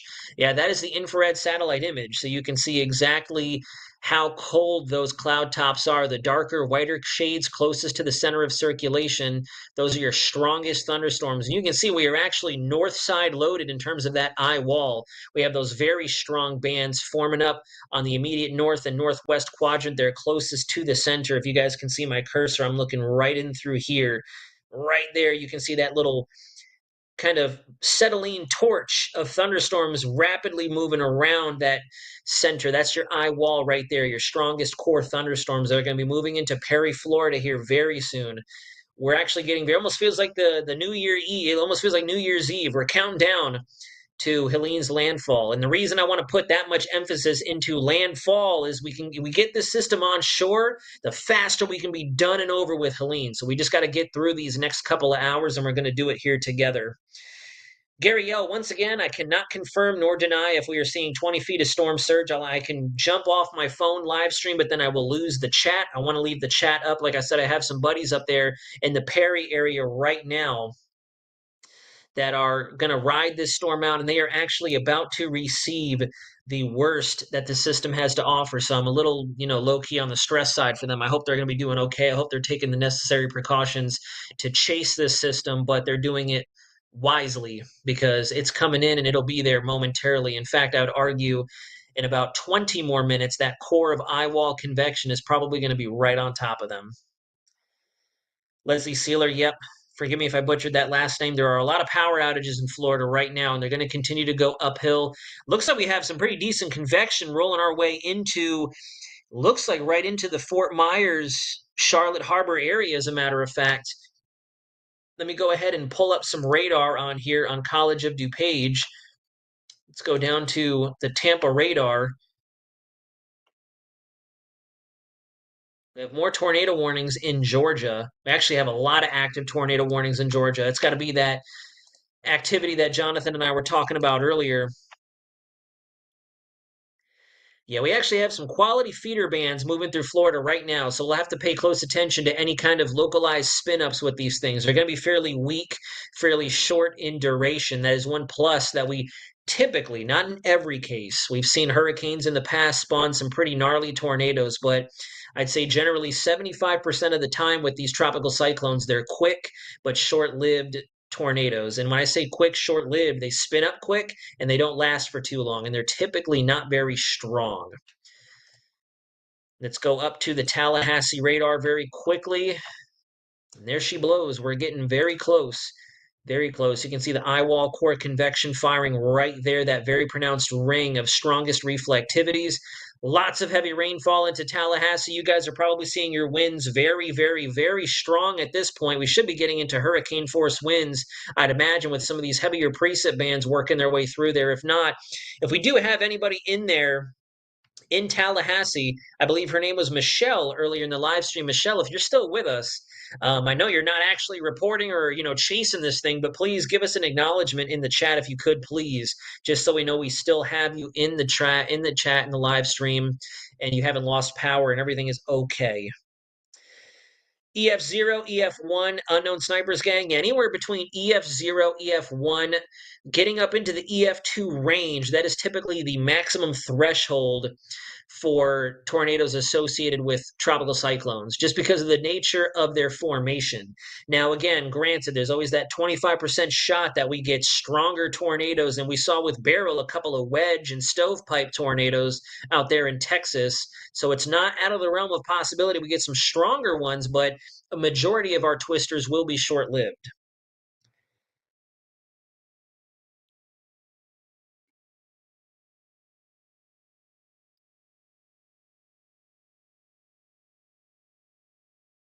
There we go, Michelle. Very good. Glad you're still here.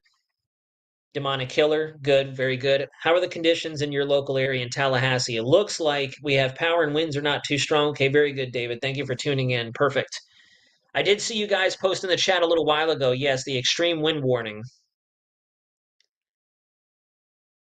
As we get closer to landfall, those winds are only going to ramp up just a little bit further, but thankfully you will be on the west side of the system, so we do have that going for us.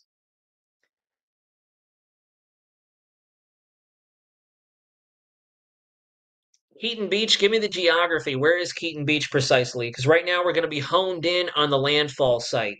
If you are within the immediate vicinity of the landfall site, you're going to see the worst of this system. If you're anywhere else right now, just stay hunkered down, stay in place, and maintain your situational awareness. But right now, it is just about closing time. We're running for home base.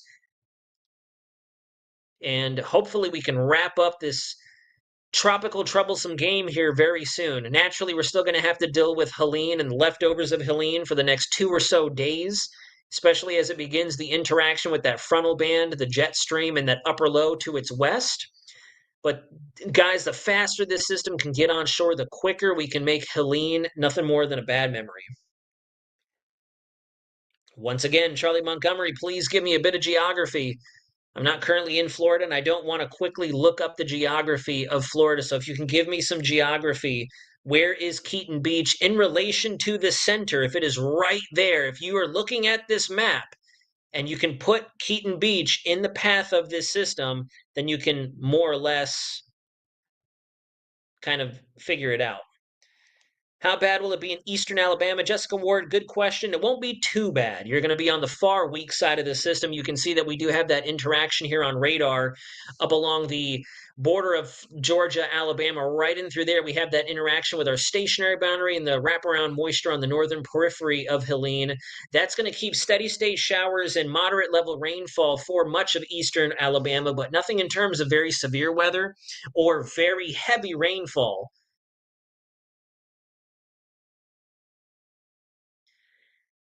If Keaton Beach is 20 miles from Perry, then, oh, that's right. Now it's coming back to me. Keaton Beach is right there on the coast. Well, Keaton Beach is about to get wailed on, to tell you the truth.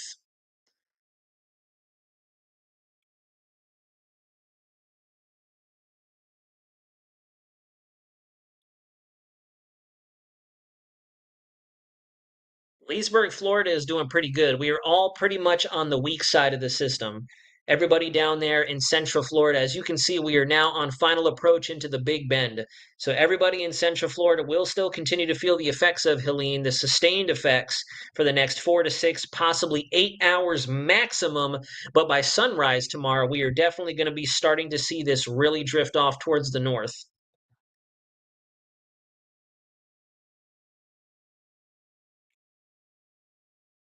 Big shout out to not giving you my real name. That's a very cunning username, not gonna lie. I like that a lot.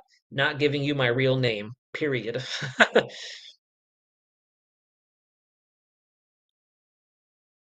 They do, yeah. That's because of just how much wind and how much mass is rotating around these features as they go along. It's pretty neat. It's pretty neat how these systems work. Naturally, the destructive nature behind these features is not fun whatsoever, but it is always interesting and captivating to see exactly what these things do from an atmospheric science perspective. And correct, Chrissy, I agree. You can see that our core of strongest storms are still well to the south. Keaton Beach, Cedar Key, Perry, Florida, you guys are going to receive the direct north and northeast quadrant of that eye wall core.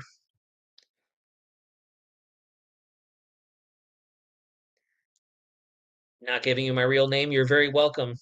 Sounds like I'm saying a statement before I say you're welcome.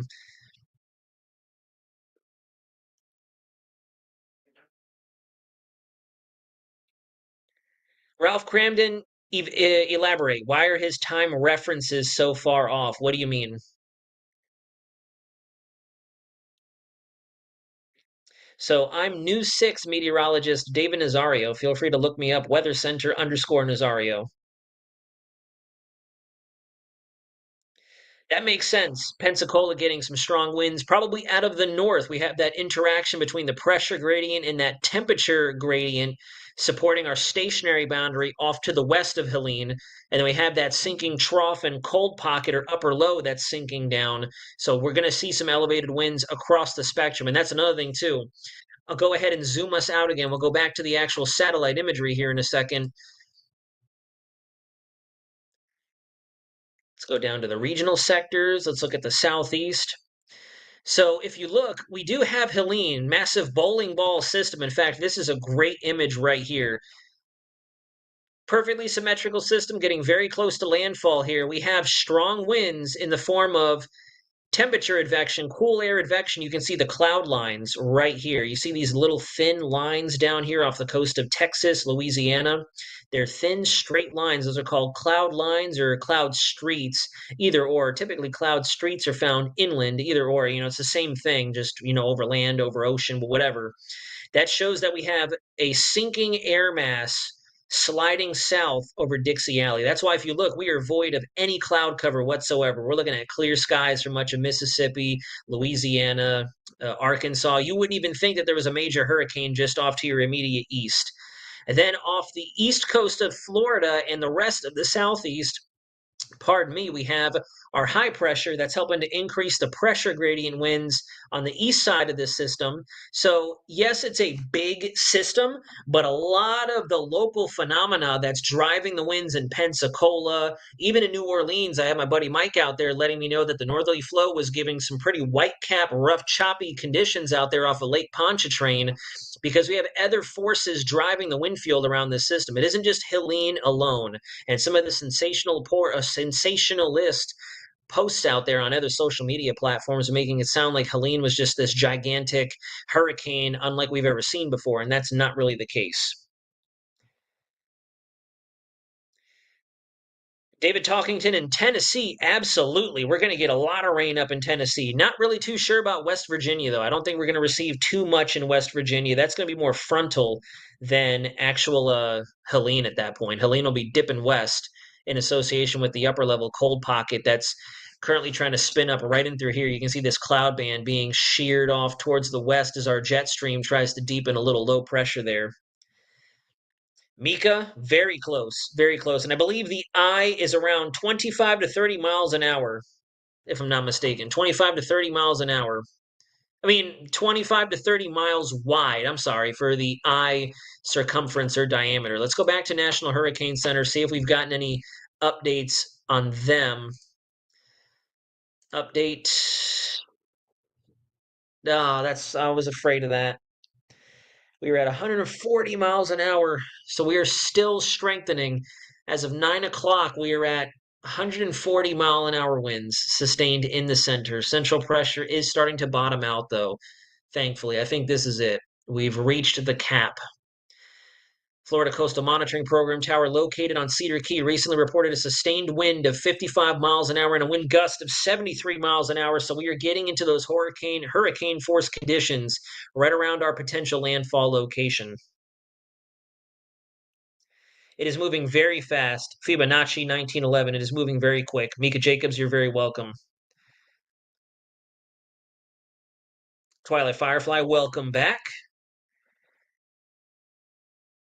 I wouldn't be surprised, 939, but thankfully, I really do think we're going to bottom out here. Well, not necessarily bottom out. This system probably still has a lot of gas left in the tank, but we are so close to landfall that we are not going to realize the full extent of what Helene has to offer. Thankfully, we are going to just be into a forced cap at this point as this system gets very close to landfall. There we go. We are just about there. Eye wall finally coming ashore, which means we are moments away now, ladies and gentlemen, from Helene's landfall. Technically speaking, this might sound a little exciting, and I don't say exciting in a good way. I mean just exciting in the nature of the term itself. But we're about to witness history because Helene is likely a name that will be put down in the record books and retired for the rest of our natural life. So as we ride this storm out together, folks, this is it. We're coming on in for a landfall. Looks like it might even be a little sooner than our 9:45 prediction just based on visual imagery extrapolation. We're probably going to be coming in here in about another, I think maybe 9:45 looks pretty solid. Let's see, guys. Let's go ahead and see if that random prediction I threw out to you guys earlier is going to verify. We're going to be very close. I said 9:45 at the earliest is when that eye is going to touch the shoreline and we can officially announce a landfall. Ocala's doing okay. Ocala's going to be okay. We are on the backside of the system now. Everybody in Central Florida at this point is on the backside of the system. Conditions can only get better from here.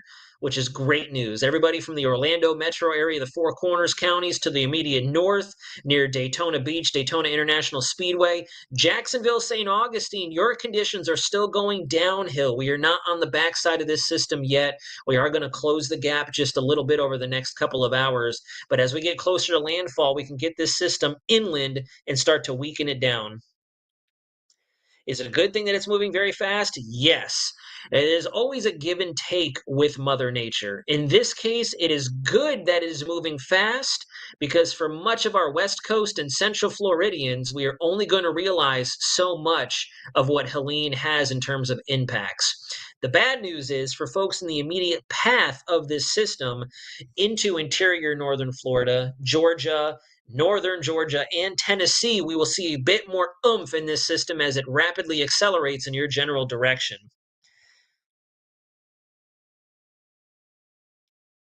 Exercise water heart. Unfortunately, we have not. Unfortunately, there's been consistent, kind of just neutral news with this system. Eric Burns, it's another thing, another valid point. Given the fact that we are still in a deepening phase, a intensification phase with this system, if it did slow down, that would be problematic. We would definitely have to hope for some good luck or a miracle from above that this thing were to cave in on itself, because clearly it has not done that. We are now at a 140 mile an hour Cat 4 hurricane. That is definitely a mid-grade Category 4 hurricane, which means we will likely have embedded gusts beyond Category 5 intensity. Category 5 is the strongest category out there, which means immense and extensive damage if you are to realize any of those kind of gusts or intermittent conditions, even if it be just in the blink of an eye or the snap of a finger. Anyone have any idea how Bradenton is doing right now? My boat is currently getting new upholstery done at Boaters World over there. They said it's being kept inside, but still worried. Bradenton should be clearing out by this point in time. We're likely still seeing some surge, some strong winds, onshore flow out of the south and west. If you think about it, if you follow my cursor, these are the winds around our storm. In fact, on this website, we do have a way to toggle data. Whoops, I don't want to turn it off. We do have a way to toggle some wind flow. I believe there are streamlines on here. Let me see, mesoanalysis and the streamlines. There we go. And as you can see, we have that southerly flow and the southwesterly flow on the south side of this system. So Tampa Bay, Bradenton, Brandon, Hillsborough, Pinellas County, and a little further to the north of there, we are still realizing the onshore flow with this system. But thankfully, we're putting some distance between us and Helene's center. So conditions will only continue to go uphill. That is one. If we want positive news in the chat, we are seeing the worst that this storm has to offer, if not just about, up there in the Big Bend area of northern Florida. Cedar Key, Keaton Beach, Perry, Florida, you are about to experience the brunt of major Hurricane Helene. However, on a positive note, everybody in our general viewing area, Central Florida, South Florida, everywhere who were afraid that this could take a hard right turn a la Ian or Charlie, we are now officially going to see upward conditions or improving conditions as we go through tonight. And Lord willing, tomorrow morning we can wake up and things will be pretty much in the clear. I'm in Clearwater right now. It's not raining whatsoever. The wind has died down a lot. Excellent. Not giving you, I'm going to just NGYMRN, since the Navy and the Air Force love acronyms. I'm just going to say not real name. Never mind. Trying to make a poor joke and I'm too tired to rattle it out. But that's excellent news in Clearwater that things are trending down. We're going to continue to see improvements throughout the night. We still have to do battle with some stray thunderstorms on the backside of the system. You can see some convection bubbling in the southwest corner of the state, just off the immediate coastline over the Gulf Stream nearest to the Bahamas in the Miami area. But that's about it. For the rest of the night, everybody, ladies and gents, for Central Florida anyways, we're just going to continue to improve. We're going to continue to improve. Exercise Water Heart. Check out his personal channel where he does weather stuff too. Weather Centers are great content. Joined Just Weather earlier this month. This and that channel are great. Thank you very much for that. That means a lot. And I do recognize your profile and username as well. So thanks for coming on over from Weather Center Nazario and joining us here on Just Weather and on News 6. It is 9:32. We are going to zoom in using the dual pole NexRad radar, and we are going to count it down together, ladies and gentlemen. We got to be imminent. Imminent, yes. We're starting to see the eye wall come ashore right now. Not the eye itself, but the eye wall. We are very close to landfall. Extremely close. It does look like we might just be beyond 9:45. It doesn't seem like we are close enough to realize a landfall in 10 minutes, but between the 9:45 and talk rough estimation I gave you guys earlier, we're going to be close. We're definitely going to be close. Derek Cross, yes, a lot of us have been getting lucky, very much so. I'm very thankful that I didn't buy into the early stress with so many even big weather sources out there local to Florida discussing the potential that this will march east, because I am too far away from home right now for that kind of intense activity to go down. To Discover EDM, thank you very much. I do sincerely appreciate that. And we're not done yet, folks. We're going to stick with you even beyond landfall. We got about another just under an hour and a half to spend together. So please give me your questions, give me your comments, give me your concerns.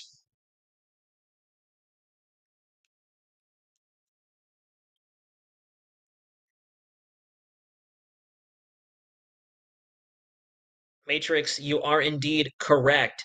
And the problem with this fast moving system is the fact that we are not going to likely upwell the Gulf of Mexico as much as we could have with a slower moving system or a broad disorganized system. Not giving you my real name, definitely please stay in the chat then. It's nice to know that you have lost power but still have the capabilities of communicating to us. And please, nobody twist those words. I'm not saying it's good that they've lost power. I'm saying it's good that we still have connection with them despite having lost power. Because I do. I want to make sure that you guys are my eyes and ears. I am not in Florida, unfortunately, and it pains the living daylights out of me that I am not down there right now. So I'm thankful for you guys. You guys are my eyes and ears right now. Honestly, if you want to join me over on Weather Center Nazario, my personal page where I can cut loose just a little bit more, I'll bring you up to speed on how painful of a process it's been leading up to this system. Because dang, it's been like pulling teeth. Talk about tense, stressful, aggravating.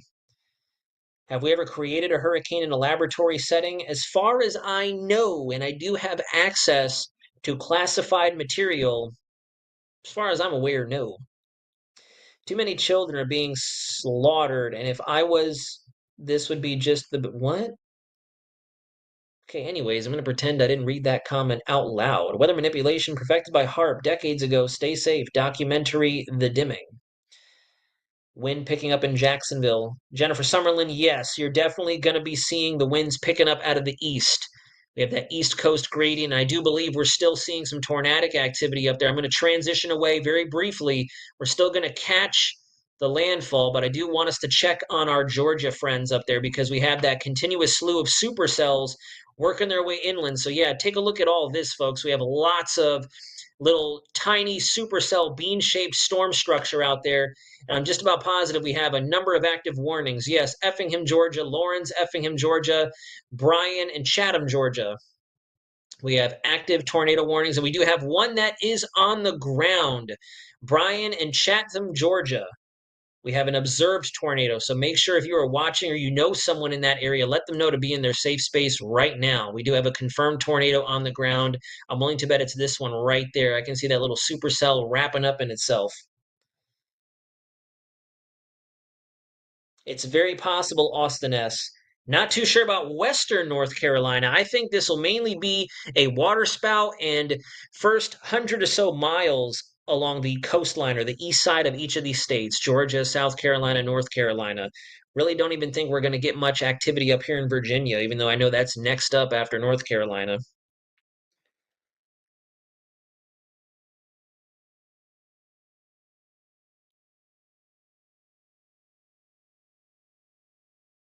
Yeah, PM. We've had consistent run-to-run GFS and Canadian model data indicating a system up there.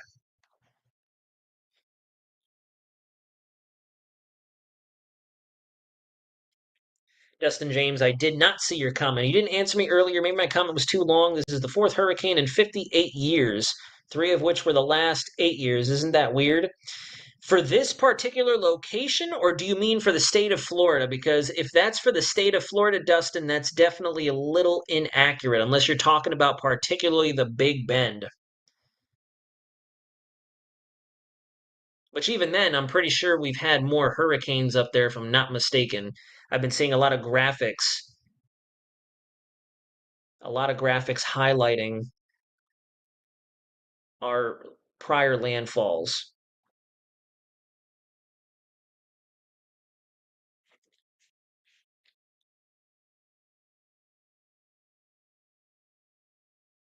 Gonna switch the radar again back down to the south. Justin James, it's just the nature of the beast with that game of timing that we were discussing earlier in the live segment. Tropical meteorology and tropical forecasting is very much like a game of chess. You have to monitor the game pieces on the board very closely, and that'll dictate what the end game, not to get too Marvel Avengers on you, but that'll dictate what the end game looks like for your tropical cyclone. In this case, you can clearly see, based on the fact that we're actually seeing a cutoff low, not an actual just general low pressure area steering Helene from the west, that shows you that we were mint in terms of lining this system up to take it on its course that we're seeing in front of us right now. If we missed that cutoff low, or if that cutoff low came down too fast or came down too slow, we'd be looking at something totally different right now. So it's a very tricky game of timing.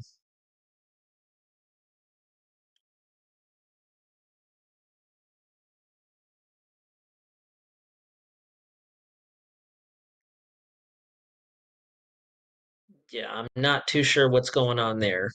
Please ignore, folks. Ignore. Unfortunately, I'm not the head of this YouTube channel, so I can't boot anybody.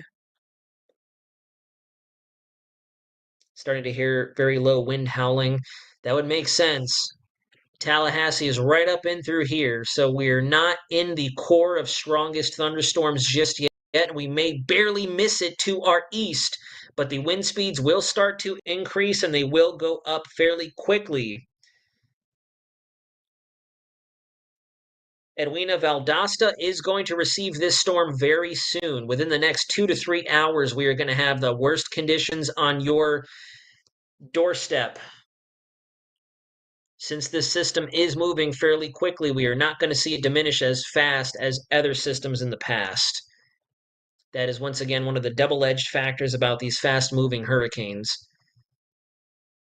I would anticipate we will probably lose hurricane status once this gets into about the middle portion of Georgia, right around where the the Macon area and the Warner Robins area is. We'll probably end up seeing this system drop for hurricane status. But until then, we are going to have, at the minimum, a Category 1 tracking through much of Georgia. The southern half of Georgia, I should say. Yep, here we go. We are right on the cusp of a landfall. As some of those other YouTube channels love to hype up their thumbnails, this is the part where you'd have the giant arrow and the huge capital bold letters, "Here we go!"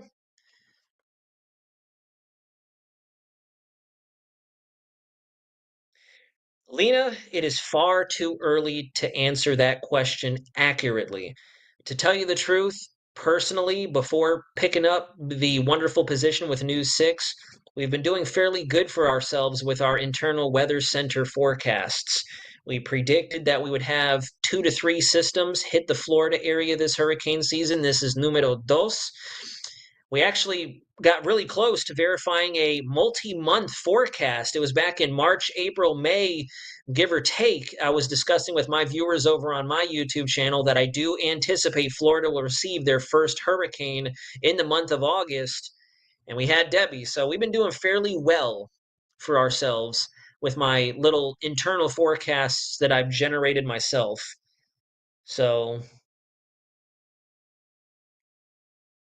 I want to say, to tell you the truth, I can see there being another system. I really can. especially since we are going into a fairly active state in the Atlantic. Anything at this point, given the fact that we're getting further into fall, we will have stronger frontal systems, stronger dips in our polar front jet stream over the United States. So at this point, if we were to see a storm in the Gulf, a storm in the Southern Caribbean, it will be a southeast or east coast United States issue unless it were to remain fairly weak. Clicks and coins. Exactly, Chrissy. Exactly. And they're very reactive to model runs. It's one of these days here on Just Weather and on News 6 and over on Weather Center Nazario. I really want to take you guys through the actual forecast process, show you what it truly means to generate a weather forecast. Because a lot of these other YouTube channels out there that say they're giving you a forecast, all they're doing are reading models. And I have full faith and confidence that every single one of you, the 700 plus who are watching this right now, I have a feeling and I'm confident you're all smart enough to crack open your favorite weather website and look at a couple models and be able to see, okay, it's going this way. That truthfully is not a forecast. So I'd love to do some educational segments here on the channel and on other social media platforms. But obviously, once Mother Nature starts to cooperate a little bit more.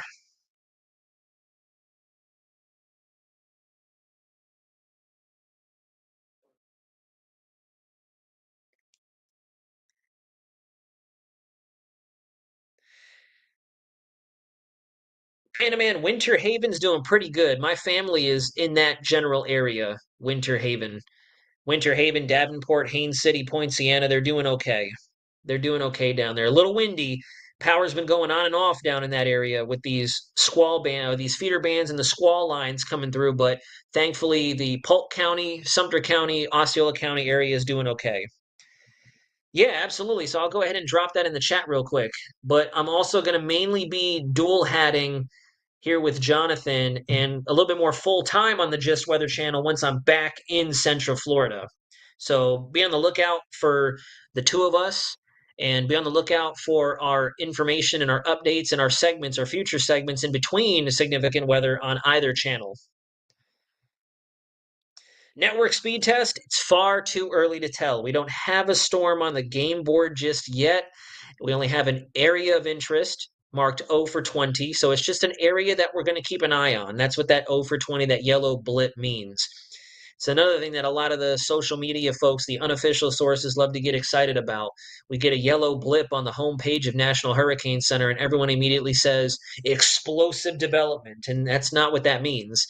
The state, there's levels to this, as you know, some of our rat fans out there, there's levels to this game. When there's a yellow area, all that means is it's interesting, kind of like raise an eyebrow. Maybe a tropical system. When you get into the orange area, you kind of have like this kind of a look. You still got the eyebrows raised, but you're leaning in a little bit, like, okay, maybe a tropical cyclone. Then when it's code red, most of the time, not every time, we're really leaning in with both eyebrows open, like, okay, tropical cyclone. Doesn't mean that it's for sure going to develop. I can't tell you how many different times I've seen the keyboard warriors out there mention, we got a yellow blip, rapid intensification. It's like there's nothing there yet. What's rapidly intensifying? Idaho is doing just fine, Travis.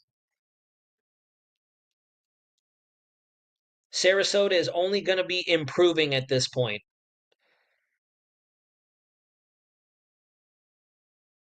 Matrix, I'm fairly certain I know exactly whom you're talking about. Lake City, Florida should be only improving from this point as well. If I'm not mistaken, we are also on the south side of Helene at this point. It is 9:47. We're getting very close. Let's see if we can let's see. You guys can test my skills here on the live stream. I just simply used a technique called extrapolation, and I said between 9:45 to 10 o'clock, we are going to see landfall. Let's see. Let's see if I can prove my worth to the News 6 team and to you guys here in the chat right now. Let's go ahead and zoom back in on the radar and see how close we are to landfall. Yep, we're getting there. We're right on the threshold at this point. Nah, truthfully, we're gonna bust. It's gonna be after 10 o'clock. It's gonna be very close, but I'm not gonna go ahead and try to amp it up a little bit. It's gonna be after 10 o'clock. This system's gonna landfall. See, Michelle Sparks, yes, Central Florida is going to be in the clear for sure. Orlando is okay. We still have to pay attention to our overnight potential for isolated thunderstorms, but at this point, if I zoom you back out on the satellite image, let me go back to the satellite once again. Got to go back up here, go to the satellite, and we'll go into our sub-regional section. We'll come down here to Florida. As you can see, we are now on the southeast quadrant of the storm. So the worst of the storm is now beyond. The dirty side of the storm has now just about exited our AOR.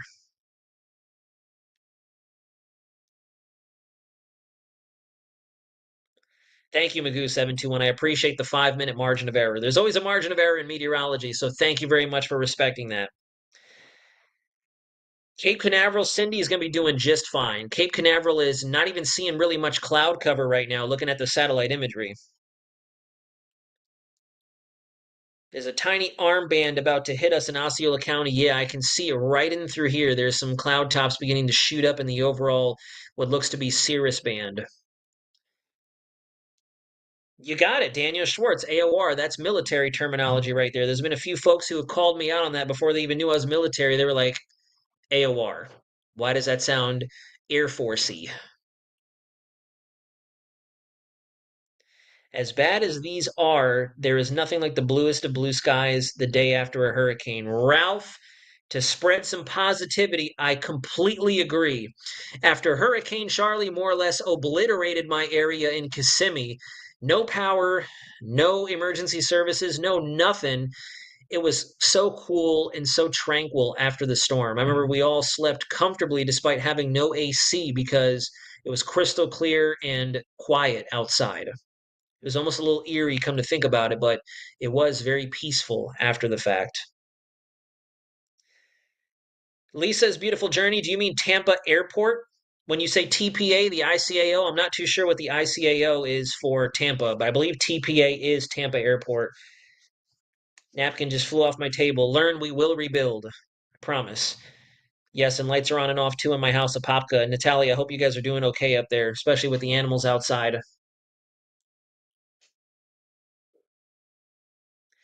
Wachula is going to be getting rain. Yes. Yes, definitely.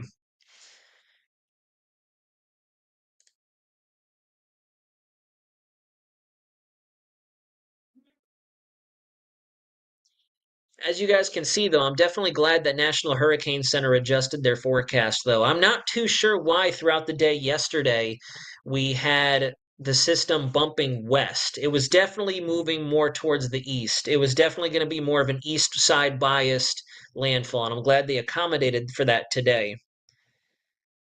Jess 23, really, in Kissimmee, what part specifically? I was near the, if you're familiar, Kissimmee Elementary, Kissimmee Middle School, Osceola Square Mall at the time, now Plaza del Sol, I think is what it's called in Osceola County. So please let me know, Jess 23, if you wouldn't mind.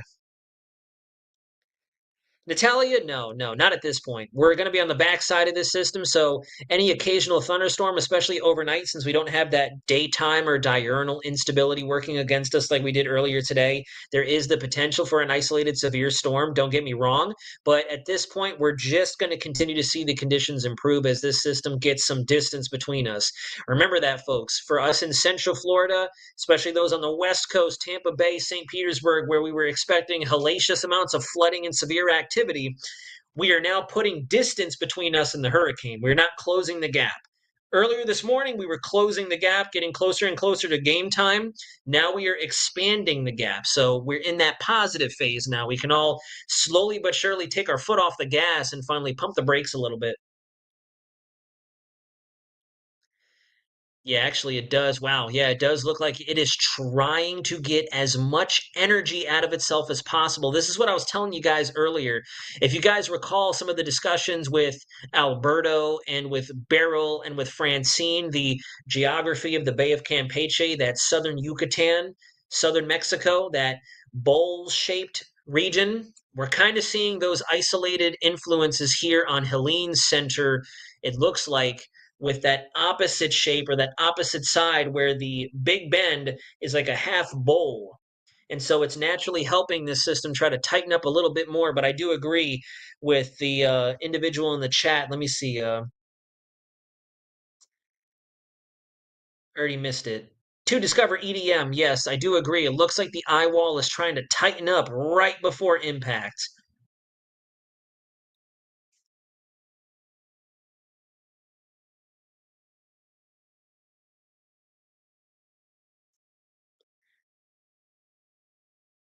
Alexander, Atlanta, no, it's not going to get hit intensely, but you are still going to likely see tropical storm conditions with as fast as this system's ripping along.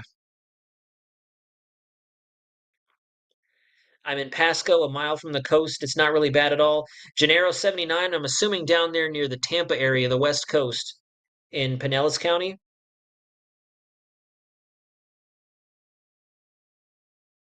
I fully agree, Natalia. Fully agree.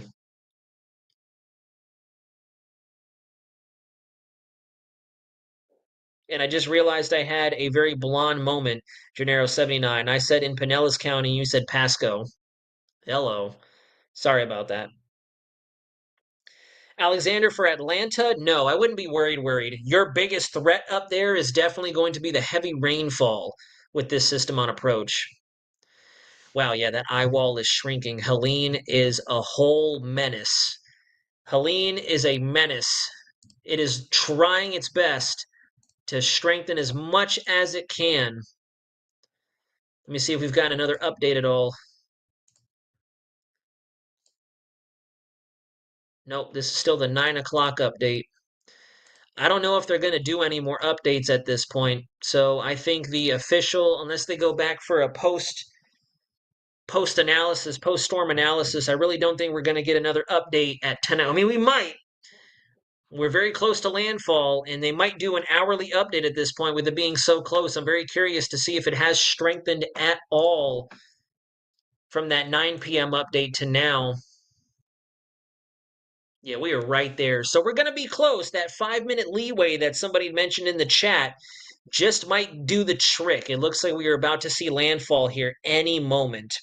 Alexander, yes, I normally do live in Central Florida when I'm not operating with the military.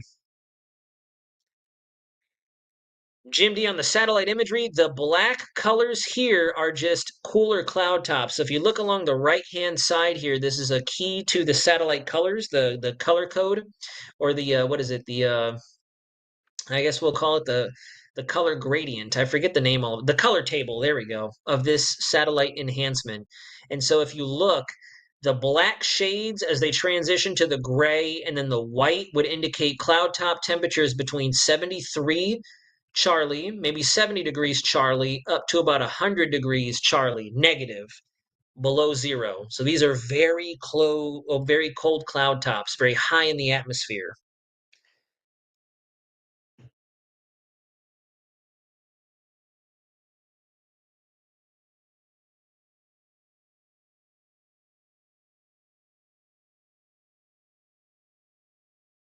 Oh, I am not in Central Florida right now, Alexander. I'm in Virginia, like I said, with the military up here. Not at the moment. Ocala's doing okay. I forget where Cape Coral is, folks. If you guys could let me know where your location is in relation to the Florida Peninsula, West Coast, East Coast, Northwest Coast, Southwest, Northeast, Southeast, etc.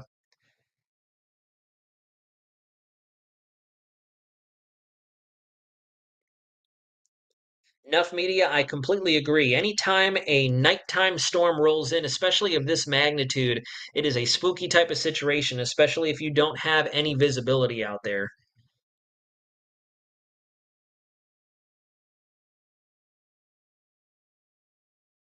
Exercise Water Heart, thank you for joining us tonight. Have a great rest of your evening. Be safe out there. Chinese made steel toe. Yes, Ocala is doing okay. We are on the outer fringe of the east side of the system.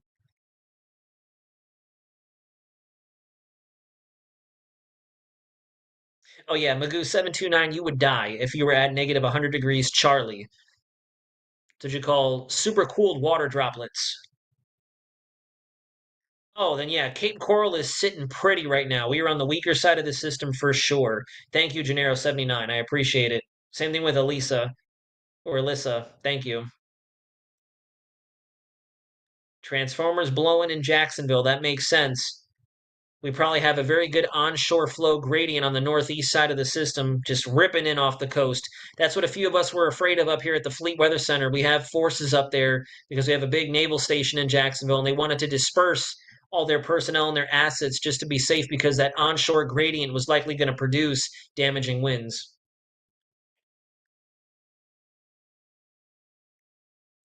Alexander, you can definitely get some rest. If you are going to get some rest, I would say right now, just so this way you can be up at around 6 o'clock when Helene, although weakening, is going to be coming up. Is doing okay. We're on the southeast side of the storm now.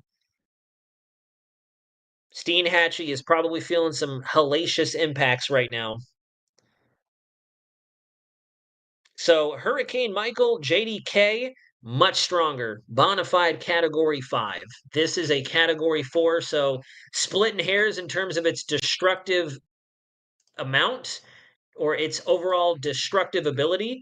But, I mean, I would definitely still say Michael was the more treacherous system, for sure. See, are we going to get a 10 o'clock update? I'm very curious to see if we're going to get a 10 o'clock since we are a minute away now.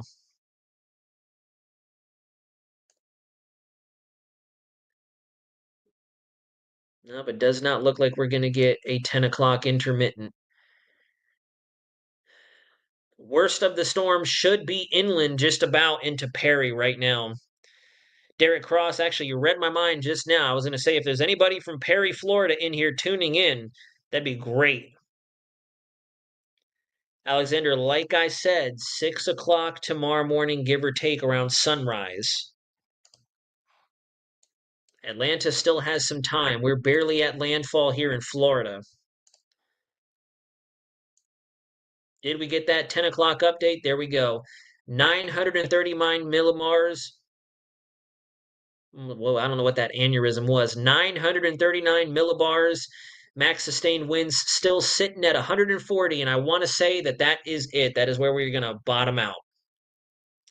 That is where we are going to bottom out, ladies and gentlemen, because this thing is going to be making landfall momentarily.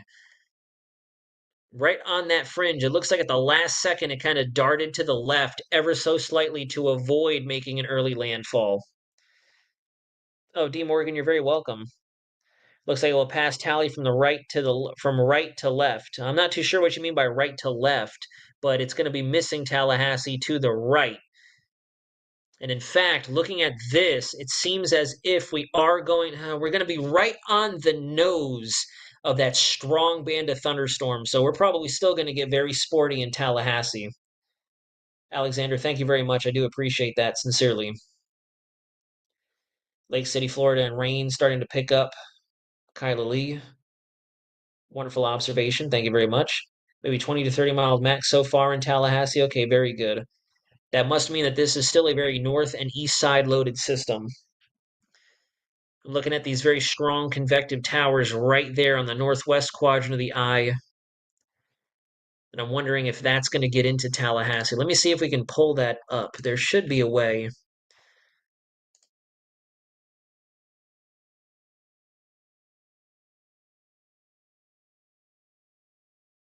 Okay, so yeah, there's Tallahassee. We are on, like I said, the nose of those very strong convective towers, your strongest eye wall convection up there. Yeah, I think that's a very good extrapolation there. Where did it go? I just lost the comment. Eric Burns, looks like the eye is heading right for Valdosta. Valdosta. I already forgot how to pronounce the word. I'm getting tired.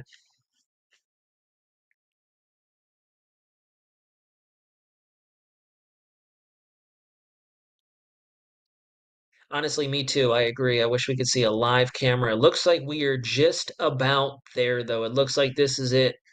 We are about to landfall any second now. And obviously, you guys have to remember that these images, these satellite frames are updating every couple of minutes. Like our next update right now, for example, is going to come out in about 2.5 minutes.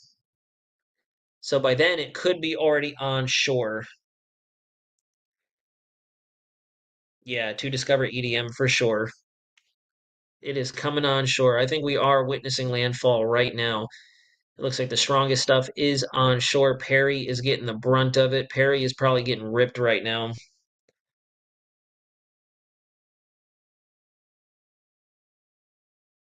Valdosta. Valdosta. Oh yeah, there's strong winds in there. If you extrapolate that down from radar beam level, we're probably sitting at around 140, 145, as National Hurricane Center mentioned. Scott Johnson, it's usually closest to landfall, the dome of water that is lifted up above the traditional sea level is induced or started by the low pressure center of a tropical cyclone. The wind pushing it further inland on the right side only exacerbates the issue, but usually that dome of water follows the center of circulation.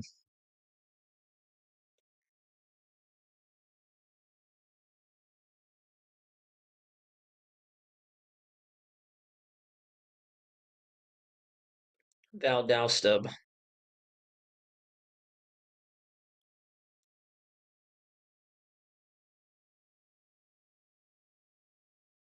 Yeah, there's a bit of a Valdosta. All right, anyways, I'm gonna just start saying Val in Georgia just for the sake of not incorrectly saying it while we focus on all this other stuff going on. We're gonna get another loop update, another frame update on the satellite, and I'm fairly certain we are probably at landfall. Yes, Edwin Jones, there have been a few confirmed tornadoes, particularly more so in Georgia and South Carolina. But we have had a multitude of tornado warned cells down here in Florida. So the tornado risk is definitely active, alive, and well. Here we go. Update to the satellite loop. And there it is. I would call that a landfall. That is it. We have landfall, folks. Going right across Perry. Perry is going to be in the eye here in the next 20 minutes or so. Eye is going to go right overhead. So they will likely see a clearing for a little while before the backside of the system gets cranking. But, oh, my neck. There we have it, folks. Helene is now moving inland. And we were close. It is about 10:04, 10:05 p.m. And we made it. We made it. So a little early by 5 minutes, give or take, in my little extrapolation forecast earlier. Yeah, pretty close, Edwin Jones. Very close. Poke vibes or poke vibes, I agree. Yeah, I don't know why National Hurricane Center had us over to the west during their forecasts yesterday. This was always going to be more of a Perry, Florida landfall for a while now. All the models were calling it GFS, even the Canadian, the Euro. Icon had it to the east.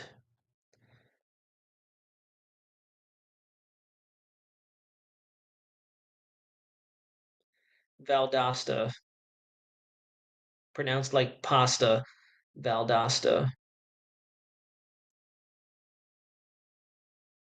A little bit, Edwin. But we're gonna hang tough. We're gonna hang with you guys for about another 50 minutes, and then we're gonna call it quits. Tomorrow is my last duty day with the Navy up here, and then I'll be traveling back home to Florida early in the morning on Saturday. Thankfully, just in time for all this to have blown through. I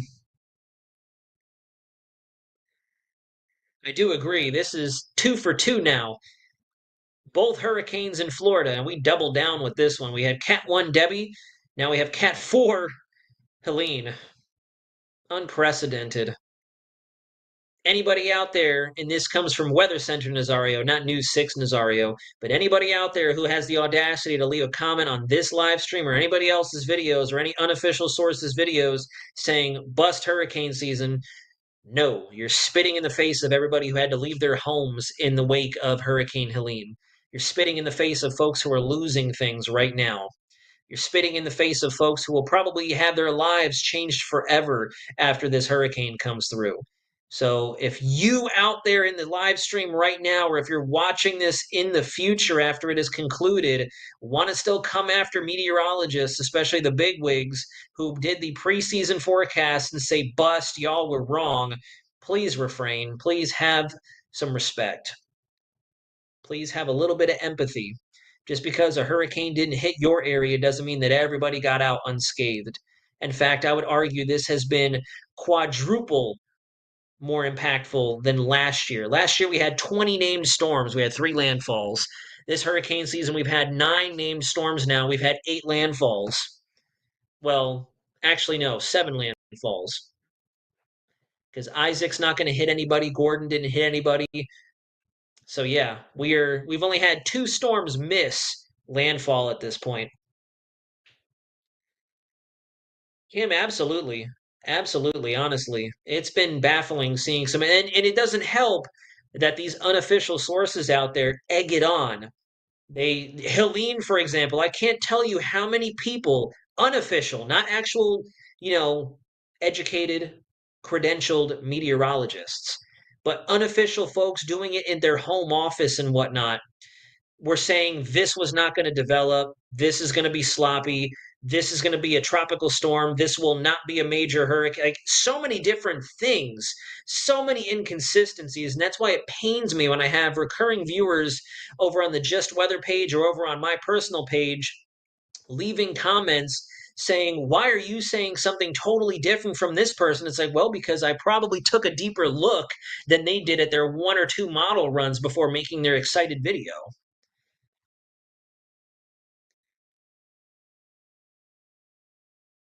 Do discover EDM. I'm not even too sure about the wrong numbers, so no need to apologize at all, but I do appreciate that.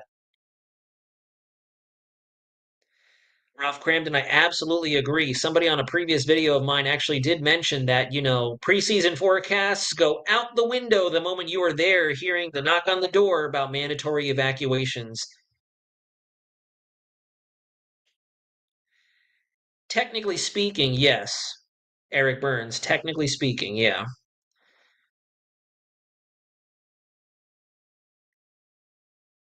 Alexander, it is going to start dissolving right now that it's moving ashore. We're going to lose that hot water source, the internal combustion engine, like in the hoodie or under the hood of your car. It's going to finally shut down. We're going to start to see the energy dispersed.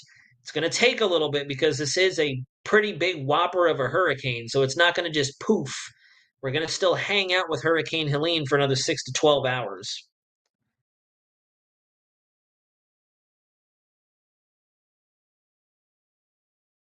Jim D, I do agree. I do agree. But there you have it, folks. Let's go ahead and zoom out to the big picture now.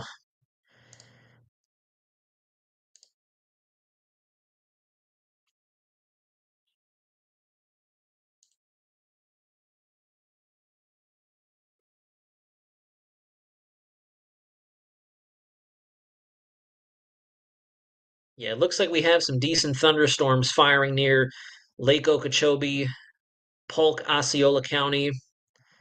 I am seeing that on the satellite. I can see some pop-off convection in the southeast quadrant of the system. Yes, Florida Guy 1919, the wind field will widen after landfall. Widen, not in a bad sense, though. Once it begins to widen, that means that the center is starting to lose its spin. These tropical cyclones, they get so tightly wound up because they're spinning so fast near the center. So when you see it starting to broaden out, that means the center is slowing down. It is a dissipating system.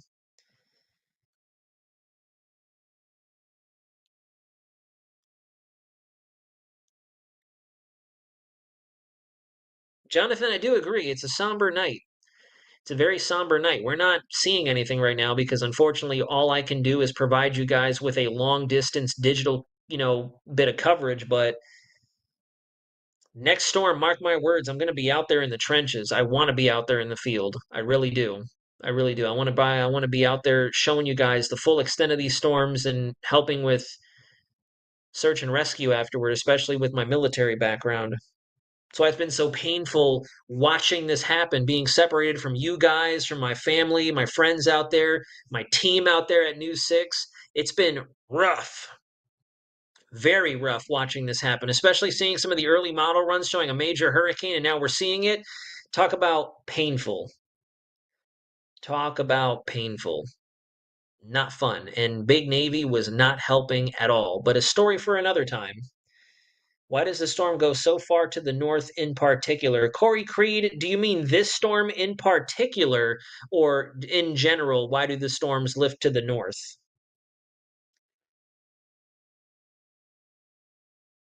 Oh, it looks like he retracted his comment.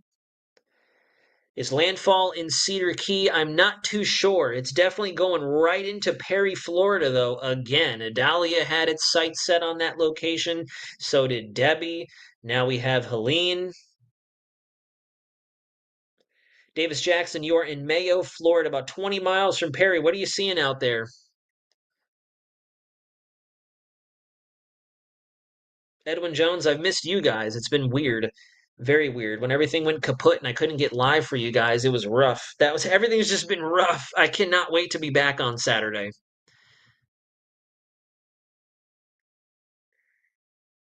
We won't have a new projected path just yet. We got to give it a little under an hour. At 11 o'clock, they'll update the cone.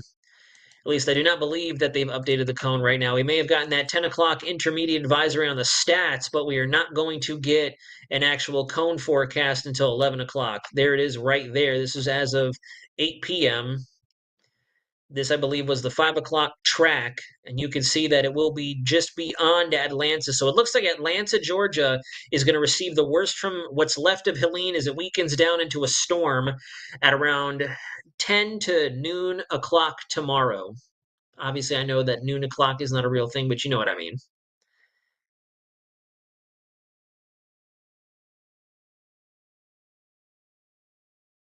Jose Camacho reporting from Valdosta, Georgia. It's definitely going to go downhill as we go a little bit deeper into the night, maybe closer to midnight.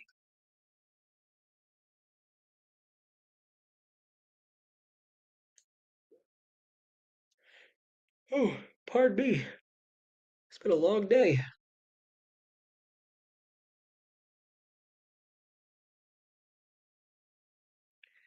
Davis Jackson, you're a prime example, my friend, about why it is that I dispel any type of ignorance in any live stream or live weather forum that I'm a part of. Because it is not fair. I don't see anybody out there making their foolish comments about hype and fear mongering actually brave enough to report on the storm, let alone forecast for the storm, and God forbid go into the storm. So we definitely feel for you.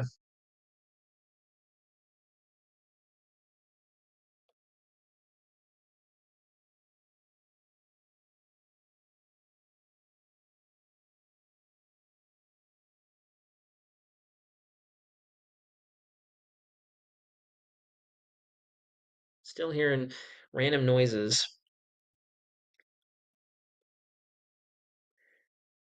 Oh, well, that is the interaction of the storm with the jet stream and a developing low pressure system to its northwest that's helping to steer the system. That's why we're seeing all this extra cloud cover off towards the north side of it versus the south.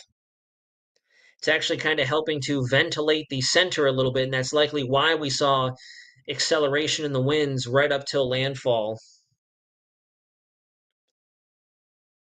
That's another thing too, Matrix. Yeah, we're probably getting a lot of trolls and comments from folks in freaking, I don't know, North Dakota. Not all, no, T. Adams. Hurricanes come in all shapes and sizes. All different shapes and sizes. This is a fairly large hurricane.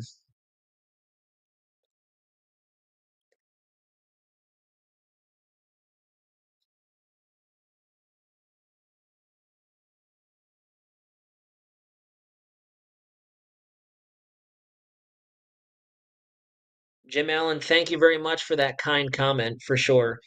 Honestly, Jonathan and I, truthfully, the whole new 6 team, we were talking about this since end of August into early September. Him and I were, especially during our training shifts together, discussing the potential of a hurricane coming up towards Florida. I let my superiors know in the Navy that, hey, look, I might be away on my training at the end of the month and there could be a hurricane rolling through. And this was right after the Labor Day holiday. So we've had eyes on this for a while now. It's just unfortunate that sometimes the good information gets lost in the sauce with all the weird information that's out there. Ken, yes, we are now moving inland. We have officially had landfall. Southwest Virginia could see the eye of this by tomorrow with increased risk of tornado activity. Also has to be a bad one for that to happen. Morgana, no, Southwest Virginia is not going to see this. I'm actually in Southeast Virginia right now, and we are not going to get anything really from this system. It is going to dart to the west into interior Tennessee before it can make its way all the way up to Virginia, West Virginia.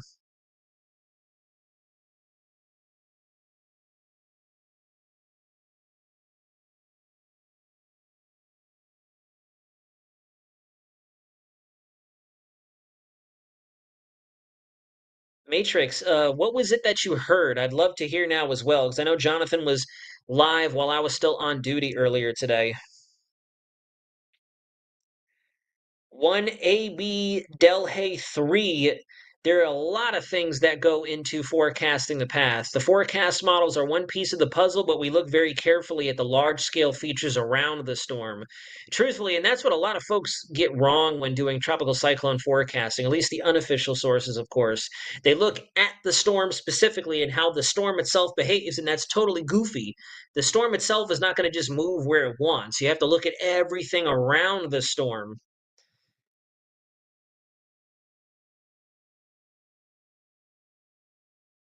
Lance Kent, that's a shame. I'm sorry to hear that. Sorry to hear that. Monkey Face, are you kidding right now?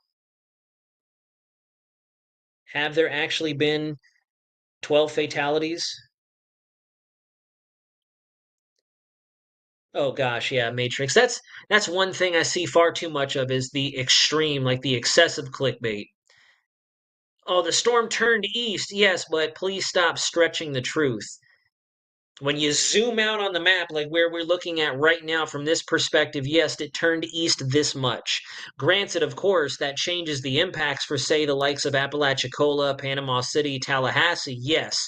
But when you clickbait it to get people to click on your video, especially knowing that there are a lot of theorists out there thinking this could hook hard right and hit Central Florida, you scare people, and that's wrong. Davis Jackson, I completely agree. We need some serious information on that.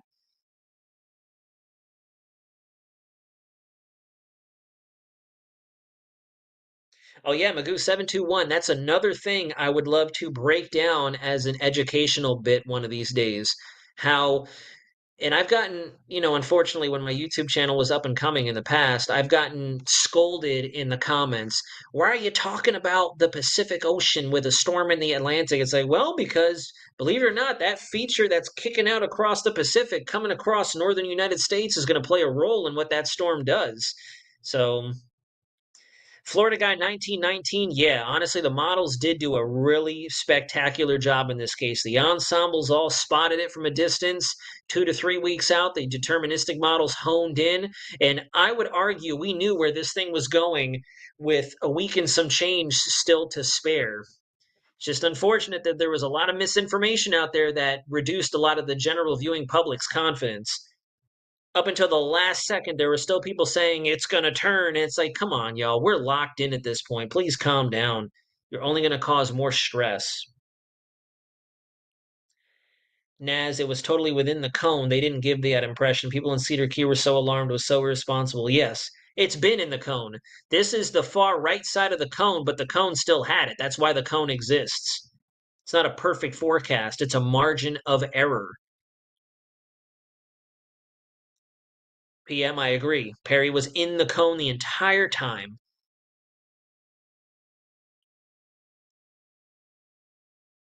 Oh, God. Breaking news, Helene changes track. Whoa.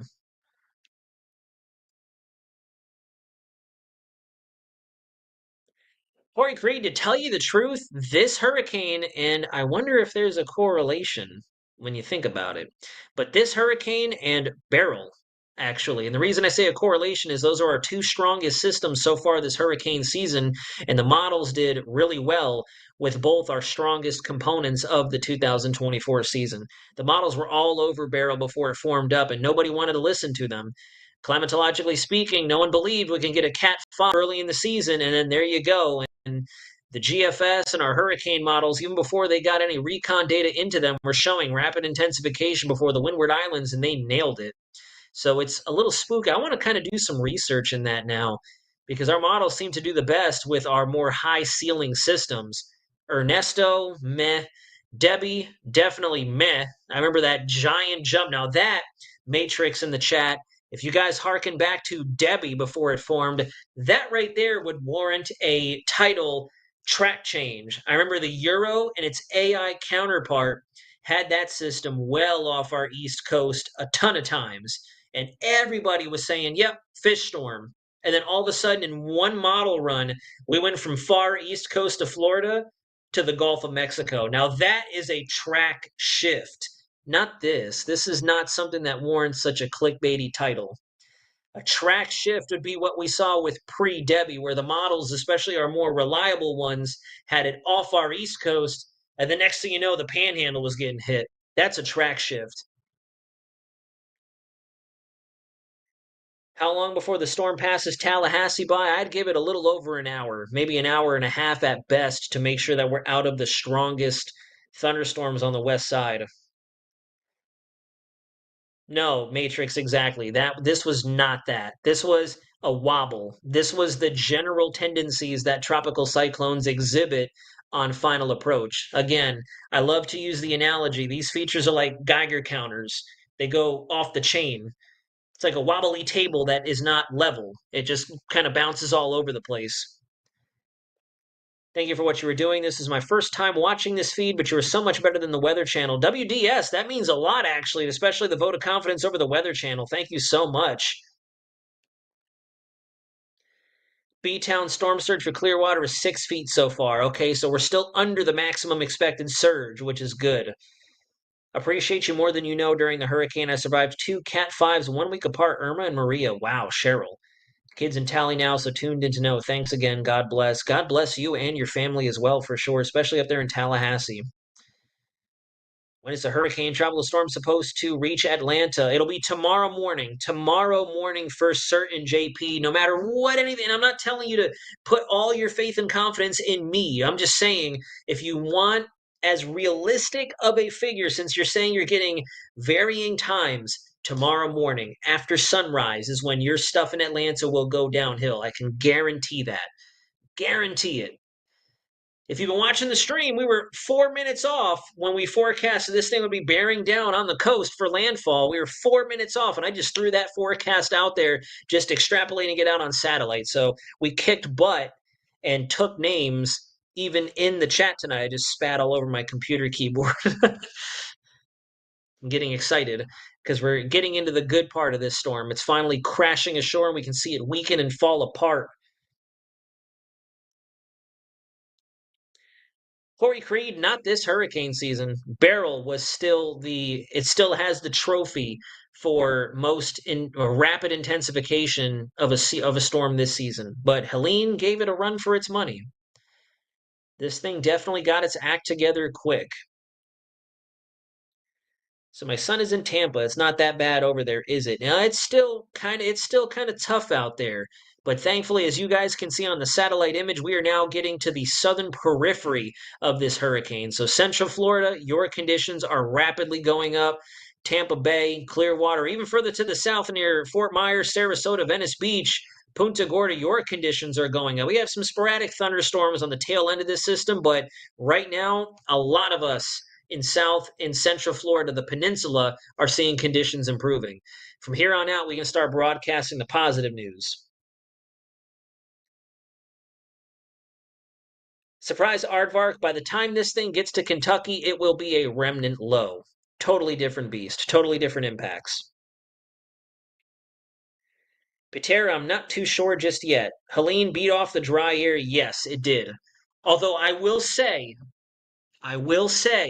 that that there were a lot of model runs, particularly from our hurricane models, that did show a Category 5. And I think, all things considered, if we want to continue to bring out some positivity here, that dry air did save us regardless. It did win the battle over it, but that dry air definitely was in our corner during the first couple days this system was on the board. Because if it didn't get any dry in there with as healthy as it was looking back on Monday, Tuesday when Jonathan and I streamed, this would have probably went after that Category 5 threshold. So thankfully that dry air did its thing. It didn't last. This system was very resilient and dominated, as Dr. Reed Timmer would say out there, but we still had a little bit of luck on our side. I don't know about any wind speeds at landfall just yet. I'm sure there's others reporting on it out there right now. We're probably going to get some info soon. Cannabis, you're very welcome. Thoughts on how safe Charleston is this weekend? Charleston is going to have to do battle with a inland tornado threat and isolated severe weather. No consistent hurricane impacts or anything.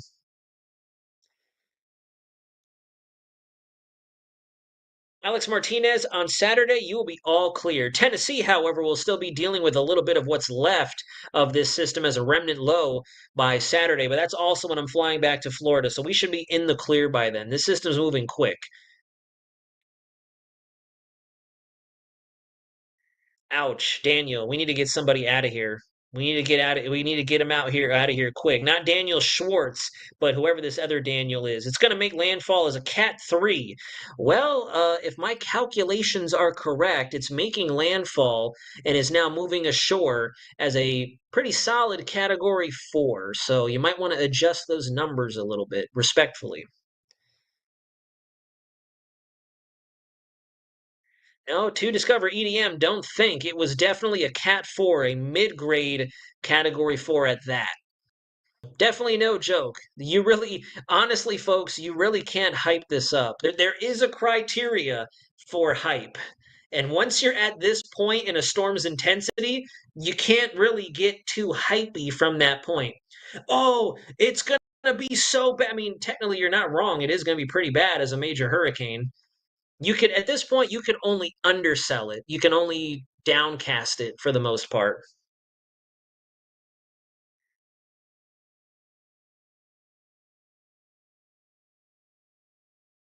Thank you, Daniel.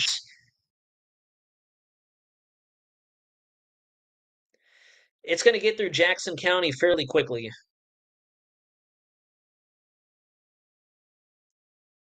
When gamers are live streaming this storm, that's when you know it's making headlines.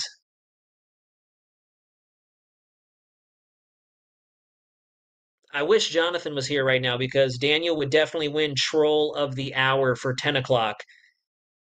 Bud's in here saying, joke of a hurricane, you just want the views. First of all, I don't even need to be doing this. Like, yes, I'm a part of Click Orlando and I love the team. I love the studio to death. I love all my Floridians far and wide.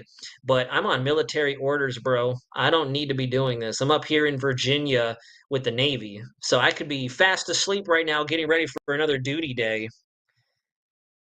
But I guess I want the views. And the best part, ladies and gentlemen, is I'm not even on my YouTube channel. So there's a little bit of that counterintelligence right there to throw some more military jargon in there at you. He wants the views, and he's not even on his YouTube channel. Awesome.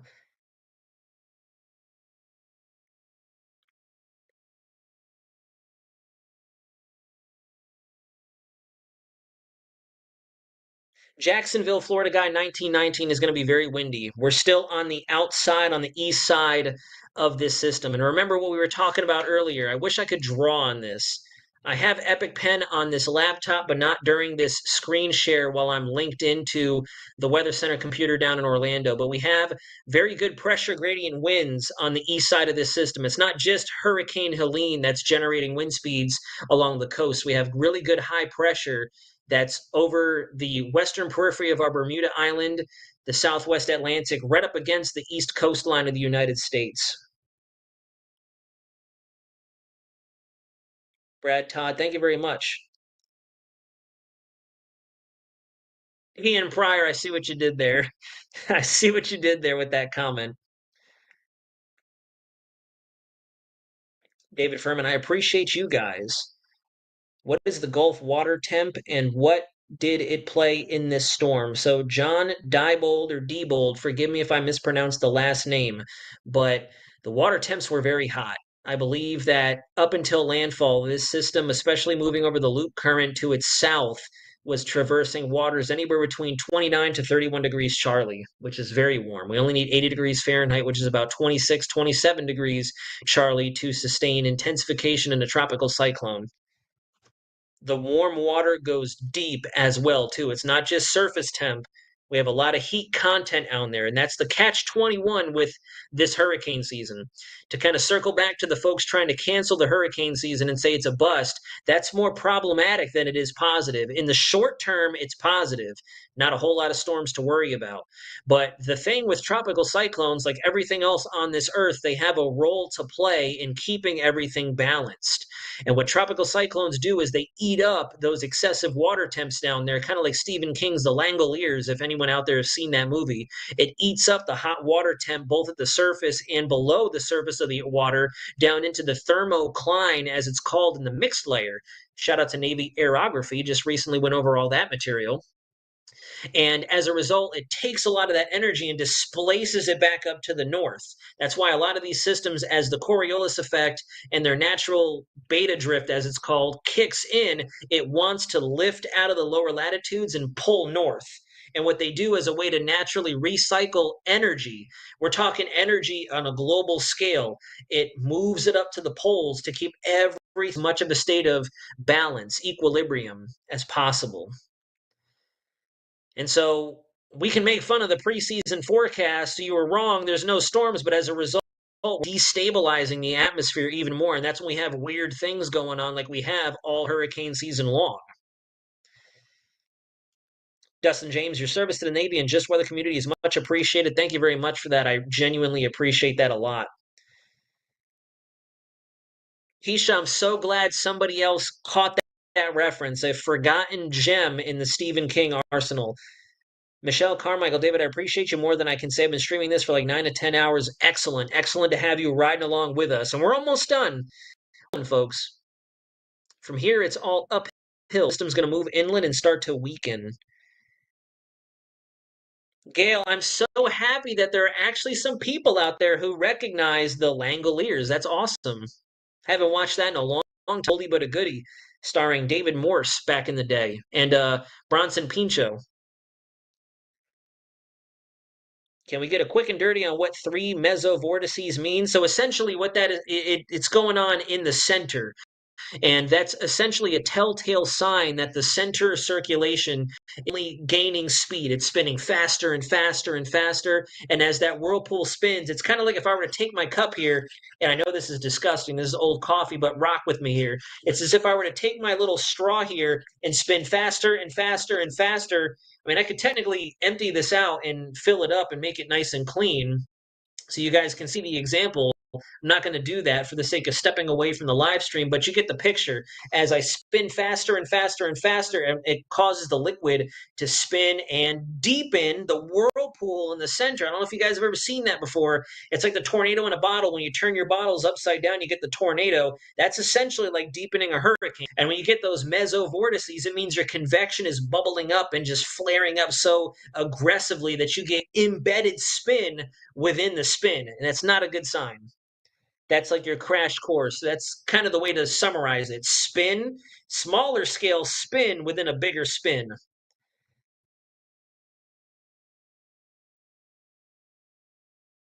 We could technically go over to windy.com and take a look at what's going on down there. If that's actual live data or not. It could be model derived, but I know windy is a very good representation of what the winds are doing down there. Dear Lord, look at that.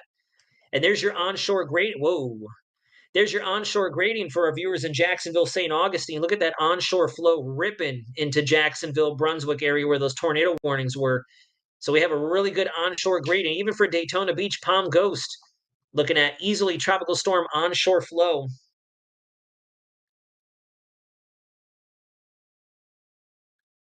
Magoo721, I did see a few posts on the old X, the old tweeter not too long ago about the mesovortices a few hours prior to landfall. So that was probably a clear indication, as we saw here live, real time, this system was deepening.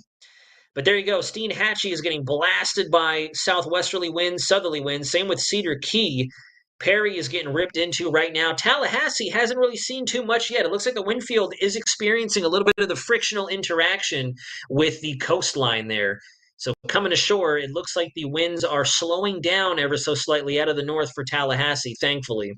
That's what helps being on the weaker side. In fact, this is an excellent graphic here to show you the dirty side of the system. So if you look closely, you can see we have generally prevailing flow even off the coast. Wow, why did it go so far out? I'm sorry about that, guys.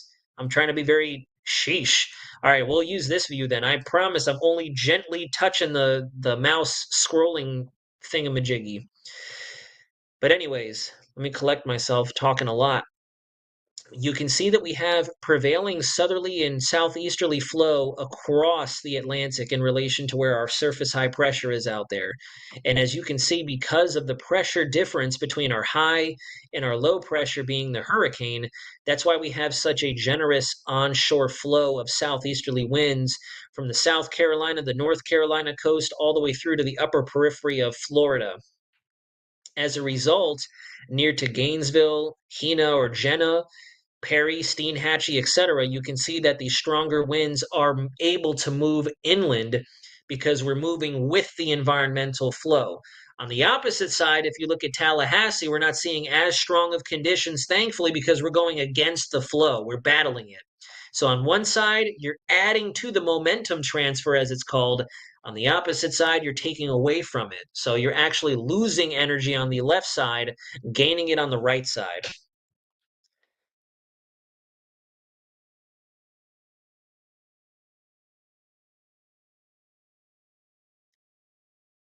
Marin, that's terrible. That's terrible, terrible. Where are you located? I see a few other folks in the chat asking, where are you located? Technically speaking, Mary, yes, angular momentum. You could say that. Angular momentum is going to help more or less with deflecting the system alongside the Coriolis effect. In this case, it would be more of momentum transfer is the terminology you're looking for, but an excellent catch. I give you big kudos for throwing angular momentum in the chat. That is a quality term for us meteorologists.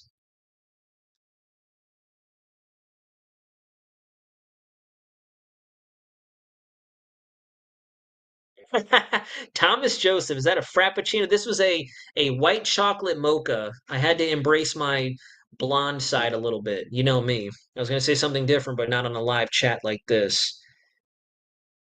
But I do agree. Pure motor oil. I've got enough of that from working on cars for a large majority of my life. Corey Creed, it is mainly just the wind. And obviously, anything that the wind interacts with, like buildings, poles, telephone wires, electrical wires, etc., is also going to cut the wind. And that's where you get that sound from.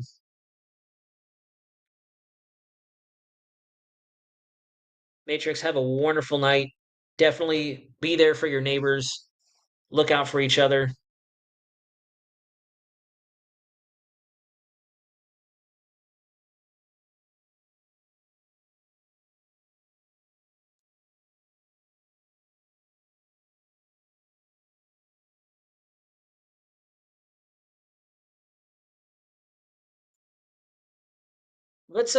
We still have a little over 6 people in the chat right now. Let's get a little bit of a roll call. No, Chrissy, I wasn't going to say that. I wasn't going to say dumb blonde. I wasn't going to say that. Something totally different. The 3 dots on the bottom, put the isobar lines on. Oh, heck yeah, there we go. Excellent call. Perfect. Thank you so much for that. You can tell I don't really use Windy enough to its fullest capabilities.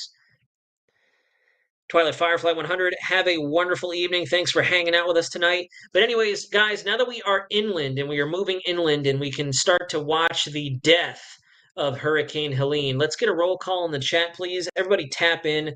How are we doing tonight? Everybody out there. I don't care if you haven't contributed at all to the chat. I got a wicked neck pump right now. Good God. I feel like Mike Tyson doing the neck exercises. But how are we doing in the chat, everybody? Regardless of where you are, where you're watching from, tap in and let's get a roll call. Make sure everybody's doing okay. We've been at it for a while. I'll go first. I'm definitely tired. Pretty much pulled back-to-back shifts. Had 8 hours of duty with the Navy, and then we've been rocking since 5:30 up until now. So, Michael, thank you very much. Corey, you're very welcome. Have a wonderful evening. Alexander, welcome back. Glad you're doing okay. Still here trying to see how Georgia is going to be in this now. Peek at Chew. Southern Georgia, tropical storm to hurricane conditions. Northern Georgia, more mid to high end tropical storm conditions. This system's moving fast, so we'll be with you later on tonight and into tomorrow. Alexander, don't be scared. My kids are freaking out. We live in Perry, Georgia. What is the expectation for here? Where is Perry, Georgia? I've been hearing Perry, Florida, and I'd be very impressed if you were still talking to us from Perry, Florida. But where is Perry, Georgia specifically?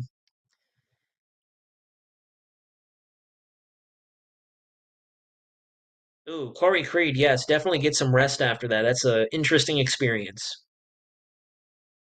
Daniel Schwartz, absolutely. I will be getting some sleep later on. I'm going to hang out with you guys for a little bit longer. Tallahassee here, chilling. Found this whole stream really enjoyable. That's excellent news. I'm glad to hear that. Mayor Richards, I'm in Deltona. 15 minutes until an update. That is true. We're going to get another 11 o'clock update.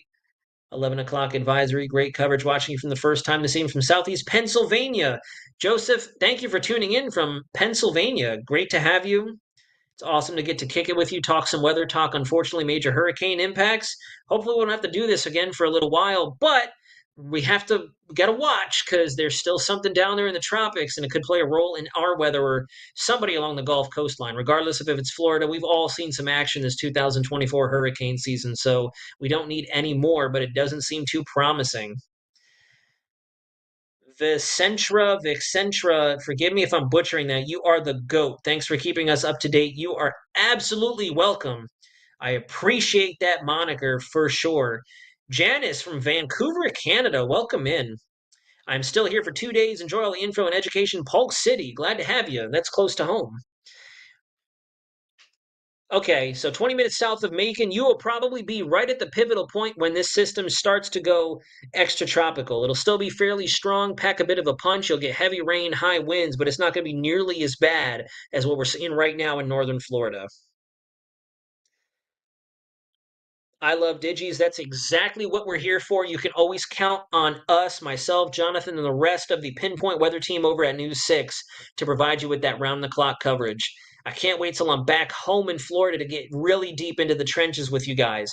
Lord willing, I'm not doing that here very soon, but you never know. Mother Nature can be cruel sometimes, so just know that I'm willing to go to bat for you guys every day of the week. Lisa Martin, thank you very much. I'm familiar with Warner Robins Air Force Base, not with actual Perry, Georgia, though. So thank you all very much for providing that information.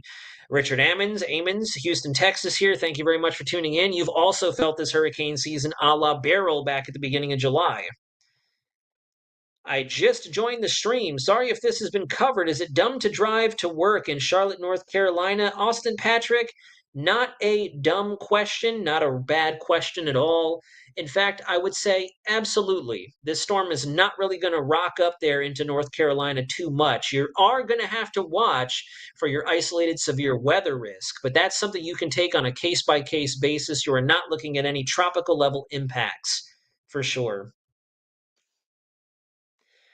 Bruce Rogers from Arlington, Texas. You have your childhood friend in Tallahassee. I have a lot of childhood friends down in Central Florida, so I feel you, buddy. Definitely make sure you're checking on them for sure. Will we have any weather? Will we have any of the weather after it's done in Michigan? No, Nicole, no. This will be shoved and bullied south thanks to a frontal system that started up there and moved down to the south. West Lake Okeechobee, nonstop tree bending wind since the AM. You can see down here, especially right along the lake, we are seeing a little bit of an acceleration in the surface wind, so that makes sense. Water does not carry the same frictional properties as land, and especially urban settings, metropolitan areas. Jiggy, you're very welcome. Katrina, Montreal, Canada, thank you all very much for tuning in far and wide. It's excellent getting to make your acquaintance, even if it be digitally. James Zanuga. James Z here from Hollywood, Florida. Hollywood is my dad's nickname. Wife is already asleep. I don't blame her at all. Was thinking of going to Kentucky from South Florida through Georgia tomorrow. Moving through Georgia, Eric, tomorrow might be a little bit of a risky move to make. Just saying. But of course, you have to make your own decisions. You have to plan accordingly. Just make sure you take the necessary precautions and be safe. Is it doable? Yes. Is it recommended? Not really. But regardless, we don't want to derail travel plans. It's kind of what happened for me. Robin, you're very welcome.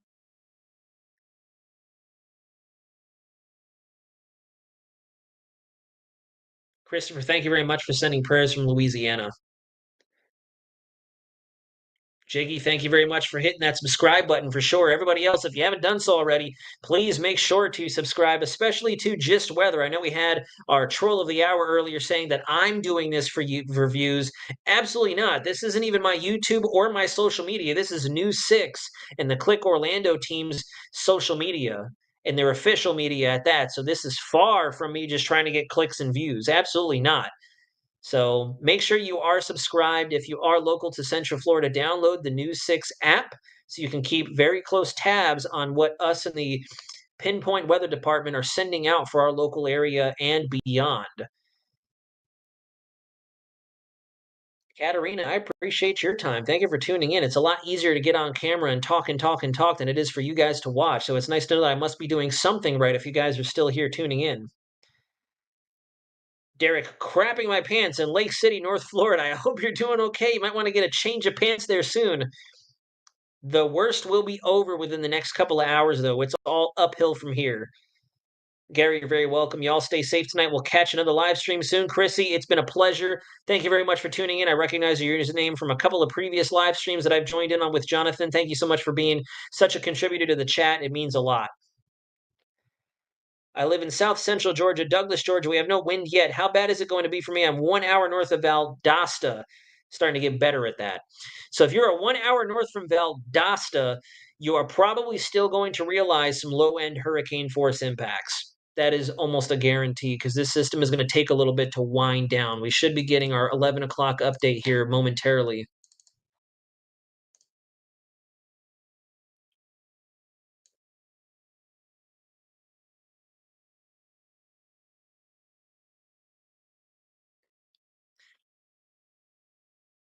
NOAA National Ocean Service tide gauge located at Clearwater Beach recently reported a water level of 6.18 feet above mean higher water, which is an approximation of inundation in that area. National Ocean Service tide gauge at Cedar Key is reporting a water level of 5.76 feet above mean higher high water. That was almost a little bit of a tongue twister to read. Bainbridge, Georgia, let me know, are we cooked? I love that terminology. I'm not going to lie. This system, now that it's ashore, is cooked. But TM down south, Georgia girl, I'm assuming you're in southern Georgia. If that's the case, then you are not cooked, but you definitely have a sporty rest of the night ahead of you, especially early morning till sunrise. Lisa Carr, thank you for all your dedication to all of us, praying for everyone, worrying about news tomorrow and weeks to come.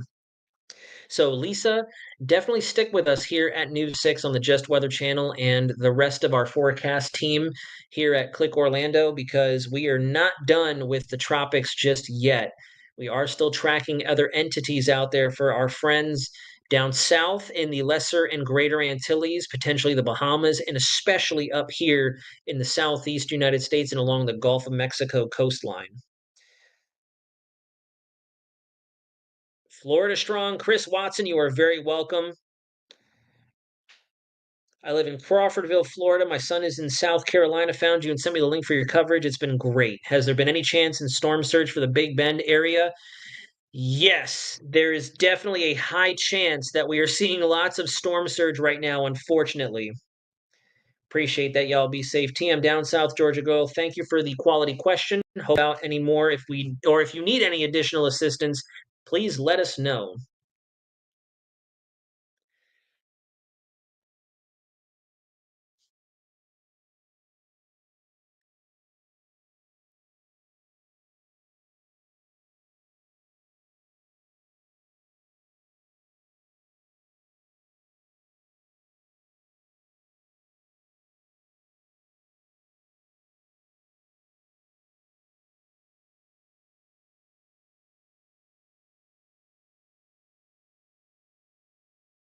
I'm a delivery driver in North Carolina from Pisha. Worked today. Majority of my route had flooded roads. We got the day off tomorrow. That is good news. Jiggy, I hope this isn't as bad as Katrina. How many hurricanes are expected? I haven't got to see all the news today. So we can't say that there are more hurricanes expected. Oh, wow. Excuse me. I'm sorry. We can't say that there are more hurricanes expected this far out in time. But now that we are on shore and to wind down the live stream a little bit, I can take you through some of our information, especially as 12Z, not 12Z. You can, I think I'm hooked. Now that our 0Z model data will start to be coming in, we'll see if our 0Z model suite carries development down there in the Western Caribbean, especially our ensembles, because that is going to be our next trouble spot, our next potential problem child. Regardless of development, I am expecting that Jamaica, Cayman Islands, Central America, Mexico are likely to see more heavy flooding rains if that area were to manifest increased thunderstorm activity.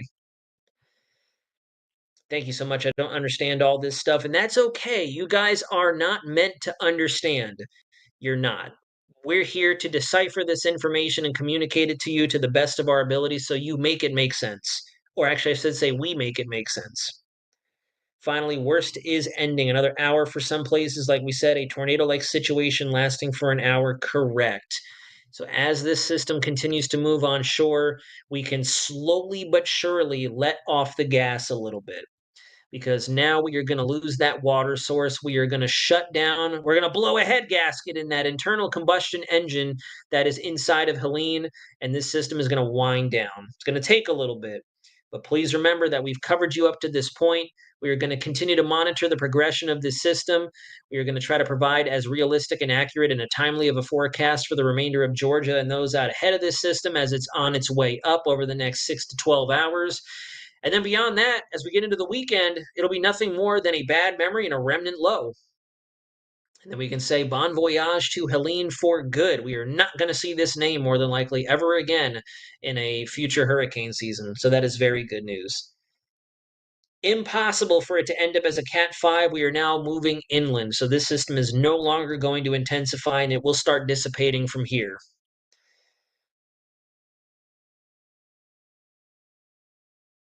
Perry, Florida, Alicia's MD, or Alicia SMD. Perry, Florida is ground zero. Whoa, okay. I don't know why Windy is so sensitive right now, but there you go. This is a little displaced. This is a windy overlay, so it's not going to be 100% accurate, but the center is moving right into Perry, Florida right now, and they are probably getting pummeled by the full extent of the major hurricane.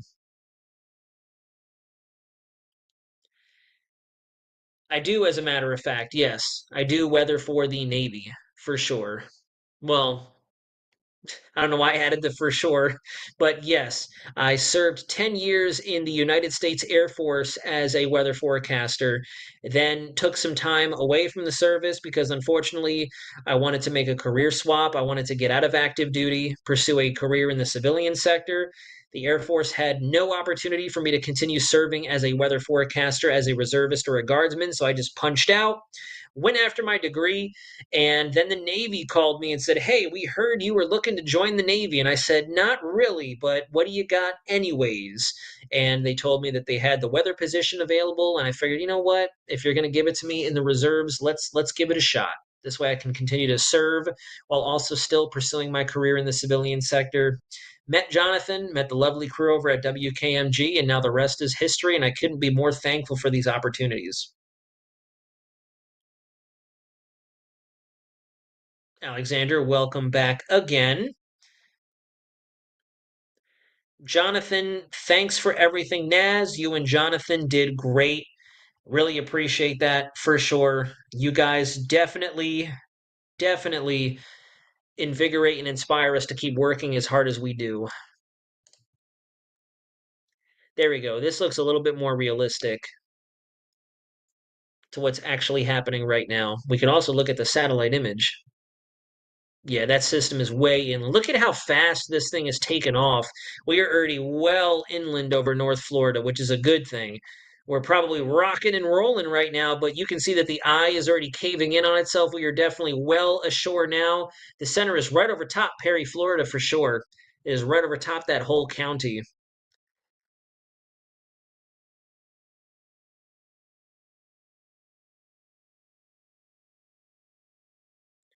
Jennifer, thank you for your sincere and generous support. I do appreciate it. We all appreciate it for that matter.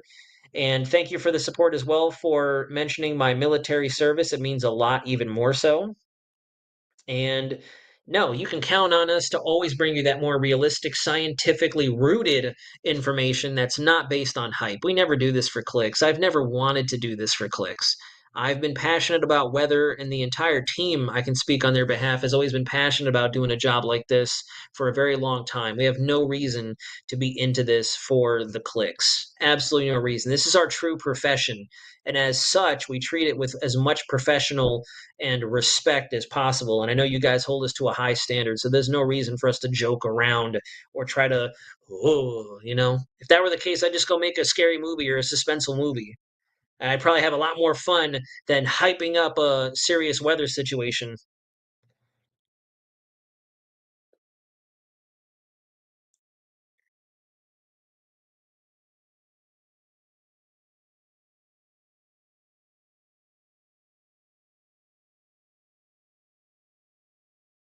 Storm chasers try to measure air pressure in tornadoes, but it's hit and miss because you can't forecast tornadoes ahead of time and know where to place your sensors. That is correct. I don't know why National Hurricane Center hasn't declared a landfall. This thing is definitely well ashore. That's weird.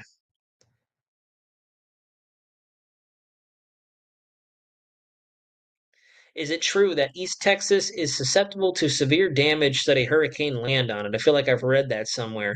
Well, Austin, let's take a look back at Hurricane Beryl. That did some pretty significant damage to the Houston area in itself, and that was a intensifying Cat 1 when it made landfall, so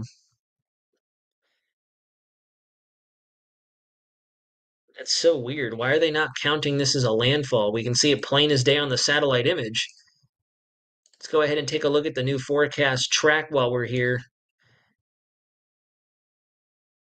11 p.m. onshore. It said 938 millibars now. Wow.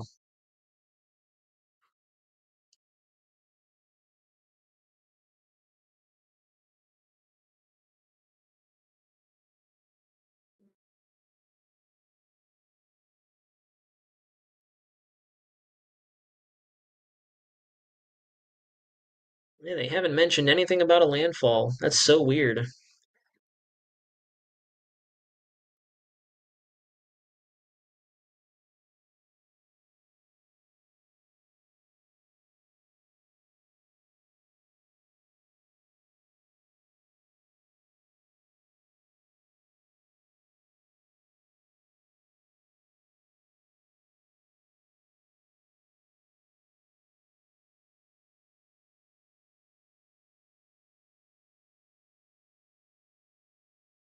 It is going to start dying down for sure.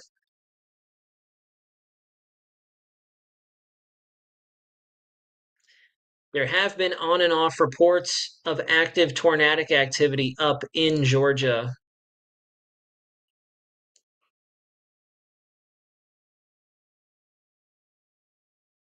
Kind of looks like those bands that were wrapping in with the possible supercell activity have dissipated.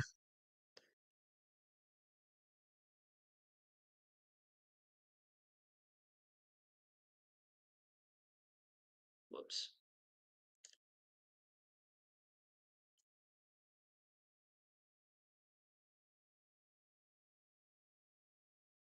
Yeah, there we go. This looks like these could still be some embedded tornado producers right along the South Carolina Georgia border.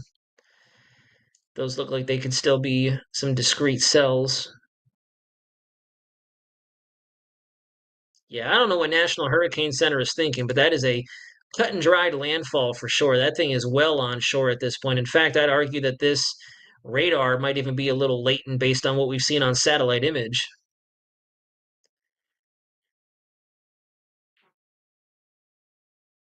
Let me back this up a little bit. I was very close to the camera.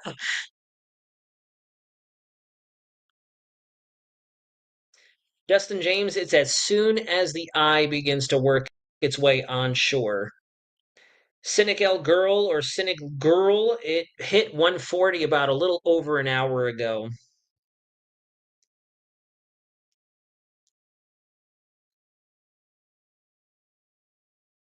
I would imagine Panama City Airport is closed. I know that Tampa Bay discontinued all flights about 24 hours ago.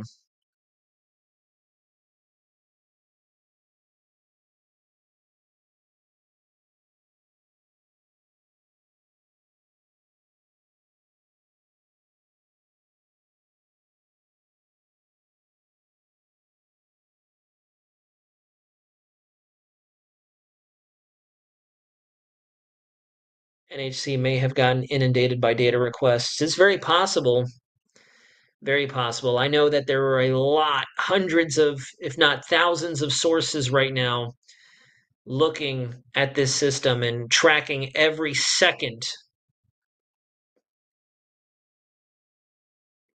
But I don't know why they aren't classifying that as a landfall. It is definitely onshore now. In fact, we are halfway to being fully onshore at this point.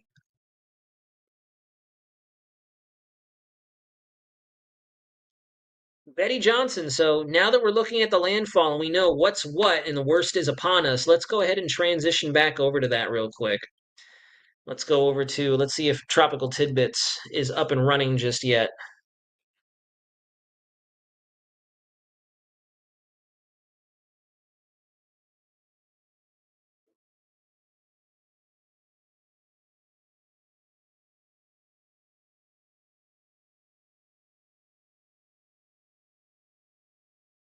All right, so there's Helene. And just to give you a bit of continuity, the Canadian model did a fantastic job with the precursor signs for Helene. I'm not too sure why, but the Canadian model seems to naturally do very well with these very close to home systems. Last year, it was Idalia that it pinged on almost 15 days in advance. And you can check my personal YouTube channel because it was one of the first storms I started to do coverage on and create content for. And it was the Canadian model followed by the GFS that really alluded to the precursors for Idalia. Ralph Naz, you younger folks make us older guys proud. Salud. I appreciate that tremendously, Ralph. In fact, I would cheers to that if I could.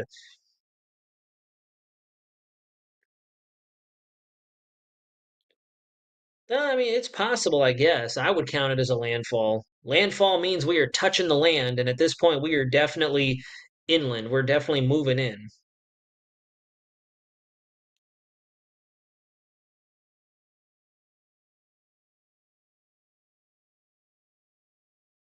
There he is. No wonder, no surprise this guy doesn't know what he's talking about.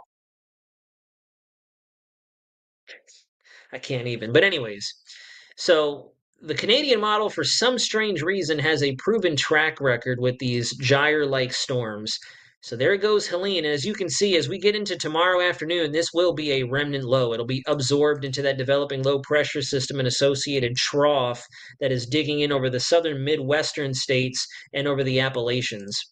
You can see right there we have what looks to be a frontal appendage pushing out through the Carolinas and up into Virginia. So we will likely see some late in the day showers and storms up here, even in the Norfolk area. And we'll have to watch for that steady onshore bleed over effect with some system, with some potential embedded supercells working their way inland.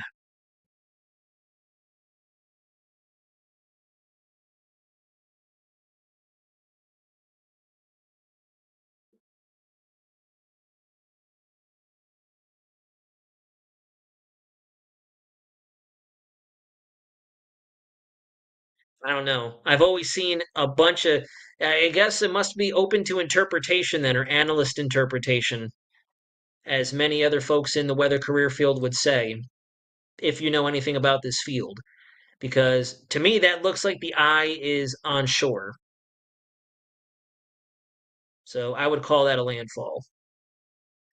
And once again, we're at the point where we're splitting hairs here. So I don't know. I digress. I'm not going to pick a very, very silly topic to debate in the chat. So, anyways, Daytona Dat Fluffy, what a username, by the way. Hello, I'm a semi truck driver and I'm just south of Chattanooga, Tennessee, heading up to Iowa. Do you happen to know when the storm will hit here? Tennessee or Iowa? Tennessee will be approximately 24 to 36 hours from now. We'll start to see the effects. You can see here we have the remnant low pressure system. This is 8 p.m. tomorrow night. And we have the remnant low stretching out into a mature system, an occluded system across the mid Atlantic state. So at this point, it is almost fully non-tropical, if not having fully transitioned to an extratropical cyclone. So you won't have nearly the same threat of weather phenomena as we're seeing down here in the southeast. So anyways, Jonathan IM is probably doing hits for television now. This is their 11 o'clock show. So he might be joining us here momentarily, I would think, within the next 20 or so minutes.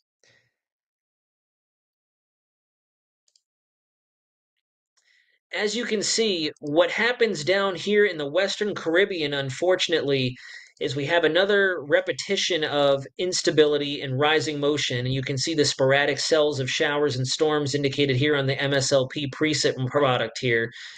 And as you go through time, lifting up out of the southern central Caribbean, as we get into the month of October, you can see right there, very reminiscent of what Helene did. And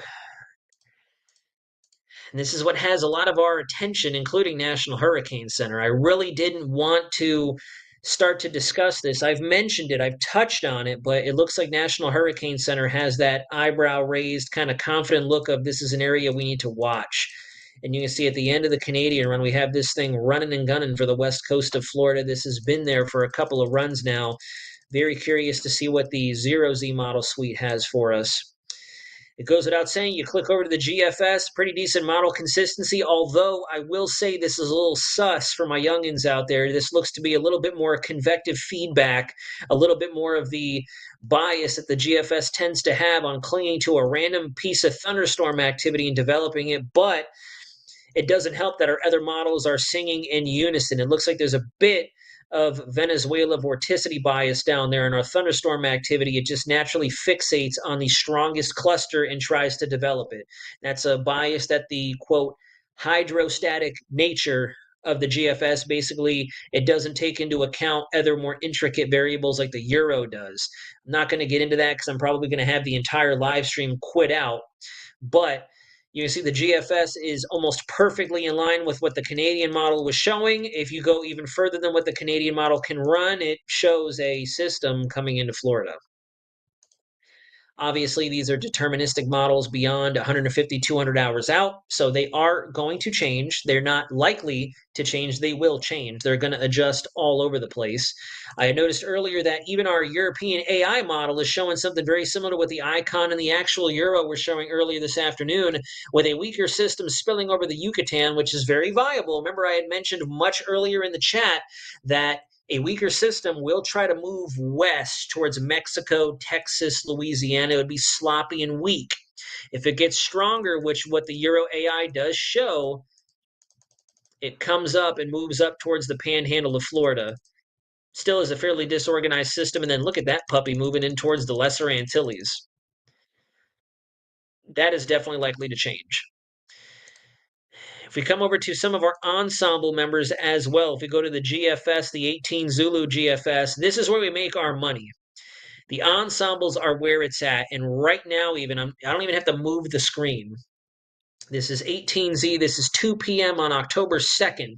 So this is only a few days from now. It seems like it's so far out, but today is almost the 27th of September. It's still obviously the 26th, and we have a whole overnight period to go through, but you guys know what I mean. So this is about 6 to 7 days out. This is not too far into the future.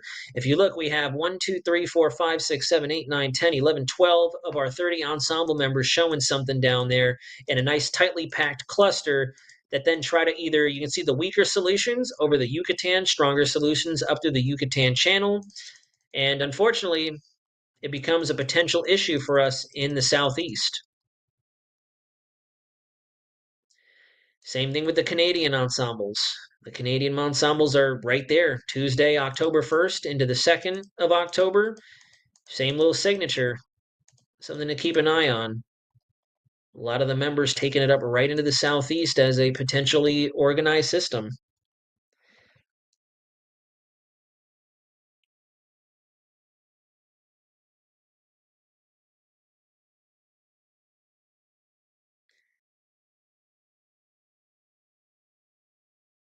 That is true. I guess I'll reach out to him to discover.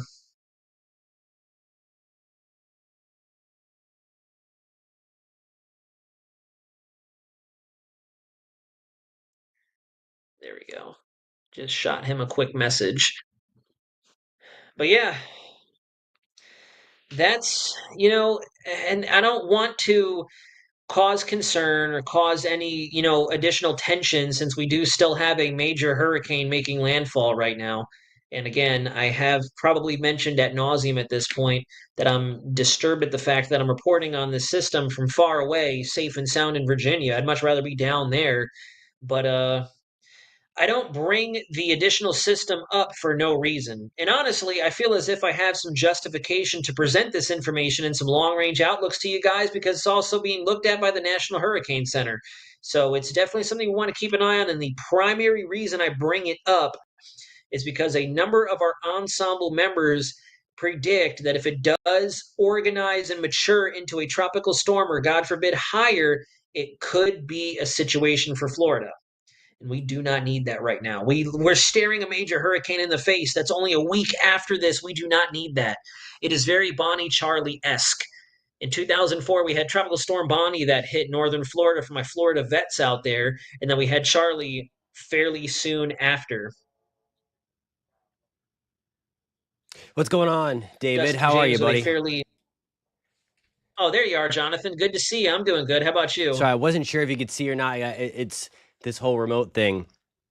We're actually talking to Eric Sandoval right now. He's just went through the eye wall in Perry, and we saw him almost get hit by an awning, and then he had to take cover because there was stuff flying everywhere. So he got in before. So he's in the eye right now. So if you want to wrap up some of the coverage stream, we can send it to talking to Eric on the phone. If you want to say bye to everybody as we get to wrap up the landfall coverage. Yeah, I mean, I'm not going to be opposed to that. I really, chat, what do you think? I mean, we're hanging tough. I have one more day before I can happily come on back down to Florida and get back with the rest of the team. So I would definitely like to close out the evening on a high note, especially now that Excellent. we can see this thing start to weaken. Alrighty, sounds good. Well, then we will catch you later, David. I'm going to send it over to Eric. He's talking to our anchors now. We'll send it here, and then I'll come back on after the 11 o'clock show and just say bye to everyone. Get some sleep, David. I know you got a long day tomorrow. Can't wait to get you back in town. And thanks so much for taking the coverage while things were happening on TV. And I think we're actually going to take the governor now. Absolutely. He is talking live, so we got some important stuff coming. So we'll get it right to the governor. Thanks again, David. Crushing it as always. Likewise, Jonathan. You guys have a wonderful evening. Everybody in the chat, we'll talk to you again very soon. God bless. Joined here, of course, by Kevin Guthrie, the Division of Emergency Management Executive Director, as well as Dave Kerner, Executive Director of the Florida Highway Patrol. We have had a report of a fatality on the roadway, car driving on I-4 near Ybor City in Tampa, was hit when a sign fell onto the highway. So that just shows you that it's very dangerous conditions out there. You need to be right now just hunkering down. Now's not the time to be going out. Not only are we seeing it hit landfall here in northern Florida, you're still seeing surge and water rising in parts of Florida far south from the Big Bend area. So you look at southwest Florida, you look at the Tampa Bay area, you're seeing really significant amounts of surge. There's going to be streets that are flooded and will continue to flood all up and down the west coast of Florida. So it's hazardous conditions right now, and please, do not be going outside until things settle down. We know that travel on the roads can be hazardous, and we typically, unfortunately, will have fatalities in every storm from that. When you are out on the roads in the middle of one of these storms, that is very, very dangerous. So please do not do that. stay put. Also, if you're sheltering in place, know your surroundings in terms of trees. You are going to see trees that are going to get knocked down. I'm sure some have already been knocked down, but you have these 140-mile-an-hour winds hitting here in North Florida. This is going to extend. I mean, you're going to have hurricane force winds that are going to extend across a couple counties to the east and west of Taylor County, and that's going to cause trees to fall down. If you are in an area where you have that, please take precautions there. Treat it almost like a tornado as that's going by you for there. We have many major bridges that have been closed throughout today at various points. Most of the major bridges, of course, in places like Tampa Bay have been closed, and they will be open as soon as it's safe to reopen them. We have FDOT, they're standing by. As soon as it's safe, they're going to go in there, do the inspections, and get those bridges open again. You may, if you're here in North Florida, you may have a period of calm when you are in the eye of the storm. Just understand that storm is not done, and it's very, very hazardous to go out for there, especially with how fast this storm is moving. You're going to be putting yourself in jeopardy if you try to go out in the middle of the eye wall of the storm. We are going to see down power lines. Those are very hazardous as well. Please do not mess with any down power lines in and around your home or anywhere you may come in contact with them. Also, be very careful about standing water. People get up in the morning when it's light out. There's going to be standing water in a lot of parts of this state. Don't go trudging through that. There's going to be a lot of hazards that could be in there, and just please be mindful of that. The storm is going to pass, and when it does pass, you're going to have still going to be dark outside.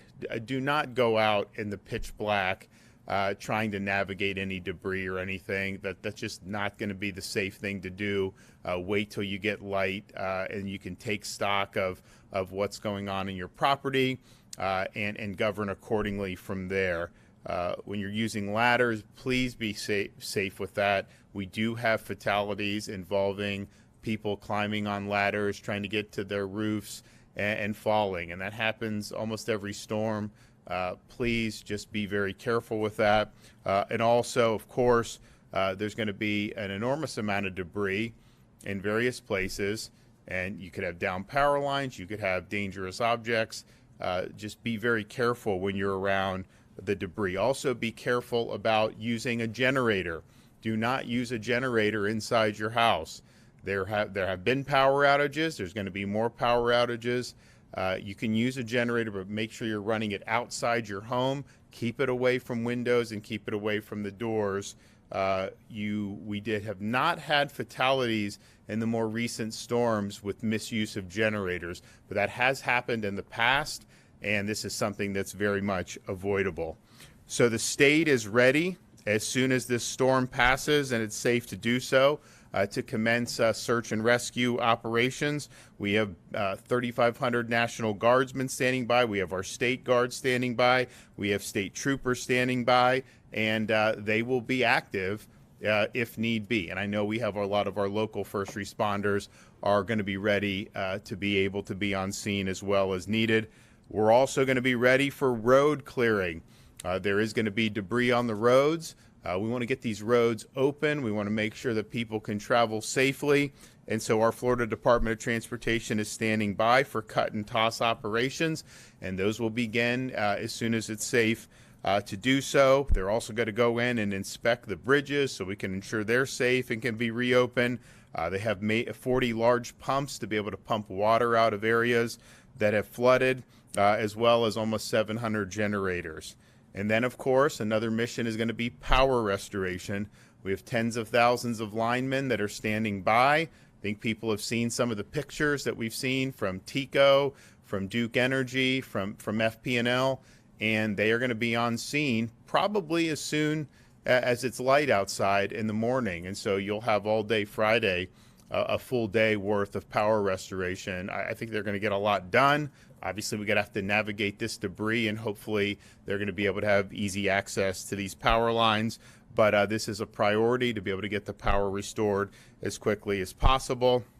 And then we're also standing by to help with disaster supplies for people that need them. We have meals ready to eat, of course, the water mission, bottled water, Starlink internet devices, fuel for folks who may need fuel. So that all is standing by and ready to be done. And there'll be a lot more that is going to be done as circumstances warrant. If you need assistance, non-emergency assistance after the storm, you can call the State Assistance Information Line at 1-800-342-3557. Now, this is not for emergencies. If you are in a situation where it's emergency, you make the normal emergency calls. This is for non-emergency assistance involving the aftermath of the storm, and we urge you to call that number if you need help. So we are here. We're going to face the storm in Tallahassee. I think we're on the west side of the storm, but I think the winds are actually going to be very, very significant. And even though the eye of the storm has entered into Taylor County, you are absolutely going to see major, major gusts in Jefferson County, in Wakulla County, in Leon County. That's going to happen. So we'll be here at the EOC through that process. And then when it's safe to kind of be liberated from here, we're going to be out and about surveying the damage and coordinating the response. With that, I will bring up Kevin Guthrie. Thank you, Governor. Hurricane Helene is, as the governor mentioned, is currently making landfall in the Big Bend area of Florida. Please shelter in place, as the governor has said. Stay indoors. Again, I like his analogy of treat this like a tornado right now. Again, those individuals along Deckle Beach, maybe even as close as Steinhatchee, you're probably seeing very, very clear skies right now. That's because you're in the eye of the hurricane. If you can hear us and you have power, please do not go outside. That eye wall is going to close on the back side momentarily, probably within the next 15 to 30 minutes as it continues to make landfall. So please stay indoors. Roads are dangerous due to the flooding, debris, potential downlines. Do not risk it. We have numerous roads that FHP and DOT are responding to now that are underwater, and we do not want anybody to drive through that. So please, again, turn around, do not drown. You never know what's underneath that roadway. If you are hearing trees snapping in your area, take immediate shelter. Go to an interior room away from windows and doors, most likely an interior bathroom. Close the doors and get as low as you possibly can. If you lose power and use the generator, do safely and never indoors, as the governor's already indicated. Once the storm passes, listen to your local authorities for updates. There may be situations where it's not safe for you to return back to your home. You can call ahead. You can talk to your local sheriff's office, your local police department, and see if they have anything that may be dangerous to where your area cannot actually be accessed. There's nothing more frustrating than coming back into an area after a disaster and you can't actually make it to your home. So call ahead and see if the area is accessible before you spend all the time in traffic trying to get back to your residence. Do not attempt to clean up hazardous debris or down power lines. Make sure you report the damage to local authorities. If you have damage, make sure you're calling your local emergency management agency or local 911 center.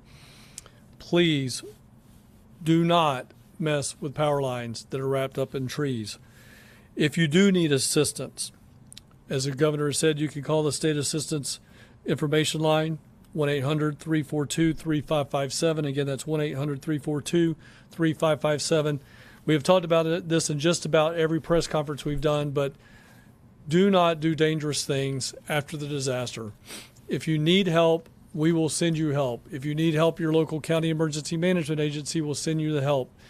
We have folks like Team Rubicon, the Southern Baptist Disaster Relief, the Methodist, the Catholic Charities, Salvation Army, United Way. All of these agencies will come and help you take the debris off your house. They will help you take the debris out of your yard. They will get on ladders themselves with people that are trained to do so. And that is free of charge. Don't take the risk. Use the free assistance. You can always follow us at floridadisaster.org/updates for latest information, or you can follow us at FLSERT on X and Instagram, and on Facebook at FDEM for real-time updates. And again, thank you very much, Governor. So this is a big storm. It's a powerful Category 4 storm, but it's also just very large, and it's going to have impacts are being felt, have been felt, and will continue to be felt far and wide. And so when Floridians wake up tomorrow morning, we're going to be waking up to a state where very likely there's been additional loss of life, and certainly there's going to be loss of property. You're going to have people that are going to lose their homes because of this storm. And so please keep those folks in mind, keep them in your prayers. We've got a lot of folks here that have been lined up, ready, mobilized for days now, ready to go and provide support. Kevin listed some of the nonprofit groups that are going to be here. Of course, the local officials and the local emergency response folks, first responders, they're going to be there. So there's going to be a lot of assistance that's going to be brought to bear. But the reality is, a storm of this magnitude, it leaves a lot of damage in its wake. And so I don't think we're necessarily getting the full pictures of it right now, just because so much of the impact has been in the nighttime and will continue through the wee hours of the morning. But I think when we get the sunlight back up and people are able to go out and take stock, you're going to see some serious damage. So it's not anything that we can't handle as a state. We're very good at being gritting through this stuff, and we know that's just part of life when you live in a tropical climate. But it is going to be difficult for an awful lot of people. So everyone that's been involved, thank you. Everyone out there offering your thoughts and prayers, thank you as well. Okay, any questions? Yes. What's your reaction seeing the storm hit Taylor County after we? All right, you have been listening to Governor Ron DeSantis from Tallahassee give an update on the status of the storm as it has made landfall in the Big Bend area. Meteorologist Jonathan Keg is saying it's just about 10 miles west-southwest of Perry, which is where Eric Sandoval is.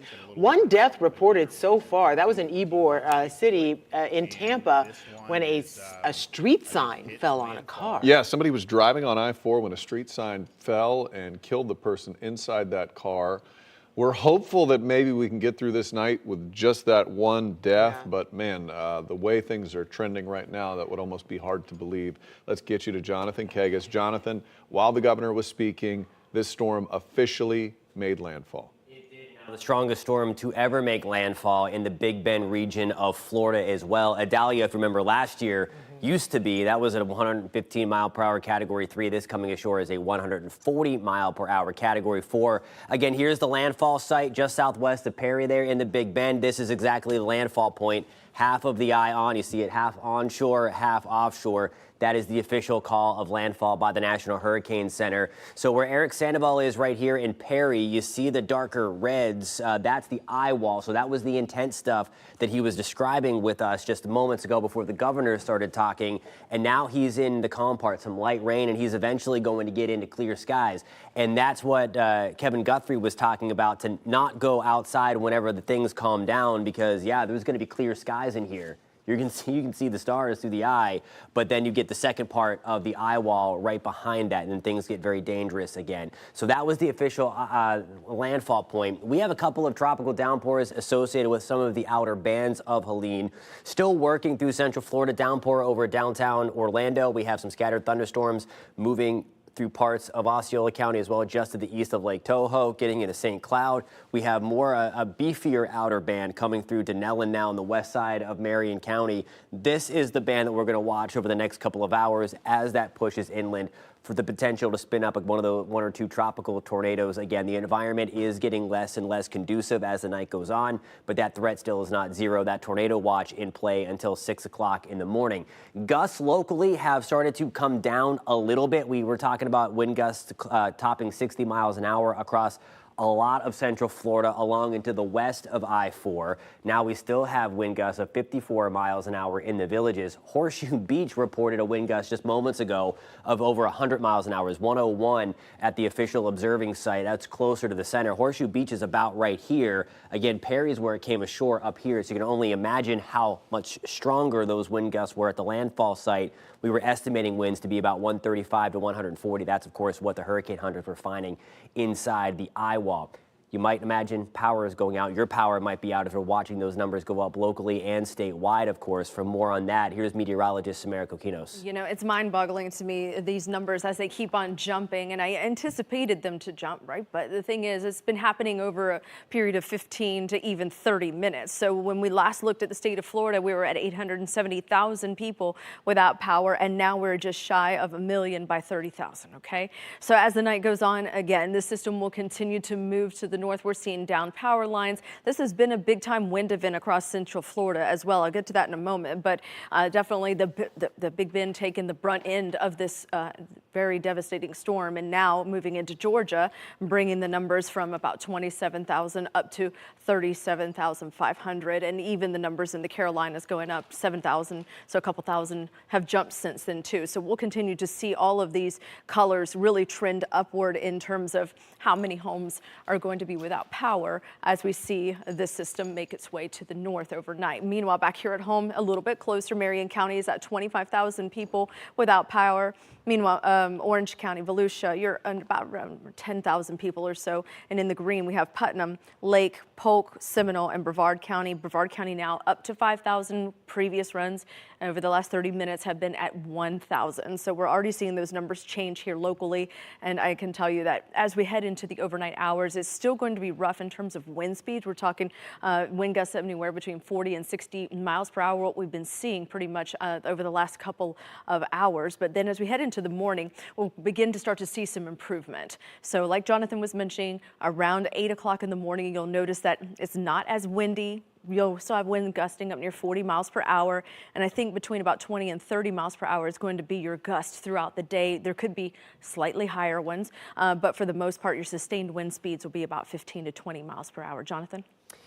Getting into tomorrow, Samara, we are still going to be doing a little dodging in terms of some tropical downpours. The severe weather threat comes down. It will still be gusty, certainly not 40, 50, and 60 miles an hour like we were seeing over the past few hours, but more like 20 to 30 mile per hour gusts. High temperatures tomorrow back to around 90 degrees with a little more sunshine breaking free. Now here's a look at your pinpoint accurate forecast. Sponsored by Strata Air Conditioning and Heating. AC emergency? You ought to call Strata. Temperatures tomorrow again around 90 degrees, 50% shot for showers and thunderstorms. Then we're back to more of our typical pattern Saturday and Sunday, hanging around 90 degrees as well through the weekend. Early next work week, 40% shot for thunderstorms, back to the upper 80s by Tuesday, guys.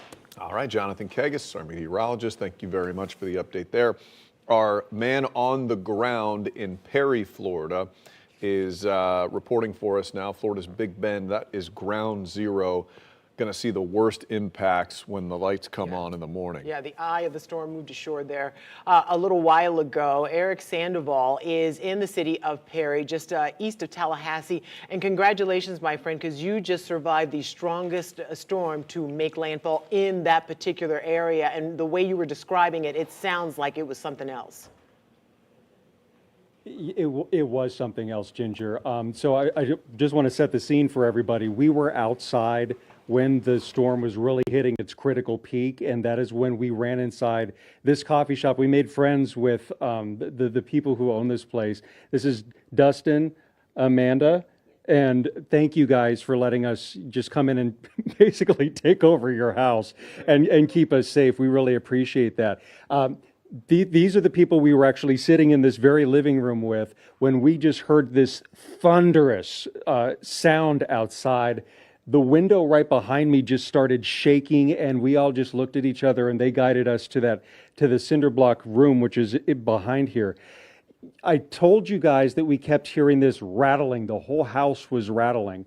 Well, we're in the eye right now, so it was safe to open the back door to find out what it was. Let me show you a picture of what it was. The whole side of this house crumbled, brick by brick. That's how powerful the winds and the rain were, this whole system that was coming through. So the whole exterior wall just crumbled on the side of the house. Dustin, can I ask you really quick? I'm sure this wasn't what you were expecting to see when you heard that sound, was it? No, not really. No. No. What are you going to do? We're probably going to fix it. I know that. I mean, do you guys have insurance that'll cover that? You've been through Adalia. You've been through Debbie. You said you still have repairs that you're making from Adalia. That's on my building. On this building, so on this building, obviously, like right now with what we just went and saw, it's a little too early to say. So we can still see that the roof that was repaired during Idalia is up. We did lose the top maybe 3 to 4 feet of the cinder block wall, but it looks like the remainder of the load-bearing walls is kind of in good shape. So, you know, tomorrow when we can actually see what we're looking for. Clearly, we have a complicated Yeah. weather situation going. Oh, I think we just got we got him back. shot back. It's kind of jumping in and hard out. to tell. Did you get us back? Okay, they lost a second, but suffice it, he said he's going to be able to rebuild that because it's an exterior cinder block wall. The load-bearing wall is okay. So this place is okay, but it's still just another thing to get fixed after these hurricanes. Guys, this is a hurricane to hit the Perry and Taylor County area within 13 months. What a do. Over. Again, we're in the eye right now. Yeah, and it's understandable that we're having a problem establishing and keeping an established shot because he just went through something that was historic. There's no doubt cell phone towers yes. are struggling to keep up with those 140 mile per hour winds. Glad Eric is safe, and thanks to the folks. And that guy's going to rebuild. Yeah, he was very honest about that. What are you going to do? I'm going to fix rebuild. it. And we're going to take a quick break. We'll be right back. This portion of the news is sponsored by Freedom Health Medicare Advantage Plans.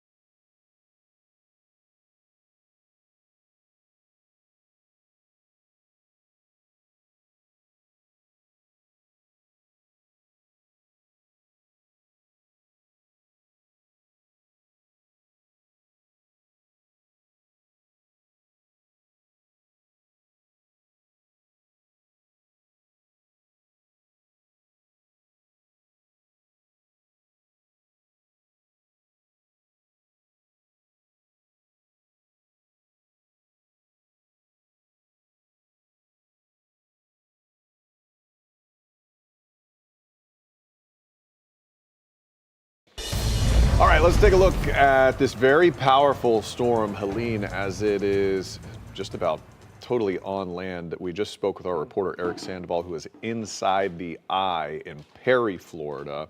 He went through it. He did. He went through it. He hunkered down, as they say, with some of the folks who owned a coffee shop there. We do have one death to report so far with this storm. It was somebody near Ybor on I-4 in Tampa. They were out driving and one of those big street signs fell on top of the car. This is why they tell you not to be out during the height of a storm or even any part of it. They just want you to stay inside because of things like this. You can't control it. That's right. Need to avoid it. All right, we still have more coverage for you ahead tonight. Now, News 6's Treasure Roberts is live in Apopka, where we've been checking in with her very often this evening. There's a home, we understand, that was damaged. We had some part of the roof ripped off. Treasure. Yeah, Ginger, things have really calmed down over here, which is great, but this is what happened about 3 hours ago or so. The entire top part of the roof of this mobile home literally ripped off, and it is now laying in the front lawn. It also fell on top of one of the homeowner's cars. You may be able to see the back of a white vehicle over here. The homeowner said they can't even get to the car. That's how much paneling is laying on top of it, so they don't even know the extent of the damage at this point. But the good news is they are not injured. They are inside of their home right now. They are a little bit worried because they said when the paneling came off, it kind of opened the chimney at the top. So they're worried that if we do get heavy rain, that water could start to flow down into their home and cause water damage. But right now, it is relatively dry. The rain is kind of on and off. So we haven't seen many elements in the past hour, which is a really good thing. No complaints here. It is very quiet right now, but earlier, I mean, it was a little bit scary. This paneling was flying everywhere. We have some that flew almost over the fence to the point where we thought we were going to get hurt, so we ran behind the van. And take a look at this video. I was doing an interview with the person who lives here when some debris was flying around. Are you worried about how much this might cost to fix? Hopefully insurance does something about it. That's all I can say about that. Oh, watch out. Whoa. Whoa. Okay. Fortunately, it was foam, but that's the scary part about that being right here. So. Wow. Okay. Yeah, so and you're okay? I know that you never know what that was coming toward us. I was hoping it wasn't the paneling flying at me. Exactly. That would have hurt. That would have hurt. So fortunately, it was just a piece of foam. Foam has been flying all around, or at least earlier it was flying around up and down the street. We actually had some of the neighbors come out and grab it to secure it so it wouldn't fly into anyone's home. Some of the neighbors said they plan to come here to help their neighbors in the morning clean up some of this debris. It's going to be a handful, so they're going to have all hands on deck, and they are hoping that their insurance company can help pay for this damage here. We'll continue to monitor the area, and we'll give you updates when we get them. Back to you guys. Great cat-like reflexes, Treasure, in seeing that thing flying at you guys, even though it was foam. You don't want it to hit you.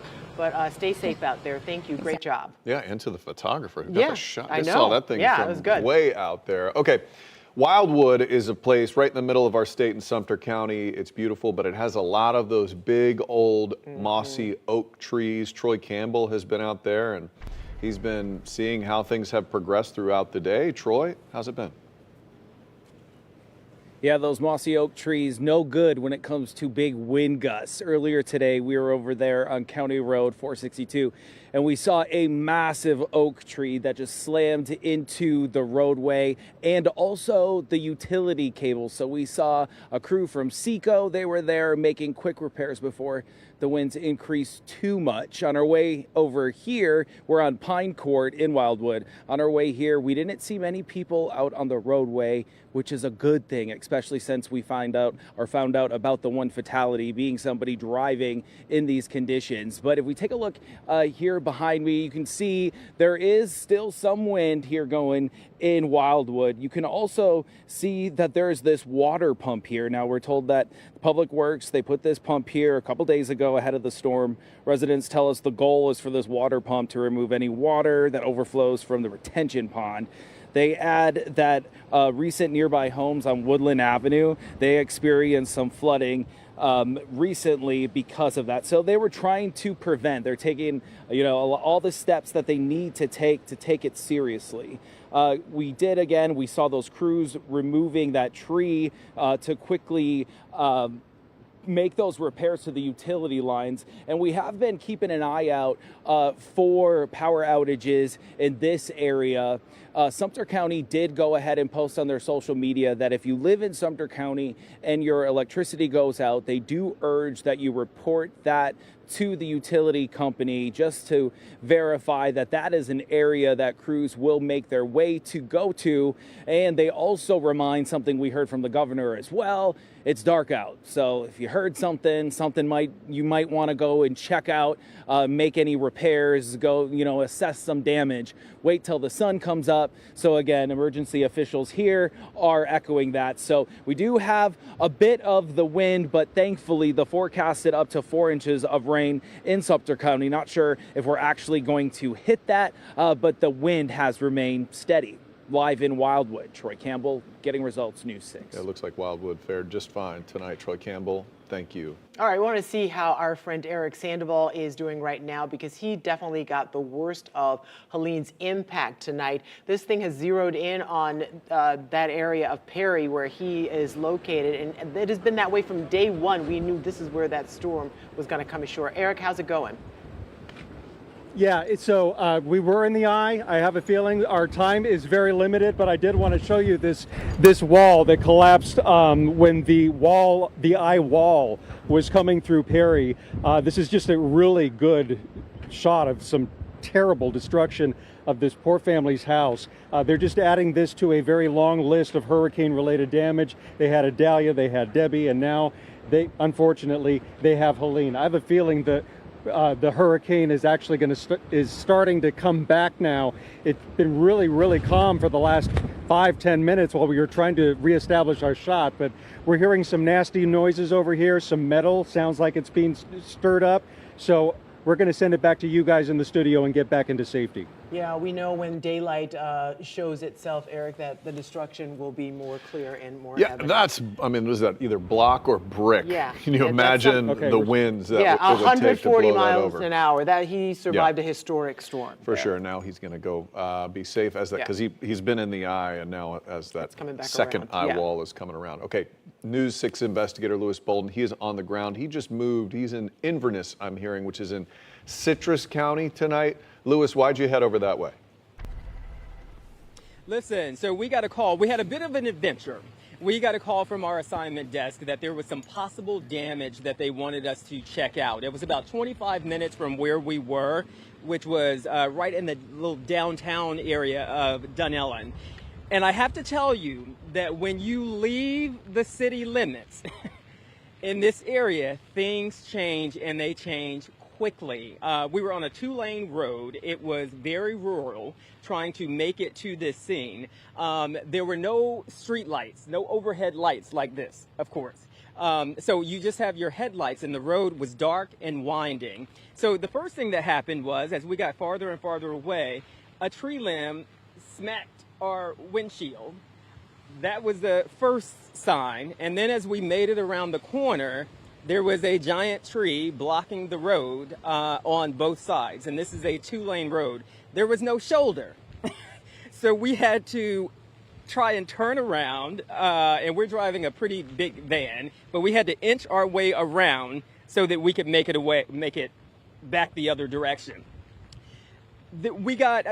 While that was happening, we got more rain and more wind than we have seen all day in Dunellen. And what was interesting was, when we were in our last location, things had calmed down. We were getting bands, but we would go 10, 15-minute stretches before we saw anything. So I thought, the worst of it was behind us.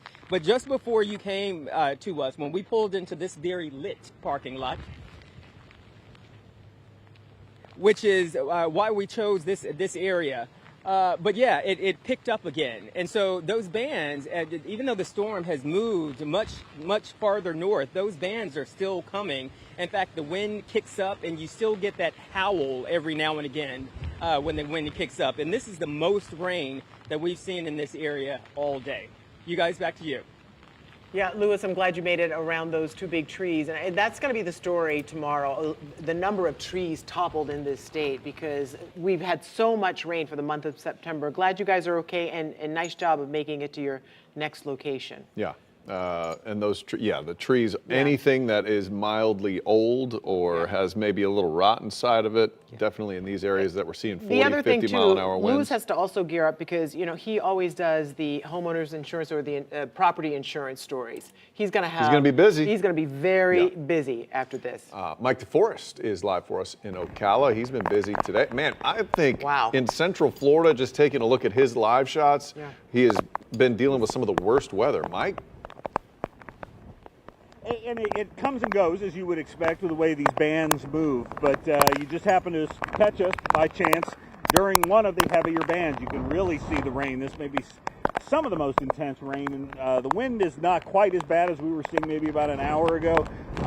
But, well, it depends on where you walk. We're kind of shielded by some buildings. If I head over this way a little bit, away from the buildings, we're getting some wind gusts, and again, what is interesting is just kind of the way I'm facing. That's north, the hurricane is that way, but the winds are coming from this way, and the rains are coming from this way, which makes sense because of the way those the rotation of those bands. But it just again shows that we are so far from where that storm made landfall here in Ocala, and yet we are really feeling the strength of this storm, particularly right now. And earlier tonight we showed you a tree that had crashed into the house. We were already seeing those power flashes, which means unfortunately some folks have no power, have no air conditioning right now.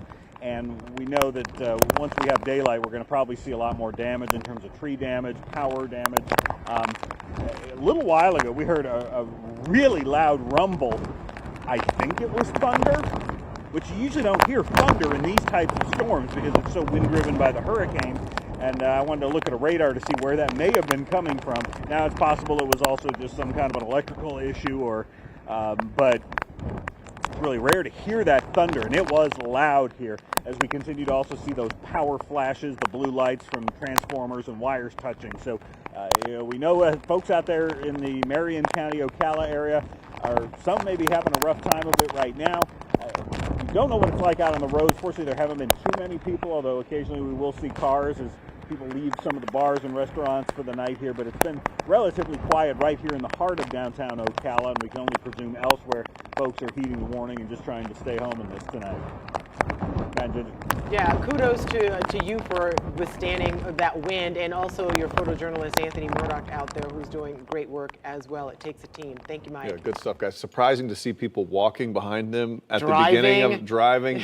People aren't going to let a little hurricane get in the way of a nightcap. You know what I'm saying? They like to party. Yes, they do up there in Ocala, apparently. All right, let's get a check of that weather. Meteorologist Jonathan Kagas, how are we looking? Can people breathe a sigh of relief as we head into the evening here? Yeah, and our wind gusts have been on the order of 50 to 60 miles an hour today, guys. We peaked at the Orlando International Airport at 67. That was the highest gust I've seen so far. Here's where Mike is, a couple of lightning strikes too. So we have these cells that are embedded in some of the outer bands of Helene, the center, of course, right by Perry still. But nonetheless, we have some of those heavier downpours. You saw that live in Mike DeForest shot there. So we have those gustier winds within the outer bands.